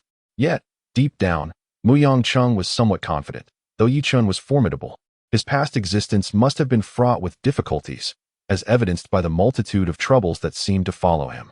Jingning, taken aback, stood up suddenly. A soft green dress gently clung to her delicate form, with a playful bow tied at her back. Her face was exquisitely pure, resembling a fragile flower standing gracefully upon the grass. She spoke, let us not dwell on this. We still need to find food. It was evident that Jingning was helping Yi Chen out of a predicament. Yi Chen waved dismissively. It's fine. Just wait for me to finish. Thus, Mu Yangcheng and Jingning exchanged glances, sitting on the ground as they awaited Yi Chen's poetry. Ahem, listen closely. Yi Chen cleared his throat, striving to calm his tone as if entering an extraordinary state. In 1,000 years, beauty is unmatched. Pleasing to the eyes is the lovely maiden, a visage that captivates the nation, stunning all who behold. Jingning's small face instantly flushed crimson. Although Yi Chen may not have been referring to her, his gaze remained fervently fixed upon her as he recited his poem, causing a tempest of confusion within her heart. You're being unreasonable. This is cheating, Mu Yangcheng exclaimed, initially taken aback, then filled with indignation. He felt that while Yi Chen described a landscape, he had directly portrayed a person, thus casting suspicion on his integrity and fairness. Nonetheless, he couldn't help but commend the poem. Yi Chen cast a sly glance at Mu Yangcheng, adopting a disinterested demeanor. A loss is a loss. There is no need for such trivialities. Cheating and taking shortcuts are forms of prowess too. If you possess the ability, then swiftly ascend the path of cultivation to become an unparalleled master of the continent. Mu Yangcheng was momentarily speechless, rolling his eyes. Yet he had to concede that Yi Chen's perspective held merit. Those who do not possess more than 3 insignias, and whose physical strength has not attained the level of stone stage, shall not be deemed to have passed. This shall be considered a forfeiture. As he gazed upon the 3 lines inscribed upon the stone, Yi Chen's lips twitched in dismay. He had initially acquired a considerable number of insignias, but under the divine retribution last night, they had been reduced to mere fragments. Where could he possibly find even one now? Not to mention, 3 individuals required 9. I possess 5 insignias, Jingning swiftly revealed from within her garments.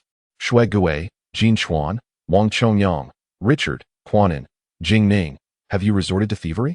Yi Chen exclaimed in astonishment, as he had never heard of the names inscribed upon those insignias.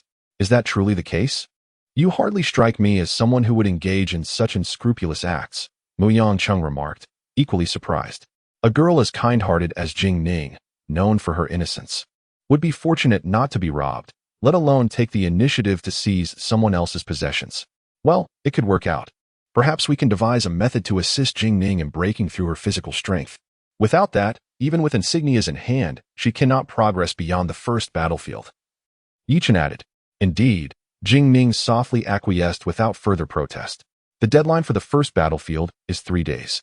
Having already spent 1 day yesterday and another today, tomorrow will mark the final day. If by tomorrow they cannot gather enough insignias, or if Jing Ning fails to enhance her physical strength, it would mean the loss of her qualification to enter the second battlefield. Stop.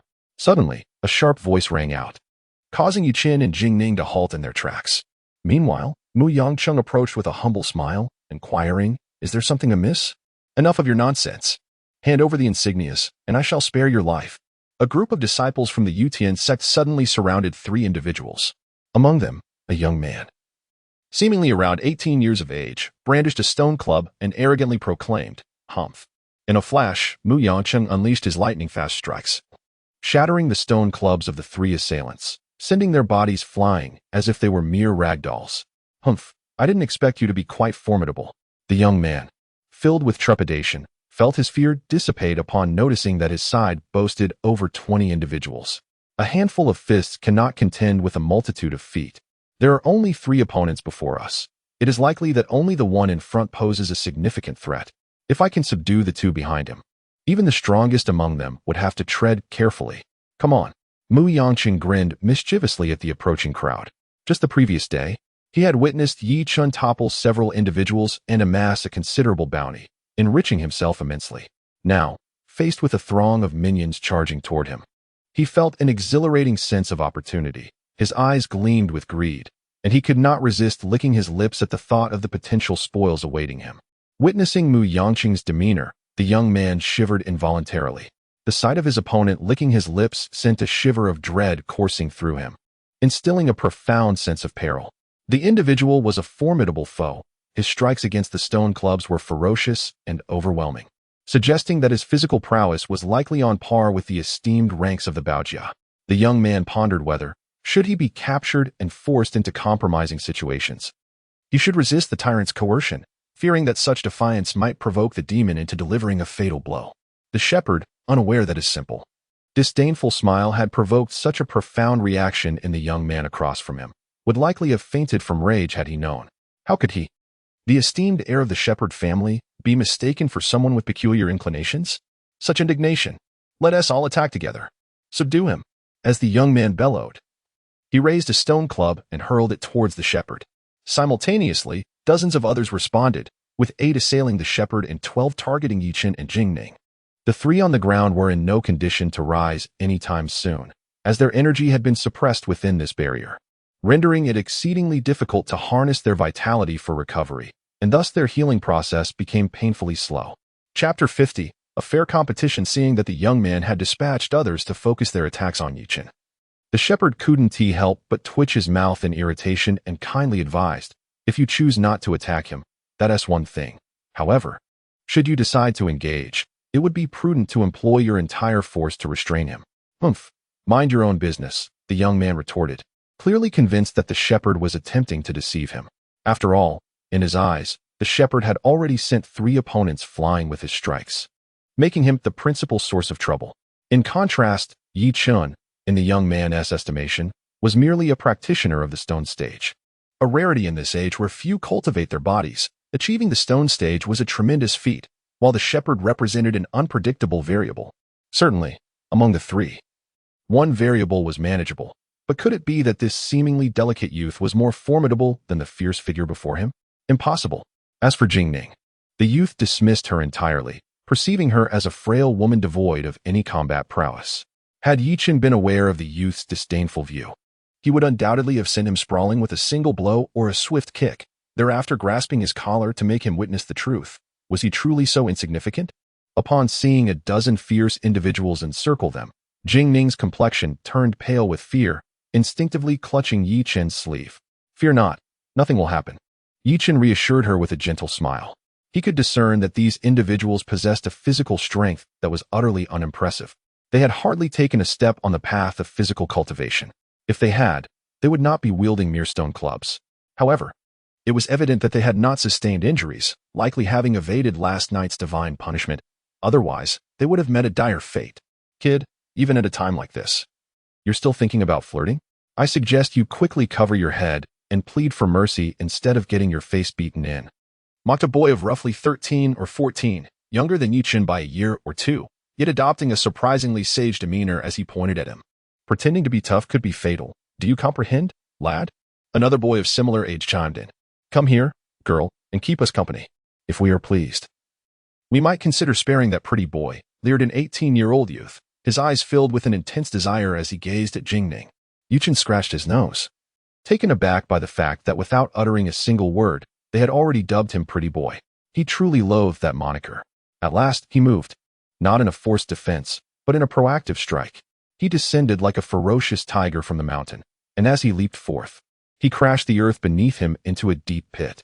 Then, with a fierce swing of his right hand, he delivered a resounding slap towards the face of the 18-year-old youth.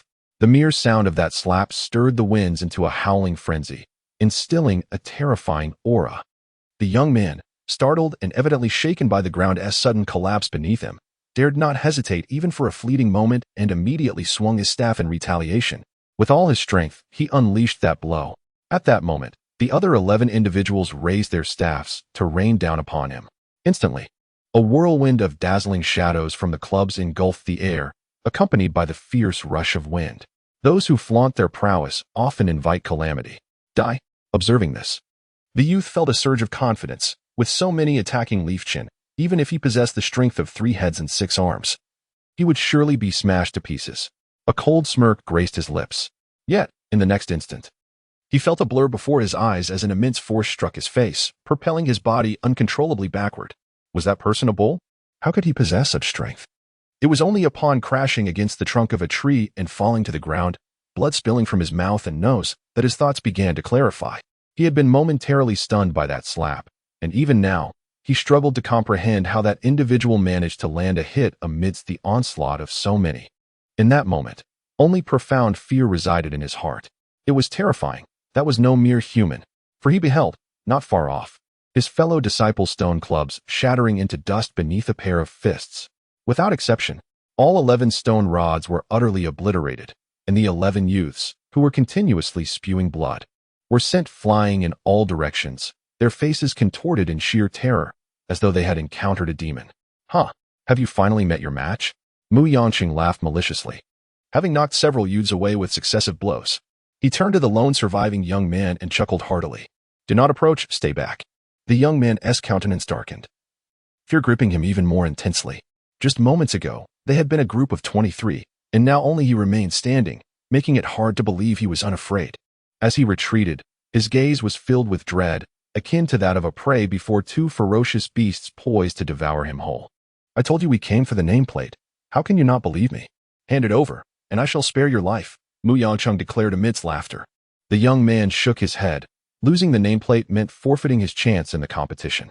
You truly lack understanding, he thought. Without hesitation, Mu Yanqing unleashed a powerful strike, sending him crashing to the ground and retrieving 3 nameplates from him. No wonder so many have gathered. Possessing the stone body is indeed formidable, Mu Yanqing remarked after claiming the nameplates. The young man was so incensed that he coughed up blood, not from sheer anger, but due to the internal injuries inflicted by Mu Yanqing. He felt humiliated, sensing that Mu Yanqing was deliberately tormenting him. If he were truly powerful, would he have been so easily toppled? Surrender the nameplate, and I shall spare your life, Mu Yanqing announced as he approached another youth. The youth appeared remarkably obstinate, glaring defiantly at Mu Yanqing, as if he were prepared to spit in his face had the disparity in strength not been so pronounced. Oh, how I relish tormenting a tough nut.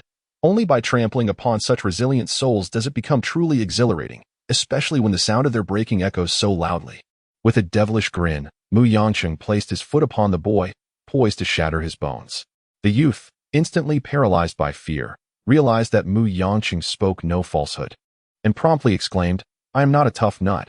I yield, I yield. With great difficulty, He rolled over and surrendered 2 of his insignias to Mu Yangqing. Meanwhile, Yichen also conducted a thorough search. Ultimately, when they tallied their findings, the duo discovered that they had amassed a total of 50 insignias from these individuals, in addition to the 5 belonging to Jingning, yielding a grand total of 55. At this juncture, it was clear that not only was 3 insignias per person sufficient for their exit, but even 13 would pose no obstacle. Well, we surely won't require such a surplus. Let us keep what we need and return the rest to them, Yichen suggested after some contemplation. Agreed, Mu Yangqing responded, producing 46 insignias and proclaiming loudly, "Those who desire insignias, come forth and claim them." Instantly, a throng of individuals crawled towards him. Although they sensed that Mu Yangqing was toying with them, they found themselves unable to voice any objections. "Brother," Mu Yangqing called out to the first boy who extended his hand. "Brother," the youth replied eagerly. "Good. Here is a gift for you," Mu Yangqing said, handing 3 insignias directly to him. This gesture incited a sense of urgency among the remaining crowd. They had 46 plaques, and they assumed that Shepherd Chung would distribute 2 to each person, which would be just right. However, they did not anticipate that Shepherd Chung would directly give 3 plaques to the first young man. At this rate, at least 7 or 8 individuals would be left without plaques. When the second boy reached out his hand, Shepherd Chung also bestowed upon him 3 plaques. Next, the third person extended his hand. It was the leading youth, whose lips were stained with blood.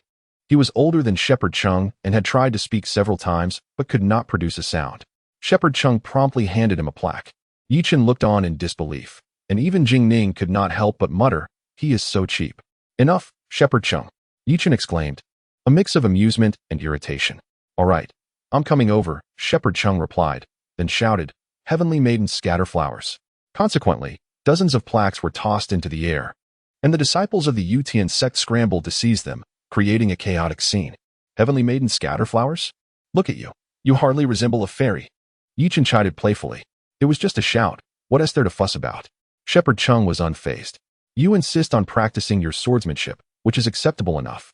But if you practice without decorum and manage to reach the sublime state of unity with the sword, that is simply disgraceful. Scoundrel! Hey, Yichen, you cannot belittle me in front of Jingning. If your intention is to make her dislike me through your insults, I advise you to cease immediately." "We should compete fairly," Shepherd Chung declared. "Compete in what?" Yichen was taken aback. Had he truly intended to diminish Shepherd Cheng's reputation with ulterior motives? It seems there is none. Of course, it is a tranquil competition. Where might I find the wine house? The shepherd boy pointed distantly towards Xinghua village. The shepherd's words trailed off, his tone hesitant, as he retreated ahead.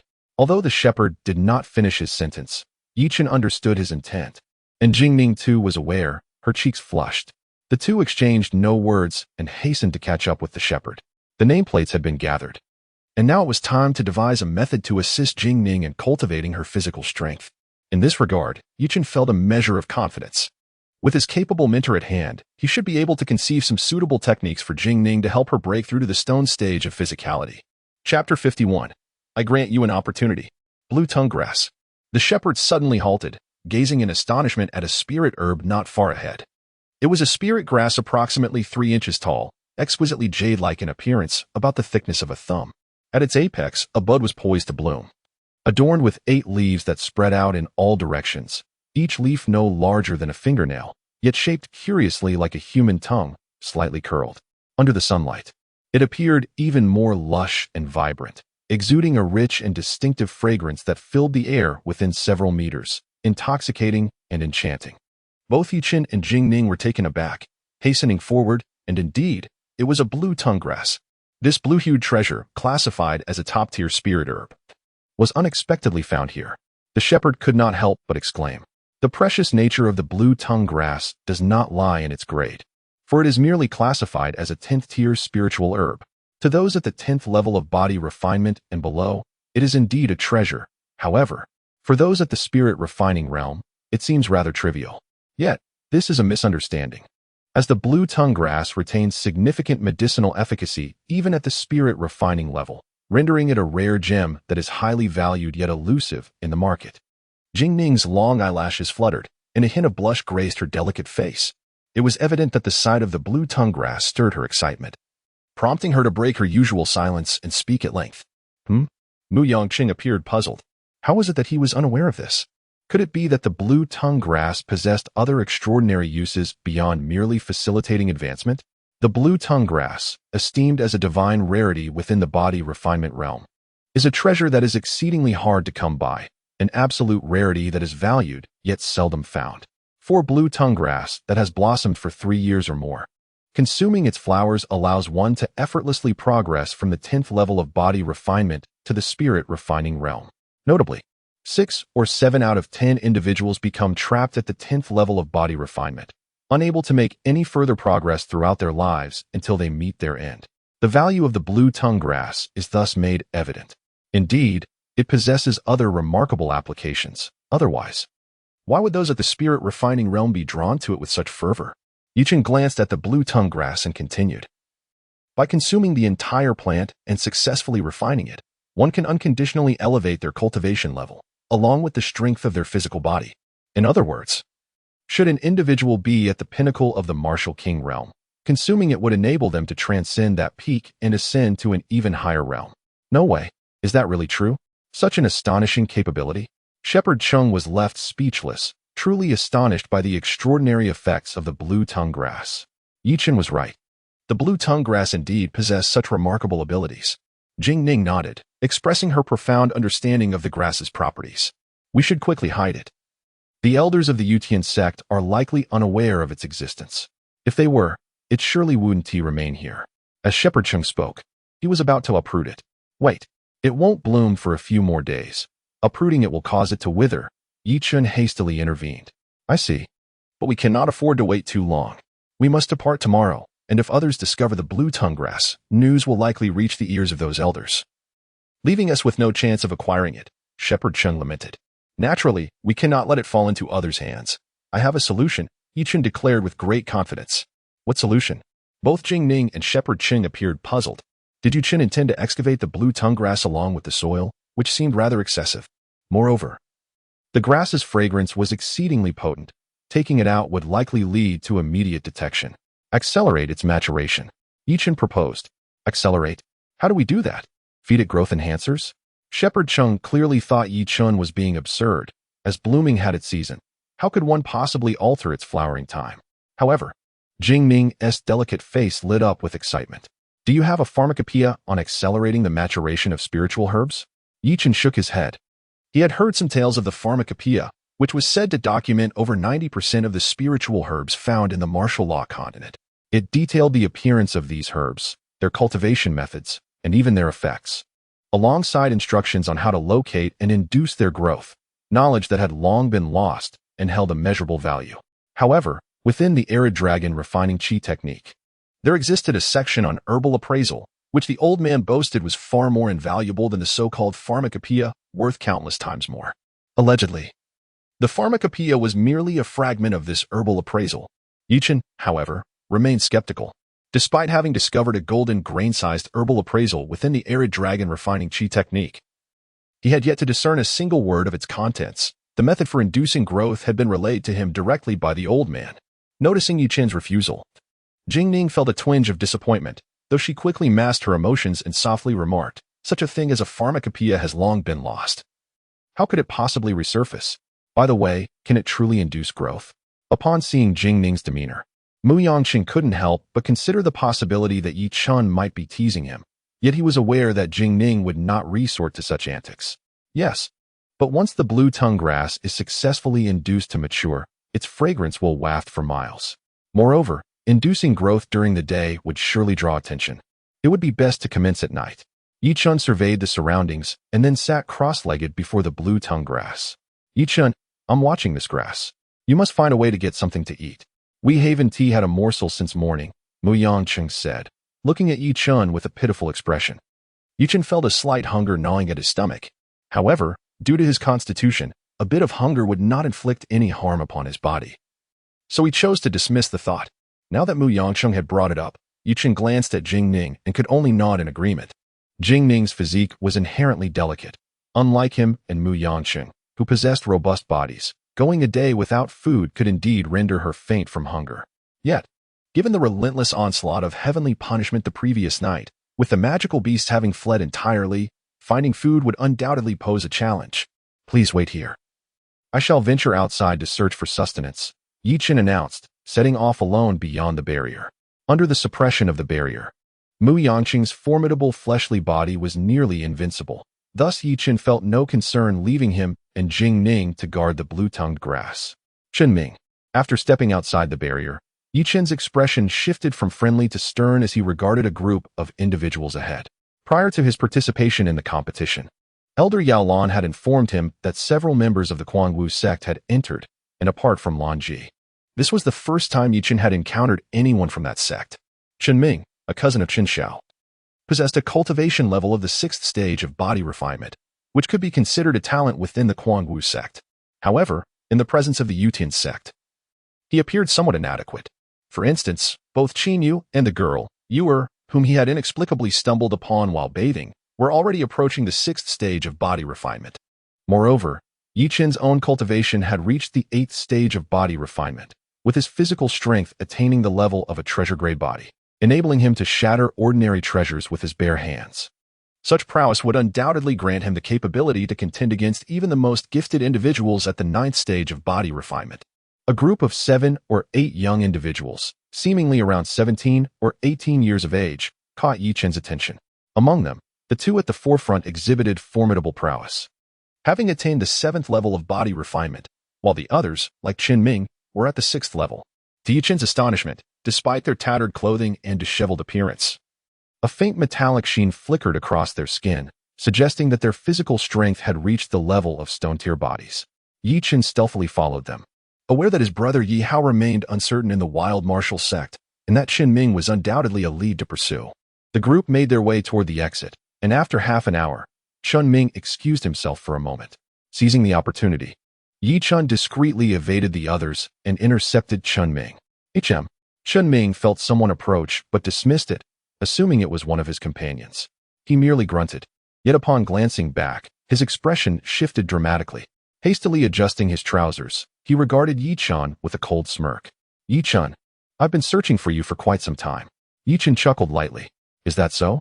I've been looking for you too, but you've been hiding away, making it quite the effort to draw you out. Hiding? It seems the roles have reversed, Chen Ming retorted sharply. Chen, you've harmed Chen Xiao, and this matter is far from over. You dare to present yourself today? Have you prepared to lose your head? His gaze, sharp and venomous, fixed upon Chen as he sneered. As Chen departed from the Guangwu sect, he had reached the 5th level of body refinement. However, in his eyes, such a level was insufficient, for he possessed the 6th level of refinement, which allowed him to exert complete dominance over Chen. Thus, he displayed an audacious demeanor without restraint. What has happened to my brother? Chen deemed it unnecessary to engage in a war of words with Chen Ming. It would be far more effective to confront the matter directly. His greatest concern was the safety of his brother, should anything befall him. He would surely dismantle the Guangwu sect. Your brother is dead, haha. Do you truly believe that after incapacitating Chen Xiao, my uncle would spare your brother? Chen Ming continued with a mocking tone. Oh, and I have delightful news for you. Chen Xiao has obtained a recovery pill, restoring his cultivation, and has even advanced to the 7th level of body refinement, making him one of the most promising disciples of the Guangwu sect. I suspect that Lan Ji will soon share his bed. Ha ha ha. Chen Ming laughed heartily, his face adorned with derision as he fixated on Chen. Chen's gaze fell, a glimmer of murderous intent flashing in his eyes, wishing nothing more than to obliterate Chen Ming with a single strike. Chen Ming, I shall grant you one more chance. What has happened to my brother? Chen gritted his teeth and inquired. Simultaneously, he felt an intense frustration within. Chen Xiao, rendered powerless, could acquire a recovery pill, while no one had cared when his brother was similarly incapacitated. The Guangwu sect was merely preying on the weak. One more chance? Did I mishear? Do I require an opportunity from a worthless being such as you? What right do you have to grant me a chance? Can you crush me with a single punch or extinguish my life with but a finger? Truly absurd. Chapter 52, Barbaric. Chen Ming cast a sidelong glance at Chen, his face adorned with mockery as he remarked, Do you believe this is still 2 years ago? Even if it were, your genius brother ultimately ended up crippled, reduced to a mere shadow of his former self. What gives you the audacity to speak to me in such a manner? Are you perhaps courting death? In Chen Ming's eyes, Chen possessed no noteworthy status and lacked the strength to intimidate him. Such words were nothing more than an affront. With a sinister chuckle, Chen Ming felt increasingly assured. 3 cultivators at the 6th level of body refinement were more than capable of dealing with Yi Chen, who was merely at the 5th level. He would not only be left battered, but would likely not survive this encounter. Should we call a few more people? One young man inquired with a furrowed brow. No need. His cultivation is only at the 5th level. You all just need to hold him down to prevent his escape, Chen Ming replied. Initially, a chill ran through Chen Ming's body, but his expression quickly darkened ominously. Yi Chen, mind your tongue. To be facing death and yet still so arrogant. Do you truly believe I would hesitate to end your life? You may dare, but can you truly kill me? Yi Chen retorted, a hint of a fierce smile playing at the corners of his mouth. Eager to learn about his brother Yi Hao's situation, he had refrained from striking back. However, it appeared that it was time to impart some lessons, even if it meant resorting to lethal measures. You are indeed arrogant. How dare someone at the 5th level of body refinement provoke me so brazenly? Truly, you are oblivious to the peril you invite. A nearby youth seemed particularly incensed by Yi Chen's demeanor and scoffed dismissively. There is no point in reasoning with such a fool. He deserves to die. So we can be rid of his nuisance, another young man chimed in. You've brought this upon yourself. Don't blame me. Chen Ming unleashed his cultivation technique, a formidable aura reverberating as it expanded towards Yi Chen. Yi Chen, however, suppressed his presence, observing Chen Ming with a cold gaze, remaining silent. With the cultivation realm of the 8th level of body refinement, it was both pitiable and ludicrous that Chen Ming believed he could subdue him with the mere aura of the 6th level of body refinement. Truly, a waste of potential. It was a wonder what he found so prideful, as a mere aura rendered him immobile. A young man scoffed derisively. Storm Fist. Chen Ming, witnessing Yi Chen being overpowered by his aura, seized the moment and shouted fiercely. He executed a martial technique with his feet, swiftly closing the distance to Yi Chen. And then, with a firm grip on his right fist, he struck towards Yi Chen's dantian. A torrent of golden vital energy surged around his fist, shimmering brilliantly, exuding immense power. As he unleashed the punch, it emitted a muffled thunderous sound. Though subtle, it was irresistibly daunting. Indeed, this was one of the renowned martial techniques of the Storm Martial Sect, said to be accompanied by the forces of wind and thunder, possessing astonishing energy. In confrontations of equal tiers, the mere execution of the Storm Fist by one party could lead to the immediate downfall of their opponent. Today, it was evident that the Storm Fist possessed such remarkable might. It seemed necessary for Chen Ming to impart this technique to us. For mastering such a martial skill would undoubtedly be a formidable asset, a youth observed, his expression tinged with envy. Although he stood at a distance, the chilling aura of the punch was palpable, evoking a sense of dread. Another young man, also envious, remarked, "This fellow is truly naive. How dare he provoke Chen Ming? He must have a death wish." One should possess a degree of self-awareness. Knowing he cannot win, yet recklessly charging forth is sheer folly. It must be said that Chen Ming's prowess is indeed commendable. However, the crux lies in the fact that Yi Chen's cultivation level at this moment transcends not only the 5th or 6th layers of body refinement, but even the 7th. Although Chen Ming's martial skills are formidable, can he truly defeat someone of a higher realm? Moreover, the disparity is not merely one level. Die, you worthless wretch born of a father, but without a mother. You deserve to descend into hell alongside your pathetic brother. A sinister smile twisted Chen Ming's face, as he envisioned Yi Chen being crushed by his fist and the abundant rewards from his uncle. At that moment, he even felt a tinge of gratitude towards Yi Chen. Without him, how could he claim his rewards at the sect? Yi Chen remained motionless, yet upon hearing Chen Ming's taunts, his expression contorted with anguish. This was a deep-seated scar. His parents were an absolute taboo for Yi Chen, and his brother was an inviolable taboo. How could Yi Chen tolerate the insult directed at his brother, Yi Hao? Being labeled as worthless? Disagreement equated to death. At last, Yi Chen moved, taking a step forward and delivering a resounding slap to Chen Ming. He did not employ any martial techniques or even utilize his vital energy. Instead, he relied solely on his raw strength to unleash that slap. The palm shimmered with a metallic luster, exuding an aura of ferocity and savagery. At that moment, the palm appeared as though it were gilded, radiating a brilliant light akin to that of a treasured artifact. Unaware of his impending doom, Chen Ming merely scoffed at Yi Chen's retaliation. He believed Yi Chen's actions to be futile resistance, for his punch was more than sufficient to shatter that feeble frame. The two youths beside him wore mocking smiles, as if to say that his struggle was utterly futile, incapable of altering the undeniable reality of his impending demise.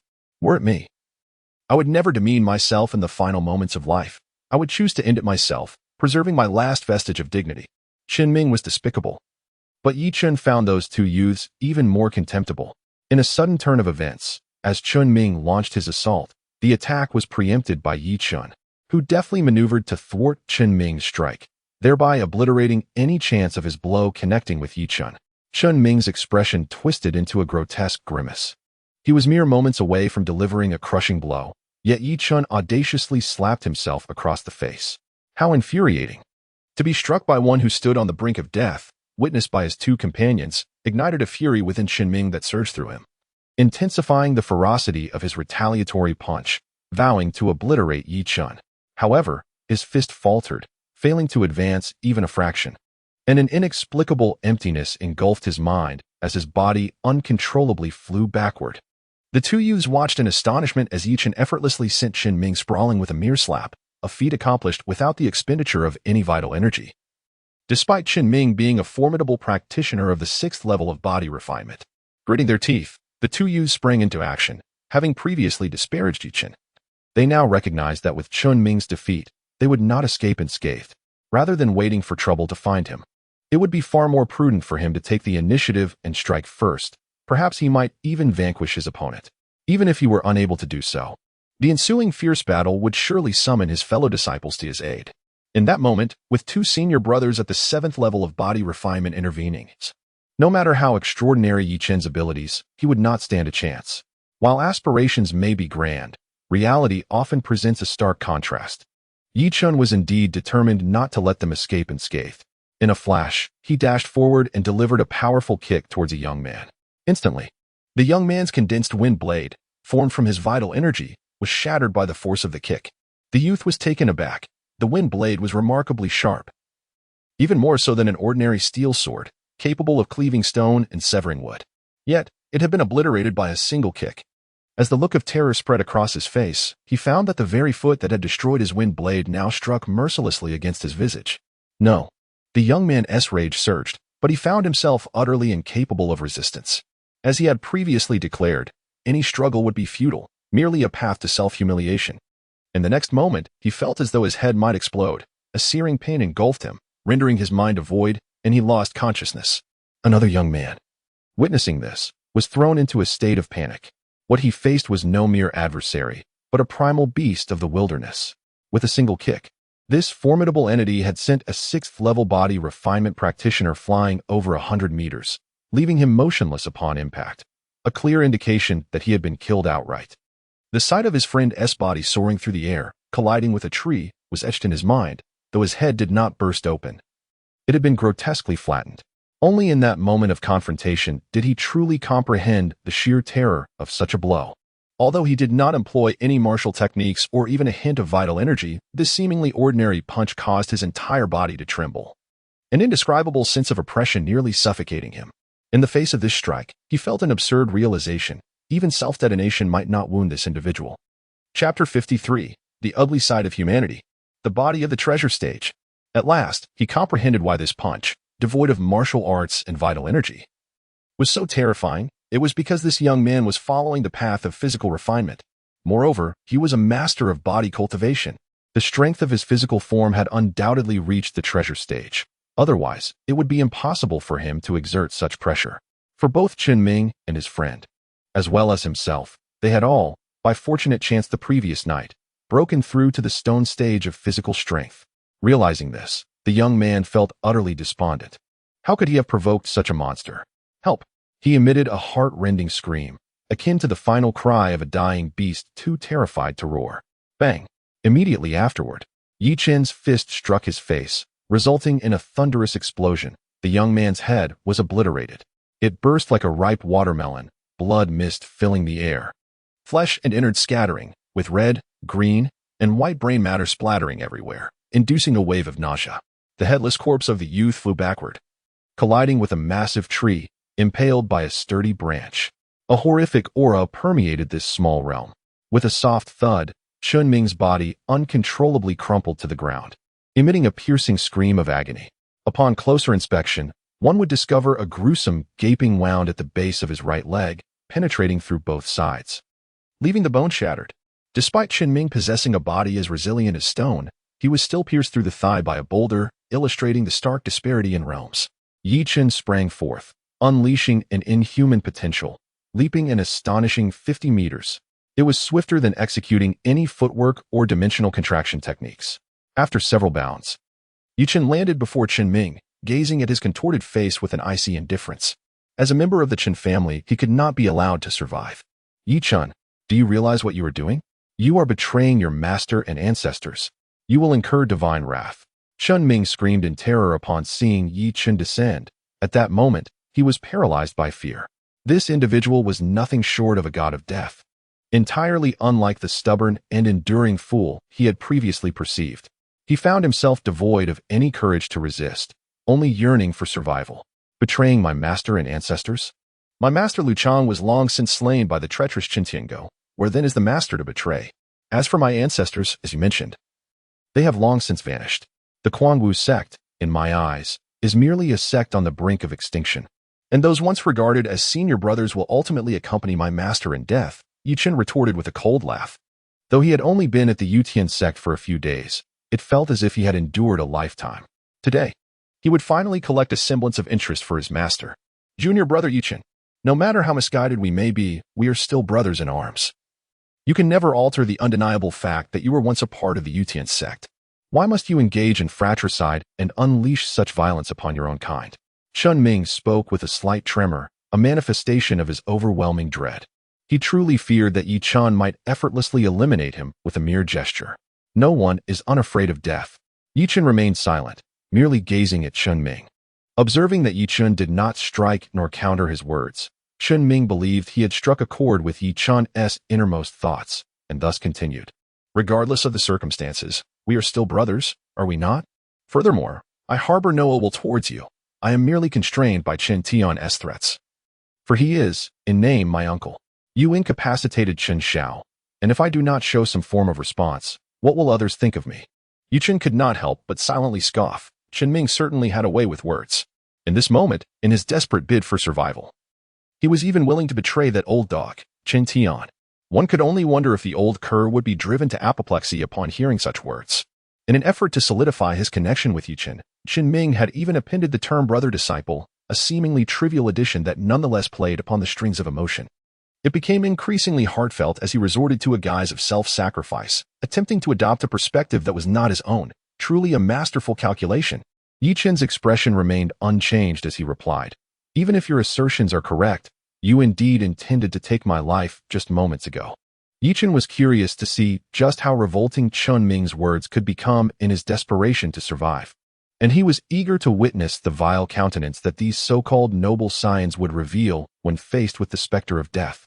Moreover, under circumstances that invert truth and distort right and wrong, one speaks without a hint of shame. Chen felt that if two armies were to confront one another, Chen Ming would undoubtedly be a treacherous minister and a despicable lackey. Even the tiniest creature strives to survive, while life is undoubtedly significant.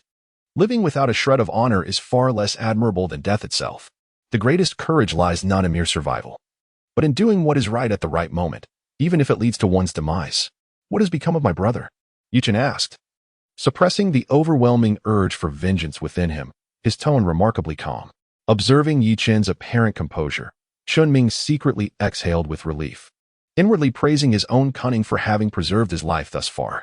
Upon hearing Chen inquire about Hao, Chen Ming adopted an attitude of utmost humility, refraining from uttering anything about Hao's supposed demise, for he understood his precarious situation. Even if Hao were truly dead, he could not dare to speak such words, lest Chen deliver a crushing blow that would reduce him to mere pulp. Is it over? Although he had learned from Qing Luan that his brother was alive, hearing Chen Ming's words still brought a sense of relief to Chen, allowing him to finally set his mind at ease. The Grand Elder of the Inner Sect was Jun Xian'er's father, and since Jun Xian'er was looking after his brother, Hao should be safe for the time being. Brother, have faith. Give me a few days. Once I obtain the discontinuity pill, I will rescue you from the Guangwu sect. Chen clenched his fists, his expression resolute. Regardless of whether his brother's condition had changed, Chen was determined to acquire the discontinuity pill, just in case. The position of his brother Hao in Chen's heart was unimaginably high, as it is said that a sister-in-law can be akin to a mother. Hao? In Yu Chen's eyes, played the dual role of both father and brother. It is over. Chen Ming suddenly felt a chill running down his back, suspecting he had uttered a grave mistake. Yet, he had not dared to disclose the truth about Yi Hao's house arrest. Could it be that Yi Chun had sensed something amiss? It is over. One might as well embrace death. Yi Chen abruptly lifted his foot and aimed it at Chen Ming. Senior Tianyu, help. Chen Ming's face turned pale with terror, his eyes nearly bulging out of their sockets.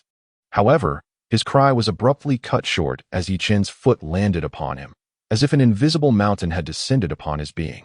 In an instant, his bones could no longer bear the weight, shattering with a cacophony of cracks. No. Please. Blood gushed from Chen Ming's mouth. With each word he uttered, more blood spilled forth, streaks of crimson flowing from his eyes, a sight of utter despair. Had he known this would be the outcome, he would have acted differently. Yi Chen snorted disdainfully, finally applying force to crush Chen Ming's head, his eyes bursting in the process. He could not close his eyes in eternal rest, for he no longer had the ability to do so. With a resounding thud, Yi Chen kicked Chen Ming's lifeless body away before turning to face the group of young men who had just arrived. Whether it was due to an alliance with others, Yi Chen now observed 8 individuals, 4 of whom possessed the cultivation of the 7th level of body refinement, while the remaining 4 were at the 6th level. The physical prowess of these youths had reached the stone stage, rendering them formidable opponents. This newfound strength significantly surpassed that of Chen Ming and his companions. Yi Chen could faintly sense a pressure. After all, 4 of them had attained the 7th level of body refinement, and should they join forces, they could undoubtedly thwart the attacks of an 8th level master for a considerable duration. Yi Chen has recently transcended to the 8th level of body refinement. Yet he has not yet mastered a single 8th grade martial skill, thus failing to unleash the combat prowess expected of a practitioner at this level. However, the formidable strength of his corporeal form will serve as his greatest asset, with his cultivation level forming a constraint. The intensity of his physical body can be employed for a surprise attack at a critical moment. If he were to decisively eliminate 2 youths at the 7th level of body refinement, Yi Chen's prowess would completely dominate the remaining 6 adversaries, bringing the conflict to an unequivocal conclusion. Chapter 54. Infuriating Beyond Redemption. Yi Chen, you have gone too far. Chen Ming and the others are our friends. How can you rely on your overwhelming prowess to kill at will? One of the youths stepped forward, his expression cold as he pointed an accusing finger at Yi Chen. He possessed a cultivation level at the 7th stage of body refinement, earning him considerable respect among his peers. However, having just arrived, he bore witness to Yi Chen mercilessly slaughtering Chen Ming, which filled him with indignation. After all, a junior disciple, who had always been at odds with him, had suggested they come to observe, only to find their companion slain upon their arrival, which left him feeling utterly humiliated. What do I care about your friends? Yi Chen retorted dismissively. Do you know who we are? Allow me to introduce myself. I am Tianyu, one of the 3 great generals of the Black Wind Gang.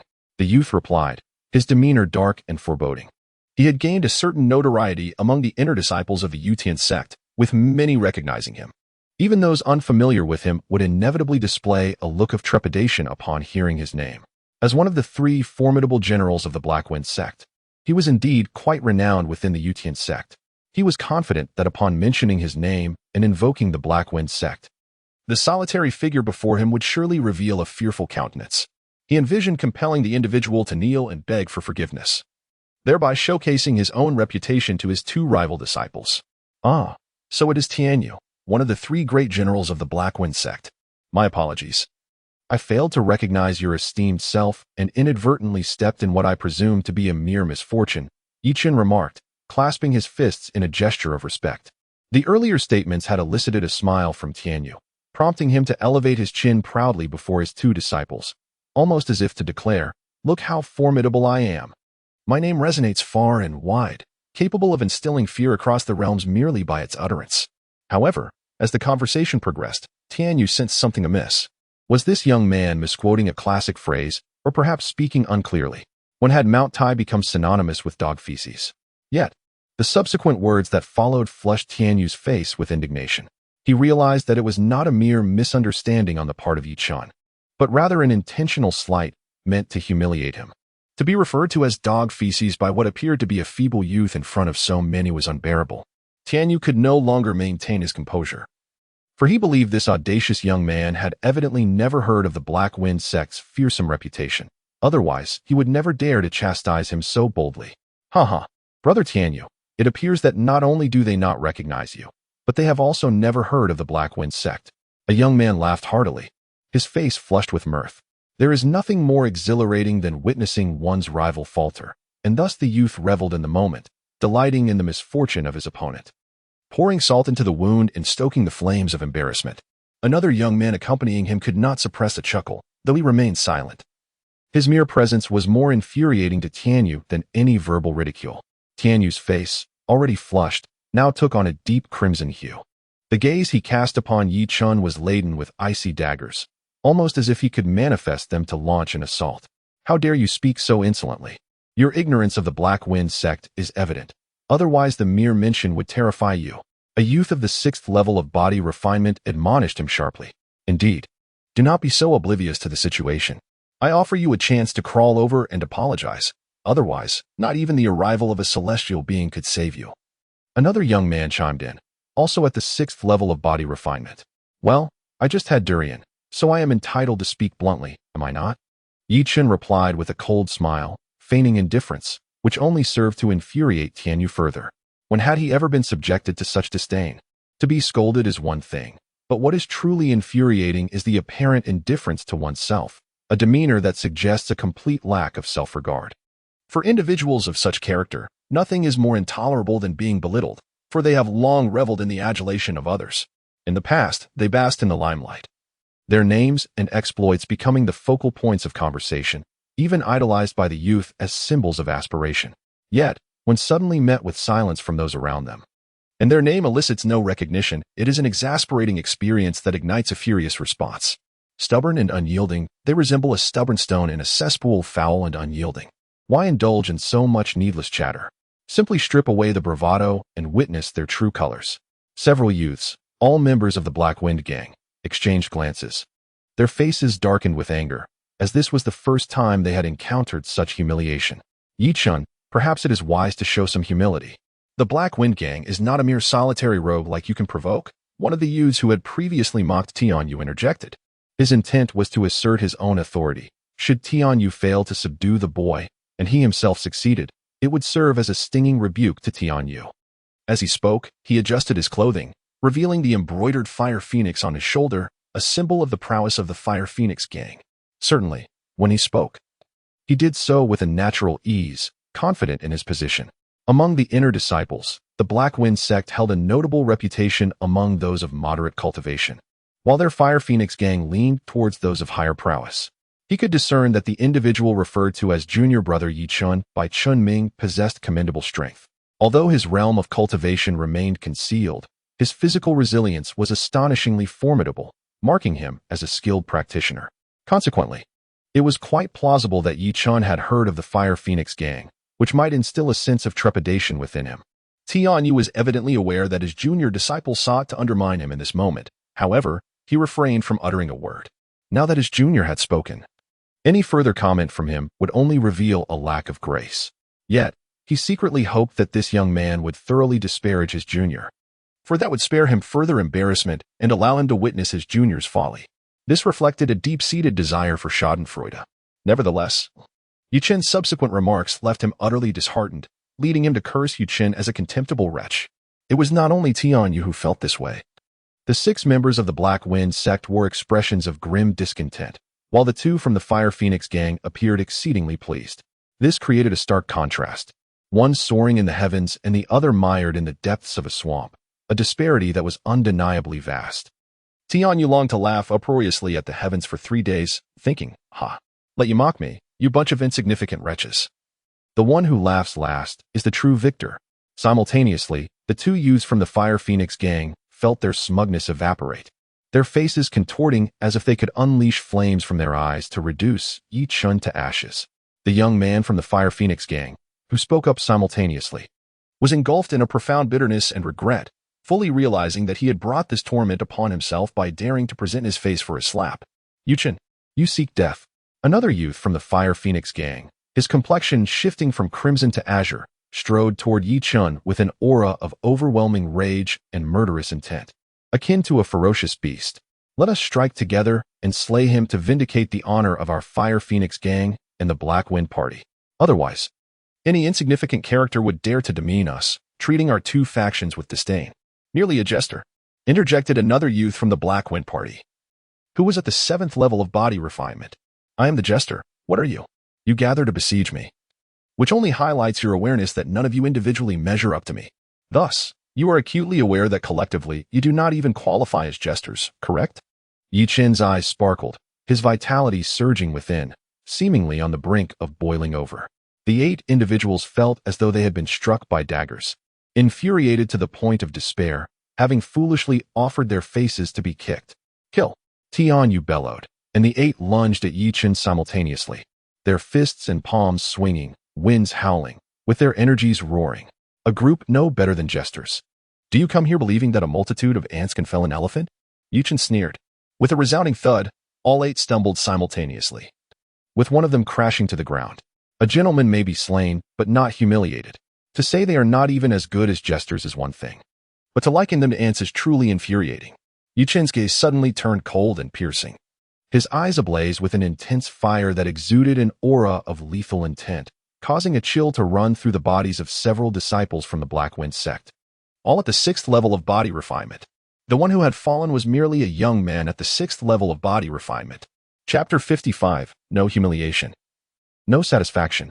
Although the fallen individual was just a youth at the 6th level of body refinement, Yi Chen knew that even if he were to obliterate him, it would not directly alter the tide of battle. Yet, with a single utterance, he had managed to create such a significant opportunity for himself, which was more than sufficient. The formidable aura of a practitioner at the 8th level of body refinement erupted from Yi Chen, overwhelmingly dominating his surroundings. With a swift flick of his toes, he darted forth like a bolt of lightning, his speed reaching its zenith. This was the culmination of his martial technique and the extraordinary potential of his elevated physique. Akin to a thunderclap surging forward. In an instant, the 3 attackers were sent flying, and the 4 youths at the 7th level of body refinement were also forced back by the immense pressure. Yi Chen then appeared before the young man who had yet to rise, delivering a fierce kick to his chest. Boom. The impact was akin to being struck by a meteor, sending the man hurtling over 100 meters. His chest caved in, and despite struggling on the ground for a few moments, he ultimately succumbed, lifeless. Throughout the encounter, this individual had scorned any dialogue with his peers, continuously hurling insults. It was not due to ignorance or arrogance, nor was it that he could not afford to lose face. Rather, he was emboldened by his formidable strength, rendering him fearless.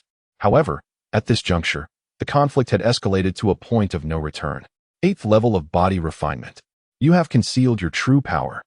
The 2 members of the Fire Phoenix gang simultaneously spoke, their noses nearly wrinkled in anger. They had intended to make an example of someone, only to encounter a cunning adversary who feigned weakness while secretly possessing great strength. Little did they know they had kicked a solid wall. Had they been aware of Yi Chen's formidable cultivation at the 8th level of body refinement, coupled with his treasure-grade physique, they would certainly have refrained from provoking him. Not to mention, such an extraordinary level of talent at Yi Chen's age was astonishing. How could he possibly be a lone wolf without the backing of powerful figures? The intensity of his treasure-grade physique. Another youth from the Black Wind gang, at the 7th level of body refinement, wore a grim expression as he exclaimed. The combination of their exceptional cultivations would have been formidable enough individually, but now, concentrated within a single person, it was far worse than merely hitting a wall. After all, the combat prowess Yi Chen had unleashed in an instant was unparalleled. Despite possessing a solid physique and respectable cultivation, he realized that had Yi Chen's target been him, survival would have been impossible. He distinctly recalled the sound of bones shattering from the youth who had just been slain. It was likely that the unfortunate soul had perished even before being flung away. The so-called struggle upon landing was merely the result of muscle spasms and involuntary twitches after death. Birdman, and all you ants who dare conspire with Chen Ming, come forth and meet your doom. Yi Chen grinned, stepping forward towards the group. Thud, thud, thud. With each step he took, the ground trembled beneath him, fissures resembling human footprints appearing on the surface. In that moment, he seemed less a man and more an ancient beast of renown, exuding an aura of violence and savagery that was utterly irresistible. Such a lack of public virtue. Tianyu and his companions wore expressions of fluctuating emotions. What could have been a simple misunderstanding had tragically escalated into a matter of life and death, due to their own arrogance and disregard for others. They were filled with regret. Being ridiculed by Yi Chen was one thing, merely a loss of face. However, now they found themselves stripped of dignity as well. It was profoundly humiliating, inciting a desire to collectively unleash their frustrations. Yi Chen, do temper your words. A young man, at the 6th level of physical refinement, said as he wiped the blood from the corner of his mouth and pointed an accusatory finger at Yi Chen. Had the Black Wind Gang and the Fire Phoenix Society ever endured such indignity? Had they ever been subjected to such scorn, with insults flying like arrows? Clearly, he had just transitioned from shock to clarity, oblivious to the venomous whispers of his own comrades. As Yi Chen approached, only about 10 meters away, he suddenly knelt, as if preparing to leap. They had witnessed Yi Chen's ferocity firsthand. The 4 corpses strewn across the ground were a bloody testament to his might. They understood that with this leap, he would soar to great heights, launching a fierce attack with overwhelming force. Instinctively, Tian Yu and his companions recoiled to the side, unwilling to confront his wrath. Yet, in the next instant, Yi Chen stood upright, pointing at them while laughing heartily. I thought you were one of the 3 great generals of the Black Wind Gang? Moreover, are you not the esteemed leader of the Birdmen? And you, a mere swarm of ants, do you not aspire to overwhelm the elephant with sheer numbers? Tian Yu, along with the remaining 6, displayed faces shifting from pale to flushed, their hearts aching with indignation as Yi Chen's scornful jibes pierced through their pride. What utter humiliation! They yearned for a burrow to hide away in, seeking refuge from the shame that felt as though it could last an eternity. For 100 years, has disgrace reached its limit? Tian Yu, with unwavering resolve, countered, very well. I concede that I have overstepped. Allow me to impose upon you once more, solidifying the unjust label you have placed upon me, for otherwise, a sense of inequity lingers. Yi Chen advanced once more toward them. What, pray tell, is fairness? You have taken the lives of 4 of our comrades, and yet claim to be aggrieved? Tian Yu felt the intensity of his physical prowess reaching a formidable pinnacle, the very strength of his being surging, causing him to fear his lungs might burst from the fury within. Despite this, a wave of dizziness washed over him. Yi Chen, do you truly intend to engage in a battle to the bitter end? Tian Yu strained to suppress the tempest of wrath boiling within, his voice trembling as he inquired. Fear not, the fish will perish, the birds will fall, and the ants will meet their demise, yet the net shall remain unbroken. Yi Chen replied with an air of nonchalance, dismissing the group entirely. Tian Yu, filled with both shame and anger, observed the 2 birdmen from the Fire Phoenix Gang and the young prodigy of the Black Wind Party, all trembling with rage, their lips twitching, teeth grinding audibly, eyes wide with fury. Fists clenched tightly, legs taut, even their feet straining against the confines of their shoes, utterly consumed by their indignation. Yi Chen's relentless taunts, humiliations, and scorn plunged them into a profound despair that rendered them almost lifeless. Regardless of their concern for reputation, the sheer bombardment of insults, layer by layer exposing their wounds, was enough to drive anyone into madness. You beast, Yi Chen, I will fight you to the end. A young man at the 6th level of body refinement, his teeth ground to dust, charged at him with bloodshot eyes, as if possessed. Tian Yu and the others attempted to intervene, but were swiftly sent flying several meters by Yi Chen's palm. This was the same fiercely defiant youth, now reduced to a pitiful state with his face deeply caved in from the blow, leaving him utterly disfigured. The breath he drew was far less than what he expelled. It was evident he would not survive. Once again, it was a swift annihilation. Yi Chen, the Fire Phoenix Gang will never relent against you. The Black Wind Sect will also pursue you to the ends of the earth. Today, we will issue a decree for your extermination, wiping out your entire lineage until death. Have you finished your threats? Those who fear death may leave. I have no qualms about exterminating mere ants. Yi Chen nonchalantly remarked as he brushed the dirt from his fingers. He paid no heed to the ominous decree, for he had only one family member left. His brother Yi Hao, who was currently imprisoned by the Mad Martial Sect and unable to move an inch. If they were to find his brother, Yi Chen would have to thank them instead. Don't listen to him. He won't let you go. A youth from the Fire Phoenix Gang warned the 2 hesitant 6th-level body refinement practitioners. Chapter 56. The fairy to kill is merely to strike the ground. It's all just empty words. Everyone, attack together. The 4 of us each possess the cultivation of the 7th layer of body refinement, even against practitioners of the 8th layer. We are capable of putting up a fight. Indeed, they must not think of us as soft persimmons to be easily squeezed. Kill, Tian Yu shouted, leading the charge as the others simultaneously launched their fists towards Yi Chen. At this moment, words held no value. Lingering in conflict with Yi Chen was futile. If one or two more cowards were to be demoralized and driven away by him, the remaining individuals would find themselves in dire straits. Each of them harbored such concerns, prompting a collective resolve to engage in a decisive battle against Yi Chen. Yi Chen's expression grew solemn. Indeed, the four young talents of the 7th layer were willing to risk their lives to confront him. Despite his cultivation at the 8th layer, he felt an immense pressure. The crux of the matter lay not only in his lofty realm, but also in his lack of commensurate, top-tier combat prowess.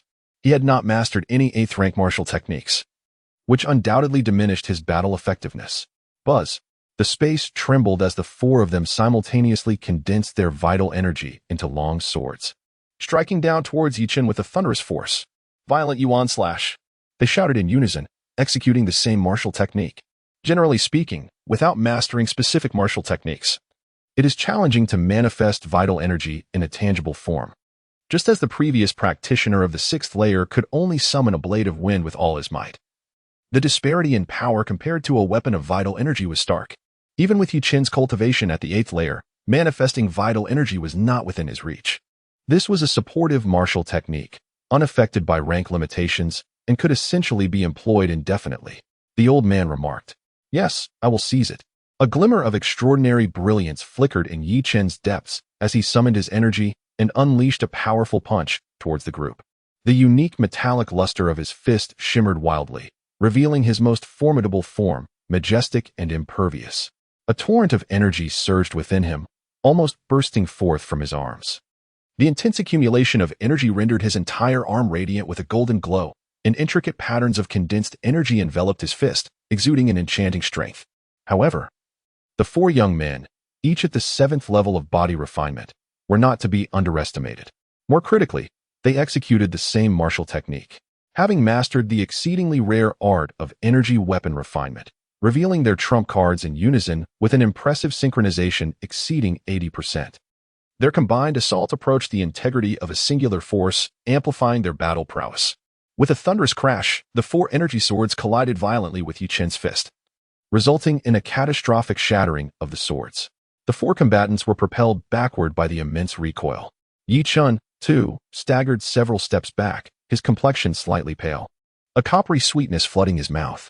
Upon closer inspection, one would discern 4-minute fissures on his right fist, seeping blood.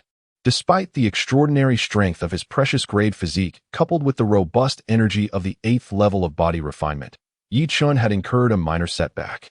The energy swords were utterly relentless, capable of breaching even the defenses of his precious grade physique, leaving Yi Chen profoundly astonished. If one were to master this martial technique, the ability to effortlessly condense energy weapons would imply the acquisition of armaments surpassing even the finest artifacts. Without the need for physical carrying, merely summoning them at pivotal moments would suffice. Of course, should Yi Chen employ this martial skill, he would undoubtedly emerge unscathed. For martial arts possess the might to overturn the odds.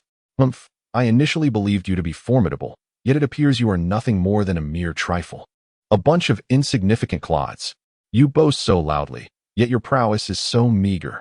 The two members of the Fire Phoenix gang could not help but scoff derisively. Having previously endured Yi Chen's taunts in silence, harboring a reluctance to engage in a deadly confrontation, now, with their pride thoroughly shattered, they felt no further hesitation and unleashed a torrent of mockery. I am but a trivial being, yet you four are even less than that, mere insects. Yi Chen retorted with a grin. With a creak, the two members of the Fire Phoenix gang were so enraged they nearly spat blood, their fists clenched tightly, the sound of their knuckles cracking echoing ominously. They had previously suffered greatly from such taunts, yet now they foolishly repeated the same folly, finding themselves insulted as less than trivial beings. This was, of course, a consequence of their undeniable inferiority to Yi Chen, leading them to perceive themselves as lesser beings. If Yi Chen was akin to a trivial insect, then they were indeed far beneath even that. Sharp-tongued, I shall ensure your demise. Tian Yu's face darkened, and once more, the group simultaneously raised their swords to strike at Yi Chen. Based on the recent confrontation, Yi Chen had gained a clear understanding of the formidable strength his opponent could unleash.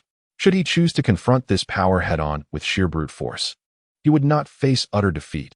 However, he would inevitably incur some minor setbacks, much like the last encounter. The combined assaults of the four adversaries created a formidable force. An overwhelming momentum.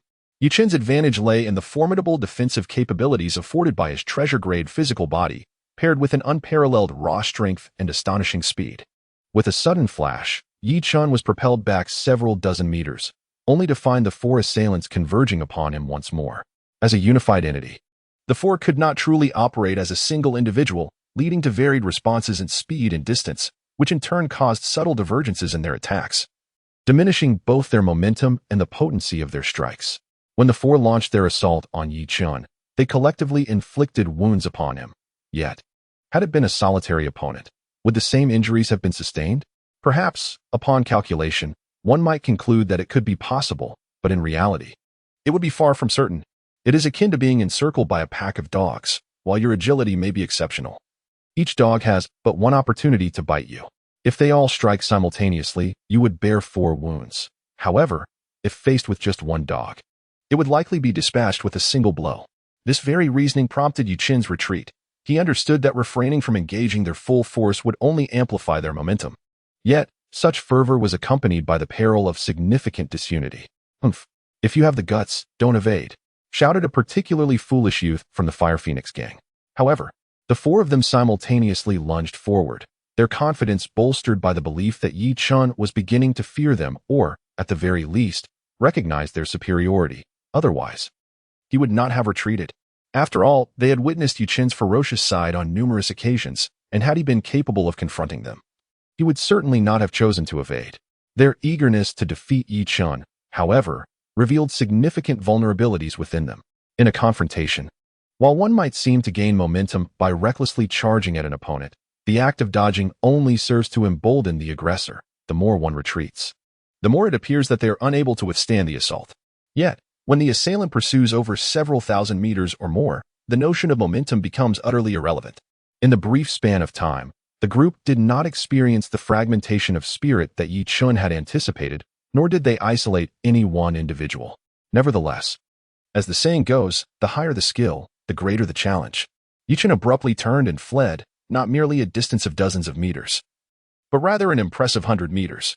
Should Chen wish to escape, these individuals would indeed be powerless to stop him. The robustness of his physique was not solely defined by its hardness, but also by his remarkable agility, coordination, and endurance. His speed reached its zenith, and after a few hundred meters of pursuit, the group halted, their expressions darkened, having engaged in a futile endeavor where their strikes went unlaunched.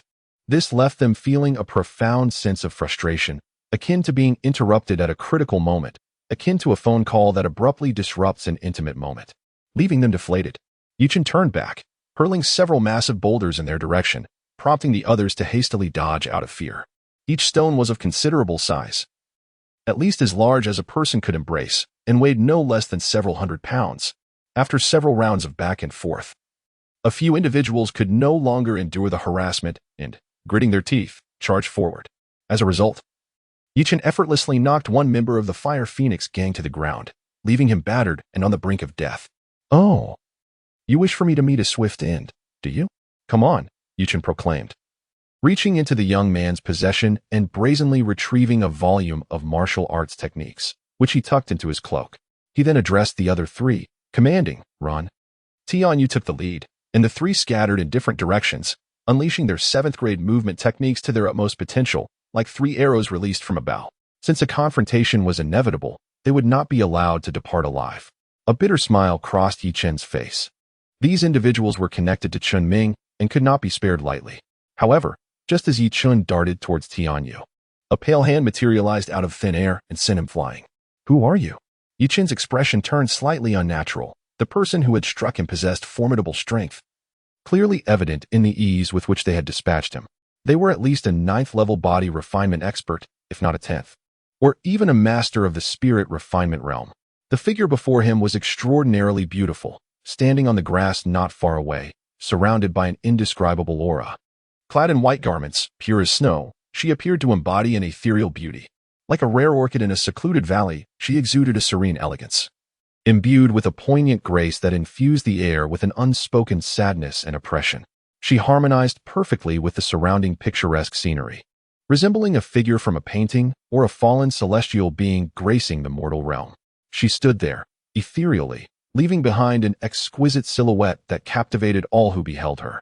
A gentle breeze stirred, causing her hair to dance in a slightly disheveled manner, yet it enhanced her beauty. Chapter 57. This is not over. Chen was momentarily taken aback. Was this woman merely here to relay a message? Many had perished within. What could it signify? Chen squinted slightly, sensing that the woman bore no hostility. Otherwise, she would not have bothered to warn him. Certainly, her sudden appearance and graceful departure showcased extraordinary power, marking her as at least a master of the divine refinement realm. Judging by her voice, she appeared quite young. Such cultivation could only be attributed to an exceptional talent. In the Utian sect, the only one who seemed to harbor no ill will towards him was Elder Yalan, who, however, could not possibly be present here. Chen had also encountered Qing Wan, and from her silhouette, it was evident that this woman was not Qing Wan. Thus, only one possibility remained. Upon realizing this, Chen completely relaxed. Nonetheless, it was apparent from her words that some irregularities had arisen outside. The heavenly punishment he had triggered the previous night may have resulted in the deaths of many disciples, placing him in peril. Hence, she intervened to prevent him from making further enemies. Forget it. After eliminating Chen Ming, he had acquired a unique martial technique. As for the others, he would deal with them when entering the second battlefield. Ah, what is this? A fire python tiger. Chen's eyes suddenly sparkled as he swiftly dashed forward.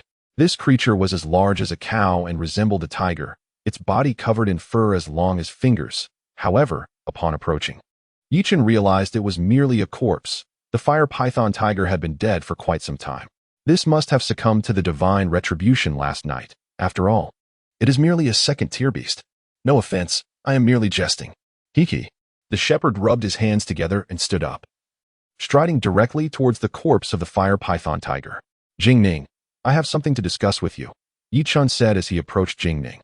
Yes, please go ahead, Jingning replied, nodding obediently. Yesterday, when you all sheltered within Sun Nan's spiritual cauldron to evade the divine retribution's harm, did Sun Nan join you? Jingning blinked, evidently puzzled by Chen's inquiry, but after a moment's contemplation, she spoke. Sun Nan did not enter. Only the 5 of us took refuge inside. Before Chen could pose further questions, Jingning continued. It was me, along with Sister Qing Xian, and then Hualinger and Tang Yan. The other girl was with Sun Nan and his group. I believe her name is Lanji. No wonder, Chen smirked, as he finally understood why so many individuals had suddenly emerged with the strength of a stone-tier physique overnight. Although it is attainable through diligent training, possessing such a physique at this age is not particularly astonishing. However, that was in the past. Now, people prioritize cultivation realms, entirely neglecting the refinement of their bodies. Few invest time in physical training. Even Chen himself, had it not been for the lack of cultivation resources in the past 2 years, would not have resorted to body refinement out of necessity. Yesterday, Chen triumphed over numerous formidable opponents with his stone-tier physique, among whom were several talented youths. Except for Chen, who also possessed a stone-tier body, the others were novices in the realm of physical cultivation. However, today he encountered many individuals, particularly Qin Ming and Tianyu, all of whom boasted the strength of a stone-tier physique, including Sun Nan, whom he met as well. What could this mean? Jingning felt a sense of confusion. Chen would not utter nonsensical remarks, and she seemed to sense that something significant had transpired. Last night, under the oppressive force of divine retribution, those who had been injured experienced an advancement in their physical strength to the stone-tier level. It appeared that the 5 of you had indeed become exceptions, Chen noted. Of course, given the current circumstances, this was evidently the case. Yet, whether Sun Nan, who had the foresight to remain outside the spirit cauldron to genuinely aid the others or had ulterior motives, remained a mystery to Chen. His understanding of Sun Nan was tainted by the fact that this individual had previously sent someone to take his life. He was undeniably a perilous adversary, possessing formidable powers and wielding spiritual artifacts, making him a significant threat. A bitter smile appeared on Jingning's delicate face as she remarked, "Perhaps we are simply unfortunate. This afternoon, 4 or 5 young individuals arrived here, all with stone-tier physiques. However, they left upon witnessing Mu Yangcheng's formidable stone-tier strength. At that moment, Mu Yangcheng and I suspected something, yet we never anticipated it was true. Do not despair," Chen reassured her.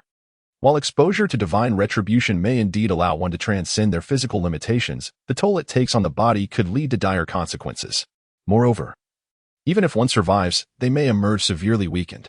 With lingering injuries and being targeted by others, would that not place you in peril? Where are all these wicked individuals who take advantage of others? Jing Ning smiled softly, somewhat dismissing Yi Chen's concerns. After all, in her view, those entering the first battlefield were all youthful talents and noble science. Those without status were renowned, those without fame possessed strength, and those without power held identity.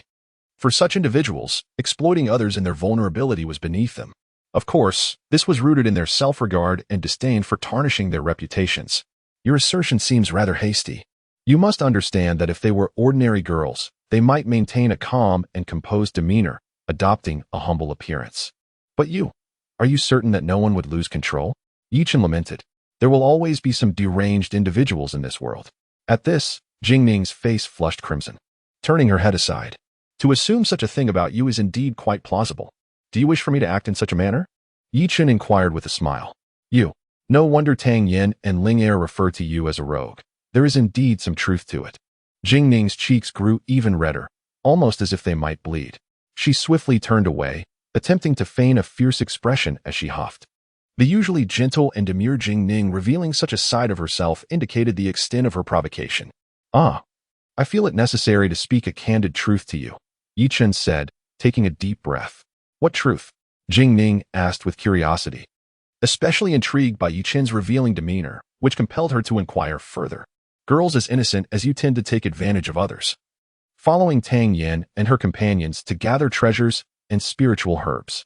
Are you certain that others would not seize the opportunity when it arises? Yi Chen gazed earnestly at Jing Ning. No, Jing Ning replied weakly, her face turning crimson. Yi Chen, come here. I assure you I won't harm you. At that moment, the furious roar of Mu Yancheng echoed nearby. What is it? Yi Chen stood up and approached, with Jing Ning trailing behind him. Where did you procure this putrid meat? Do you see this as fit for human consumption?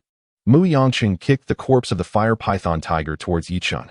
Yi Chen hastily intercepted it with his foot, bewildered, then glanced down before swiftly kicking it back towards Mu Yancheng, exclaiming, Take it away. Ugh, Yi Chen, this isn't over between us. You disgusting creature. Mu Yancheng charged off into the distance, seeking a water source to cleanse the vile remnants from his body. How revolting. Is there anything more abhorrent than this? The foul stench instantaneously rendered this once fragrant place unbearable for human presence. The horrid odor, coupled with the earlier scene, made Yi Chen feel nauseous, particularly when recalling how he had carried the corpse of the fire python tiger single-handedly for nearly half an hour. The urge to vomit intensified.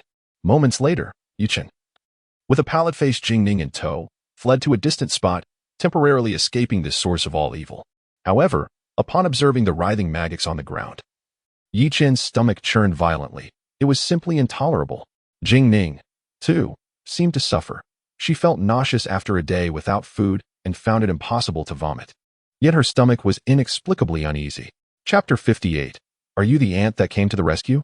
Yi Chen and his companions sat cross-legged on a mound, situated over 100 meters away from the blue-tongued grass, exchanging silent glances. Eventually, Mu Yancheng could no longer contain himself and turned to Yi Chen, saying, Forget it.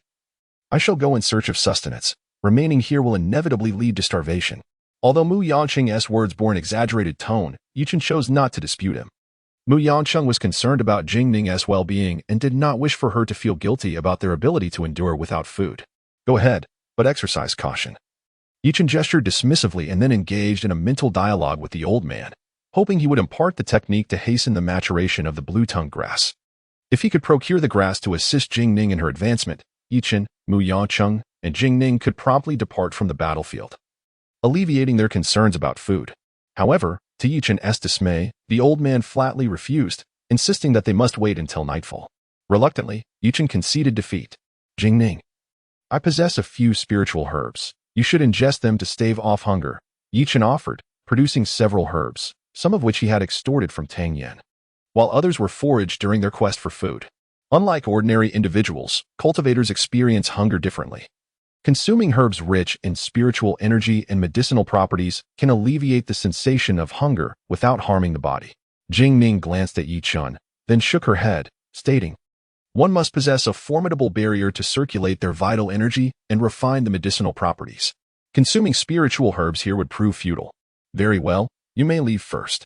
I shall remain here and await your return. I have no idea when that shepherd will find food. He is quite unreliable, Chen remarked. What is the matter? Are you concerned that I might abscond with the blue-tongue grass? Noticing Jing Ning's apparent unease, Chen continued, if I intended to hoard the blue-tongue grass for myself, I would have easily dispatched both you and the shepherd. Under the suppression of the barrier, the two of you combined would not stand a chance against me, would you? No, Jing Ning replied, sticking her tongue out in exasperation. Although Chen's assertion was accurate, she harbored no such apprehensions. Furthermore, his crude manner of speaking, constantly mentioning the idea of overpowering, was rather uncouth. After all, she was a young lady. Best you hurry along. I suspect those little wretches will soon be crawling all over you, Chen urged, casting a glance at the writhing mass of maggots advancing towards them. He had no desire to linger in such an unsavory environment, and found it perplexing that a beautiful girl like Jing Ning could tolerate it. Very well then, Jing Ning conceded reluctantly. However, after casting a glance in the direction of Chen's gaze, she covered her mouth and fled in disarray. Such a sight would make anyone's stomach churn. Let us examine this martial technique. It should prove worthwhile. Chen walked a few dozen paces away, settled into a meditative position, and unfurled the pilfered martial technique. He studied the Heavenly Shadow Fist, a 7th-tier martial technique, which, when fully unleashed, could conjure strange runes composed of ethereal energy concealed within the fist. This technique allowed for an unexpected assault on an unprepared opponent, making it exceptionally effective for inflicting severe damage. Truly, a commendable 7th-tier martial art. Chen turned the page. Although the 7th-grade martial arts techniques were indeed quite precious, his current cultivation level was at the 8th layer of body refinement, rendering the 7th-grade techniques of little use to him. What captivated his attention was the martial skill that allowed for the effortless condensation of chi weapons. This skill bore no rank and was suitable for cultivation. Chen's physical strength had already reached the realm of the treasure-grade body, marking him as a proficient practitioner in the path of body refinement. If he could master the technique of condensing chi weapons, he might even harness his formidable physical capabilities to create weapons rivaling spiritual artifacts. Should that come to pass, the enhancement to Chen's combat prowess would be unimaginably profound. Power, or combat strength, cannot merely be delineated by an individual's true cultivation level. It is a multifaceted measure that encompasses their weapons, martial skills, and cultivation realm. The 8 Desolations Palm, a pinnacle 7th-grade martial technique, could unleash power comparable to ordinary 8th-grade techniques when executed to perfection, yet it was only suitable for those at the 7th layer of body refinement, which limited its applicability. Initially intending to discard it, Chen reconsidered and tucked it into his bosom. Perhaps his elder brother would soon resume his cultivation, and this technique might prove invaluable in times of necessity. Oh, the old man. Didn't he say that upon my acquisition of that bone ring and subsequent enhancement of my physical strength, he would impart to me the art of body techniques? Chen suddenly recalled this. The execution of body techniques could be just as formidable as martial skills. Yet their occurrence had become increasingly rare, leading to a general lack of in-depth understanding among practitioners regarding their power and application. Mastering a couple of potent body techniques could indeed serve as lethal skills in battle. The old man's voice was somewhat hoarse, seemingly displeased with Chen's form of address. Master, you must not speak without meaning. Chen hastily corrected himself. Just then, Mu Yanqing rushed over, panting and with a distressed expression. Chen, something has happened to Jing Ning, he explained. You possess the formidable physique of a treasure-grade body and the strength of the 7th level of body refinement, yet you are merely facing a practitioner of the 8th level. Even if you unleash your full potential, you may find it difficult to prevail. What? Do you think there is only one practitioner of the 8th level? There are 2. To be precise. Otherwise, why would I have fled in such a hurry? I must teach them a lesson, Mu Yanqing retorted. Turning to glance at the rapidly disappearing Chen, a smirk curling at the corners of his mouth as he sped towards the direction of the blue-tongued grass. Chen moved with extraordinary swiftness, and within half an hour, he had exited the barrier. As soon as he emerged, his pupils constricted. Jing Ning was indeed in danger, surrounded by a group of people, and Mu Yanqing was also among those encircled. However, it was too late for regrets. The blue-tongued grass had likely already fallen into someone else's hands. You, Is that person identical to me? Mu Yangqing asked in exasperation. Yes, Yi Chen nodded, then turned to Jing Ning and inquired, Are you all right? We're fine, Jing Ning replied, shaking her head. Yet, Mu Yangqing gritted his teeth and exclaimed, I knew it was that scoundrel. He disguised himself as Ren Hao to approach me at noon, attempting to seize the blue-tongue grass. But I saw through his ruse and gave him a good thrashing. I never expected he would dare to show his face again. Yi Chen, at long last. You have emerged. Your fate is sealed now.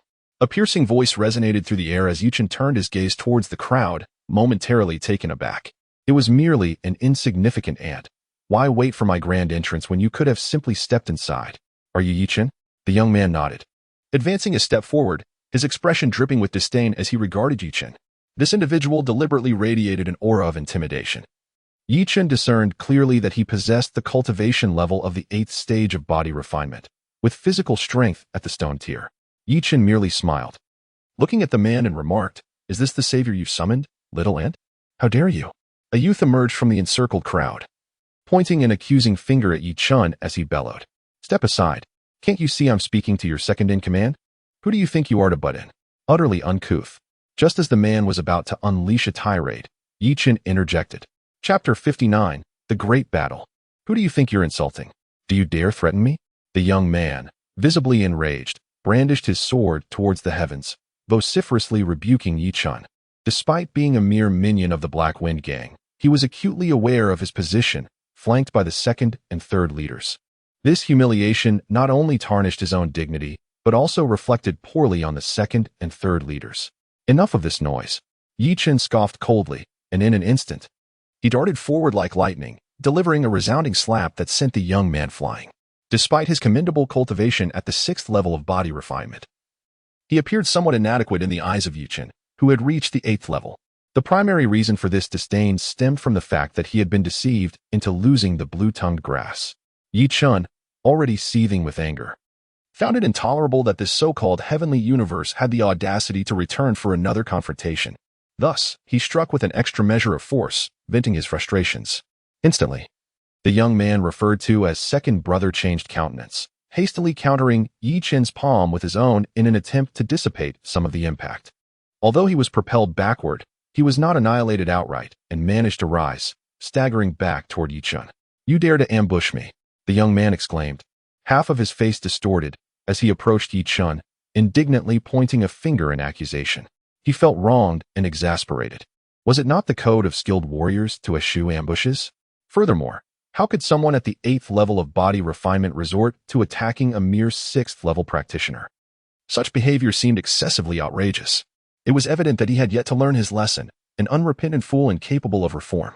From the very beginning, his words had been foul, and now they remained as repugnant as ever. Yi Chen regarded the young man with an expression of profound pity, shaking his head and proclaiming, You are beyond salvation. The young man's fury reached unprecedented heights, yet he found himself at a loss for words against this individual, whose utter lack of decorum could infuriate anyone to the point of madness. At that moment, he silently regretted not having devoted more time to his studies. How had he ended up in such a predicament? He had never intended to let the matter rest. However, after exchanging a blow with Yi Chen, he realized that he might not be a match for this individual. Although he had captured 2 hostages, should Yi Chen become desperate and fight with abandon, it could place him in perilous circumstances. Tianyu, the lowly ant, sought nothing more than an apology, only to find himself defeated and fleeing in disarray. Can I assume that your aspirations are akin to his? Yi Chen let out a cold laugh. The second-in-command indeed possessed a cultivation level of the 8th stage of body refinement, yet there was a hint of superficiality to it. In terms of the richness and purity of his essence, he fell short compared to Yi Chen. Yi Chen surmised that this 8th stage had likely been forcibly attained through the use of spirit herbs, which often carried side effects. Unlike the advancement elixirs provided by Elder Yao Lan, which facilitated a breakthrough while remaining true to the essence of genuine advancement. Given Yi Chen's cultivation, he could easily suppress him. Yi Chen, do not mistake my courtesy for fear. Tianyu spat through gritted teeth. He was nearly consumed with hatred for Yi Chen, who seemed intent on dragging him into the conversation with his brother, adding the insulting suffix of lowly ant to boot. Well, I genuinely believe he is intimidated by me. Otherwise, why would he resort to intercepting a weak scholar and a frail woman? Is it not clear that he fears me? Chen remarked, casting a sidelong glance at Tianyu. His words devoid of mercy. A weak scholar, you say? Look at my brother. His leg was shattered by him. Upon hearing this, Tianyu was infuriated. For Chen was clearly fabricating lies with his eyes wide open. His brother, possessing a cultivation level of the 7th layer of body refinement, had his leg broken in a single blow. It was likely that the second brother had swiftly suppressed him, and it seemed another life would be lost on this side. Chen cast a glance at Mu Yangcheng and, noticing his subtle nod, understood that the two had already engaged in combat. However, due to Mu Yangcheng's formidable physique, he had not been instantly killed or severely injured, merely surrounded by the others. To have a mere weak scholar capable of breaking your leg only reflects your ineptitude. Chen remarked. Kill. The woman, strikingly beautiful, uttered a single word, heavy with intent. The man beside her slightly nodded in agreement. Chen, you are far too arrogant. Today, you shall learn how to spell death. Tianyu laughed heartily, confident that with the assistance of these two formidable individuals, both at the 8th layer of body refinement and esteemed within the inner disciples of the Yutian sect, Chen could not possibly triumph. Although Chen was extraordinarily powerful and could handle one 8th layer opponent without difficulty, what about 2 or 3? There was no need to ponder. His fate would surely be dire. Kill. The second-in-command's expression darkened as he bellowed. In an instant, several youths at the 7th layer of body refinement surged forward to attack Chen. Meanwhile, a man and a woman nearby remained still, their eyes fixed intently on the unfolding scene, likely intending to aid the members of the Black Wind Gang or, if necessary, ambush Chen to secure a decisive blow against him. Chen, be careful. The shepherd called out towards this direction, initiating a counterattack. Among those besieging them was a practitioner at the 8th level of body refinement, accompanied by several youths at the 7th and 6th levels, which made his defense quite arduous. However, at this moment, Jingning unleashed his full strength, also at the 8th level of body refinement. Yet, due to his lack of combat experience, he found himself in a somewhat precarious situation against a youth of the 7th level, who he should have easily dispatched with a single strike, though he was not in any immediate danger. Having assessed the situation over there, Chen turned his gaze towards the group led by the second-in-command, his expression settling into calmness. The shepherd's full eruption was comparable to that of an 8th level practitioner, and Jingning, despite his 8th level prowess, was unable to exert his full capabilities. Together, the three of them could be considered 3 formidable masters at the 8th level.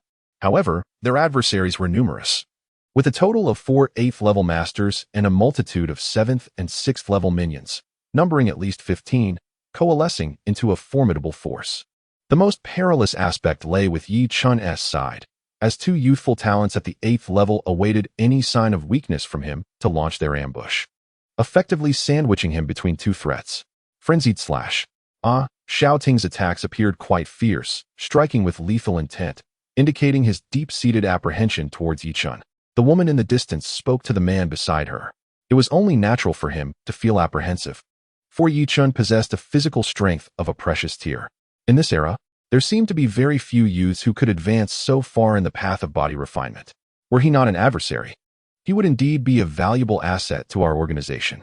The man spoke with a smile, yet Chen's expression grew grave.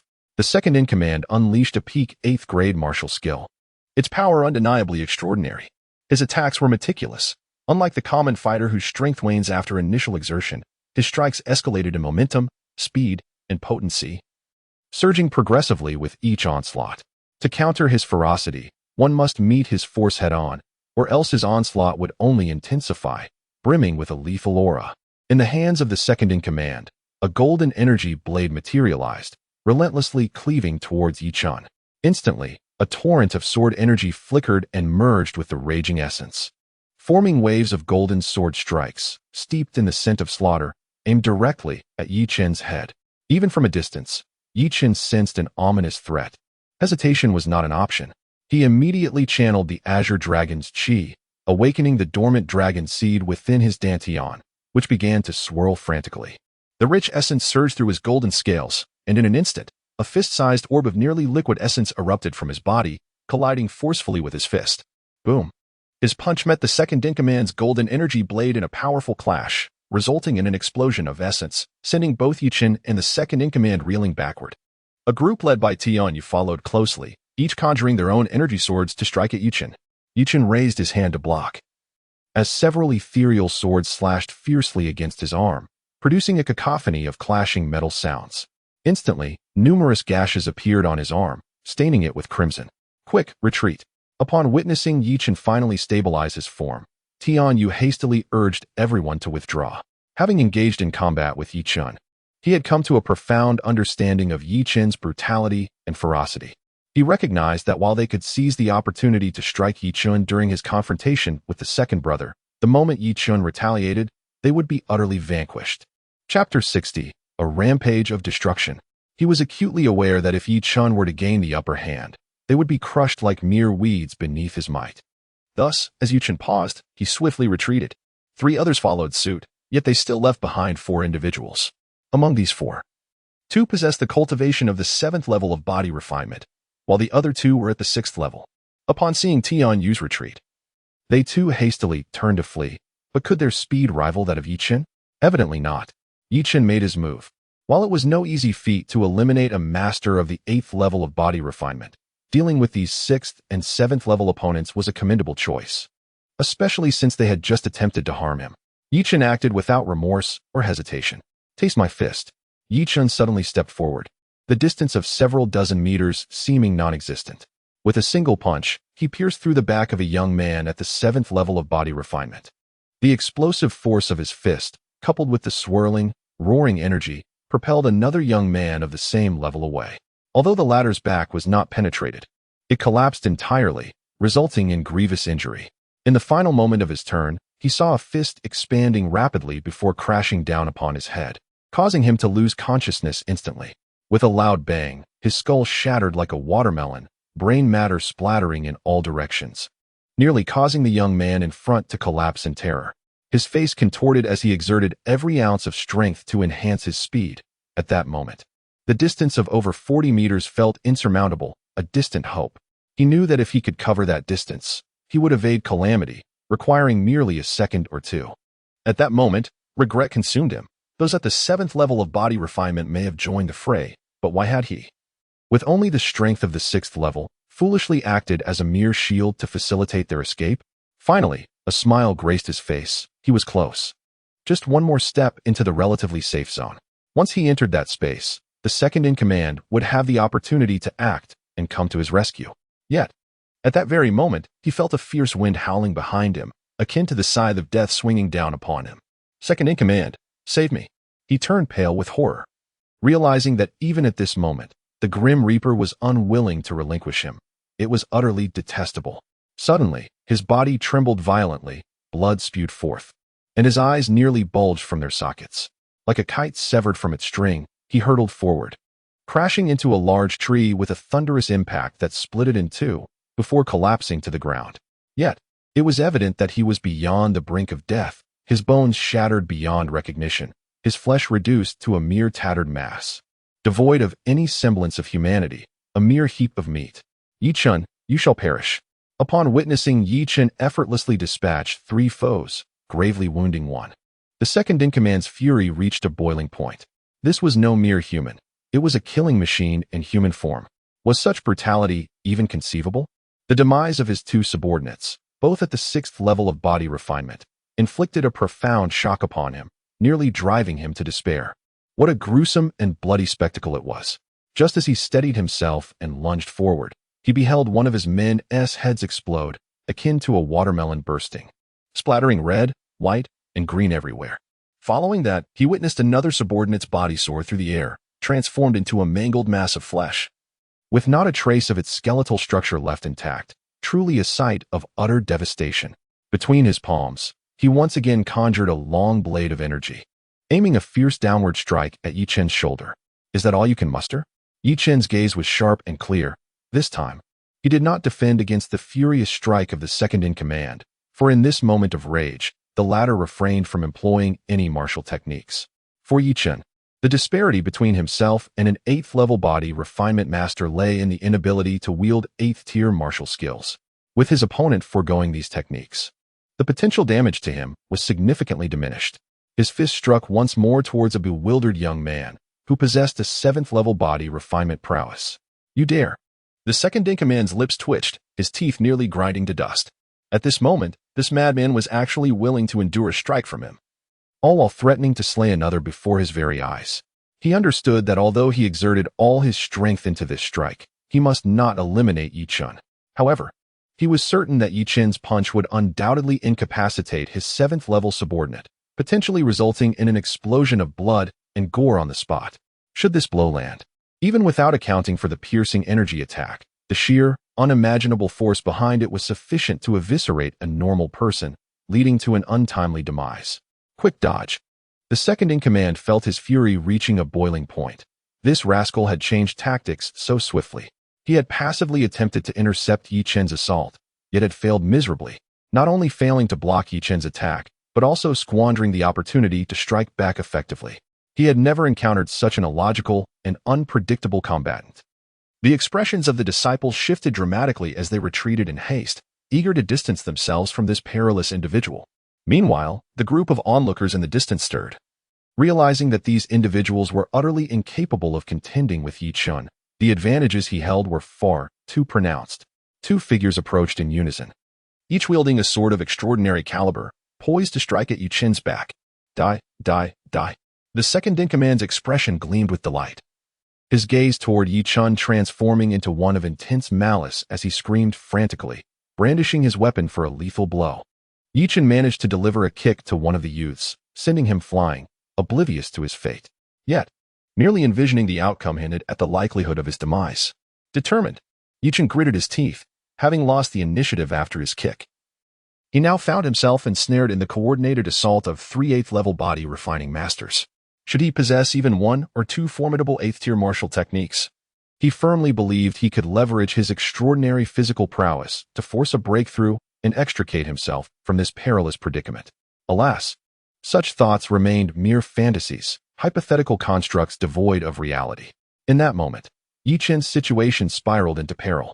With renewed resolve, Yi Chen propelled his fist toward the second-in-command directly in front of him. Behind him stood 2 adversaries, while only one confronted him ahead, implying that the attack from the front would inherently be less formidable. However, Yi Chen underestimated the second-in-command's fervor. With successive strikes, he shattered the formidable blade, causing the second-in-command to spit blood, yet he resolutely refused to retreat. It was evident that he was driven to madness, willing to sustain injury in a desperate attempt to thwart Yi Chen, thereby allowing the 2 behind him to launch a fatal assault. Get lost. Yi Chen, consumed by fury, swung his fist once more, colliding with the second-in-command's fist. Instantly, energy erupted, and the sound of shattering bones echoed in succession.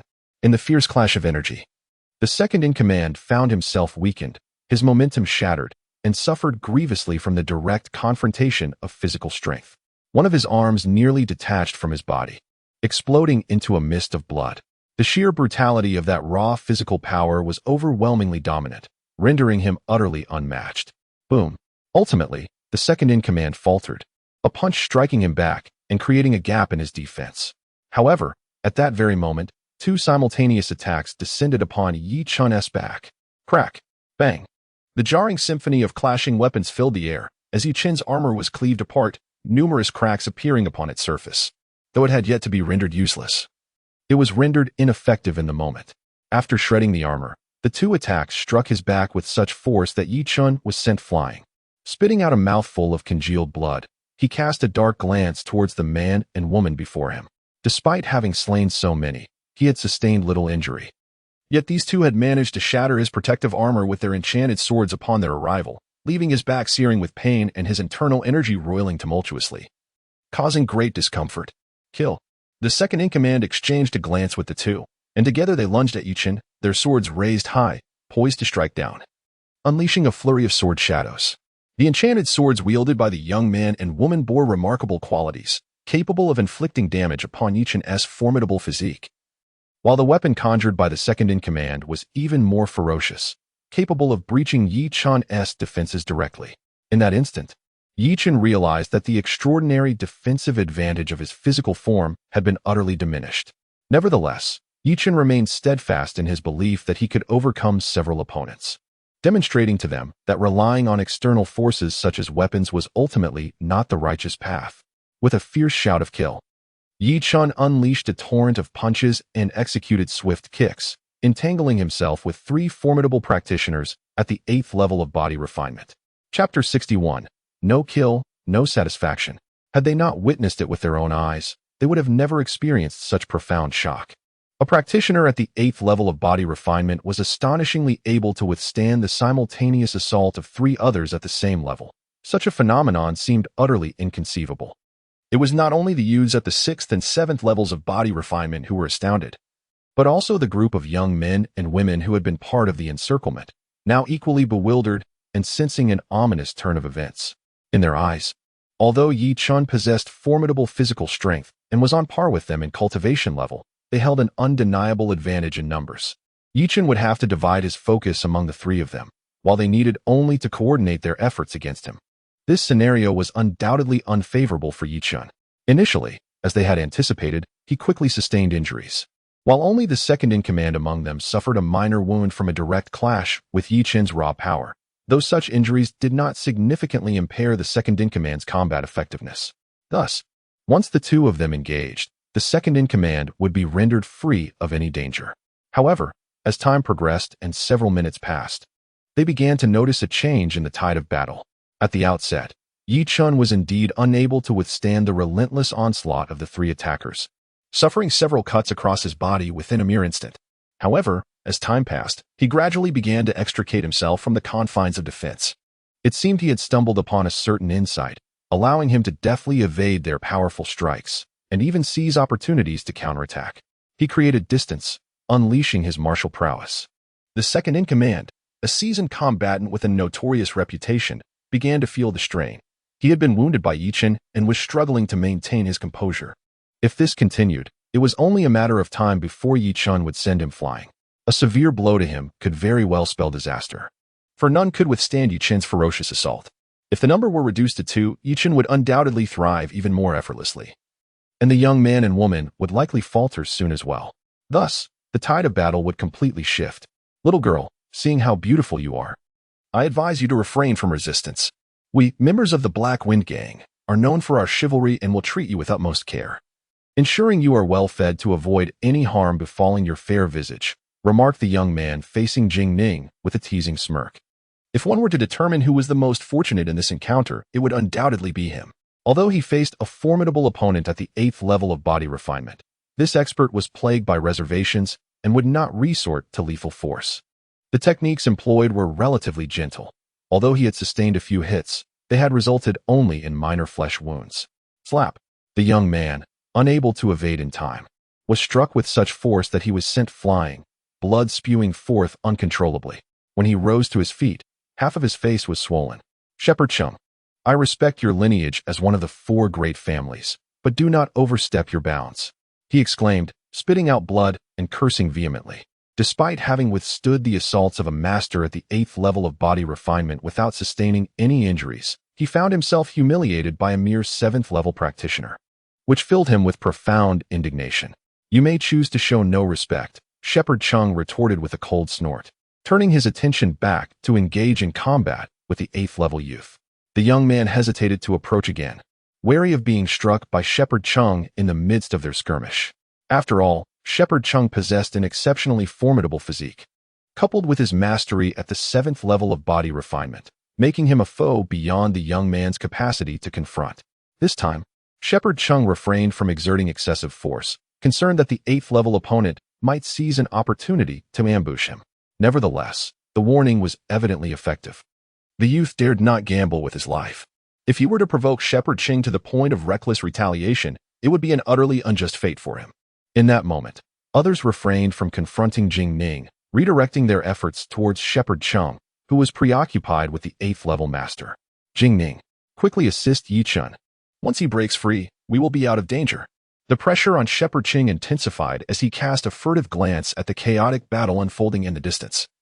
Realizing the precarious situation Chen found himself in, without timely assistance, the risks would undoubtedly escalate.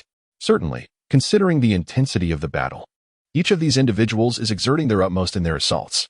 Chen's ability to withstand such pressure indicates that he possesses the capability to contend with 2 adversaries simultaneously. In this scenario, as long as Jingning can restrain one of them for just a moment, Chen will be able to extricate himself from the fray. potentially incapacitating one or two experts at the 8th level of physical refinement. The physical prowess of Mu Yongqing pales in comparison to Yi Chen's, and there exists a significant disparity in their cultivation levels as well.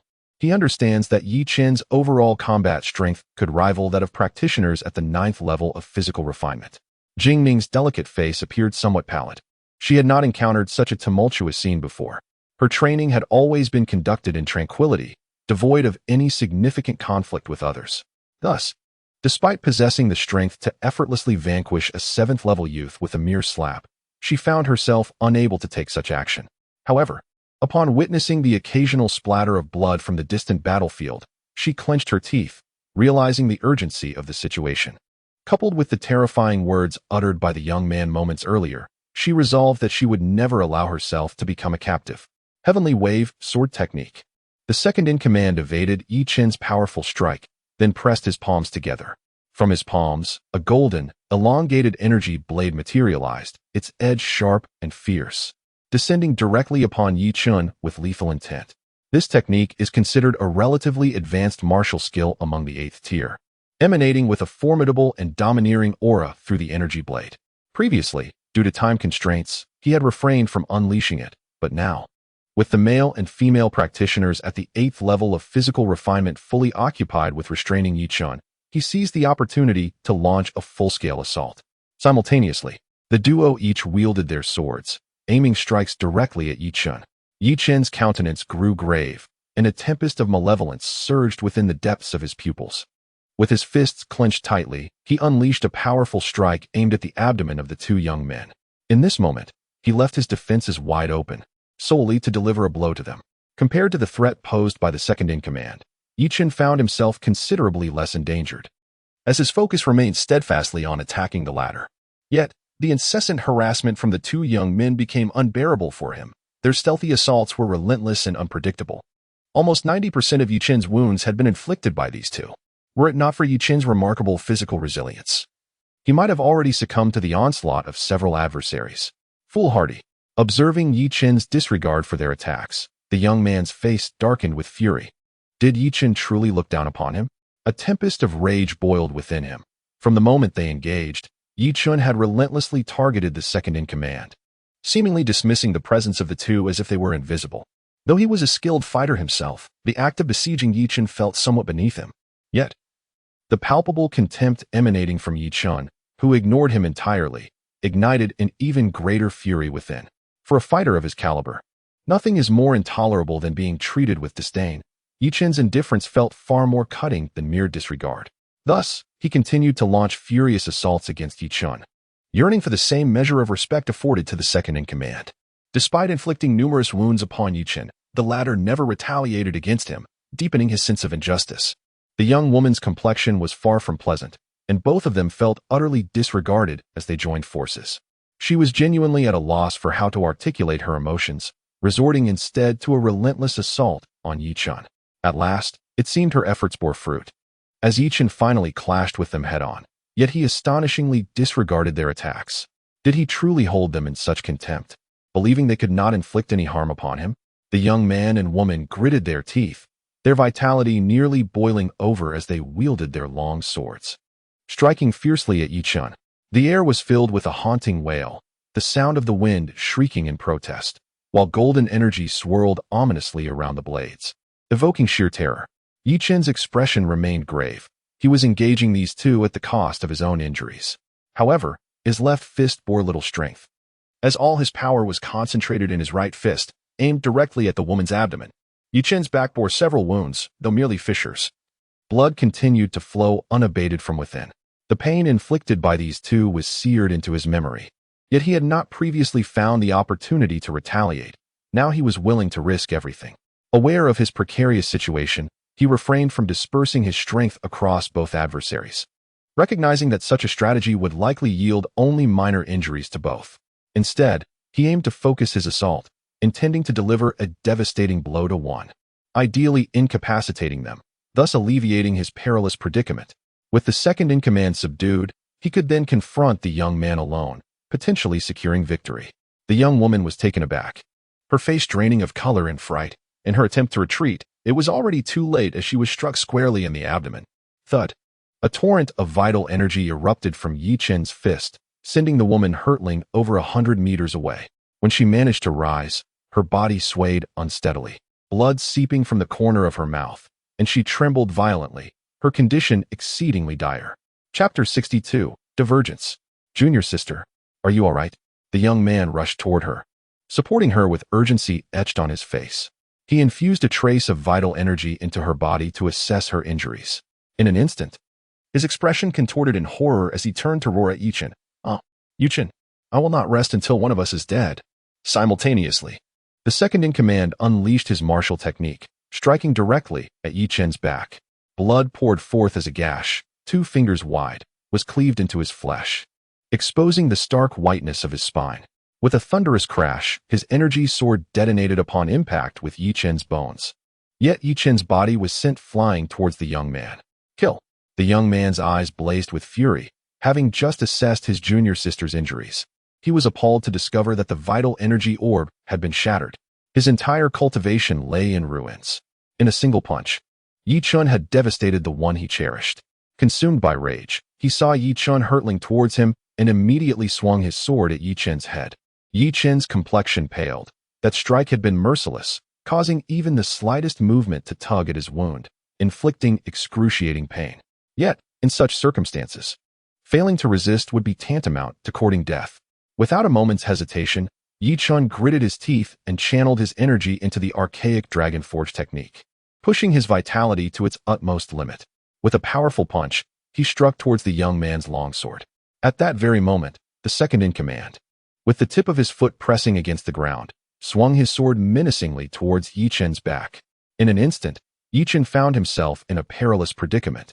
Not only was it impossible to evade the impending attack, but even if he were to withstand it, his body would inevitably be propelled backward, lacking any solid ground to absorb the impact. Unlike the young man, who could retreat a few steps to dissipate excess force, Yi Chen, in midair, would be at a distinct disadvantage. Should he be sent reeling, he would likely collide with the second-in-command's sword, and thus face a relentless cycle that could lead to his swift demise. No, this cannot be. Yi Chen gritted his teeth, yet the moment of attack was upon him.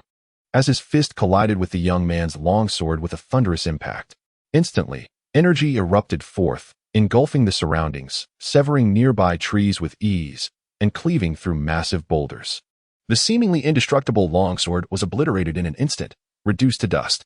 Yi Chen's fist had been deformed in the process, with at least 2 of his finger bones shattered. The young man, now in a frenzied state, unleashed a formidable potential, intent on battling Yi Chen to the death. Were it not for the intervention of the second-in-command, Yi Chen would have willingly engaged in a life-or-death struggle, confident in his ability to slay his opponent. However, with the second-in-command present, Yi Chen could not afford such recklessness. Exposing his back to the impending strike was simply not an option. Having just been struck, Yi Chen found himself grievously wounded, enduring not only the excruciating pain of torn flesh but also a deep ache within the very seams of his bones. With a powerful surge, his body was sent flying. Yet, in midair, he executed a deft maneuver and launched a counterattack with a single palm strike. The sound of an explosion resonated as the long knife shattered. In a swift motion, he directed his other hand towards the dantian of the second-in-command. A blow to any other part of his body might merely inflict injury, but a strike to the dantian could result in catastrophic repercussions, potentially causing an explosion of his chi and the destruction of his vital essence pearl, erasing his formidable cultivation from existence. Yi Chen, how dare you? Tian Yu, who had been intently observing the unfolding battle, felt a sense of shock. Yi Chen's ferocity was unparalleled. Despite being besieged by 3 adversaries, he had managed to incapacitate a formidable practitioner of the 8th level of body refinement. Now, as the close-quarters combat ensued, his second brother was rapidly succumbing to defeat.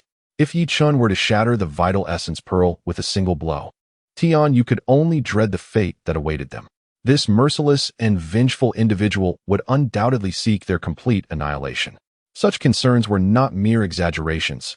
Earlier that afternoon, Yi Chen had expressed his intent to eradicate them all, though for reasons unknown, he had refrained from pursuing them. A cruel smile graced the corners of Yi Chen's lips as he remained silent. Due to the exceptional strength of his physique, his greatest advantage manifested only in close combat. as others required ample space to execute their martial techniques. In contrast, brute force attacks lacked such spatial constraints. The moment the second-in-command engaged him and attempted a palm strike, Chen recognized that his opportunity had arrived. He unleashed a strike with the speed of lightning, a tempest of wind swirling violently, radiating an astonishing aura of lethality.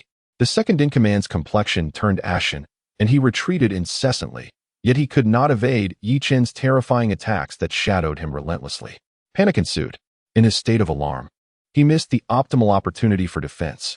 Just as the second-in-command despairingly closed his eyes, a sudden gust of wind surged from behind him, propelling his body away. Chen's palm was initially aimed at the second-in-command's dantian, but as the latter unexpectedly lunged towards the lower right, Chen's strike landed squarely on his chest, sending him hurtling through the air. Chen rose from the ground, his expression grim, pain coursing through him. His body had already sustained multiple injuries, and now, having been struck by the second-in-command's body, he felt as though he had become a mere shield, engulfed in excruciating agony that threatened to consume him.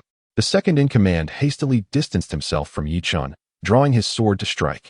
Having learned a harsh lesson from his earlier oversight, he dared not engage Chen in close proximity again, for that would be akin to playing with fire, too terrifying to contemplate. Chen deftly evaded the second-in-command's assault, casting a sorrowful glance toward Jingning, who wore an expression of guilt not far away. Had she refrained from intervening earlier, the second-in-command would undoubtedly be lying incapacitated now. Even if he had not been rendered entirely powerless, he would have been left in a state of utter defeat. Yet, at a critical juncture, Jingning's intervention had sent both the second-in-command and Chen flying, thus sparing him from a dire fate. Chen, prepare to meet your end. The young man, having laid the young woman down, wielded her long sword with both hands, aiming to cleave it towards Chen. Is that all you've got? Chen scoffed, swiftly launching a punch at the young man. At that moment, the second-in-command attempted to ambush Chen, but was intercepted by Jingning. Though somewhat flustered, Jingning managed to confront the second-in-command, forcing him into a state of disarray after several exchanges.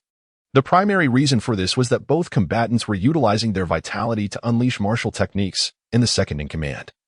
Having already expended too much energy in his confrontation with Chen, found himself at a disadvantage. Additionally, he bore several injuries that hindered his ability to fully engage in the battle, leaving him momentarily overwhelmed. This infuriated the second-in-command, who was accustomed to commanding respect and authority, as he found himself thwarted by a seemingly frail young woman. However, aware of her own limitations and physical strength, Jingning wisely maintained her distance, relying solely on her martial techniques without engaging in close combat. With a resounding crash, Chen's punch collided with the young man once more, sending him soaring through the air. He crashed to the ground, creating a trench in the earth, while Chen merely staggered back several paces. Their vitality began to wane, and at that moment it was as if they were under immense pressure, revealing the superiority of their physical prowess. Had the young man's physical strength not reached the stone tier level, he likely would have been obliterated on the spot. Nonetheless, he was left in a pitiful state, with one arm contorted and his chest caved in, nearly punctured front to back. Chen, this is not over. After casting aside those words, the young man swiftly departed with the young woman in his embrace, his speed surpassing any he had ever displayed. Chen turned to glance at the second-in-command, who was also in a poor state and thus did not pursue them.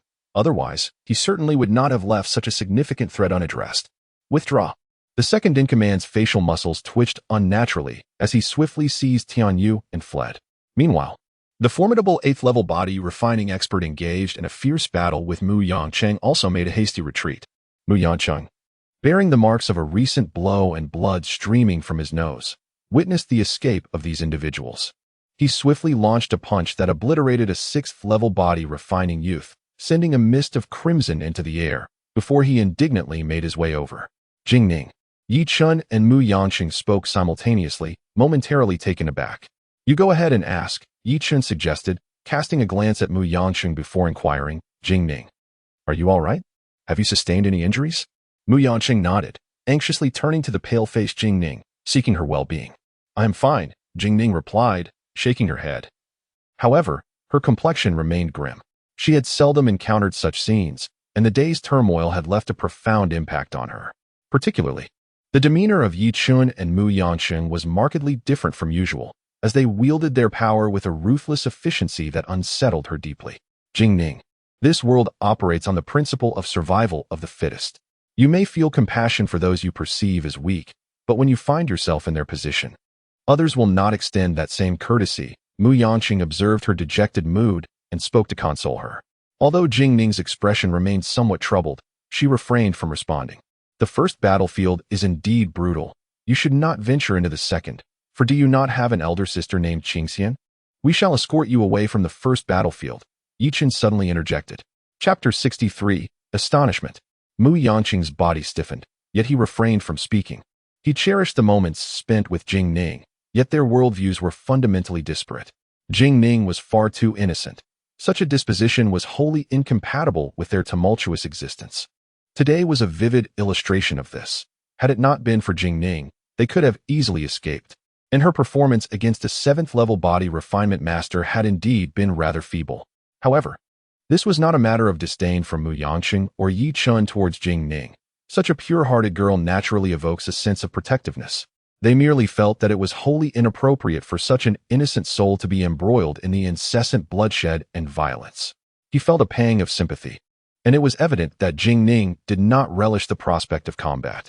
Jingning's delicate form trembled, seemingly caught off guard. Upon hearing their words, she merely lowered her head and bit her lip, taking a considerable time before responding. All right. Subsequently, the atmosphere among the three became somewhat somber. As Yi Chen and Mu Yanqing walked on either side, guiding the silent Jingning away from the first battlefield. Since they had no intention of allowing Jingning to enter the second battlefield, it was entirely unnecessary for her to cultivate her physical strength. Her talent was commendable. After all, at merely 13 or 14 years of age, she possessed the cultivation level of 8th stage body refinement, undoubtedly a prodigious genius. Her abilities were at least on par with, if not superior to, those of Yi Chen and Mu Yanqing. The echoes of past laughter still lingered in the air, yet they had inevitably faded into the mists of time, despite the fact that only a day or two had passed since their acquaintance. An air of subtle melancholy had already enveloped their interactions. As midnight approached, the trio arrived at the exit marked by a stone tablet. An elder appeared at the threshold, extending his hand.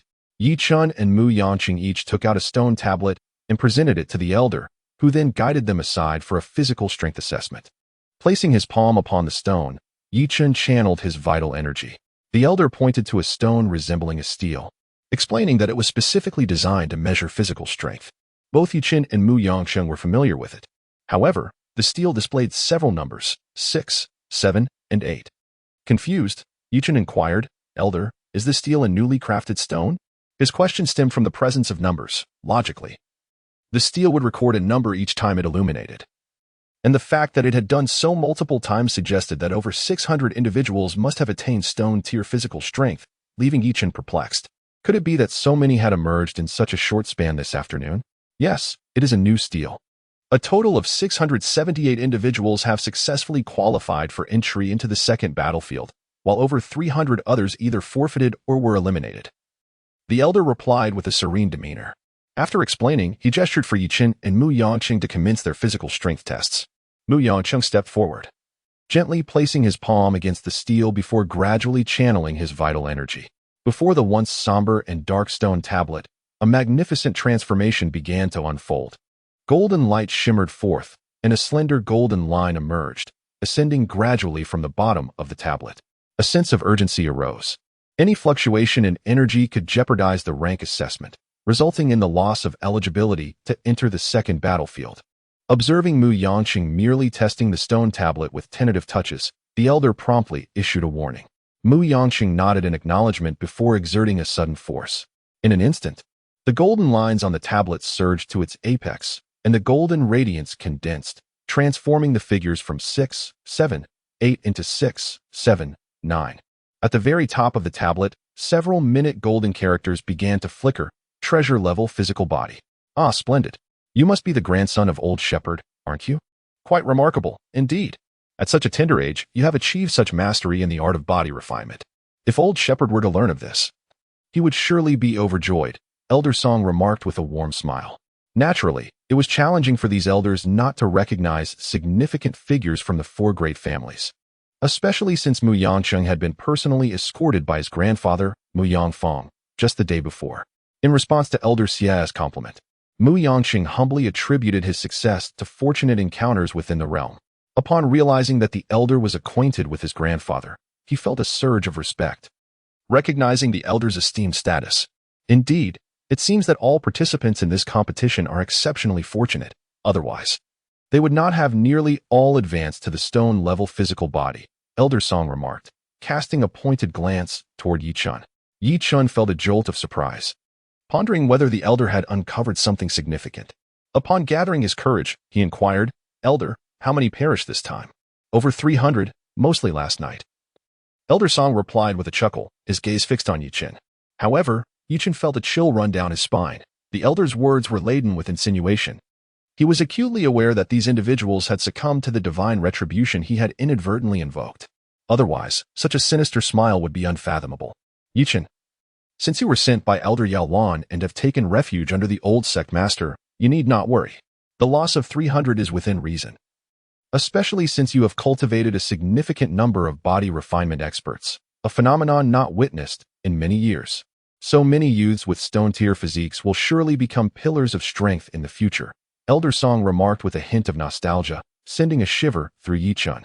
"Let us also assess your physical prowess. It must exceed the precious tier by now," Elder Song continued, pulling Yi Chun closer. Jing Ning and Mu Yangcheng approached to observe, particularly Mu Yangcheng, who was aware that Yi Chen's physical strength far surpassed his own. He had pushed his own physical strength to the utmost limit, and now wondered if Yi Chun might shatter the stone tablet. Given the long-standing friendship between Elder Song and his grandfather, Mu Yangcheng felt compelled to caution Elder Song, lest the tablet be destroyed. "Elder, Yi Chun possesses rather extraordinary physical strength. This stone tablet may not withstand it," he advised. "Really? Is it possible for the tablet to shatter?" Elder Song responded with a laugh. Initially, Mu Yangqing intended to elaborate, but upon seeing Elder Song wave dismissively, he begrudgingly fell silent. "As I commence, Yi Chen feels a hint of trepidation. However, considering the considerable trouble he has caused, he dares not engage in a conversation with Elder Song as casually as Mu Yangqing might. "Let us begin," Elder Song cheerfully proposes. Eager to observe the extraordinary resilience of Yi Chen's physical form, which has remarkably withstood the heavenly punishment, Yi Chun has little to articulate.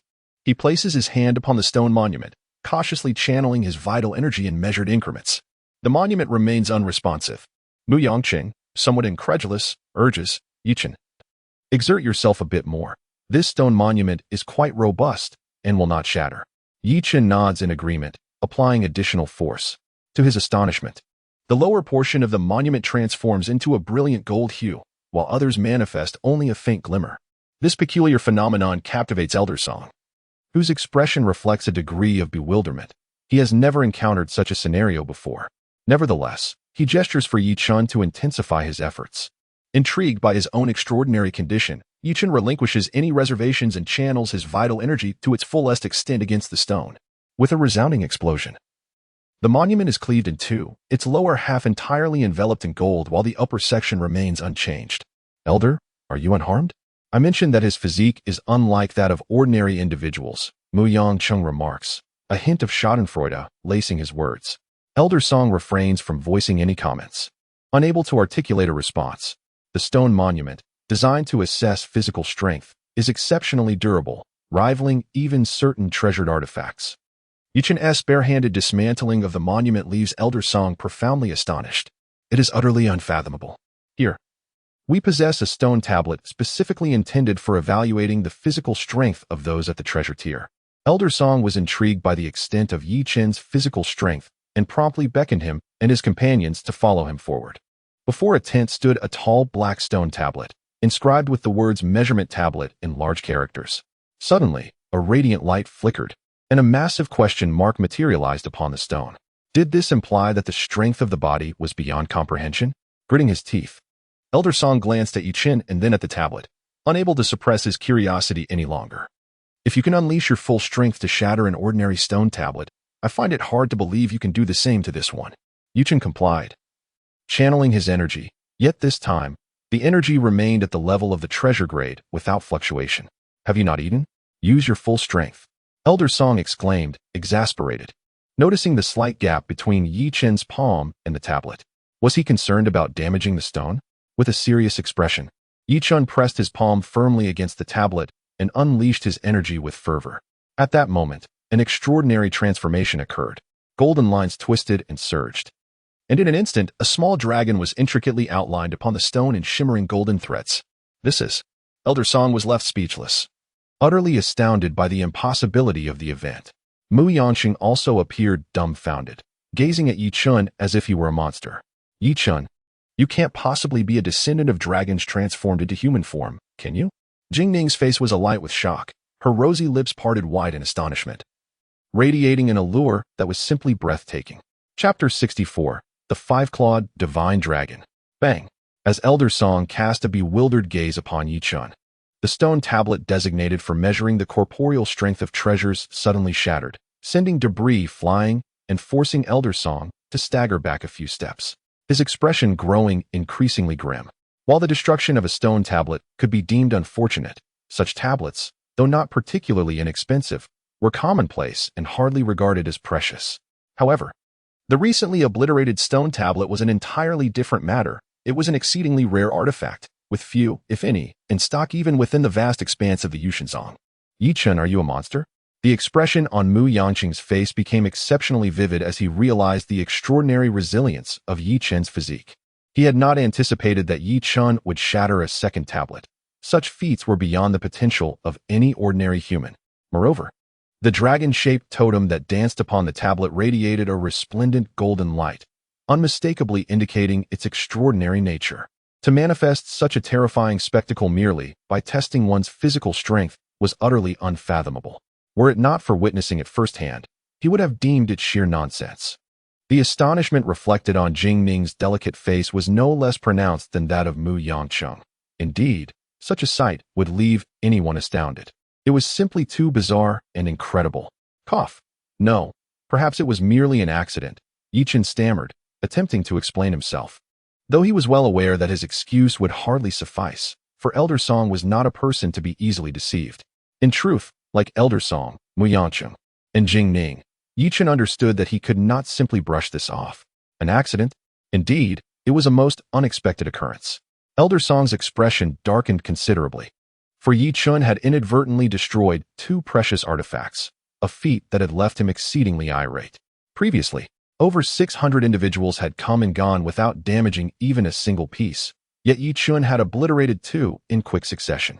Was it possible that the peculiarities he had exhibited on the stone tablet were beyond rational explanation? Elder Song was inclined to believe that Yi Chen had intentionally shattered these two tablets. Elder, I did not do it on purpose.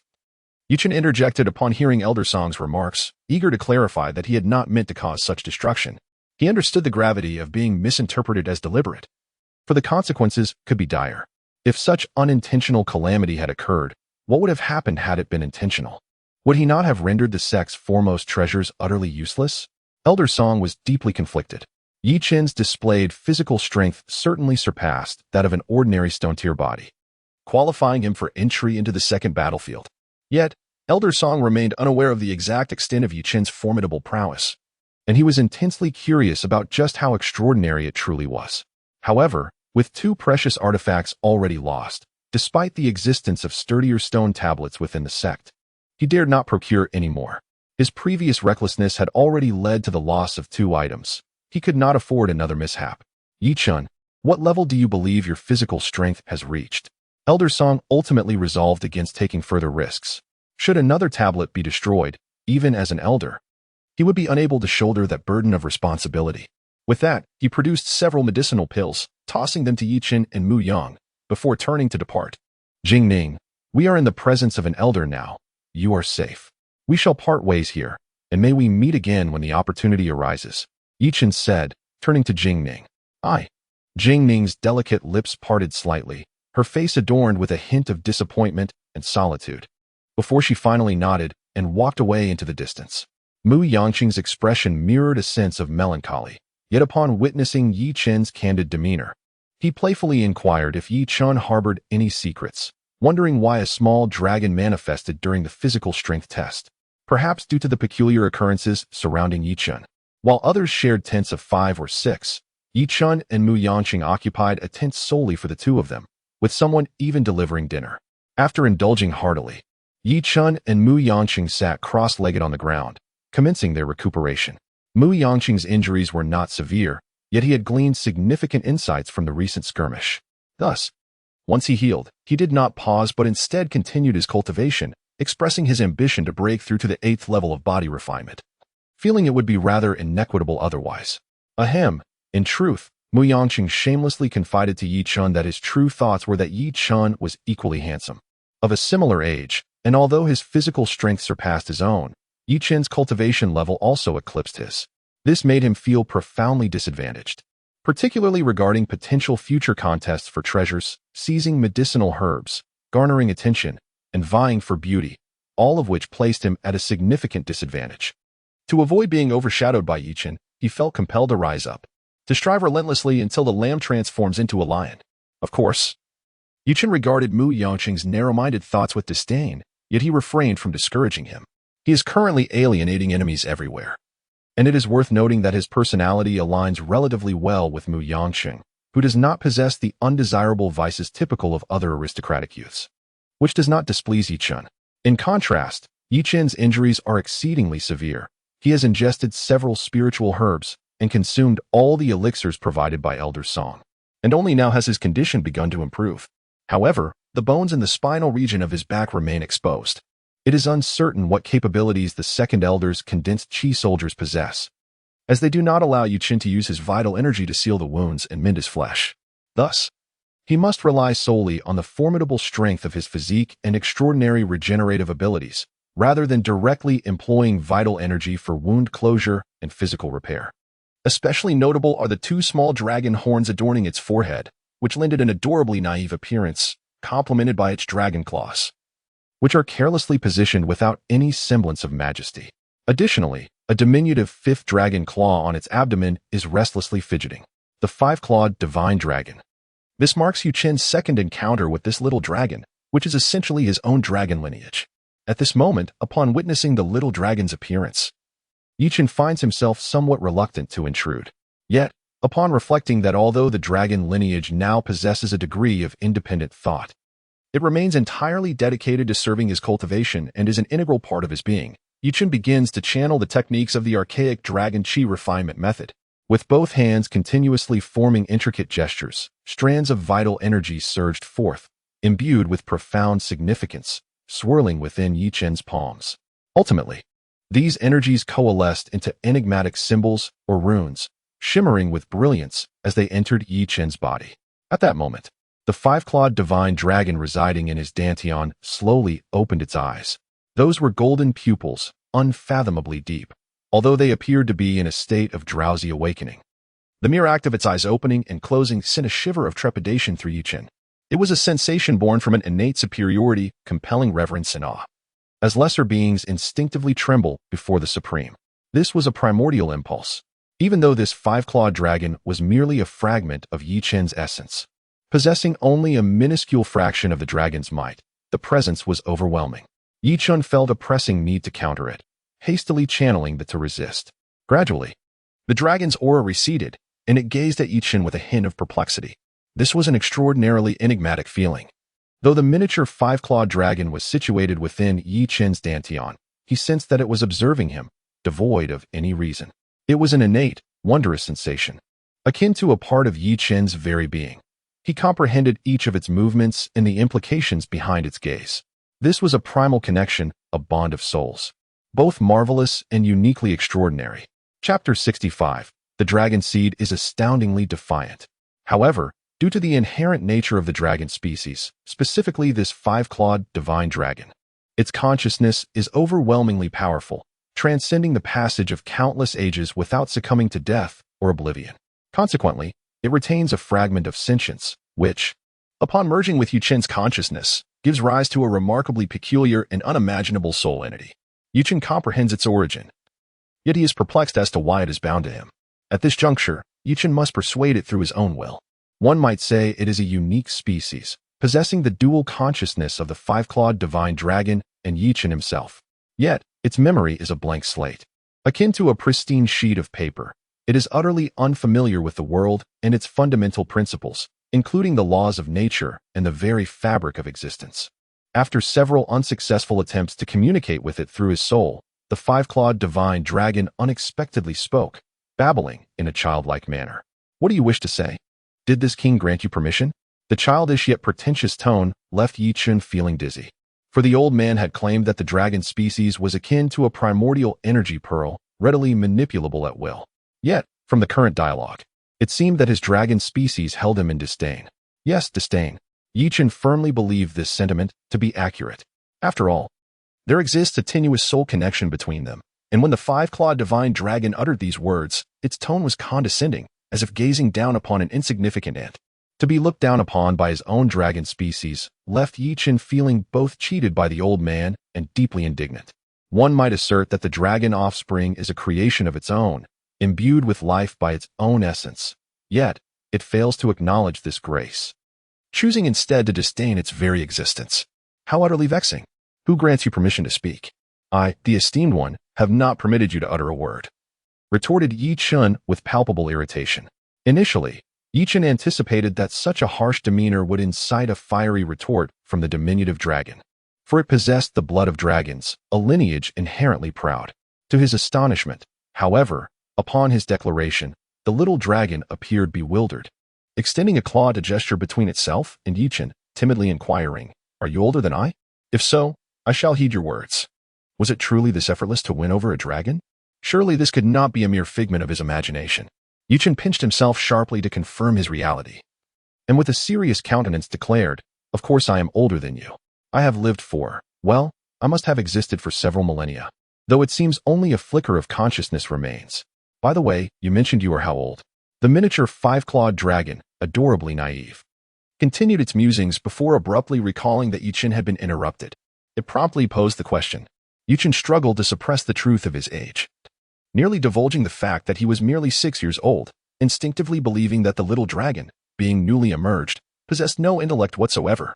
To his surprise, it seemed the creature retained some awareness. The five-clawed dragon regarded him with skepticism, for it was indisputable that the dragon's constitution was formidable. In its eyes, Yi Chen appeared as insignificant as an ant, even having cultivated to the 8th tier of body refinement. Indeed, what appears to be an extraordinary physical strength to the average person is, in the eyes of this miniature five-clawed dragon, utterly insignificant. The might of the dragoness body is, perhaps, unparalleled in the universe. To be torn apart with a mere shred? Even though he knew he would not be regarded highly by the dragon race, Yi Chen's lips involuntarily twitched upon hearing such a declaration. Am I truly so feeble? Torn apart with ease. I am not made of paper. If my physical form were indeed so fragile, then those I have vanquished must surely have been mere figures molded from clay. Ahem, I have recently undergone a transformation and, as such, am currently weaker.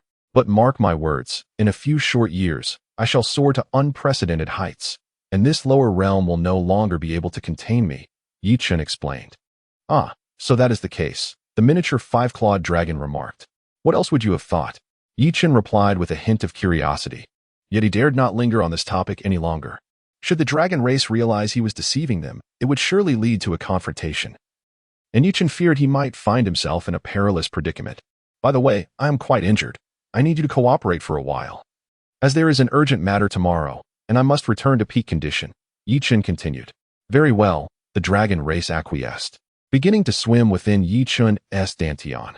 Its foreclaws occasionally reached out, transforming the space within Yi Chen's dantian into a void, which only deepened his trepidation. To breach the dantian space, one would likely require cultivation far beyond the realm of divine refinement. Only through overwhelming strength could one destroy the essence pearl, leading to a catastrophic explosion of the dantian itself. The miniature five-clawed divine dragon possesses such remarkable abilities from the very outset, exhibiting an ease that is truly astonishing. Yi Chen could scarcely fathom the consequences should this diminutive dragon decide to rebel. He would be utterly incapable of subduing it. Indeed, if he were to falter in his control over the dragon, allowing it to turn the tables, Yi Chen would likely find himself facing dire repercussions. His relentless efforts had ultimately been in service of resurrecting this dragon, potentially rendering him a mere pawn in another's game, leaving no time for lamentation when the moment arrived. In silence, Yi Chen diligently practiced the techniques of the ancestral dragon's qi, his hands deftly forming intricate seals and gestures, each imprint surging into his being. Meanwhile, the dragon was not idle. It continually exhaled streams of golden vitality, mending the scars on Yi Chen's cervical vertebrae, gradually re-establishing his tendons and blood vessels, and healing his flesh. Thus, a night passed in this manner. At dawn, Yi Chen slowly opened his eyes, a fleeting glimmer of golden light flashing within them. After stretching his body, a cacophony of cracks echoed through his bones, filling him with an invigorating sense of vitality, as though he were brimming with boundless energy. After attending to his morning rituals, he seated himself once more, contemplating his body, which now faintly radiated a metallic luster. A surge of joy welled within him. He had not anticipated that after the fierce battle, his injuries would heal and his physical prowess would further enhance, surpassing even that of the previous day. Notably, his cultivation level had experienced significant upheaval, leading to a remarkable improvement, with the vitality coursing within him now possessing an impressive density of threefold. He glanced at Mu Yangqing, who was still engrossed in his training. Evidently, Mu Yang had arrived at an exceedingly pivotal juncture, seemingly assailing the barrier of the seventh peak of body refinement. Should he succeed, he would triumphantly ascend into the eighth realm of body refinement, possessing a cultivation realm and power akin to Yi Chen. At present, the dragon seed had once more lapsed into a state of dormancy. According to the elder's elucidation, the dragon seed, having been freshly forged, was exceedingly fragile and necessitated a period of recuperation. Accept it, the elder responded.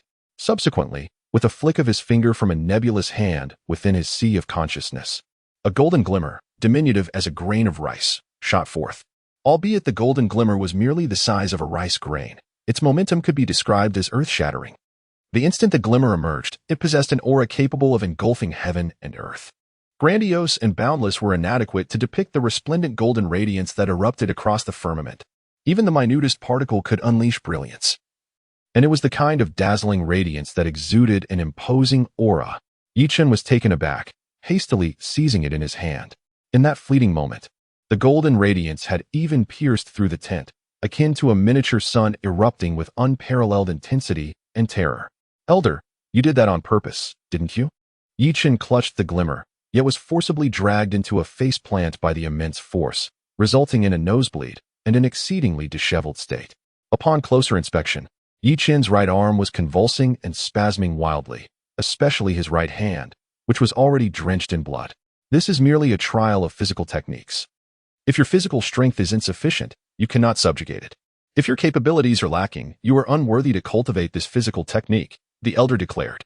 So that's how it is. However, it's merely a physical technique. It can't defy the heavens, can it? Grasping his teeth, Yi Chen realized that this physical technique was not only rare, but also exceedingly precious. Martial skills could be acquired and practiced directly, whereas physical techniques required one to subdue them with brute force. To a certain extent, the disparity in value between the two was immense, almost beyond comprehension.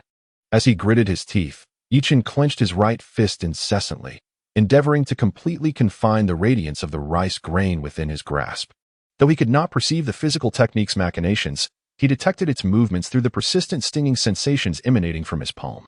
Despite his fist's enclosure of it within a small domain, Yi Chen was acutely aware that its range of activity remained vast and expansive. Moreover, the physical technique exerted an immense pressure, defying belief, preventing Yi Chen's hand from fully clenching. Chapter 66. The Death of Heaven. The more arduous the acquisition, the more elated Yi Chen became. The price one paid for an item corresponded to its inherent value, and the greater the difficulty in obtaining it, the greater its worth. Like physical techniques, only by exerting one's utmost effort could one unlock its full potential or maximize the enhancement of one's combat prowess to its zenith. Buzzing sounds emanated from Yi Chen's entire fist, which trembled violently. Initially, Yi Chen managed to maintain control with gritted teeth, but as time elapsed, his fist gradually unfurled, the distance between his fingers widening, and his finger bones even began to crack and creak. Perspiration streamed down Yi Chen's entire body, his gums on the verge of bleeding, as he exerted every ounce of his strength. Yet, he remained unable to prevent his fist from being forced open. His right arm trembled violently, his body faltering, and his face pallid, as if he had sustained a grievous injury. Yi Chen was profoundly shaken. Despite knowing that martial prowess was difficult to attain, He had not anticipated such arduousness. He could feel his finger bones being pulverized by the immense pressure, gradually reduced to dust. The pain was excruciating, piercing to the very marrow, causing him to tremble and contort in agony.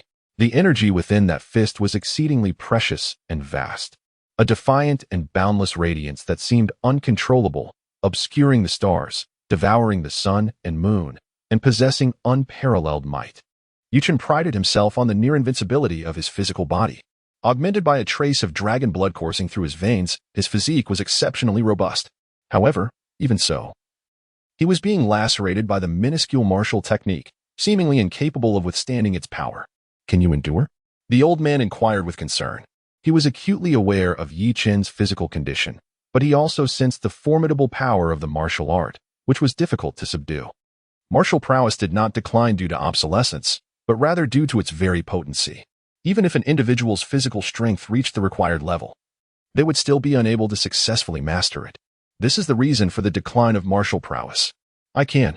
With gritted teeth, Chen yearned for physical techniques, something he had been eagerly seeking in recent days. It seemed the old man's reluctance to impart them earlier stemmed from this very reason. The body, now far surpassing ordinary treasure-grade physiques, had been ravaged. To attempt subduing physical techniques with a mere stone-grade physique would have been a suicidal endeavor. "Arg!" Chen roared, his arm bones protruding, every muscle taut, exerting nearly every ounce of strength to shrink his fist. However, with this movement, the physical technique particle trapped within seemed to sense the danger, stirring frantically within Chen's fist. Waves of searing pain continuously assaulted Chen's senses through his neurons. Buzz! Suddenly, just as Chen was about to exert force again, a beam of light shot out from between his fingers with lightning speed, soaring towards the top of the tent. Sizzle! The tent was pierced with astonishing ease, and the particle of physical technique vanished without a trace. This left Chen with a bitter feeling, deeply disheartened. Spreading his palm, it was a bloody mess. The flesh of the palm had been pulverized into a pulp, mixed with bone fragments, a rather gruesome sight. Chen took a deep breath, clenched his right fist, and began circulating vital energy to heal the injuries on his hand. Although the injury was not light, only his hand was injured. Moreover, the hand, being a relatively strong defensive area of the body, had a more astonishing recovery ability than other parts. After an hour, Chen's hand was basically restored. Only the bones within the palm bore fine fissures. However, the injuries sustained by the skeleton cannot be mended at will, requiring perhaps 2 to 3 days for a complete recovery. The elder remained silent. At such a moment, the impact on Chen was considerable. Logically, one ought to offer words of comfort, yet the elder understood that while he could provide solace now, what would happen when he was no longer present? A true powerhouse is not merely defined by formidable strength. Their resilience and fortitude of character must surpass that of ordinary individuals. Otherwise, what grounds do they have for success? What justification do they possess to claim supremacy over the world? This is a contemplation of greater depth. Master, that martial skill fled earlier. Does this mean I shall have no further opportunity to acquire such techniques? Chen inquired. This was the first time he addressed the elder with such gravity, eschewing jest and frivolity. Not at all. If you still desire that martial art, I can certainly impart it to you. However, for now, it is best to refrain, as you do not yet possess the capability to wield it, the elder replied. But the martial skill escaped. How can you still have it? Chen asked, somewhat astonished. It was akin to certain cultivation techniques that, after enduring centuries of time, begin to awaken their own sentience. Once they slip away, the possibility of capture becomes forever lost. The martial skill fragment earlier seemed to possess a unique aura and willpower, exhibiting independent consciousness. Otherwise, it could not have broken free from Chen's fist. Yet, if this is the case, wouldn't such a martial skill be destined to vanish entirely? The art of physical technique has indeed evaded capture. Yet what has escaped is merely the finished product. In truth, physical techniques are not as esoteric or incomprehensible as they may seem. Much like the methods and martial skills employed in cultivation and the attainment of mastery, physical techniques are entirely based on certain principles articulated through narratives or a blend of text and imagery, allowing one to grasp their essence. They operate under specific rules, facilitating the manipulation and control of vital energy or employing particular movements to unleash formidable combat strength from one's own body. The entirety of its textual records resides within my mind, and I can effortlessly conjure them whenever needed. Its principles transcend the energy of heavenly retribution. While the latter serves to eliminate the malevolent, the divine chain of order maintains the stability of the cosmos. One functions as a defensive rule, while the other serves as an offensive rule. Before any act of aggression can occur, the universe must first be stabilized. Otherwise, with the collapse of heaven and earth, all living things would wither, leaving no basis for any rules to exist. Similar to martial arts and techniques, physical techniques constitute a set of rules as well, albeit not those dictated by the heavens. Instead, they are rules conceived and developed by humanity. However, there exists a distinction between physical techniques and martial arts. The latter emphasizes non-physical attacks and combat prowess, whereas physical techniques are rooted purely in raw strength. Are you familiar with the legends of the 10 ancient fiends and the fierce beasts of antiquity? They possess no non-physical capabilities, yet they dominantly govern the universe, relying solely on their formidable physical forms. Imagine the sheer might required to shatter a galaxy with a single punch or to soar to great heights with a mere flap of wings. To what extraordinary degree must their bodies be resilient? This is precisely why they have faded into oblivion, as their exhibited prowess posed a threat to the heavens. Consequently, the heavens could not tolerate them. Numerous battles across the epochs of chaos ultimately led these beings to a dead end, with countless factions marching towards extinction. Yet their bones, akin to divine weaponry, remained intact, preserving their essence through the ages.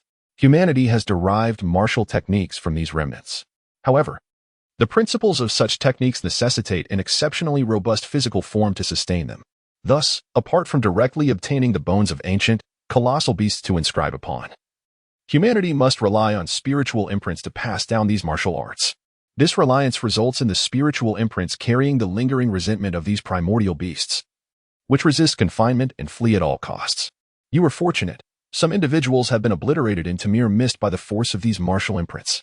Although these ancient titans have perished for countless eons, their bitterness remains unabated, harboring deep animosity towards the heavens that have suppressed them. Consequently, nearly every martial technique embodies a portion of this sanguinary and murder-centric resentment. Do not underestimate yourself. Such occurrences were well within my expectations, the elder continued. Enraptured, Chen could not restrain himself from inquiring, Master, are you suggesting that the ancient, primordial, and archaic beasts were all annihilated by the heavens? Partially, yes. The other portion was due to their mutual slaughter. Why is there no longer a 9 heavens? The heavens that were destroyed were lost in this cataclysm. Are the heavens truly vast? Chen swallowed hard, realizing that the incompleteness of the 9 heavens was attributed to this very reason. Such a secret, perhaps even the most formidable masters of the martial law continent were oblivious to. The revelation from the old man left Chen in profound shock, his emotions surging uncontrollably, particularly when he recalled the fierce battles of the ancient ferocious beasts during the 9 Heavens War. A shiver coursed through his body. What an awe-inspiring scene that must have been. Chapter 67. The 10 Ancient Beasts. Chen dared not contemplate it fully, yet he could not help but indulge in the fantasy. It was likely a vision beyond his imagination. Take the Kuanpung, one of the 10 ancient beasts, whose notorious name resonates even within the ancient scriptures. In the northern abyss, there exists a fish called Kuan, its size unfathomable, spanning thousands of miles. It transforms into a bird named Pung, whose wings stretch across the heavens. To the far north lies the dark sea, a celestial pond, where a fish of vast expanse swims, its name Kuan. There is also a bird named Pung, with a back as immense as Mount Tai, and wings resembling clouds hanging in the sky. It soars to a height of 90,000 miles, piercing through the vapor of clouds, carrying the azure sky, before charting its course southward towards the southern abyss. The magpie scoffs, saying, "Where does it intend to go?" I leap upward, merely a few feet above, gliding amidst the clouds, and that is flying in its essence. Yet, where does it intend to go?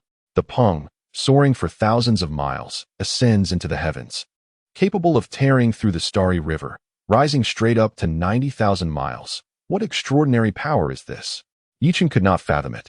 Yet he understood that if such a creature were to manifest before the world, it would likely terrify some to the point of death.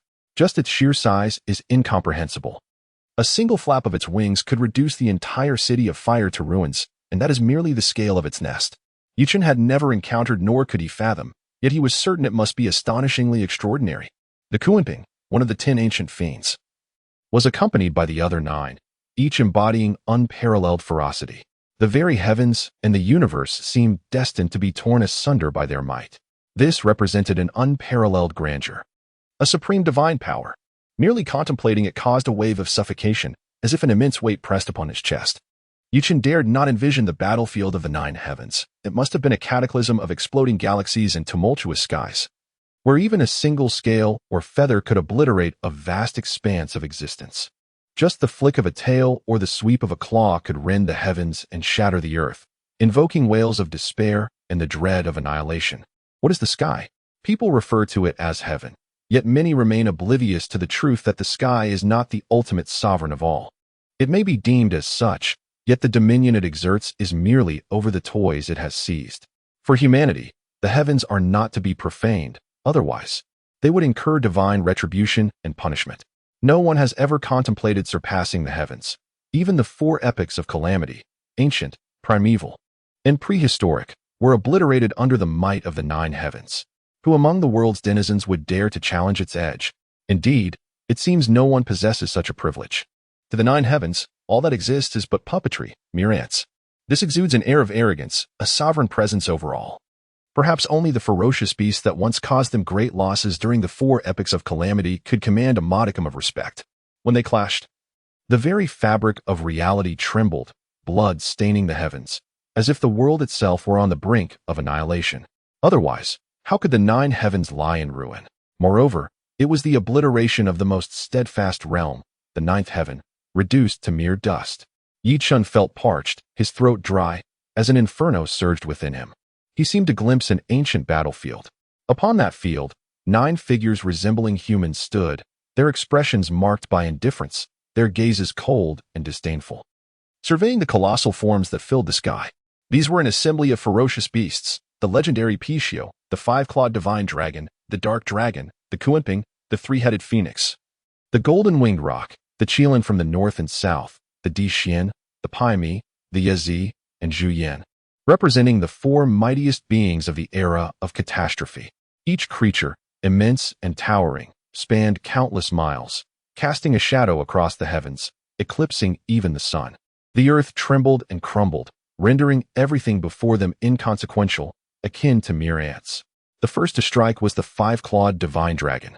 Its resplendent golden body extended for millions of miles. With a sudden thrust of its claw, it yanked the galaxy down from the sky, shattering it with a thunderous roar.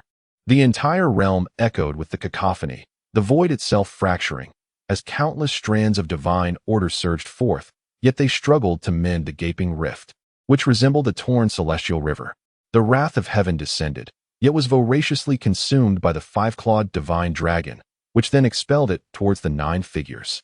At once, a golden orb the size of a dragon ball crashed down with an overwhelming and arrogant ferocity, engulfing the 9 individuals within its grasp. Following this, a Kuanping flapped its mighty wings, tearing the heavens apart, as countless gusts converged into 2 intersecting golden blades, each stretching for countless miles, radiating brilliance, and slicing toward the 9 figures. Next, Zhuyan made his grand entrance, showcasing the art of transformation to its utmost limit. He leaped thousands of miles into the sky, morphing into a colossal fireball that obscured the sun and scorched half the heavens, forcefully crushing toward the 9 shadowy figures. Following this, the 3-headed phoenix emitted a piercing cry, summoning a surge of golden energy ripples, each measuring thousands of meters in breadth, radiating outward in a frenzied assault, causing the very fabric of the world to collapse chaotically. Seizing this moment, the northern and southern Qilan sprang into action. Roar!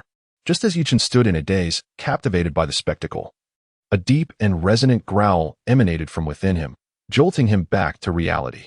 Illusion? It was all an illusion. Chen was astounded, carefully attuning to the turmoil within his body, nearly overwhelmed by despair. That was the pinnacle of strength, untainted by a trace of energy or essence, relying solely on the unparalleled might and vastness of his physique. To possess a stature that rivals the sun and moon is nothing less. It was not a moment of distraction, but rather a forceful entanglement of thoughts. Within him lay the bones of a dragon. This dragon was likely a participant in the ancient battles against the 9 heavens.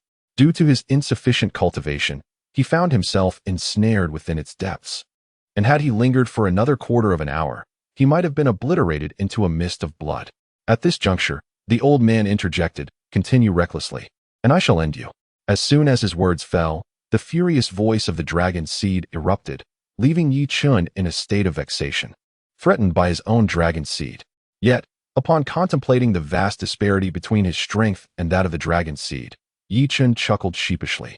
Embodying a spirit of enduring humiliation, no more, I assure you, never again. The reason Yi Chen found himself ensnared in that realm of perception was merely due to the earlier influence of the old man, which had resonated with the dragon's skeletal essence, resulting in such a state.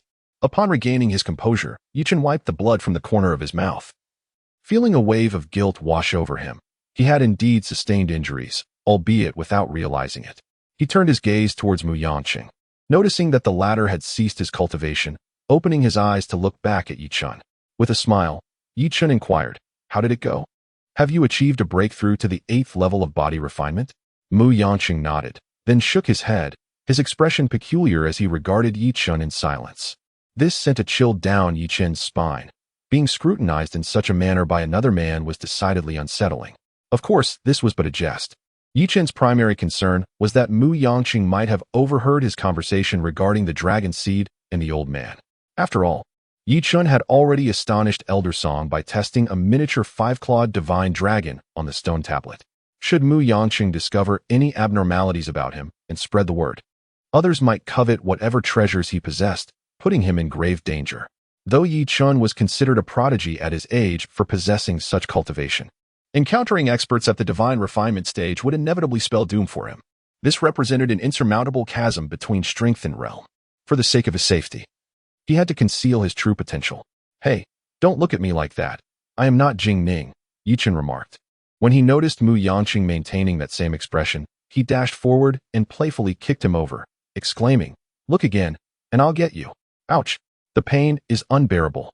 "Yi Chen, you scoundrel, what have you done? Just when I had finally gained some insight, you rudely interrupted me."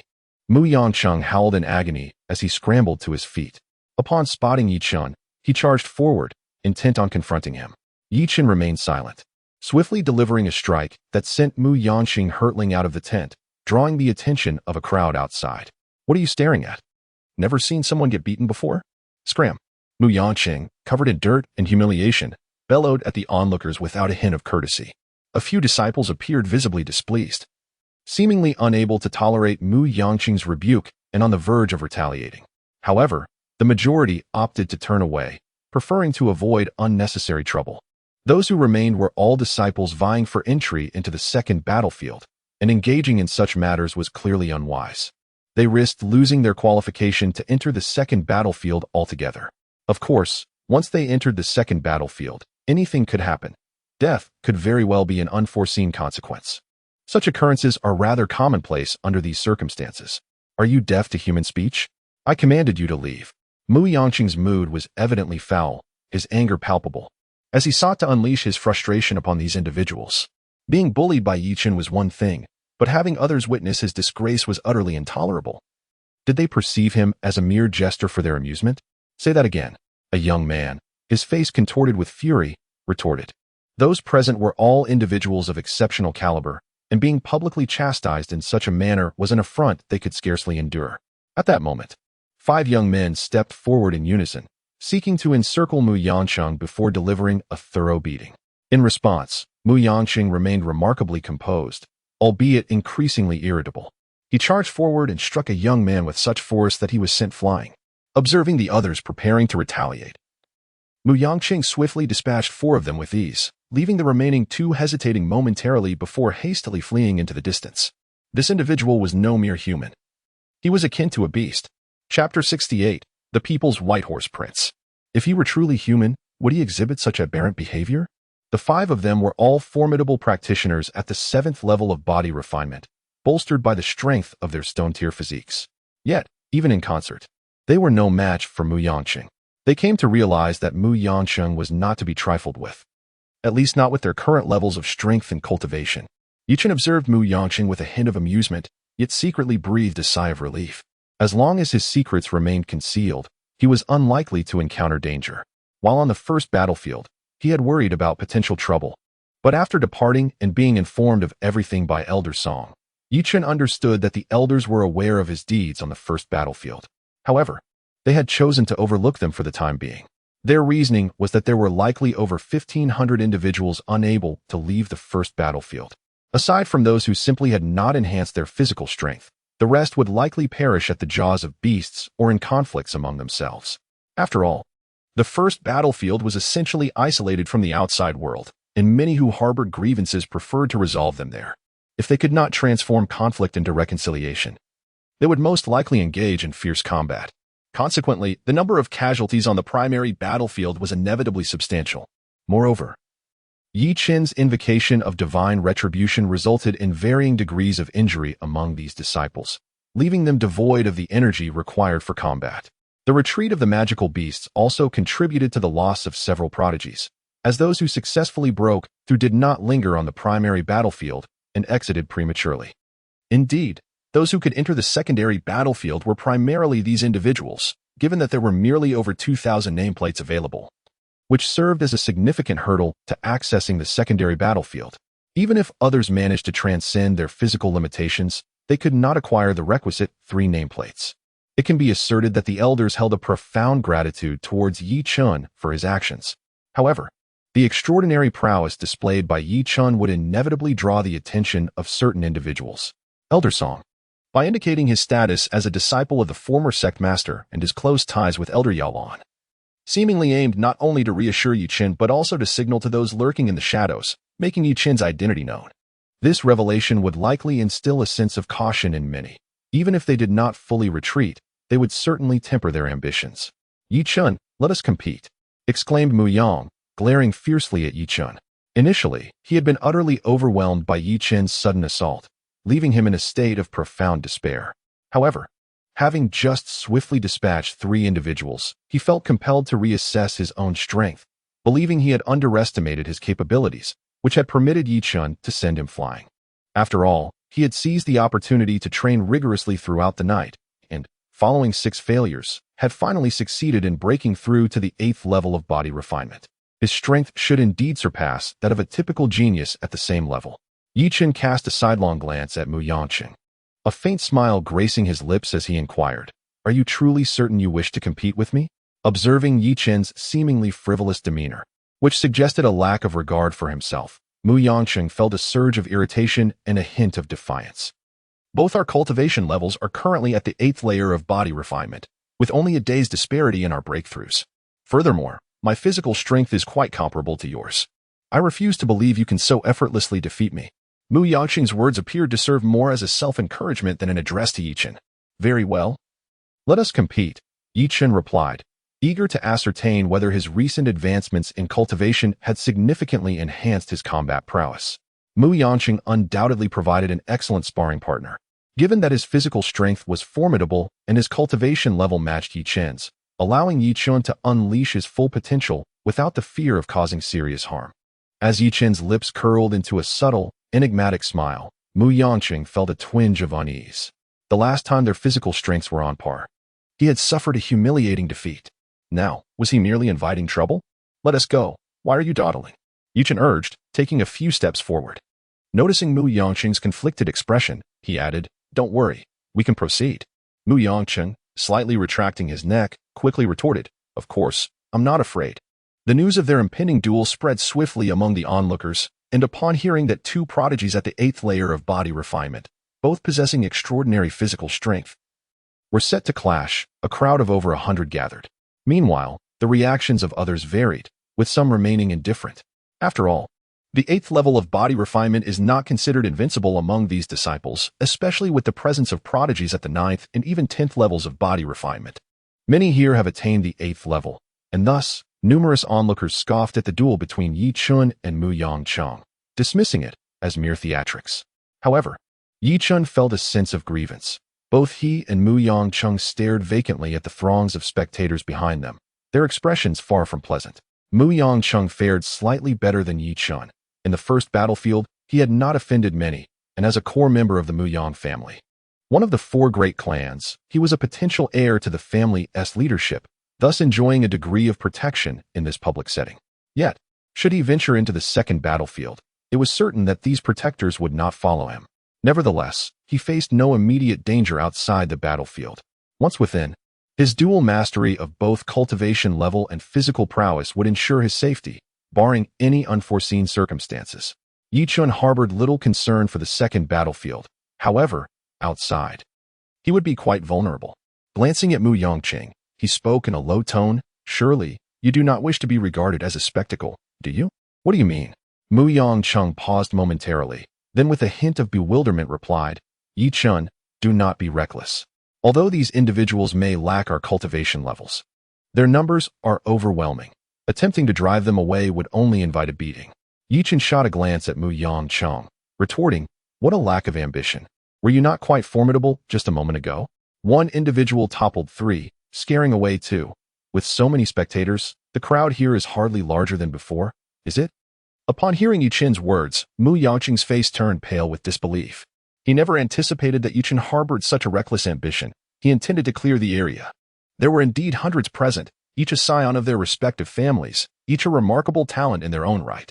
To have 2 individuals drive them away would surely kindle resentment, leading to covert retribution.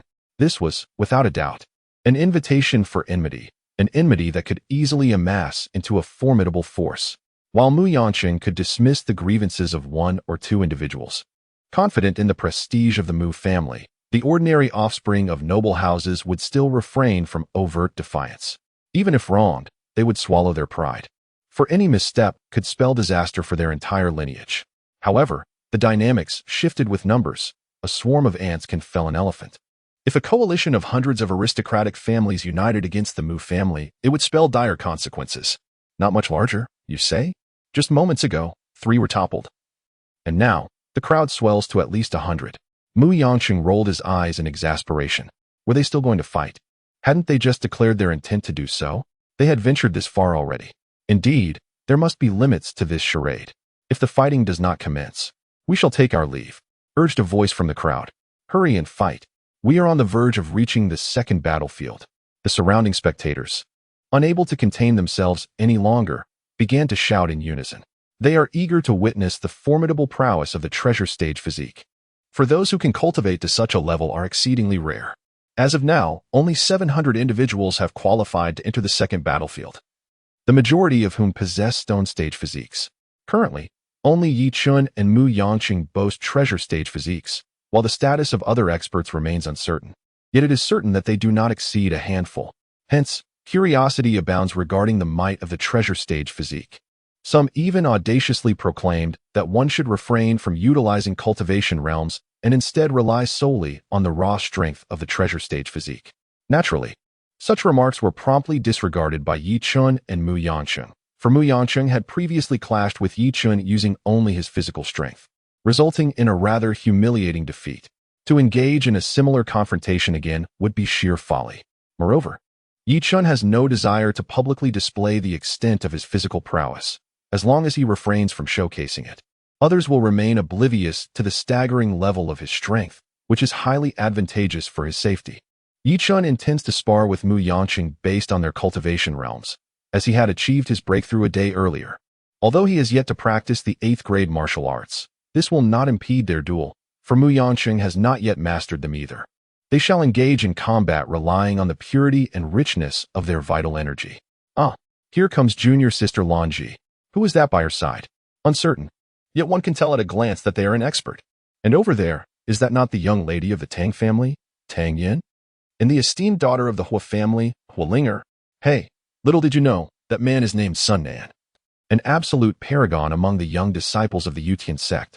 He is surrounded by countless admirers and possesses a cultivation level of the 9th layer of body refinement, with rumors suggesting he is on the verge of breaking through to the 10th layer. He is poised to become a true master of youth. Indeed, heroes emerge in their youth. The crowd buzzed with excitement as 4 figures approached from a distance. Sun Nan, handsome and tall, donned a pristine white robe, exuding an air of elegance accompanied by a gentle smile. Holding a folding fan, he swayed it lightly, causing many young ladies' cheeks to flush, their breaths quickening, and their hearts racing uncontrollably. His striking appearance and formidable cultivation destined him to be the Prince Charming in the hearts of countless girls. Even Tang Yin and Hua Linger, upon drawing near, might harbor some inexplicable sentiments, perhaps. Chapter 69, Adding Insult to Injury. Yi Chun remained composed in his heart, turning to the figures behind him, wearing a subtle smile as he addressed Sun Nan. Senior brother Sun Nan, I have long heard of your esteemed reputation, yet we have never met. Today, encountering you in person is indeed a remarkable experience. I offer my respects. Sun Nan possessed enchanting phoenix-like eyes, beautifully framed by subtly curled lashes, exuding a hint of feminine allure, a beauty that perhaps even some women might envy. His gaze shimmered, seemingly capable of captivating souls and ensnaring hearts. With a perfectly measured smile, he neither appeared overly proud nor distant, yet it was sufficient to prompt nearly everyone around to step aside willingly, clearing a path for him. Their expressions devoid of any hint of disdain. Sun Nan merely smiled and nodded at the crowd, repeatedly expressing his gratitude. This elicited a chorus of delighted squeals from several young ladies. His smile was nothing short of breathtaking, and his voice, delicate to an extraordinary degree, surpassed even the most refined young ladies in its modesty and gentleness, seemingly capable of melting hearts and souls alike. Yi Chun, observing this spectacle, felt a twitch at the corner of his mouth as he noted that the excited shrieks were not solely from girls. One boy joined in, vocally proclaiming, Sun Nan, you are so handsome. I admire you greatly. May I have a kiss? To Yi Chun's further astonishment, the girls, without a moment's hesitation, descended upon the boy with a flurry of slaps, their shouts incoherent but unmistakably expressing sentiments akin to, how dare you entertain such thoughts when Sun Nan is so strikingly handsome, and I have yet to bestow my first kiss. Ultimately, the unfortunate boy was left half disabled, hurriedly carried away by his friends from this tumultuous scene. Throughout, Sun Nan maintained a humble smile. When he reached a distance of several dozen meters from Yi Chun, he paused, looking back with a grin. Yi Chun, your praise is unwarranted. Given time, you will undoubtedly surpass me. However, what do you mean by calling me unremarkable? Nothing of significance, Yi Chun replied with a smile. I merely witnessed a few insects attempting to swarm around, claiming to be your followers. I suspect they were merely boasting. I took the liberty of deceiving them, and it seems they have met their match. Sun Nan, your reputation is well established. It must not be tarnished by such pretenders. The other party refrains from directly confronting the issue, thus avoiding any embarrassment in the exchange. With the most ordinary of words, they manage to ensnare the opponent in a frenzy, while simultaneously crafting a nearly flawless justification for their own actions. The reason for the act of violence lies solely in the oppression from certain individuals, compelling a retaliatory response. However, Yi Chun is cautious not to explicitly attribute this to Sun Nan, for such an assertion would incite all of Sun Nan's supporters to rise in condemnation against him. Yet, speaking from the perspective of preserving Sun Nan's reputation, his supporters must remain vigilant. Undoubtedly, a faction may begin to question whether it was indeed Sun Nan who orchestrated the covert attacks. Although Yi Chun refrains from stating the matter explicitly, he has already sown the seeds of doubt in the minds of the onlookers. Given another opportunity, he could utterly tarnish Sun Nan's reputation. For a fleeting moment, Sun Nan's smile falters, believing that Yi Chun would afford him a modicum of respect in the presence of so many, especially given his own cultivation and popularity. However, he is taken aback by the thoroughness with which Yi Chun has executed this maneuver. Others might misconstrue it as assistance. Yet only by viewing the situation from Sun Nan's perspective can one grasp that, regardless of intent, the burden of blame has been entirely placed upon him. However, Sun Nan is no ordinary individual. As a prodigy, not only does he possess formidable cultivation, but his adaptability and resilience are also exceptionally robust. He merely smiled and remarked, Junior brother Yi Chun, you are indeed quite candid. Since those individuals claim to be my subordinates, they must have some connection with me. Regardless of whether you assert that they were ensnared due to your ambush or that you coveted their insignias leading to their demise, it would be prudent for you to ascertain whether they truly serve under me. Should they have indeed overstepped their bounds, I shall naturally take responsibility for rectifying the situation. Your reach, Junior brother Yi Chun, appears to be rather extensive. Upon hearing Sun Nan's words, many began to awaken to the reality. Yi Chun was not assisting Sun Nan. Rather, he was compelling him down a path of infamy. Otherwise, Sun Nan would not have retaliated so vehemently with a tone of protectiveness. Admittedly, while such a stance might tarnish his reputation in the eyes of the crowd, Sun Nan found himself with no superior alternatives. All other options were far less favorable. Indeed, Yi Chun's actions were excessive. Executing individuals without fully understanding the circumstances was clearly an act of desperation, leading to a situation where he could dictate the narrative unchallenged. "Do not believe him," cried an aggrieved youth, pointing at Chen. "Ling Feng? Ha! I never expected you to emerge alive. Clearly, you have not learned your lesson. You were thoroughly beaten by Ren Hao, weren't you?" Chen turned around and coldly gazed at the young man before him, who was one of the three individuals that had previously ambushed him. This young man, having been thoroughly beaten by Ren Hao, now appeared quite disheveled. As for the other two, they might have already perished under the heavenly tribulation. After all, having been ruthlessly battered by Ren Hao and his guards, they must have sustained severe injuries. Fearing the onslaught of magical beasts, they likely sought refuge behind the barriers, only to unexpectedly encounter divine retribution. How could their wounded bodies withstand such heavenly punishment unscathed? It was no surprise that they might have met a sudden demise. Yet, having been pummeled by Tang Yen and subsequently tormented by Ren Hao, to still be alive was nothing short of miraculous. One might liken it to the resilience of cockroaches. Chen mused while sneering at Ling Feng. Instantly, Ling Feng's expression darkened, and he pointed an accusatory finger at Chen, exclaiming, "You lie. When did we ever conspire to kill you? You possess the cultivation of the 8th layer of body refinement, along with a treasure-grade physique. While I am merely at the 6th layer, I am not foolish enough to throw my life away by attempting to ambush you." Indeed, Ling Feng's cultivation was confined to the 6th layer. Unless one were utterly reckless and seeking death, he would never dare to confront Chen. The insurmountable gap between the 8th and 6th layers made it unthinkable for him to seek his own demise.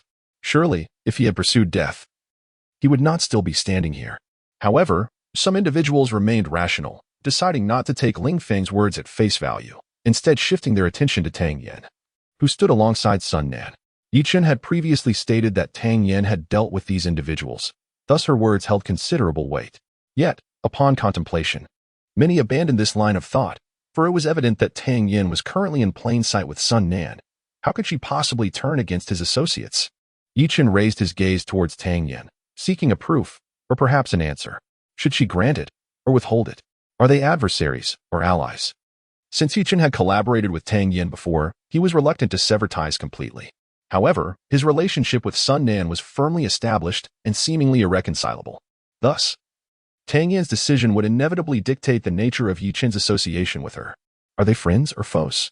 Tang Yen cast a glance at Chen, then turned her attention to Sun Nan. "Let us speak frankly," Sun Nan stated calmly, exuding an air of confidence as if he had never committed the excesses Chen had alleged. Others presumed Tang Yen would waver, perhaps taking considerable time to arrive at a conclusion. Chen's willingness to use Tang Yen as a testament to his claims indicated his confidence, and the same could be said for Sun Nan. Hence, many believed Tang Yan's choice would prove exceedingly challenging. However, to their surprise, including Chen's own, Tang Yen spoke without hesitation immediately following Sun Nan's remarks. Her demeanor was serene, betraying no signs of joy or anger, yet her gaze deftly avoided Chen's. "I am entirely unaware of the matters you speak of, Chen. Ling Feng is Sun Nan's junior. I shall not take action against him." While Tang Yen did not explicitly accuse Chen of deceit, her implication was clear. "Ah ha ha, Chen, do you see? Tang Yen claims to know nothing of this situation. Your assertions are nothing but fabrications." Hua Linger wore an enigmatic expression on her face, a blend of compassion and confusion, creating a visage rife with inner turmoil. In contrast, Lanji gazed at Chen with a radiant smile, her amusement palpable. "Chen, who would have thought you possessed such a nature? Your jealousy is utterly reprehensible. To tarnish senior brother Sun Nan's reputation, you would resort to lies and deceit. No matter how exceptional your talents, you are unworthy of being a disciple of our Yutian sect." In an instant, a chorus of condemnation arose, with everyone directing their ire towards Chen.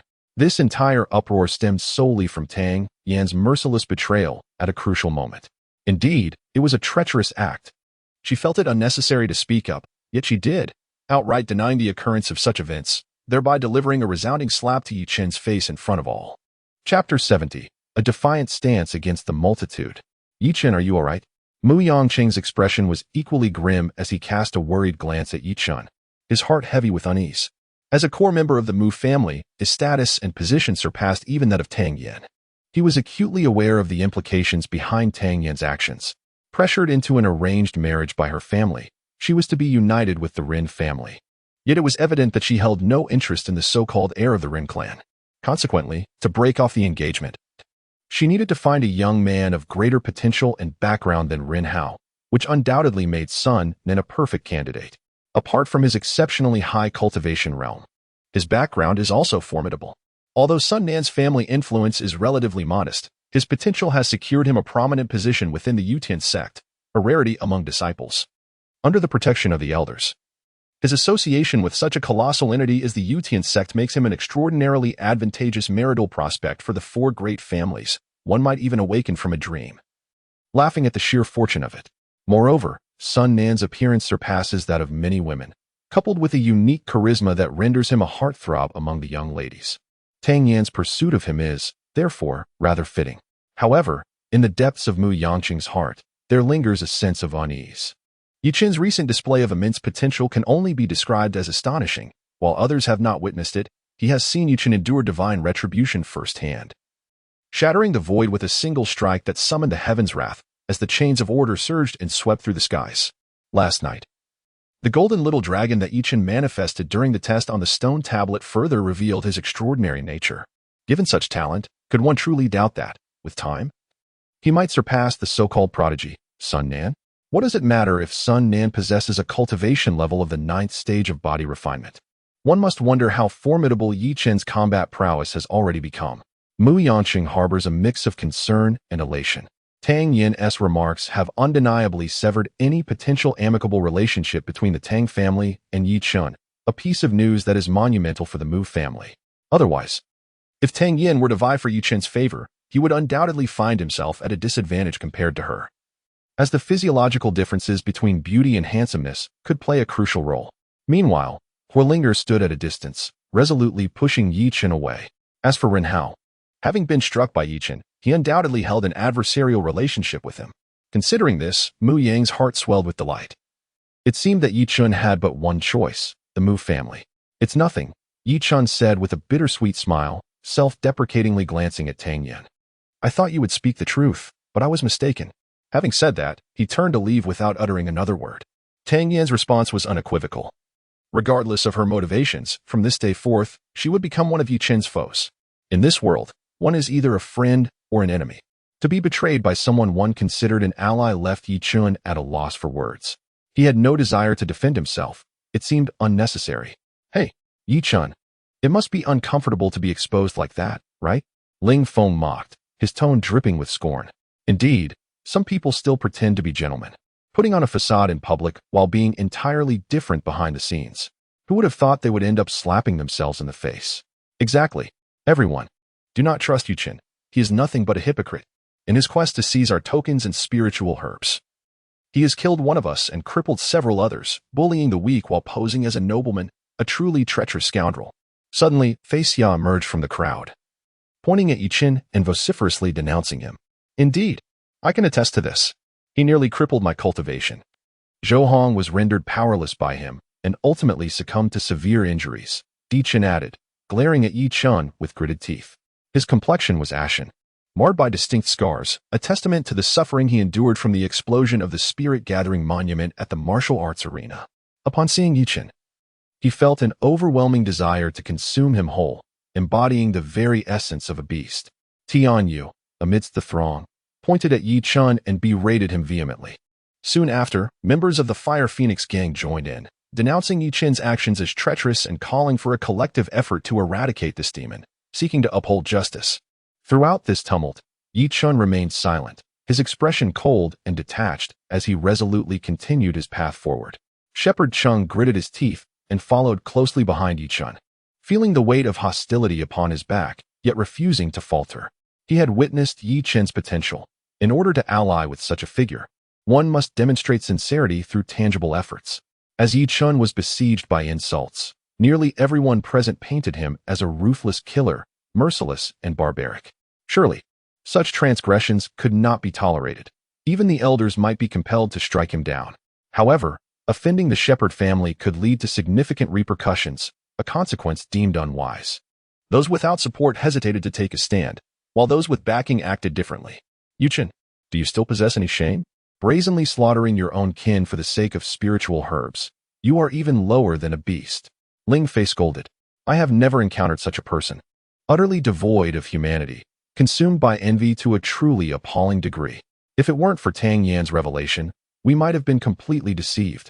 A young girl, filled with indignation on behalf of Sun Nan, wore a frown on her delicate face, wishing fervently to tear Yi Chen into shreds. Kill him. Avenge our deceased brothers.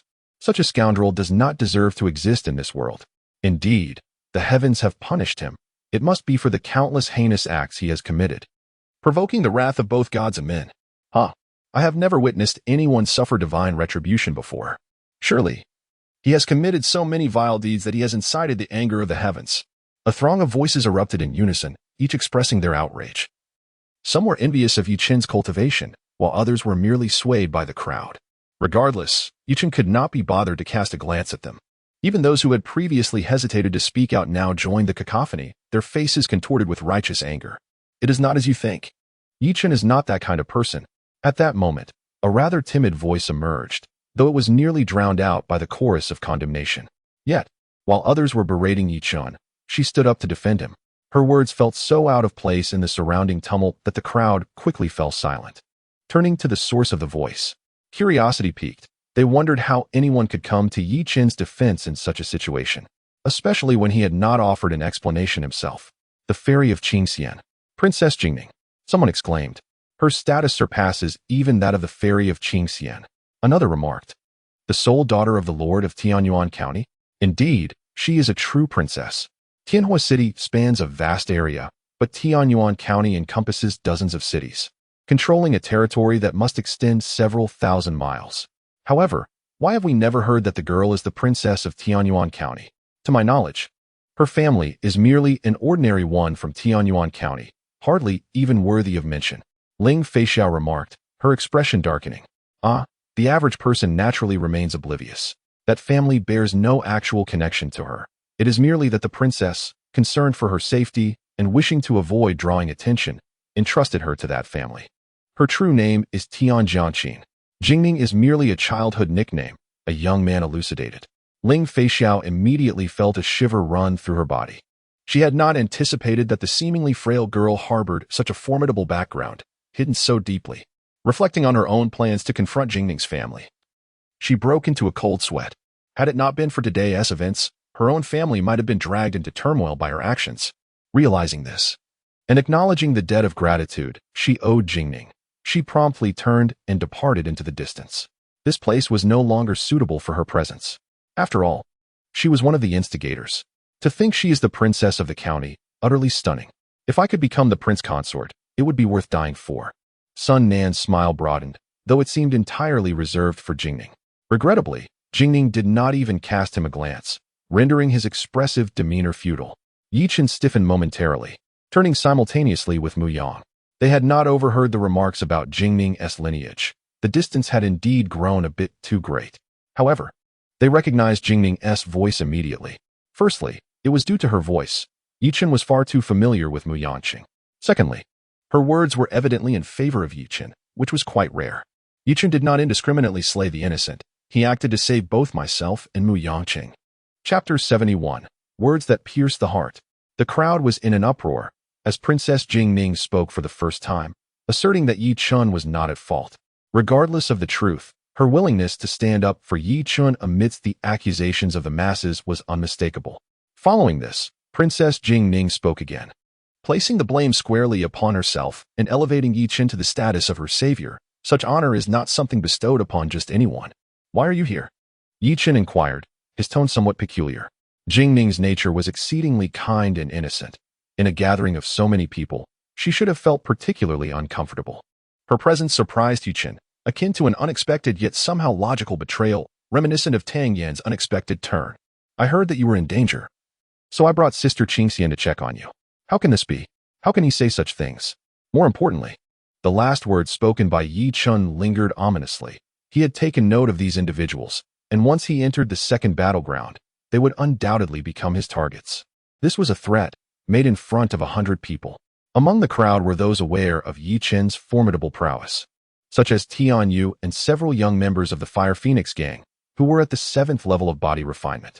They firmly believed that the first to be threatened would be themselves. Yi Chen was very likely to unleash his wrath upon them. After all, on the first battlefield, They had developed an almost irreconcilable grudge against Yi Chen. Furthermore, they had just subjected him to countless difficulties and slander, which would undoubtedly incite his utmost hatred. Yi Chen, do not be so arrogant. With so many brothers present, are you not afraid of being crushed here? Ling Feng's complexion darkened. He understood the gravity of the situation. Yi Chen's audacity in speaking so boldly indicated his resolute determination. As such, he would undoubtedly become one of the most perilous individuals in this confrontation. Ling Feng was unaware of the extent of Yi Chen's abnormal capabilities, but he had gleaned some insights from others. This seemingly gentle and harmless youth transformed into a ruthless killing machine when enraged, exhibiting a ferocity surpassing even that of ferocious beasts. On the first battlefield, none dared to underestimate him. Even when besieged by 3 masters at the 8th level of body refinement, Yi Chen had incapacitated 1 and severely injured 2 others. Such accomplishments rendered him nearly invincible at the 8th level. A person of such caliber was certainly not someone he could provoke. Does mere numbers suffice to overwhelm me? Can a multitude of ants bring down an elephant? Yi Chen scoffed, a chilling smile gracing his lips. Upon inadvertently glancing at Sun Nan, his pupils constricted slightly. And he then addressed Tang Yin and Huolinger. I shall grant you another opportunity to choose. Shall you remain strangers or become enemies? Audacious. This was the truest reflection of the thoughts racing through many minds at this moment. His tone was laced with such haughty disdain, dismissing these young prodigies as mere insects. Moreover, after inadvertently offending these individuals with a single remark, he audaciously threatened the esteemed daughters of the 2nd and 3rd prominent families, the Tang and Hu families. Such audacity is something even the members of the other 4 great families would not dare to display. Huolinger, her delicate face pale, understood the gravity of Yi Chen's words. They were unmistakably clear. Friendship was no longer an option for them. It was a matter of life or death. A choice to be made. Her heart was laden with bitterness. When had the members of the 4 great families ever faced such threats? And from a nameless, upstart youth at that. Huolinger turned her gaze towards Tang Yin, who gently shook her head. Although they were compelled to reassess their situation. If they severed ties with Sun Nan, what if Yi Chen did not let them off the hook? Of course, even if Yi Chen were to show mercy, Sun Nan would inevitably seek retribution against them. They had to choose whom to offend, either Yi Chen or Sun Nan.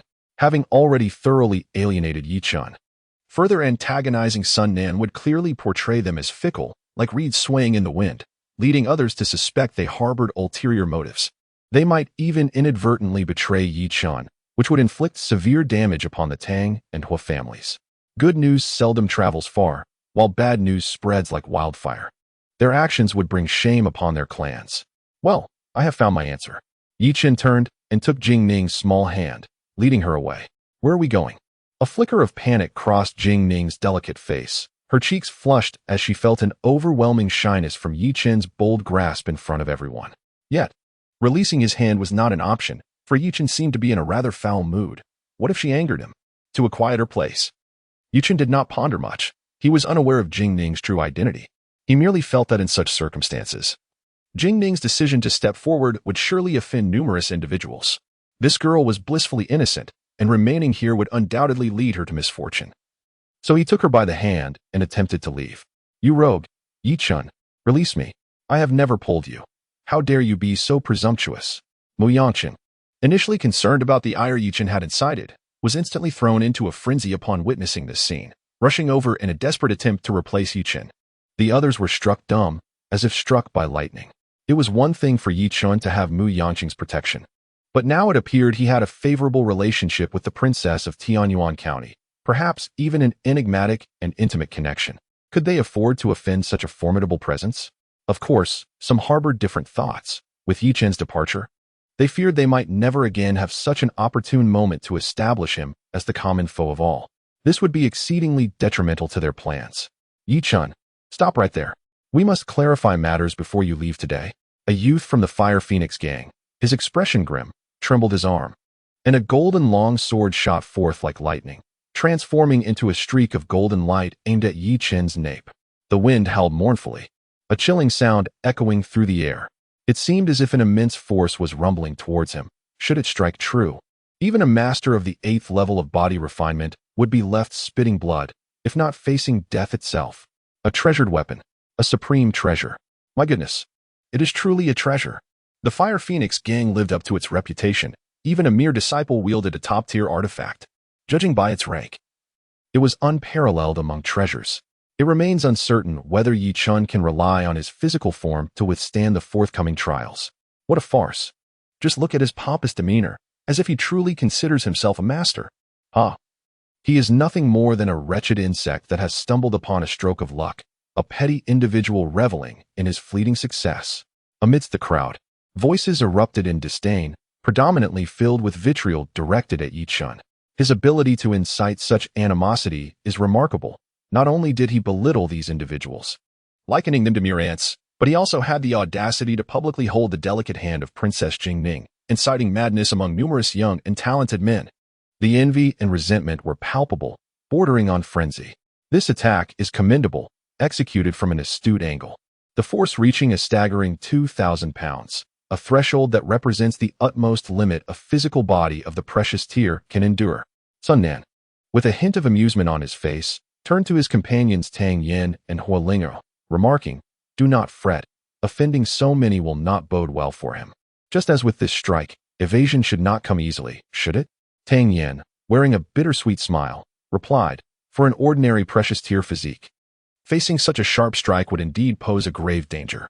However, for Yi Chen, it should not be overly challenging. He is anything but ordinary."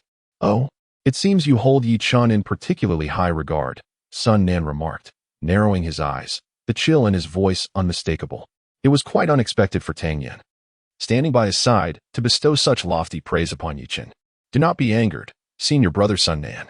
Yi Chen possesses certain exceptional qualities. Otherwise, how could he have caused the Phoenix Fire Gang and the Black Wind Party to suffer such significant losses? He must possess some extraordinary treasure. For how else could he have attracted divine retribution? The coveted treasures are the aspirations of many.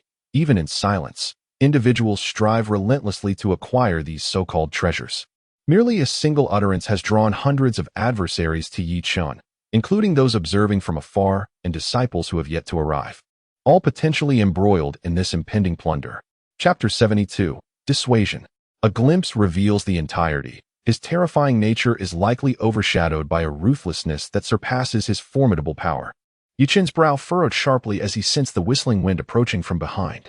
The wave of energy surged forth, intensifying the air density around him, enveloping him in an oppressive, palpable pressure.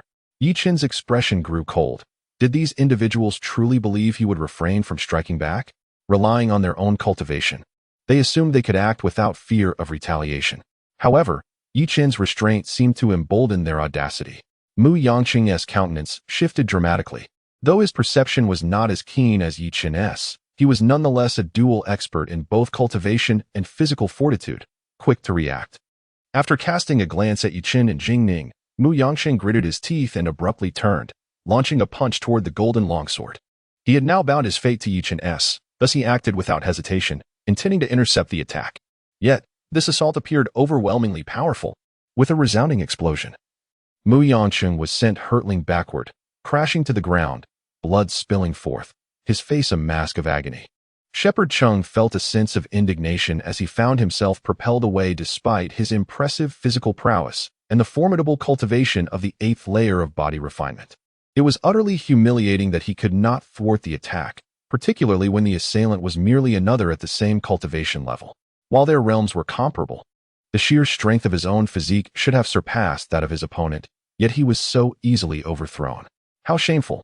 Yi Chen, you cannot possibly withstand this heart-slaying sword, sneered a young man from the Fire Phoenix gang, a cold smile gracing his features. His audacity to strike suggested he possessed formidable strength, and the fact that Shepherd Ching had been sent flying by the sword indicated he had lacked any capacity to retaliate. That single strike had already showcased its extraordinary might. Consequently, the onlookers were convinced that Yi Chen was doomed. Though formidable, Yi Chen's physical strength was still merely at the level of a treasure-grade body, while the heart-slaying sword represented the pinnacle among treasures, far exceeding ordinary artifacts. Otherwise, Shepherd Chung would not have been sent reeling and left with injuries. Now, Yi Chen's situation appeared dire. His physical strength was on par with that of Shepherd Chung, who had already been struck down. A young man among the crowd mocked, "Yi Chen is finished." At this moment, the collective sentiment of the crowd leaned towards wishing for Yi Chen's swift demise. Their resentment stemmed not only from his dismissive demeanor, but also from the threat he posed. Eliminating Yi Chen was the only way they could find peace of mind. Otherwise, they would find it difficult to remain at ease. Some individuals sought to take advantage of the situation, for Yi Chen harbored invaluable treasures within him. Should they seize the opportunity, they would surely ascend to great heights, basking in the admiration of countless souls. Such a sensation would undoubtedly be exquisite. Yet, these individuals skillfully concealed their avarice, refraining from any mention of it, instead choosing to malign Sun Nan through Yi Chen. Their intentions were far from innocent. This was not merely a matter of pride. With Princess Jingning present, any overt actions could easily invite retaliation. Was it not so? A sly smile graced Yi Chen's face as he extended his hand with extraordinary swiftness, so rapid that it was nearly imperceptible, colliding with the heart-slaying sword. A few youths, in a theatrical display, shielded their eyes, feigning horror, yet their fingers betrayed them, parting to steal glances at Yi Chen, eagerly anticipating the moment he would be flung away. Once he was airborne, they would rush forth, ready to unearth the secrets he possessed. Surely, there would be substantial rewards. However, the atmosphere shifted slightly when a muffled thud resonated. Yi Chen's body trembled, yet he firmly grasped the heart-slaying sword in his hand. Indeed, he held it tightly. The onlookers could no longer maintain their composure, having witnessed the immense power contained within the sword, now firmly grasped by Yi Chen. It was utterly astonishing. The blade, still vibrating violently, remained ensnared within Yi Chen's grasp, unable to escape. At last, a hint of relief appeared on the faces of the crowd as they noticed the traces of blood at the corner of Yi Chen's mouth. It became evident that he had sustained injuries from the impact, rather than completely suppressing the heart-slaying sword. This revelation indicated that Yi Chen was not invincible. The characteristic smile of Sun Nan had vanished without a trace, and he stared blankly at the distant figure, which was several breaths away, before he spoke softly. His expression shrouded in gloom. Yi Chen must possess secrets unknown to others. He has undoubtedly acquired great fortune. Otherwise, how could he withstand such an attack with such apparent ease? He observed keenly that the actual lethality of that strike was comparable to the full force of a practitioner at the 9th level of body refinement. Otherwise, Mu Yanxing would not have been sent flying. Yet, even in such circumstances, Yi Chen had endured the blow. The sheer resilience of his body signified that he had encountered considerable fortune. Otherwise, how could one attain such monstrous physical prowess at such a young age? It is well known that the path of body refinement is exceedingly arduous. Many are unaware of even the fundamental methods, let alone the benefits of body refinement. In such a scenario, cultivating a physique stronger than that of a pinnacle artifact like the heart-slaying sword is utterly astounding. Yi Chen, you are injured. Jingning's delicate face turned slightly anxious. In but a fleeting moment, Mu Yancheng had been hurled away, and Yi Chen had also been struck. The sight of Yi Chen's injury stirred a tumult of emotions within her heart. It's nothing, Yi Chen replied with a smile, wiping the blood from the corner of his mouth with his other hand. Yet the right hand gripping the Heartslayer's sword trembled in tandem with its ominous hum. As the youth wielding it struggled desperately to break free from Yi Chen's binding force. Release it. You fortunate fool cannot master the Heartslayer's sword. The other youths of the Fire Phoenix gang could no longer tolerate the spectacle, for their comrade was now spitting blood in a frantic effort to summon the sword. Signaling his perilous state, let us all strike together. He is currently ensnared by the Heartslayer's sword and lacks the strength to contend with us. A senior member of the Fire Phoenix gang bellowed. However, apart from their faction, none of the others made a move. They sought to rally their allies for a united front, yet each individual appeared more slippery than the last, unwilling to act at this critical moment. For engaging now could lead to Yi Chen's demise, which would inevitably incur the wrath of Princess Jingning. Had there been no bold initiator, others might have united under the notion of collective impunity to eliminate Yi Chen. Yet, with the Fire Phoenix gang taking that perilous step, the onlookers chose to remain passive, firmly believing that should they succeed in vanquishing Yi Chen, a swarm would inevitably rush to claim the spoils, leaving them with nothing but the prospect of retribution from the Shepherd family and even the county lord of Tianyuan. The Shepherds are relatively manageable. Their influence in the city of Heavenly Fire is substantial, yet they do not dare to extend their reach towards the Yutman sect. However, the situation is entirely different for the princess's residence in Tianyuan Prefecture. With just a flick of a finger, their own Fire Phoenix gang would be reduced to mere ashes and ridicule, unable to withstand the might of the Yutian sect. Witnessing such a predicament, The members of the Fire Phoenix gang grew anxious. Esteemed colleagues, while you all aspire to acquire treasures, you expect us, the Fire Phoenix gang, to charge forth and risk our lives. Is this not somewhat excessive? They reminded the assembly. Let us not forget Yi Chen's potential. Should he survive, your fates will be far from favorable. Following this outcry from the Fire Phoenix gang, some individuals began to waver. Indeed, if this so-called bird of paradise were to slay Yi Chen, it would be one matter. However, what if he could not? Provoking this formidable adversary undoubtedly poses a peril to one's life. After all, he had utterly decimated both the Fire Phoenix gang and the Black Wind Party, nearly annihilating them in the initial battlefield. The first to lose composure was the Black Wind Party.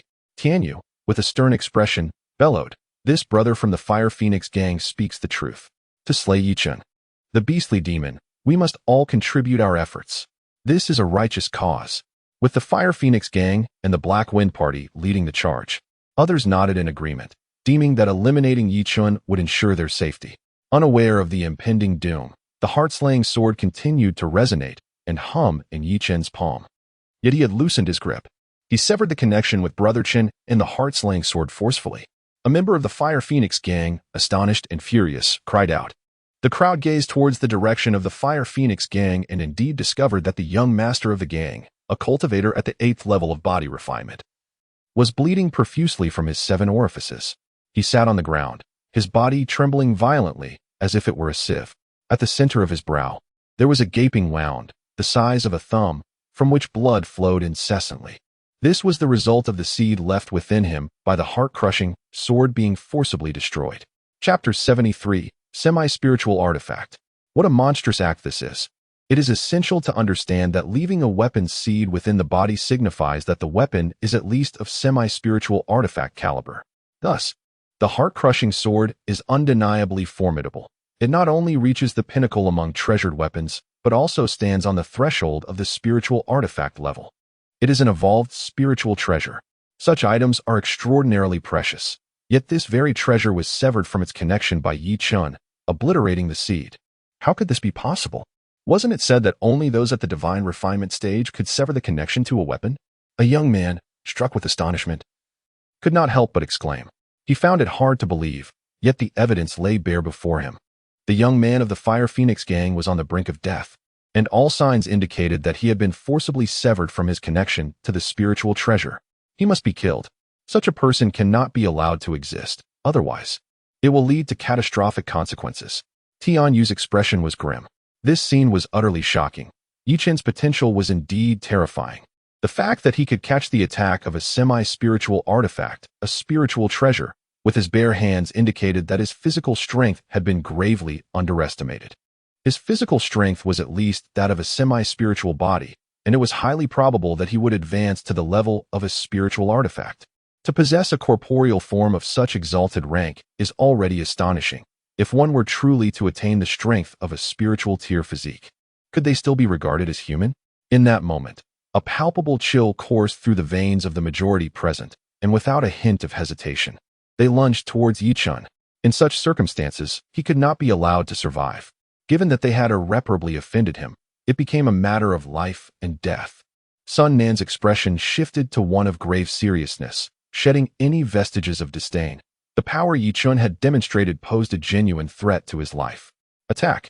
Sun Nan's voice boomed, and in an instant, several individuals surged forth from behind him, all converging upon Yi Chen.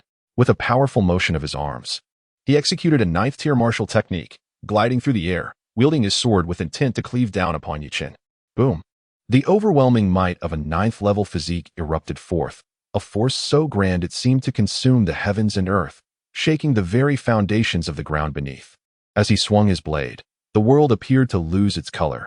Dust and debris flew wildly, a spectacle of sheer terror, especially that razor-sharp sword energy. Erupting from the tip of the blade, emanated a chilling aura. Sun Nan unleashed the pinnacle of his 9th-level physical prowess. At that moment, he held nothing back. From the moment he leapt into action until he reached Yi Chen, he employed at least 3 different 9th-tier martial techniques to enhance his speed and power, elements that could ultimately determine the outcome of their confrontation. His momentum surged forth, sending flying those 7th-level physique young elites who had attempted to join forces to vanquish Yi Chen.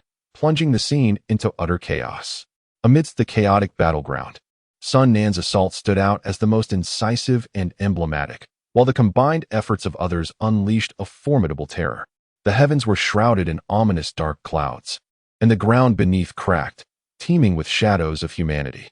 Treasures gleamed brilliantly, converging to form a vast ocean of overwhelming attacks that descended upon Chen like a torrential storm. In such dire circumstances, could one truly survive? A faint smile graced Lanji's lips as she mused, her enchanting eyes fluttering as she softly remarked, if one could endure this, they would indeed be a prodigy. Tang Yin and Hualinga wore expressions of concern. Their alliance with Sun Nan had irrevocably alienated them from Chen. The value that Chen had demonstrated overshadowed Sun Nan's, especially considering Sun Nan was already 19, a full 4 years senior to Chen. Naturally, should Chen survive, it would be a monumental blunder for them, potentially inciting retribution from Yi City. They could hardly forget the menacing visage Chen had displayed when he threatened face Ya. In Chen's eyes, there was no distinction between male and female when it came to enemies. Be cautious of Chen. Jing Ning's delicate face was etched with urgency, her slender fingers gesturing forward. Suddenly, a tempest erupted, and a slender palm imprint swelled to an astonishing size, reaching 10 zhang in diameter, crashing down and sending dozens of attackers sprawling. A collective gasp echoed as onlookers felt a chill run down their spines. This seemingly delicate princess Jing Ning wielded a power that was nothing short of daunting. The realm of the 8th layer of body refinement had yet to be fully unleashed. Yet with remarkable 8th grade martial skills, he effortlessly sent numerous individuals sprawling, including a young man of the 8th layer of body refinement who was left gravely injured. On another front, Mu Yangqing gritted his teeth and joined the fray. His full combat prowess could rival that of a superlative master at the 9th layer of body refinement. His physical strength formidable and his cultivation profound. With astonishing defensive capabilities, he plunged into the crowd, akin to a wolf among sheep, toppling 7 or 8 individuals with powerful strikes, sending them flying with a single kick. In the center, the attacking group, led by Sun Nan, managed to evade Princess Jing Ning's assault while simultaneously circumventing Mu Yangqing's blockade, launching a direct attack on Chen. The air was filled with howling winds and surging vitality. In an instant, chaos reigned on the battlefield, with many figures lying on the ground. Blood mist coalesced overhead, a scene of utter carnage. As Chen beheld Sun Nan charging towards him, an uncommon gravity settled upon his countenance. Sun Nan's cultivation was at the 9th layer of body refinement and was on the verge of advancing to the 10th layer, his internal vitality far exceeding that of Chen, who was at the 8th layer. This stark disparity implied that should Chen engage him solely based on their cultivation levels, he risked being decisively defeated. Such was the stark reality. Yet, Chen held no regard for the 20-odd fierce-looking youths behind Sun Nan. Those who had come to witness the contest between Chen and Mu Yangqing were primarily individuals of lesser cultivation, with Sun Nan being the most formidable among them. Teetering on the brink of the 10th layer of body refinement, truly an overwhelming force. The sheer momentum was overwhelming, causing everyone to pale in fear. Get lost, Chen bellowed, his body suddenly in motion. For several breaths, he remained still amidst the chaos, and only when the storm surged and Sun Nan had approached did he spring into action. As serene as a maiden, yet as swift as a startled hare. His movement transcended mere physical engagement. It was a leap, an astonishing ascent of several dozen zhang.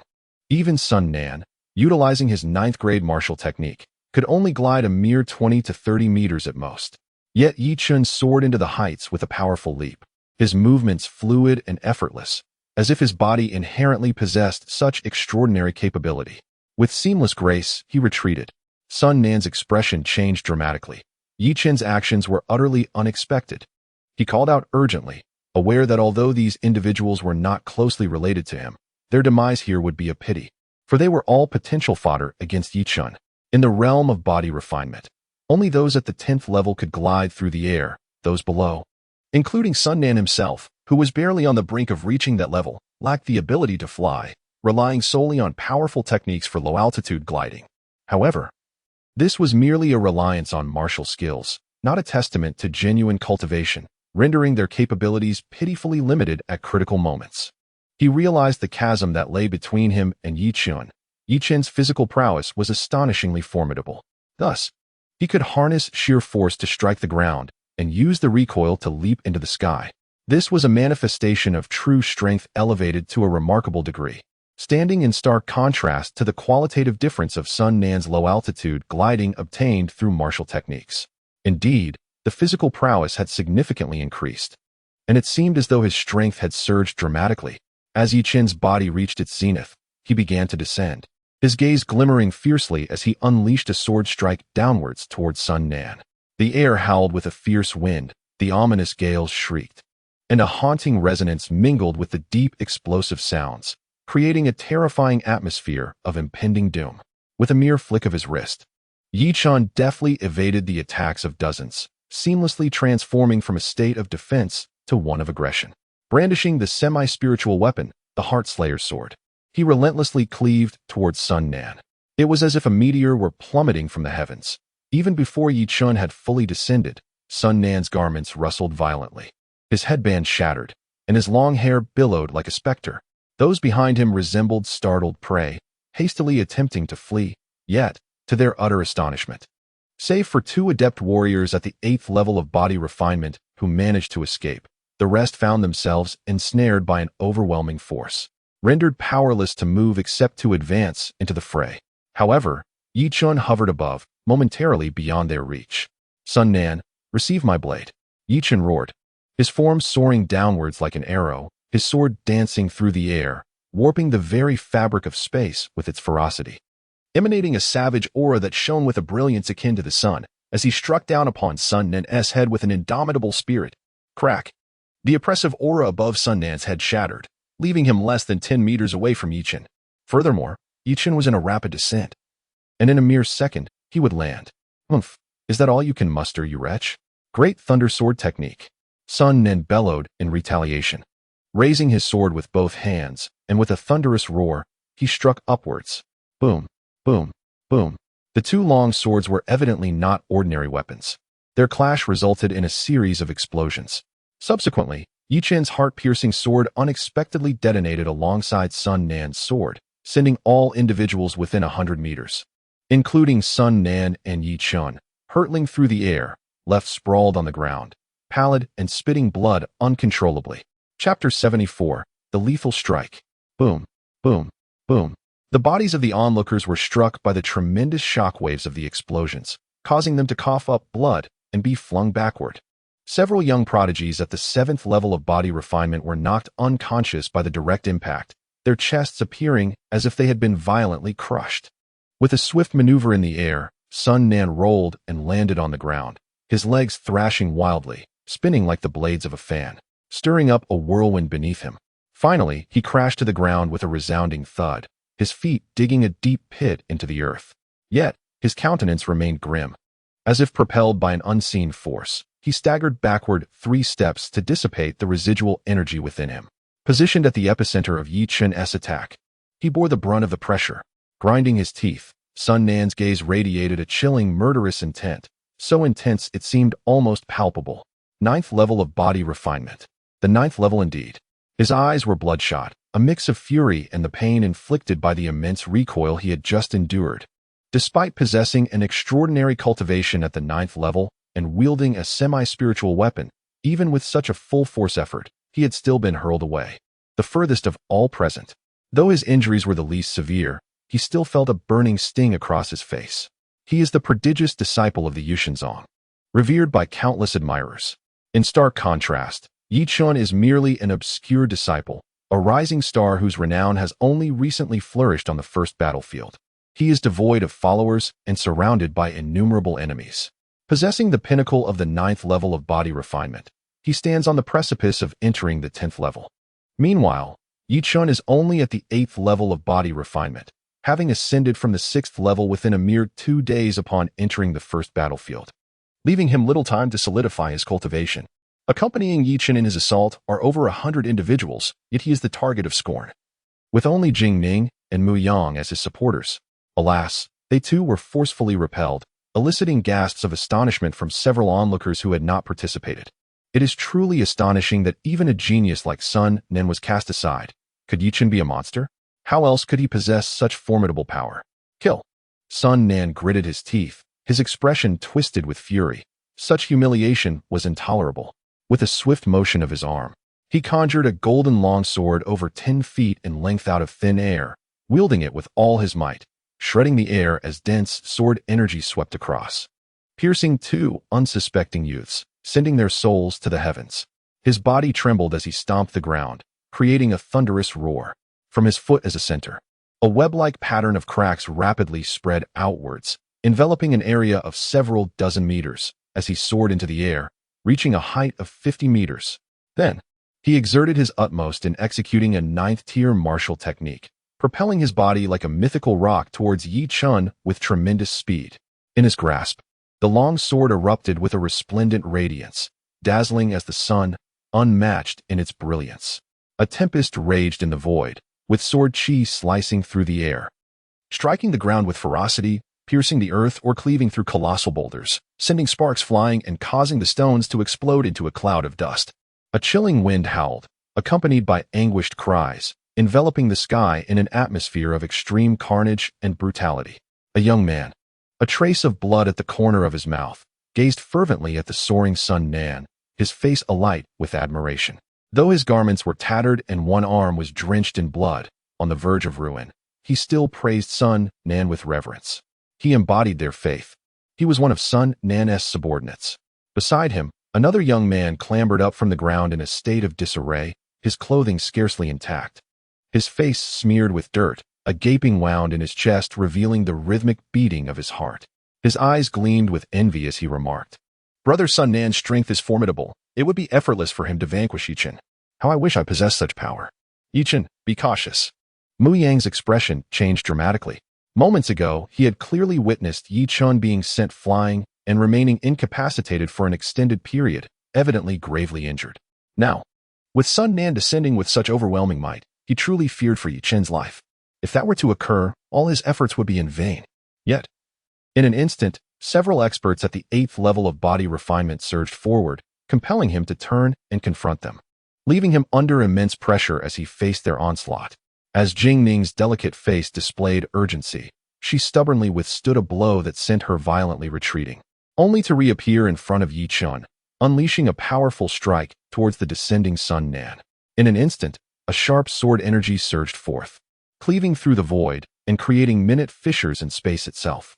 Sun Nan, wielding the formidable strength of the 9th level of body refinement, astonishingly tore apart the fabric of space, giving rise to these spatial rifts.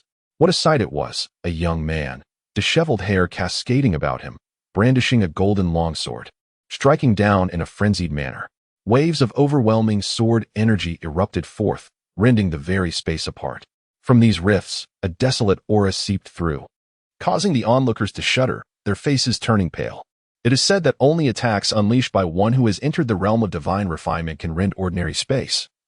For Sun Nan to achieve such a feat at the 9th level of body refinement signifies boundless potential and an illustrious future ahead. In the distance, Elder Song wore a faint smile of delight as he observed the unfolding scene. Beside him stood a middle-aged man, also one of the esteemed elders of the Yutian sect. His status unparalleled.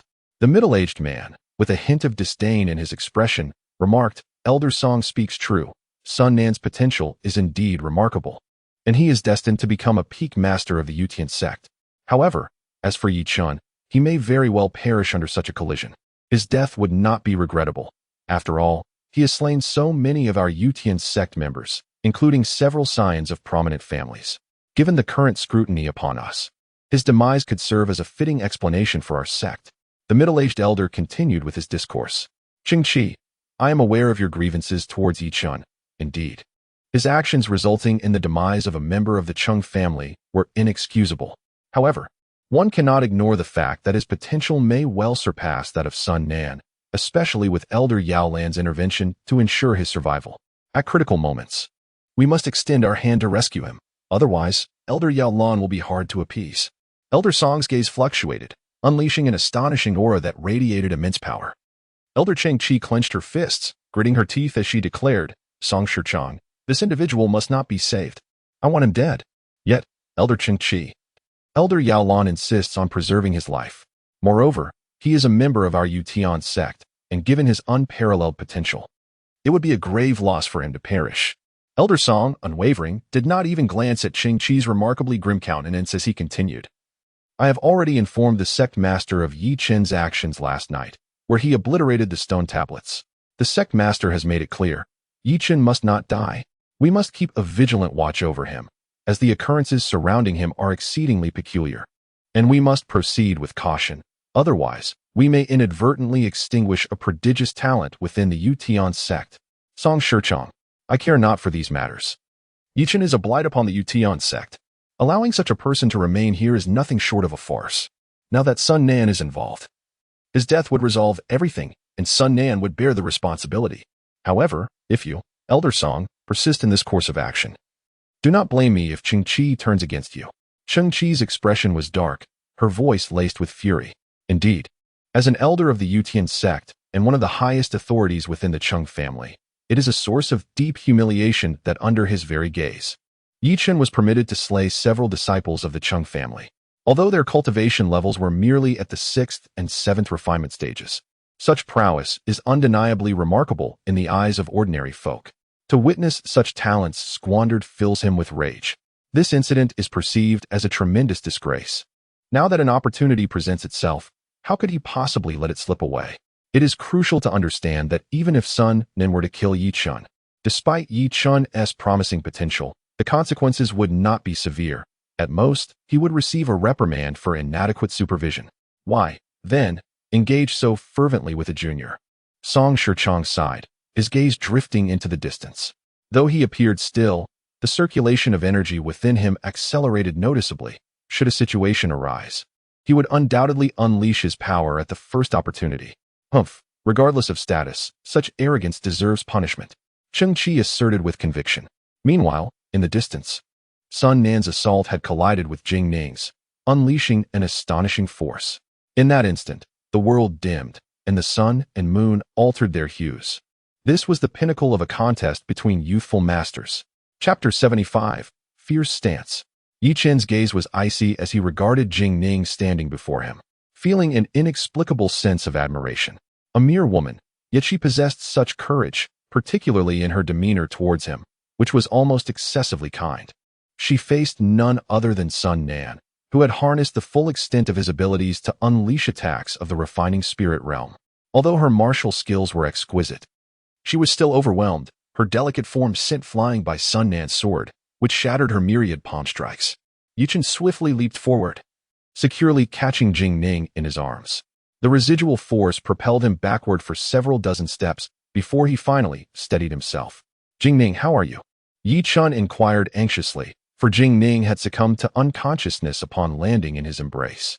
A faint trace of blood adorned her lips, and her delicate features were devoid of color, starkly pale.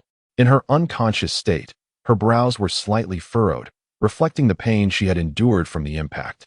Yi Chen infused a thread of his vital energy into Jing Ning's body, and after it circulated for a moment, he felt a slight relief. She had indeed suffered from shock. However, the damage was primarily to her meridians, with no further complications. With the ingestion of some medicinal herbs and elixirs, he surmised that she would likely recover within a week's time. Jing Ning, Mu Yangcheng rushed toward them in a state of panic, inadvertently colliding with a few young masters at the 8th level of body refinement, sending him hurtling through the air. Yet, he did not turn back. Instead, he continued to charge forward, blood spewing from his mouth. Upon seeing the beautiful, albeit injured, Jing Ning in Yi Chen's arms, Mu Yangcheng finally felt a wave of relief wash over him, collapsing onto the ground as he exclaimed, "You scared me to death. That scoundrel Sun Nan truly went too far. This cannot stand. I must avenge Jing Ning." However, just as he prepared to launch another attack, a powerful punch landed squarely on his head, accompanied by a fierce gust of wind. Although Mu Yangcheng's cultivation was inferior to Yi Chen's, his physical prowess surpassed it by a considerable margin. Even as a master at the 9th level of body refinement, should he be struck by Mu Yangcheng's fist, it would likely result in his immediate demise. He dared not to be complacent. With a furious shout, he clasped his hands together and then pulled forcefully, unleashing a torrent of golden light that cascaded forth, forming a sword-like beam over 3 meters long, surging ahead with great velocity. The overwhelming intent to kill surged forth, and the very fabric of space was once again violently torn apart, revealing numerous fissures, each as thick as a strand of hair. Within each crack, an ancient and desolate aura spread, emanating a formidable presence that caused many to pale in fear and retreat swiftly. This energy, confined by the rules of space, was far more potent than the spiritual essence of the heavens and the earth, its attributes diametrically opposed. Should one inadvertently absorb it, it would spell disaster. After all, energies of different attributes possess distinct abilities. If they were to be confused and mingled, it would undoubtedly lead to calamity. Just as the elemental forces of water and fire are incompatible, their presence within the same body would incite chaos. Furthermore, when cultivating one's spirit, if the internal energies were to clash or become impure, while the impact on cultivation might be minor, a reversal of vitality or a significant conflict could lead to a stalemate, severely compromising the foundation of one's practice, resulting in the explosion of the vital energy pearl and the destruction of the dantian. One's cultivation would dissipate like the essence of a tattered ball. Henceforth, one would be estranged from the path of immortality, unable to cultivate for life. Yi Chen's elder brother, Yi Hao, was similarly rendered incapable of cultivation due to the destruction of his dantian and vital energy pearl, thus subjected to humiliation and forced to live in desperation. The golden sword beam collided with Mu Yanqing's fist, instantly sending him flying and causing him to spit blood profusely, resulting in a grave injury. In the distance, several shadowy figures flickered, leaping forth to carry Mu Yanqing away, retreating into the distance. Please take good care of Jingning. I owe your shepherd family a debt of gratitude. With a swift motion, Yi Chen rose and glanced back before casting Jingning away. A shadow flickered, and a tall, slender middle-aged man reached out to catch Jingning, retreating into the distance. The individuals accompanying Shepherd Chung were experts from the shepherd family. They had refrained from intervening earlier, as it was a conflict among the younger generation. But upon witnessing Shepherd Ching being sent flying, they hurriedly seized him and made their exit. The prowess displayed by Shepherd Ching was formidable, his martial arts cultivation astonishing, and his physical strength incredibly extraordinary, showcasing undeniable potential. In this moment, not only were the members of the shepherd family astonished, but even those from other families looked on with envy, wishing to claim him for themselves. Moreover, possessing Jingning was an immense opportunity. It wasn't merely that Yi Chen, a talent of such promise, owed them a favor. Jingning, the princess, being thrown into their midst was a matter they dared not refuse. After all, the status of Princess Jingning was exceedingly formidable. If they could establish a connection with the Duke's residence, would the shepherd family still need to contend with the other three great families of Tianhua City? It was likely that with a mere word from Princess Jingning, the entirety of Tianhua City would fall under the dominion of the shepherd family. In that moment, the experts of the shepherd family were elated beyond measure, nearly expressing their gratitude to Yi Chen's ancestors throughout the generations. Of course, Yi Chen was oblivious to all of this. Yet he was aware that with Shepherd Chung drawing so close to him, these individuals would surely extend him a favor, ensuring that he owed them a debt of gratitude. Yi Chen, it is your turn. With a cold smile, Sun Nan gazed at Yi Chen, his hands coming together as golden vital energy surged vigorously, shimmering with unparalleled brilliance. Within his palms, a golden longsword, measuring 3 to 4 meters in length, materialized once more. This manifestation of the energy weapon differed from the previous two. It was broader and adorned with flowing strands of golden energy, resplendent and formidable. The sword's blade radiated an intense light, so dazzling that it seemed capable of blinding anyone who dared to gaze upon it directly. This was a manifestation of might. A sword intent imbued with the ferocity of slaughter, cruelty, and an overwhelming arrogance. Upon the blade, pure and radiant runes pulsated wildly, further augmenting the formidable aura of this golden energy sword, its power magnified several-fold by the intricate rules at play. Sun Nan harbored murderous intent, unleashing his utmost strength. No, surpassing the pinnacle of his potential in a cataclysmic eruption, intent on tearing Yi Chen asunder. Their conflict was one of life and death. Yi Chen stood resolute, the menacing sword energy slicing through his garments, leaving countless rents that exposed his gleaming, golden skin, a visage imbued with an indomitable metallic essence. Unyielding, the fierce sword energy struck against his body, yet merely ignited a flurry of sparks. Though the sword energy possessed the capacity to inflict harm, its power paled in comparison to the primary attack, rendering it utterly incapable of injuring Yi Chen in the slightest. His hair tie was severed, cascading locks flowing freely. His physical resilience transcended that of treasured artifacts, embodying the strength of a spirit treasure. This was also what the old man told Yi Chen before he was hurled away. The strength of his physical body had reached the level of a spiritual treasure. Even his hair and eyelashes possessed such robust fortitude. If mere sword chi could sever them, it would render spiritual treasures astonishingly fragile. Observing Yi Chen's utter disregard for the overwhelming sword chi he had unleashed, Sun Nen gritted his teeth and channeled all his vital energy, which roared and surged into the golden weapon in his grasp. Instantly, the golden longsword became even more resplendent and dazzling, almost blinding to behold. Master, if I can withstand such an assault, does it mean that next time I could successfully subjugate the particles of physical technique for my own use? Yi Chen stood proudly, a barely discernible chill in his heart as he inquired. You seem to have taken a step closer. Whether you succeed, however, depends on your capabilities. The old man replied languidly. Yi Chen's audacity was remarkable. Even in such dire circumstances, instead of fleeing, he stood defiantly at the forefront. Was he courting death? Tian Yu observed from a distance and couldn't help but chuckle derisively. Surely, he felt too embarrassed to escape. Clinging to his pride could cost him his life, truly arrogant. Did he not see that Mu Yongcheng, who was of similar strength, had been sent flying? His stance was nothing short of a blatant disregard for his own life. Many echoed this sentiment, for in their eyes, if Mu Yongcheng had been so easily vanquished, Yi Chen undoubtedly lacked the capacity to resist. After all, Mu Yongcheng was reputed to possess a cultivation level comparable to his own, and even his physical strength was similar. Given that Mu Yongcheng had not withstood the attack and was directly sent flying, Yi Chen would certainly be incapable of withstanding it either. Perhaps he could endure slightly longer, but that was merely a matter of not losing consciousness immediately. However, it no longer made any difference. Should Yi Chen be defeated with a single strike, he would be left with no opportunity to retaliate. In an instant, he would be ruthlessly annihilated by the furious Sun Nan. Tang Yen, do you think Yi Chen will perish?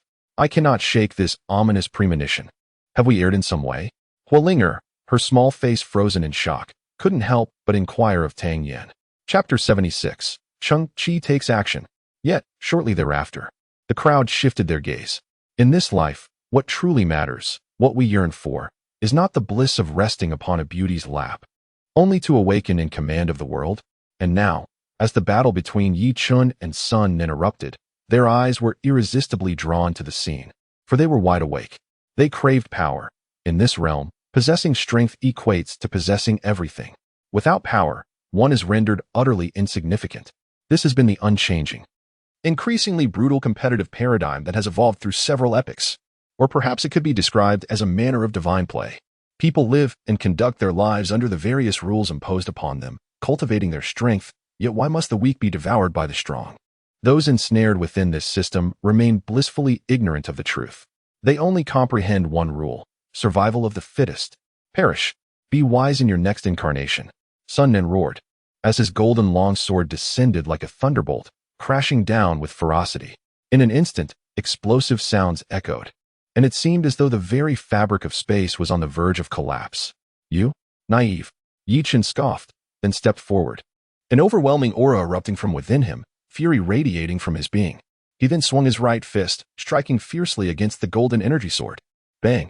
The fierce wind howled, and vitality splashed forth as the intricate runes danced upon Yi Chen's right fist. They collided with the golden energy sword, as if the very heavens were on the verge of collapse. The piercing cacophony of clashing weapons threatened to tear the eardrums as extraordinary waves of energy surged forth. The force of their confrontation sent both combatants reeling backward, only to become entangled in a flash. The sword swept down, and the fist struck with fury. In an instant, they reached the pinnacle of speed, coalescing into two indistinct shadows, their expressions obscured. The battlefield bore witness to the chaos they left behind, resembling a scene of unimaginable devastation. Colossal trees lay shattered, great stones obliterated, and the ground was marred with mottled bloodstains. Tang Yen clenched her fists tightly, clearly on edge. She could only hope that senior brother Sun Nen would be able to vanquish Yi Chen. Otherwise, the consequences would be dire. Tian Yu observed the scene, his lips twitching in dismay. The boundless hopes he had once bestowed upon Sun Nen had inexplicably dwindled. In their minds, Sun Nen was expected to effortlessly overpower the two skilled fighters, sending Yi Chun flying with ease. Even if Yi Chun proved resilient, they believed he could not withstand more than a few exchanges. Yet, as the battle raged on, they realized their judgment had been profoundly mistaken. Yi Chun was no mere man, but a formidable beast of flesh, possessing an overwhelming strength. They witnessed Yi Chun's fist shatter the golden energy sword that Sun Nan wielded. Had Sun Nan not hastily summoned a second golden sword to counter, he would undoubtedly have suffered grievously against Yi Chun's monstrous physical prowess. This scene left the youths utterly astonished, their mouths agape in disbelief. It was simply inconceivable. Yi Chun was nothing short of a monster. He had shattered the Qi soldiers conjured by senior brother Sun Nan. It is said that transforming Qi into soldiers possesses a strength comparable to that of spiritual weapons. One of the youths remarked, a hint of skepticism in his voice. Could it be that he possesses some treasure? Otherwise, how could he possibly engage in such a protracted battle with senior brother Sun? Another youth, his face pale with concern, interjected. Perhaps the ferocity of the clash between Yi Chun and Sun Nan rendered them too intimidated to rush in. Otherwise, they would have undoubtedly swarmed in. Employing a strategy of overwhelming numbers. Yi Chun is injured. Haha. Everyone look. Yi Chun is hurt. Suddenly, one youth exclaimed, pointing excitedly at the two figures locked in combat, his expression radiating joy. If Yi Chun were to survive, it would pose a tremendous threat to them. Deep down, they fervently wished for him to be vanquished by Sun Nan without delay. Wow, it's true. I told you. How could this recently rising brat possibly stand against senior brother Sun? It's sheer arrogance, courting death. He deserves it. The others, upon hearing this, quickly scrutinized the scene. And moments later, they could not help but burst into laughter. Indeed, Yi Chun's fists were a gruesome mess, his lips stained with blood. A ghastly sword wound marred his chest, nearly cleaving him open, revealing a glimmering bone beneath. Yi Chun, you are gravely wounded. You are no match for me. I advise you to surrender at once. Who knows, in a moment of mercy, I might allow you to keep your corpse intact. Sun Nan's lips were stained with blood, and a deep indentation, roughly the size of a fist, marred his chest. His long hair had been ruthlessly severed by the sharp winds of sword and fist, leaving him bald. Self-binding? How dare you utter such words? Witness my wrath. Yi Chun spat out a mouthful of blood and once again swung his fist towards Sun Nan with ferocity. In a flurry of urgency, Sun Nan summoned a Qi weapon to defend himself. However, due to the haste of the moment, the Qi weapon he conjured lacked stability and solidity. Shattering under Yi Chun's powerful blow, Sun Nan hastily retreated, executing a series of pinnacle 9th-grade martial techniques with his hands, managing to fend off Yi Chun for several breaths of time. In that interval, he formed a Qi weapon long sword, which was significantly more stable than the previous one. Prepare to pay with your life. Yi Chun lunged forward once more, his fists transformed into bloodied maces, yet their power surged like a tempest. This exemplified the advantages of body refinement. Unlike energy that could wither and leave one helpless, the strength of a body-refining expert flowed ceaselessly, a relentless torrent of brute force. Veins bulged on Yi Chun's arms, blood oozing as he exuded an explosive power, his appearance ferocious and daunting. You shall meet your end, Sun Nan bellowed, raising his long sword skyward before delivering a fierce downward slash. With a thunderous sound, the long sword vibrated ominously, nearly shattering upon impact. Yi Chun, unable to contain himself, spat out another mouthful of blood, his arms quaking violently. Amidst the fragments of flesh on his fists, several gleaming finger bones emerged. I will crush you. Relying on his extraordinary physical prowess, Yi Chun lunged forward once more, delivering a powerful punch aimed at Sun Nan's chest. This time, Sun Nan did not attempt to block. Instead, he opted for a hasty retreat. Yi Chun's fist missed its target, crashing into a massive boulder, which erupted with a thunderous roar, sending countless shards of stone flying in all directions. Many disciples were struck, their faces contorting in agony as they cried out in pain. Yi Chun leaped again, launching a kick towards Sun Nan. Caught off guard, Sun Nan could only raise his sword in defense, leaving multiple gashes on Yi Chun's leg. The long sword, imbued with energy, was met with another brutal kick from Yi Chun, producing a subtle yet alarming crack. To Sun Nan's dismay, numerous fissures appeared across the surface of the golden energy sword. Realizing the excessive depletion of his internal energy, Sun Nan's expression shifted dramatically. He hurriedly fished a pill from his tattered robes and swallowed it. Almost immediately, golden light flickered within him, as the spiritual energy of heaven and earth surged violently into his body. "I shall not allow you to consume that pill," Chen declared, sending a colossal boulder hurtling towards Sun Nan with a powerful kick. In a panic, Sun Nan raised his sword to cleave the stone in two. The boulder was sliced as if it were mere tofu, but Sun Nan's pupils dilated in alarm as he found himself at an impasse. Emerging from behind the severed boulder, Chen advanced with lethal intent as the stone was split apart. Attack! Without a moment's hesitation, Sun Nan exerted all his strength into a strike. Chen retaliated with a punch, resulting in an explosive clash of golden light as the energy sword was obliterated by Chen's blow. Sun Nan's face paled, and he swiftly turned to flee. Having lost his energy, he could never hope to match Chen's physical prowess. Moreover, with his remaining vitality nearly depleted, he was utterly incapable of engaging in combat with Chen. Attempting to flee, Chen swiftly advanced, his body darting forward with remarkable speed, arriving directly behind Sun Nan and delivering a sharp kick to his backside.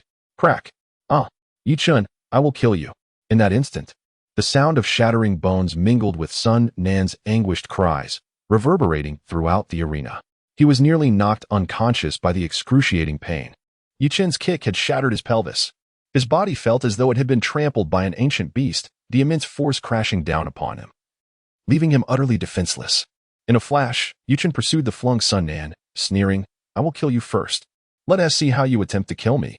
With that, he aimed a powerful kick at Sun Nan's head. This was no ordinary kick. It was imbued with an overwhelming force. Should it connect with Sun Nan's defenseless head, it would likely explode into a mist of blood, leaving no trace behind. Such brute strength was astonishingly direct and domineering. "Chen, how dare you?" cried a devoted female fan of Sun Nan, her voice filled with despair. They were heartbroken. Their dream lover was being kicked away by Chen, and now faced with a potentially fatal blow, it was truly devastating to witness. "Unruly disciple, halt!" Suddenly, a booming voice echoed from a distance, followed by the rapid approach of a crimson figure, moving with a speed that seemed almost supernatural. It was a middle-aged man clad in a red robe, his countenance dark, as he reached out with a clawed hand, aiming to strike Chen with a powerful palm from afar. Chen's foot ultimately did not descend. Instead, he was struck away by the red-clad man's palm, lying on the ground for an extended period, unable to move. "Ah, it is Elder Chen. Elder Chen, we implore you to take charge. Chen has acted with utter disregard, daring to threaten our lives." Tian Yu's eyes sparkled with intensity. He was well aware that Chen had killed the clan's genius, Qingqi, as those talents were affiliated with their Blackwind gang. Chapter 77, Defeat. Unworthy disciple, how dare you commit violence and harm others in broad daylight? Truly believing that the Tian sect lacks regulations to restrain you? Qingqi appeared before Chen in a flash, his face clouded with anger as he bellowed. He was indeed infuriated. Initially, he thought Sun Nan would handle Chen, but unexpectedly, this incompetent fool required his own intervention. Chen's survival was a profound disrespect towards him. Regulations?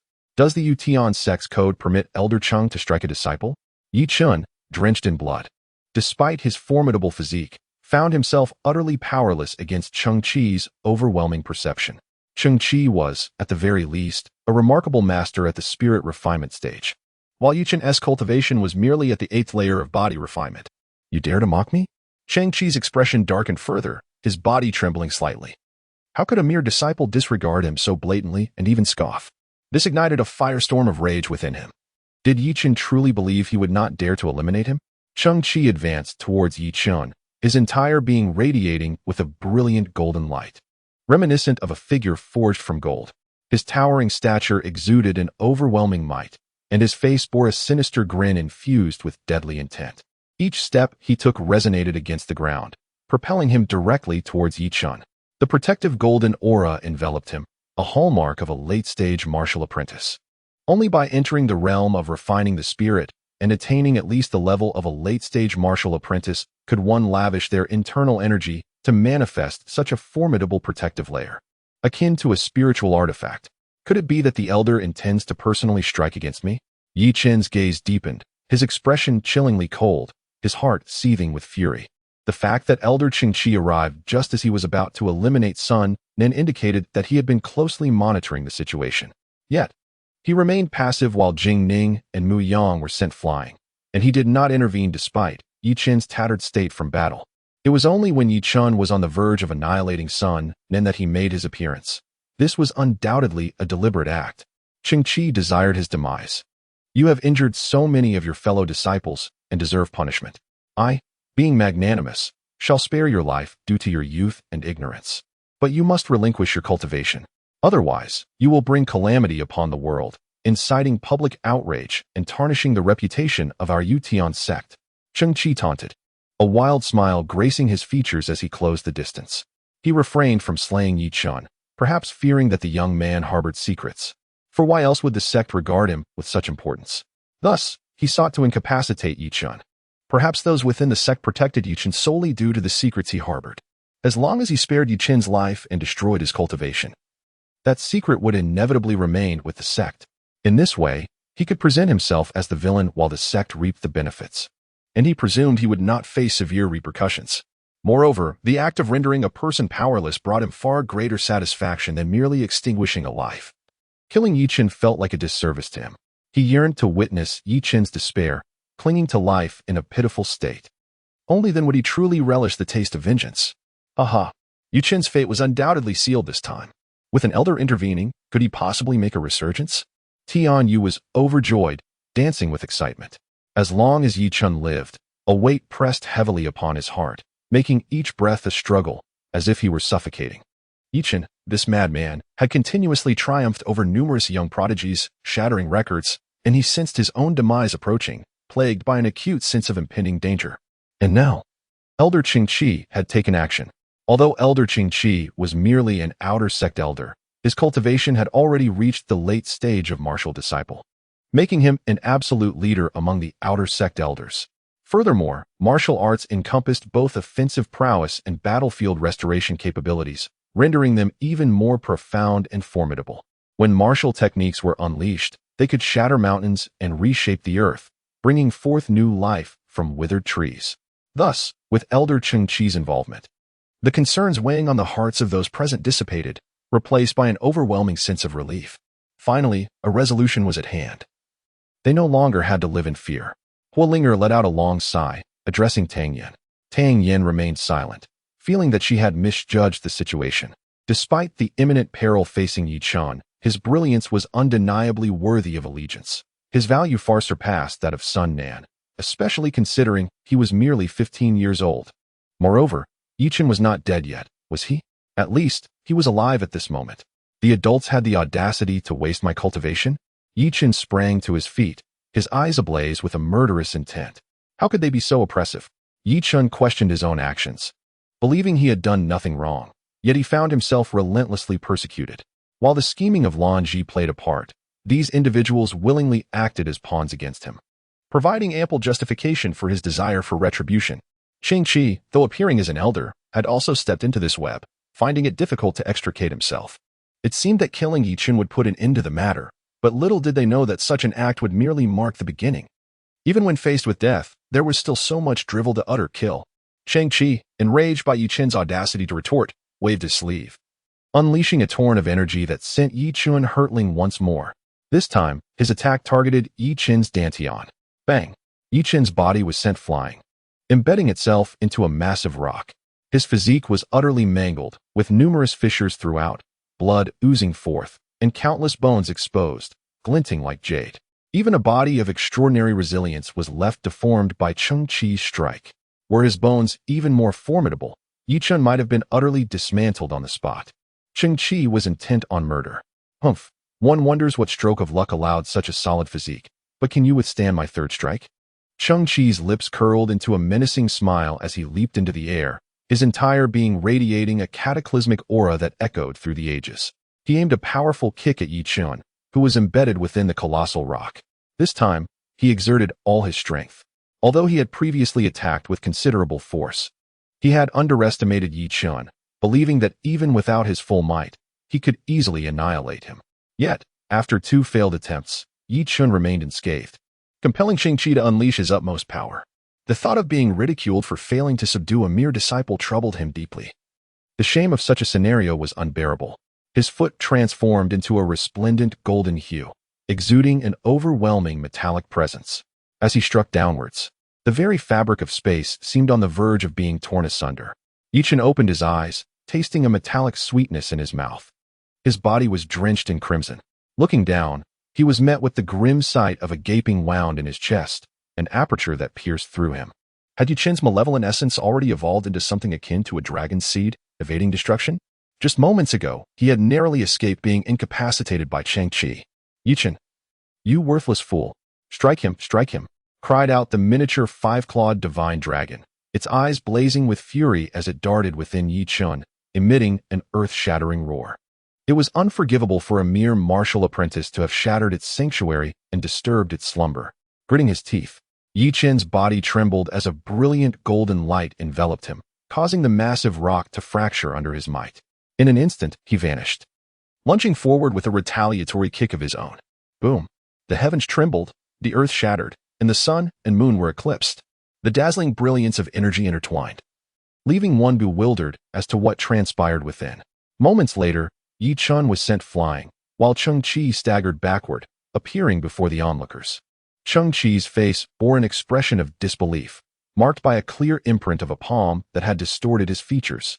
It was evident that this mark was the handiwork of Chen. Ah, Chen, I shall flay your skin and pull out your tendons. Chang Chi initially wore a dazed look, which soon morphed into a grotesque snarl as he bellowed and charged forward. What on earth has occurred? Why does Elder Chang Chi seem to have lost his mind? A young man stared at the scene in astonishment.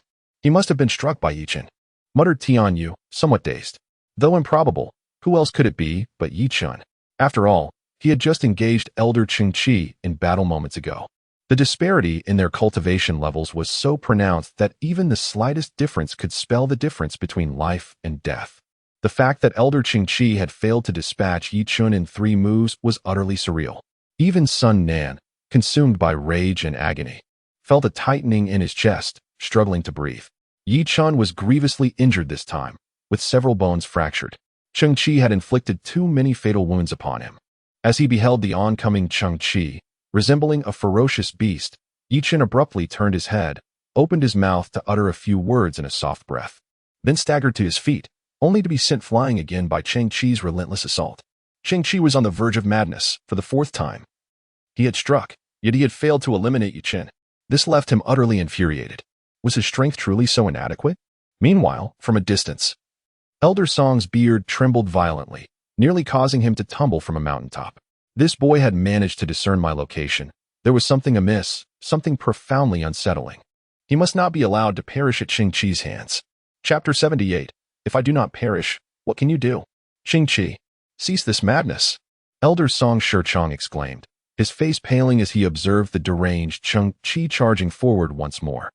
It was evident that Chang Chi was intent on taking Chen's life. More importantly, as an elder, was it not sufficient that he had failed to dispose of Chen after 1 or 2 attempts? His approach resembled that of a petulant child throwing a tantrum. What exactly was he attempting to accomplish? Is this how one conducts themselves? The dignity of the elder was utterly tarnished by his actions. Song Shurchong, you promised me you would not intervene. Get out of my way. Chang Chi's expression was one of utmost discontent, particularly due to the glaring imprint of Chen's palm upon his face, which was still swollen and grotesque, resembling that of a pig. It was a source of great humiliation. Confronted by the obstruction of Song Shurchong, Chang Chi felt even more mortified. How could a distinguished elder allow himself to be struck by a disciple? Chang Chi, must you display such childishness? Chen is, after all, a disciple of the Chen sect. Matters of life and death should be left to the designated adjudicators and guardians. Our responsibility as elders is solely to oversee the disciples' cultivation. If you persist in this reckless behavior, you may find yourself facing judgment. Elder Song Shurchong admonished fiercely. He granted Chang Chi an opportunity. However, Chang Chi astonishingly failed to eliminate Chen, and now he had no further chances to offer her, for time had run out. Just moments ago, atop the mountain, he encountered another exquisite figure, Yao Lan's 2nd disciple. This individual possessed an extraordinary talent, truly one in a million. Having already attained the rank of martial master at such a tender age, surpassing even some ordinary elders in strength. Song Shurchong, you promised me earlier. How can you now go back on your word? Chang Chi's expression darkened.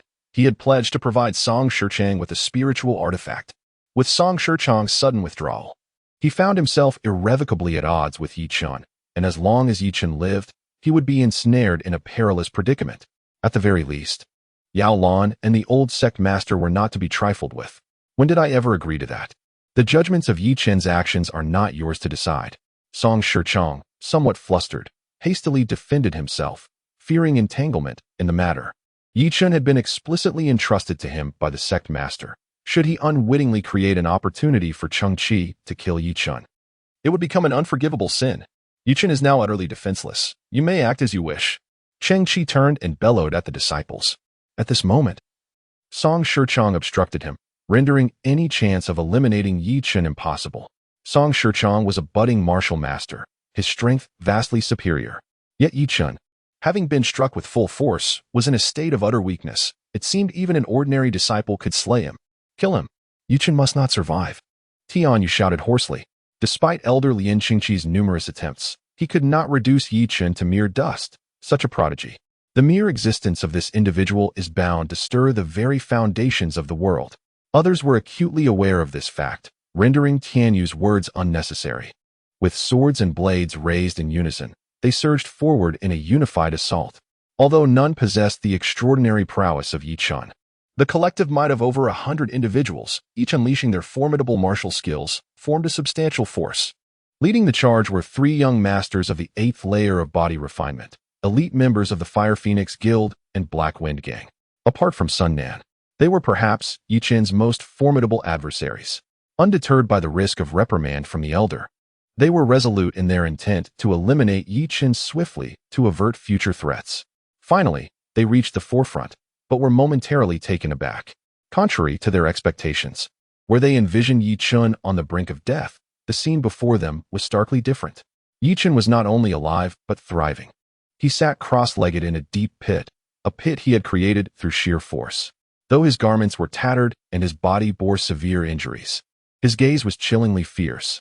An invisible aura of lethal intent radiated from him, commanding respect without a hint of anger.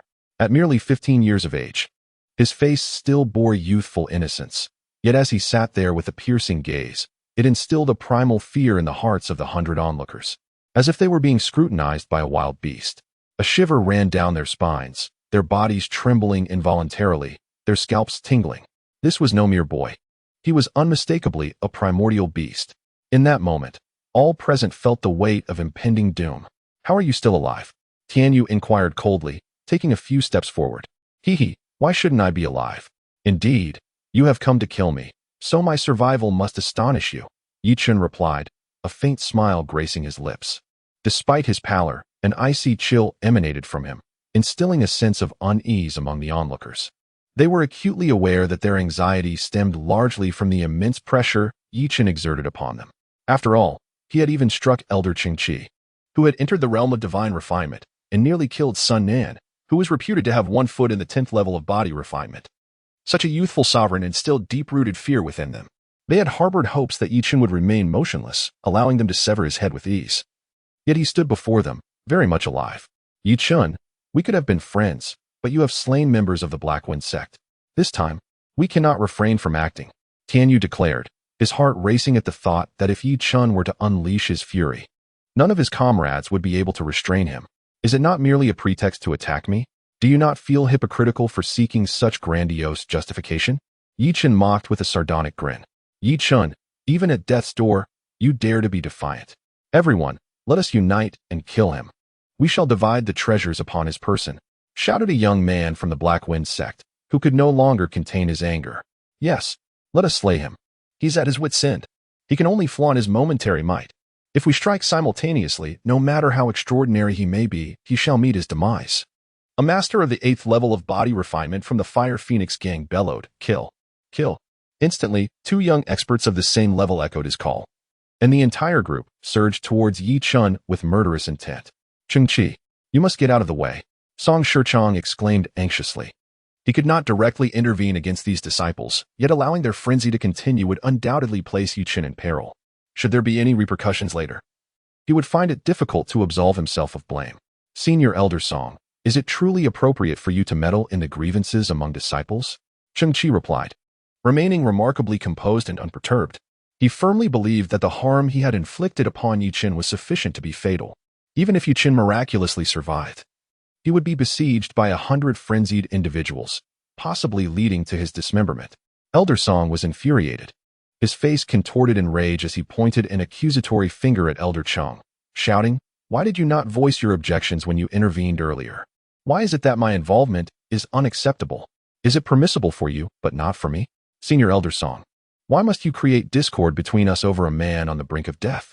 Such a trade is hardly advantageous," Chung Chi replied with a hint of a smile, deliberately stalling for time.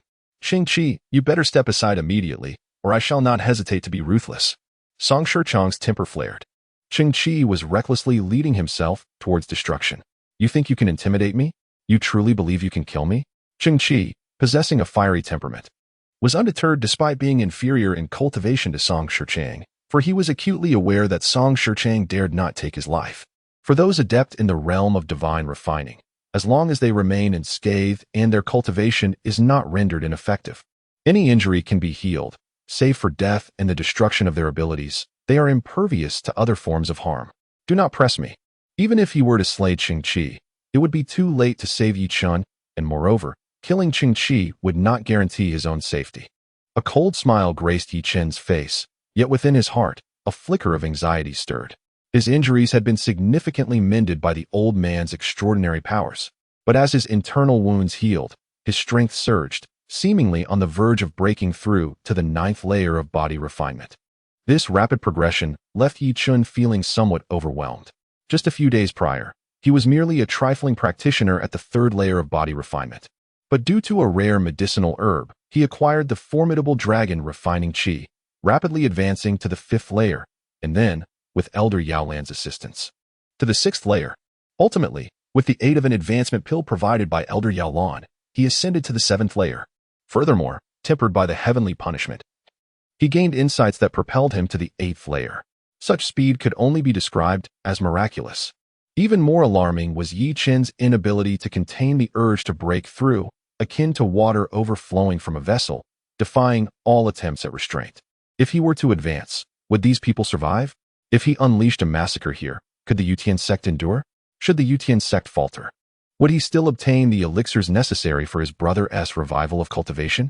All of this filled Yi Chen with profound inner turmoil. Boom! A master of the 8th level of body refinement swung a long sword, cleaving through the air towards Yi Chen's chest, instantly shattering that prized weapon. Yi Chen staggered back a few steps, barely dissipating the force of the blow. Upon lowering his gaze, he noticed a white mark on his chest. However, aside from that, no other trace remained. Chapter 79, Frenzy. Yi Chen's physical strength had now ascended to the level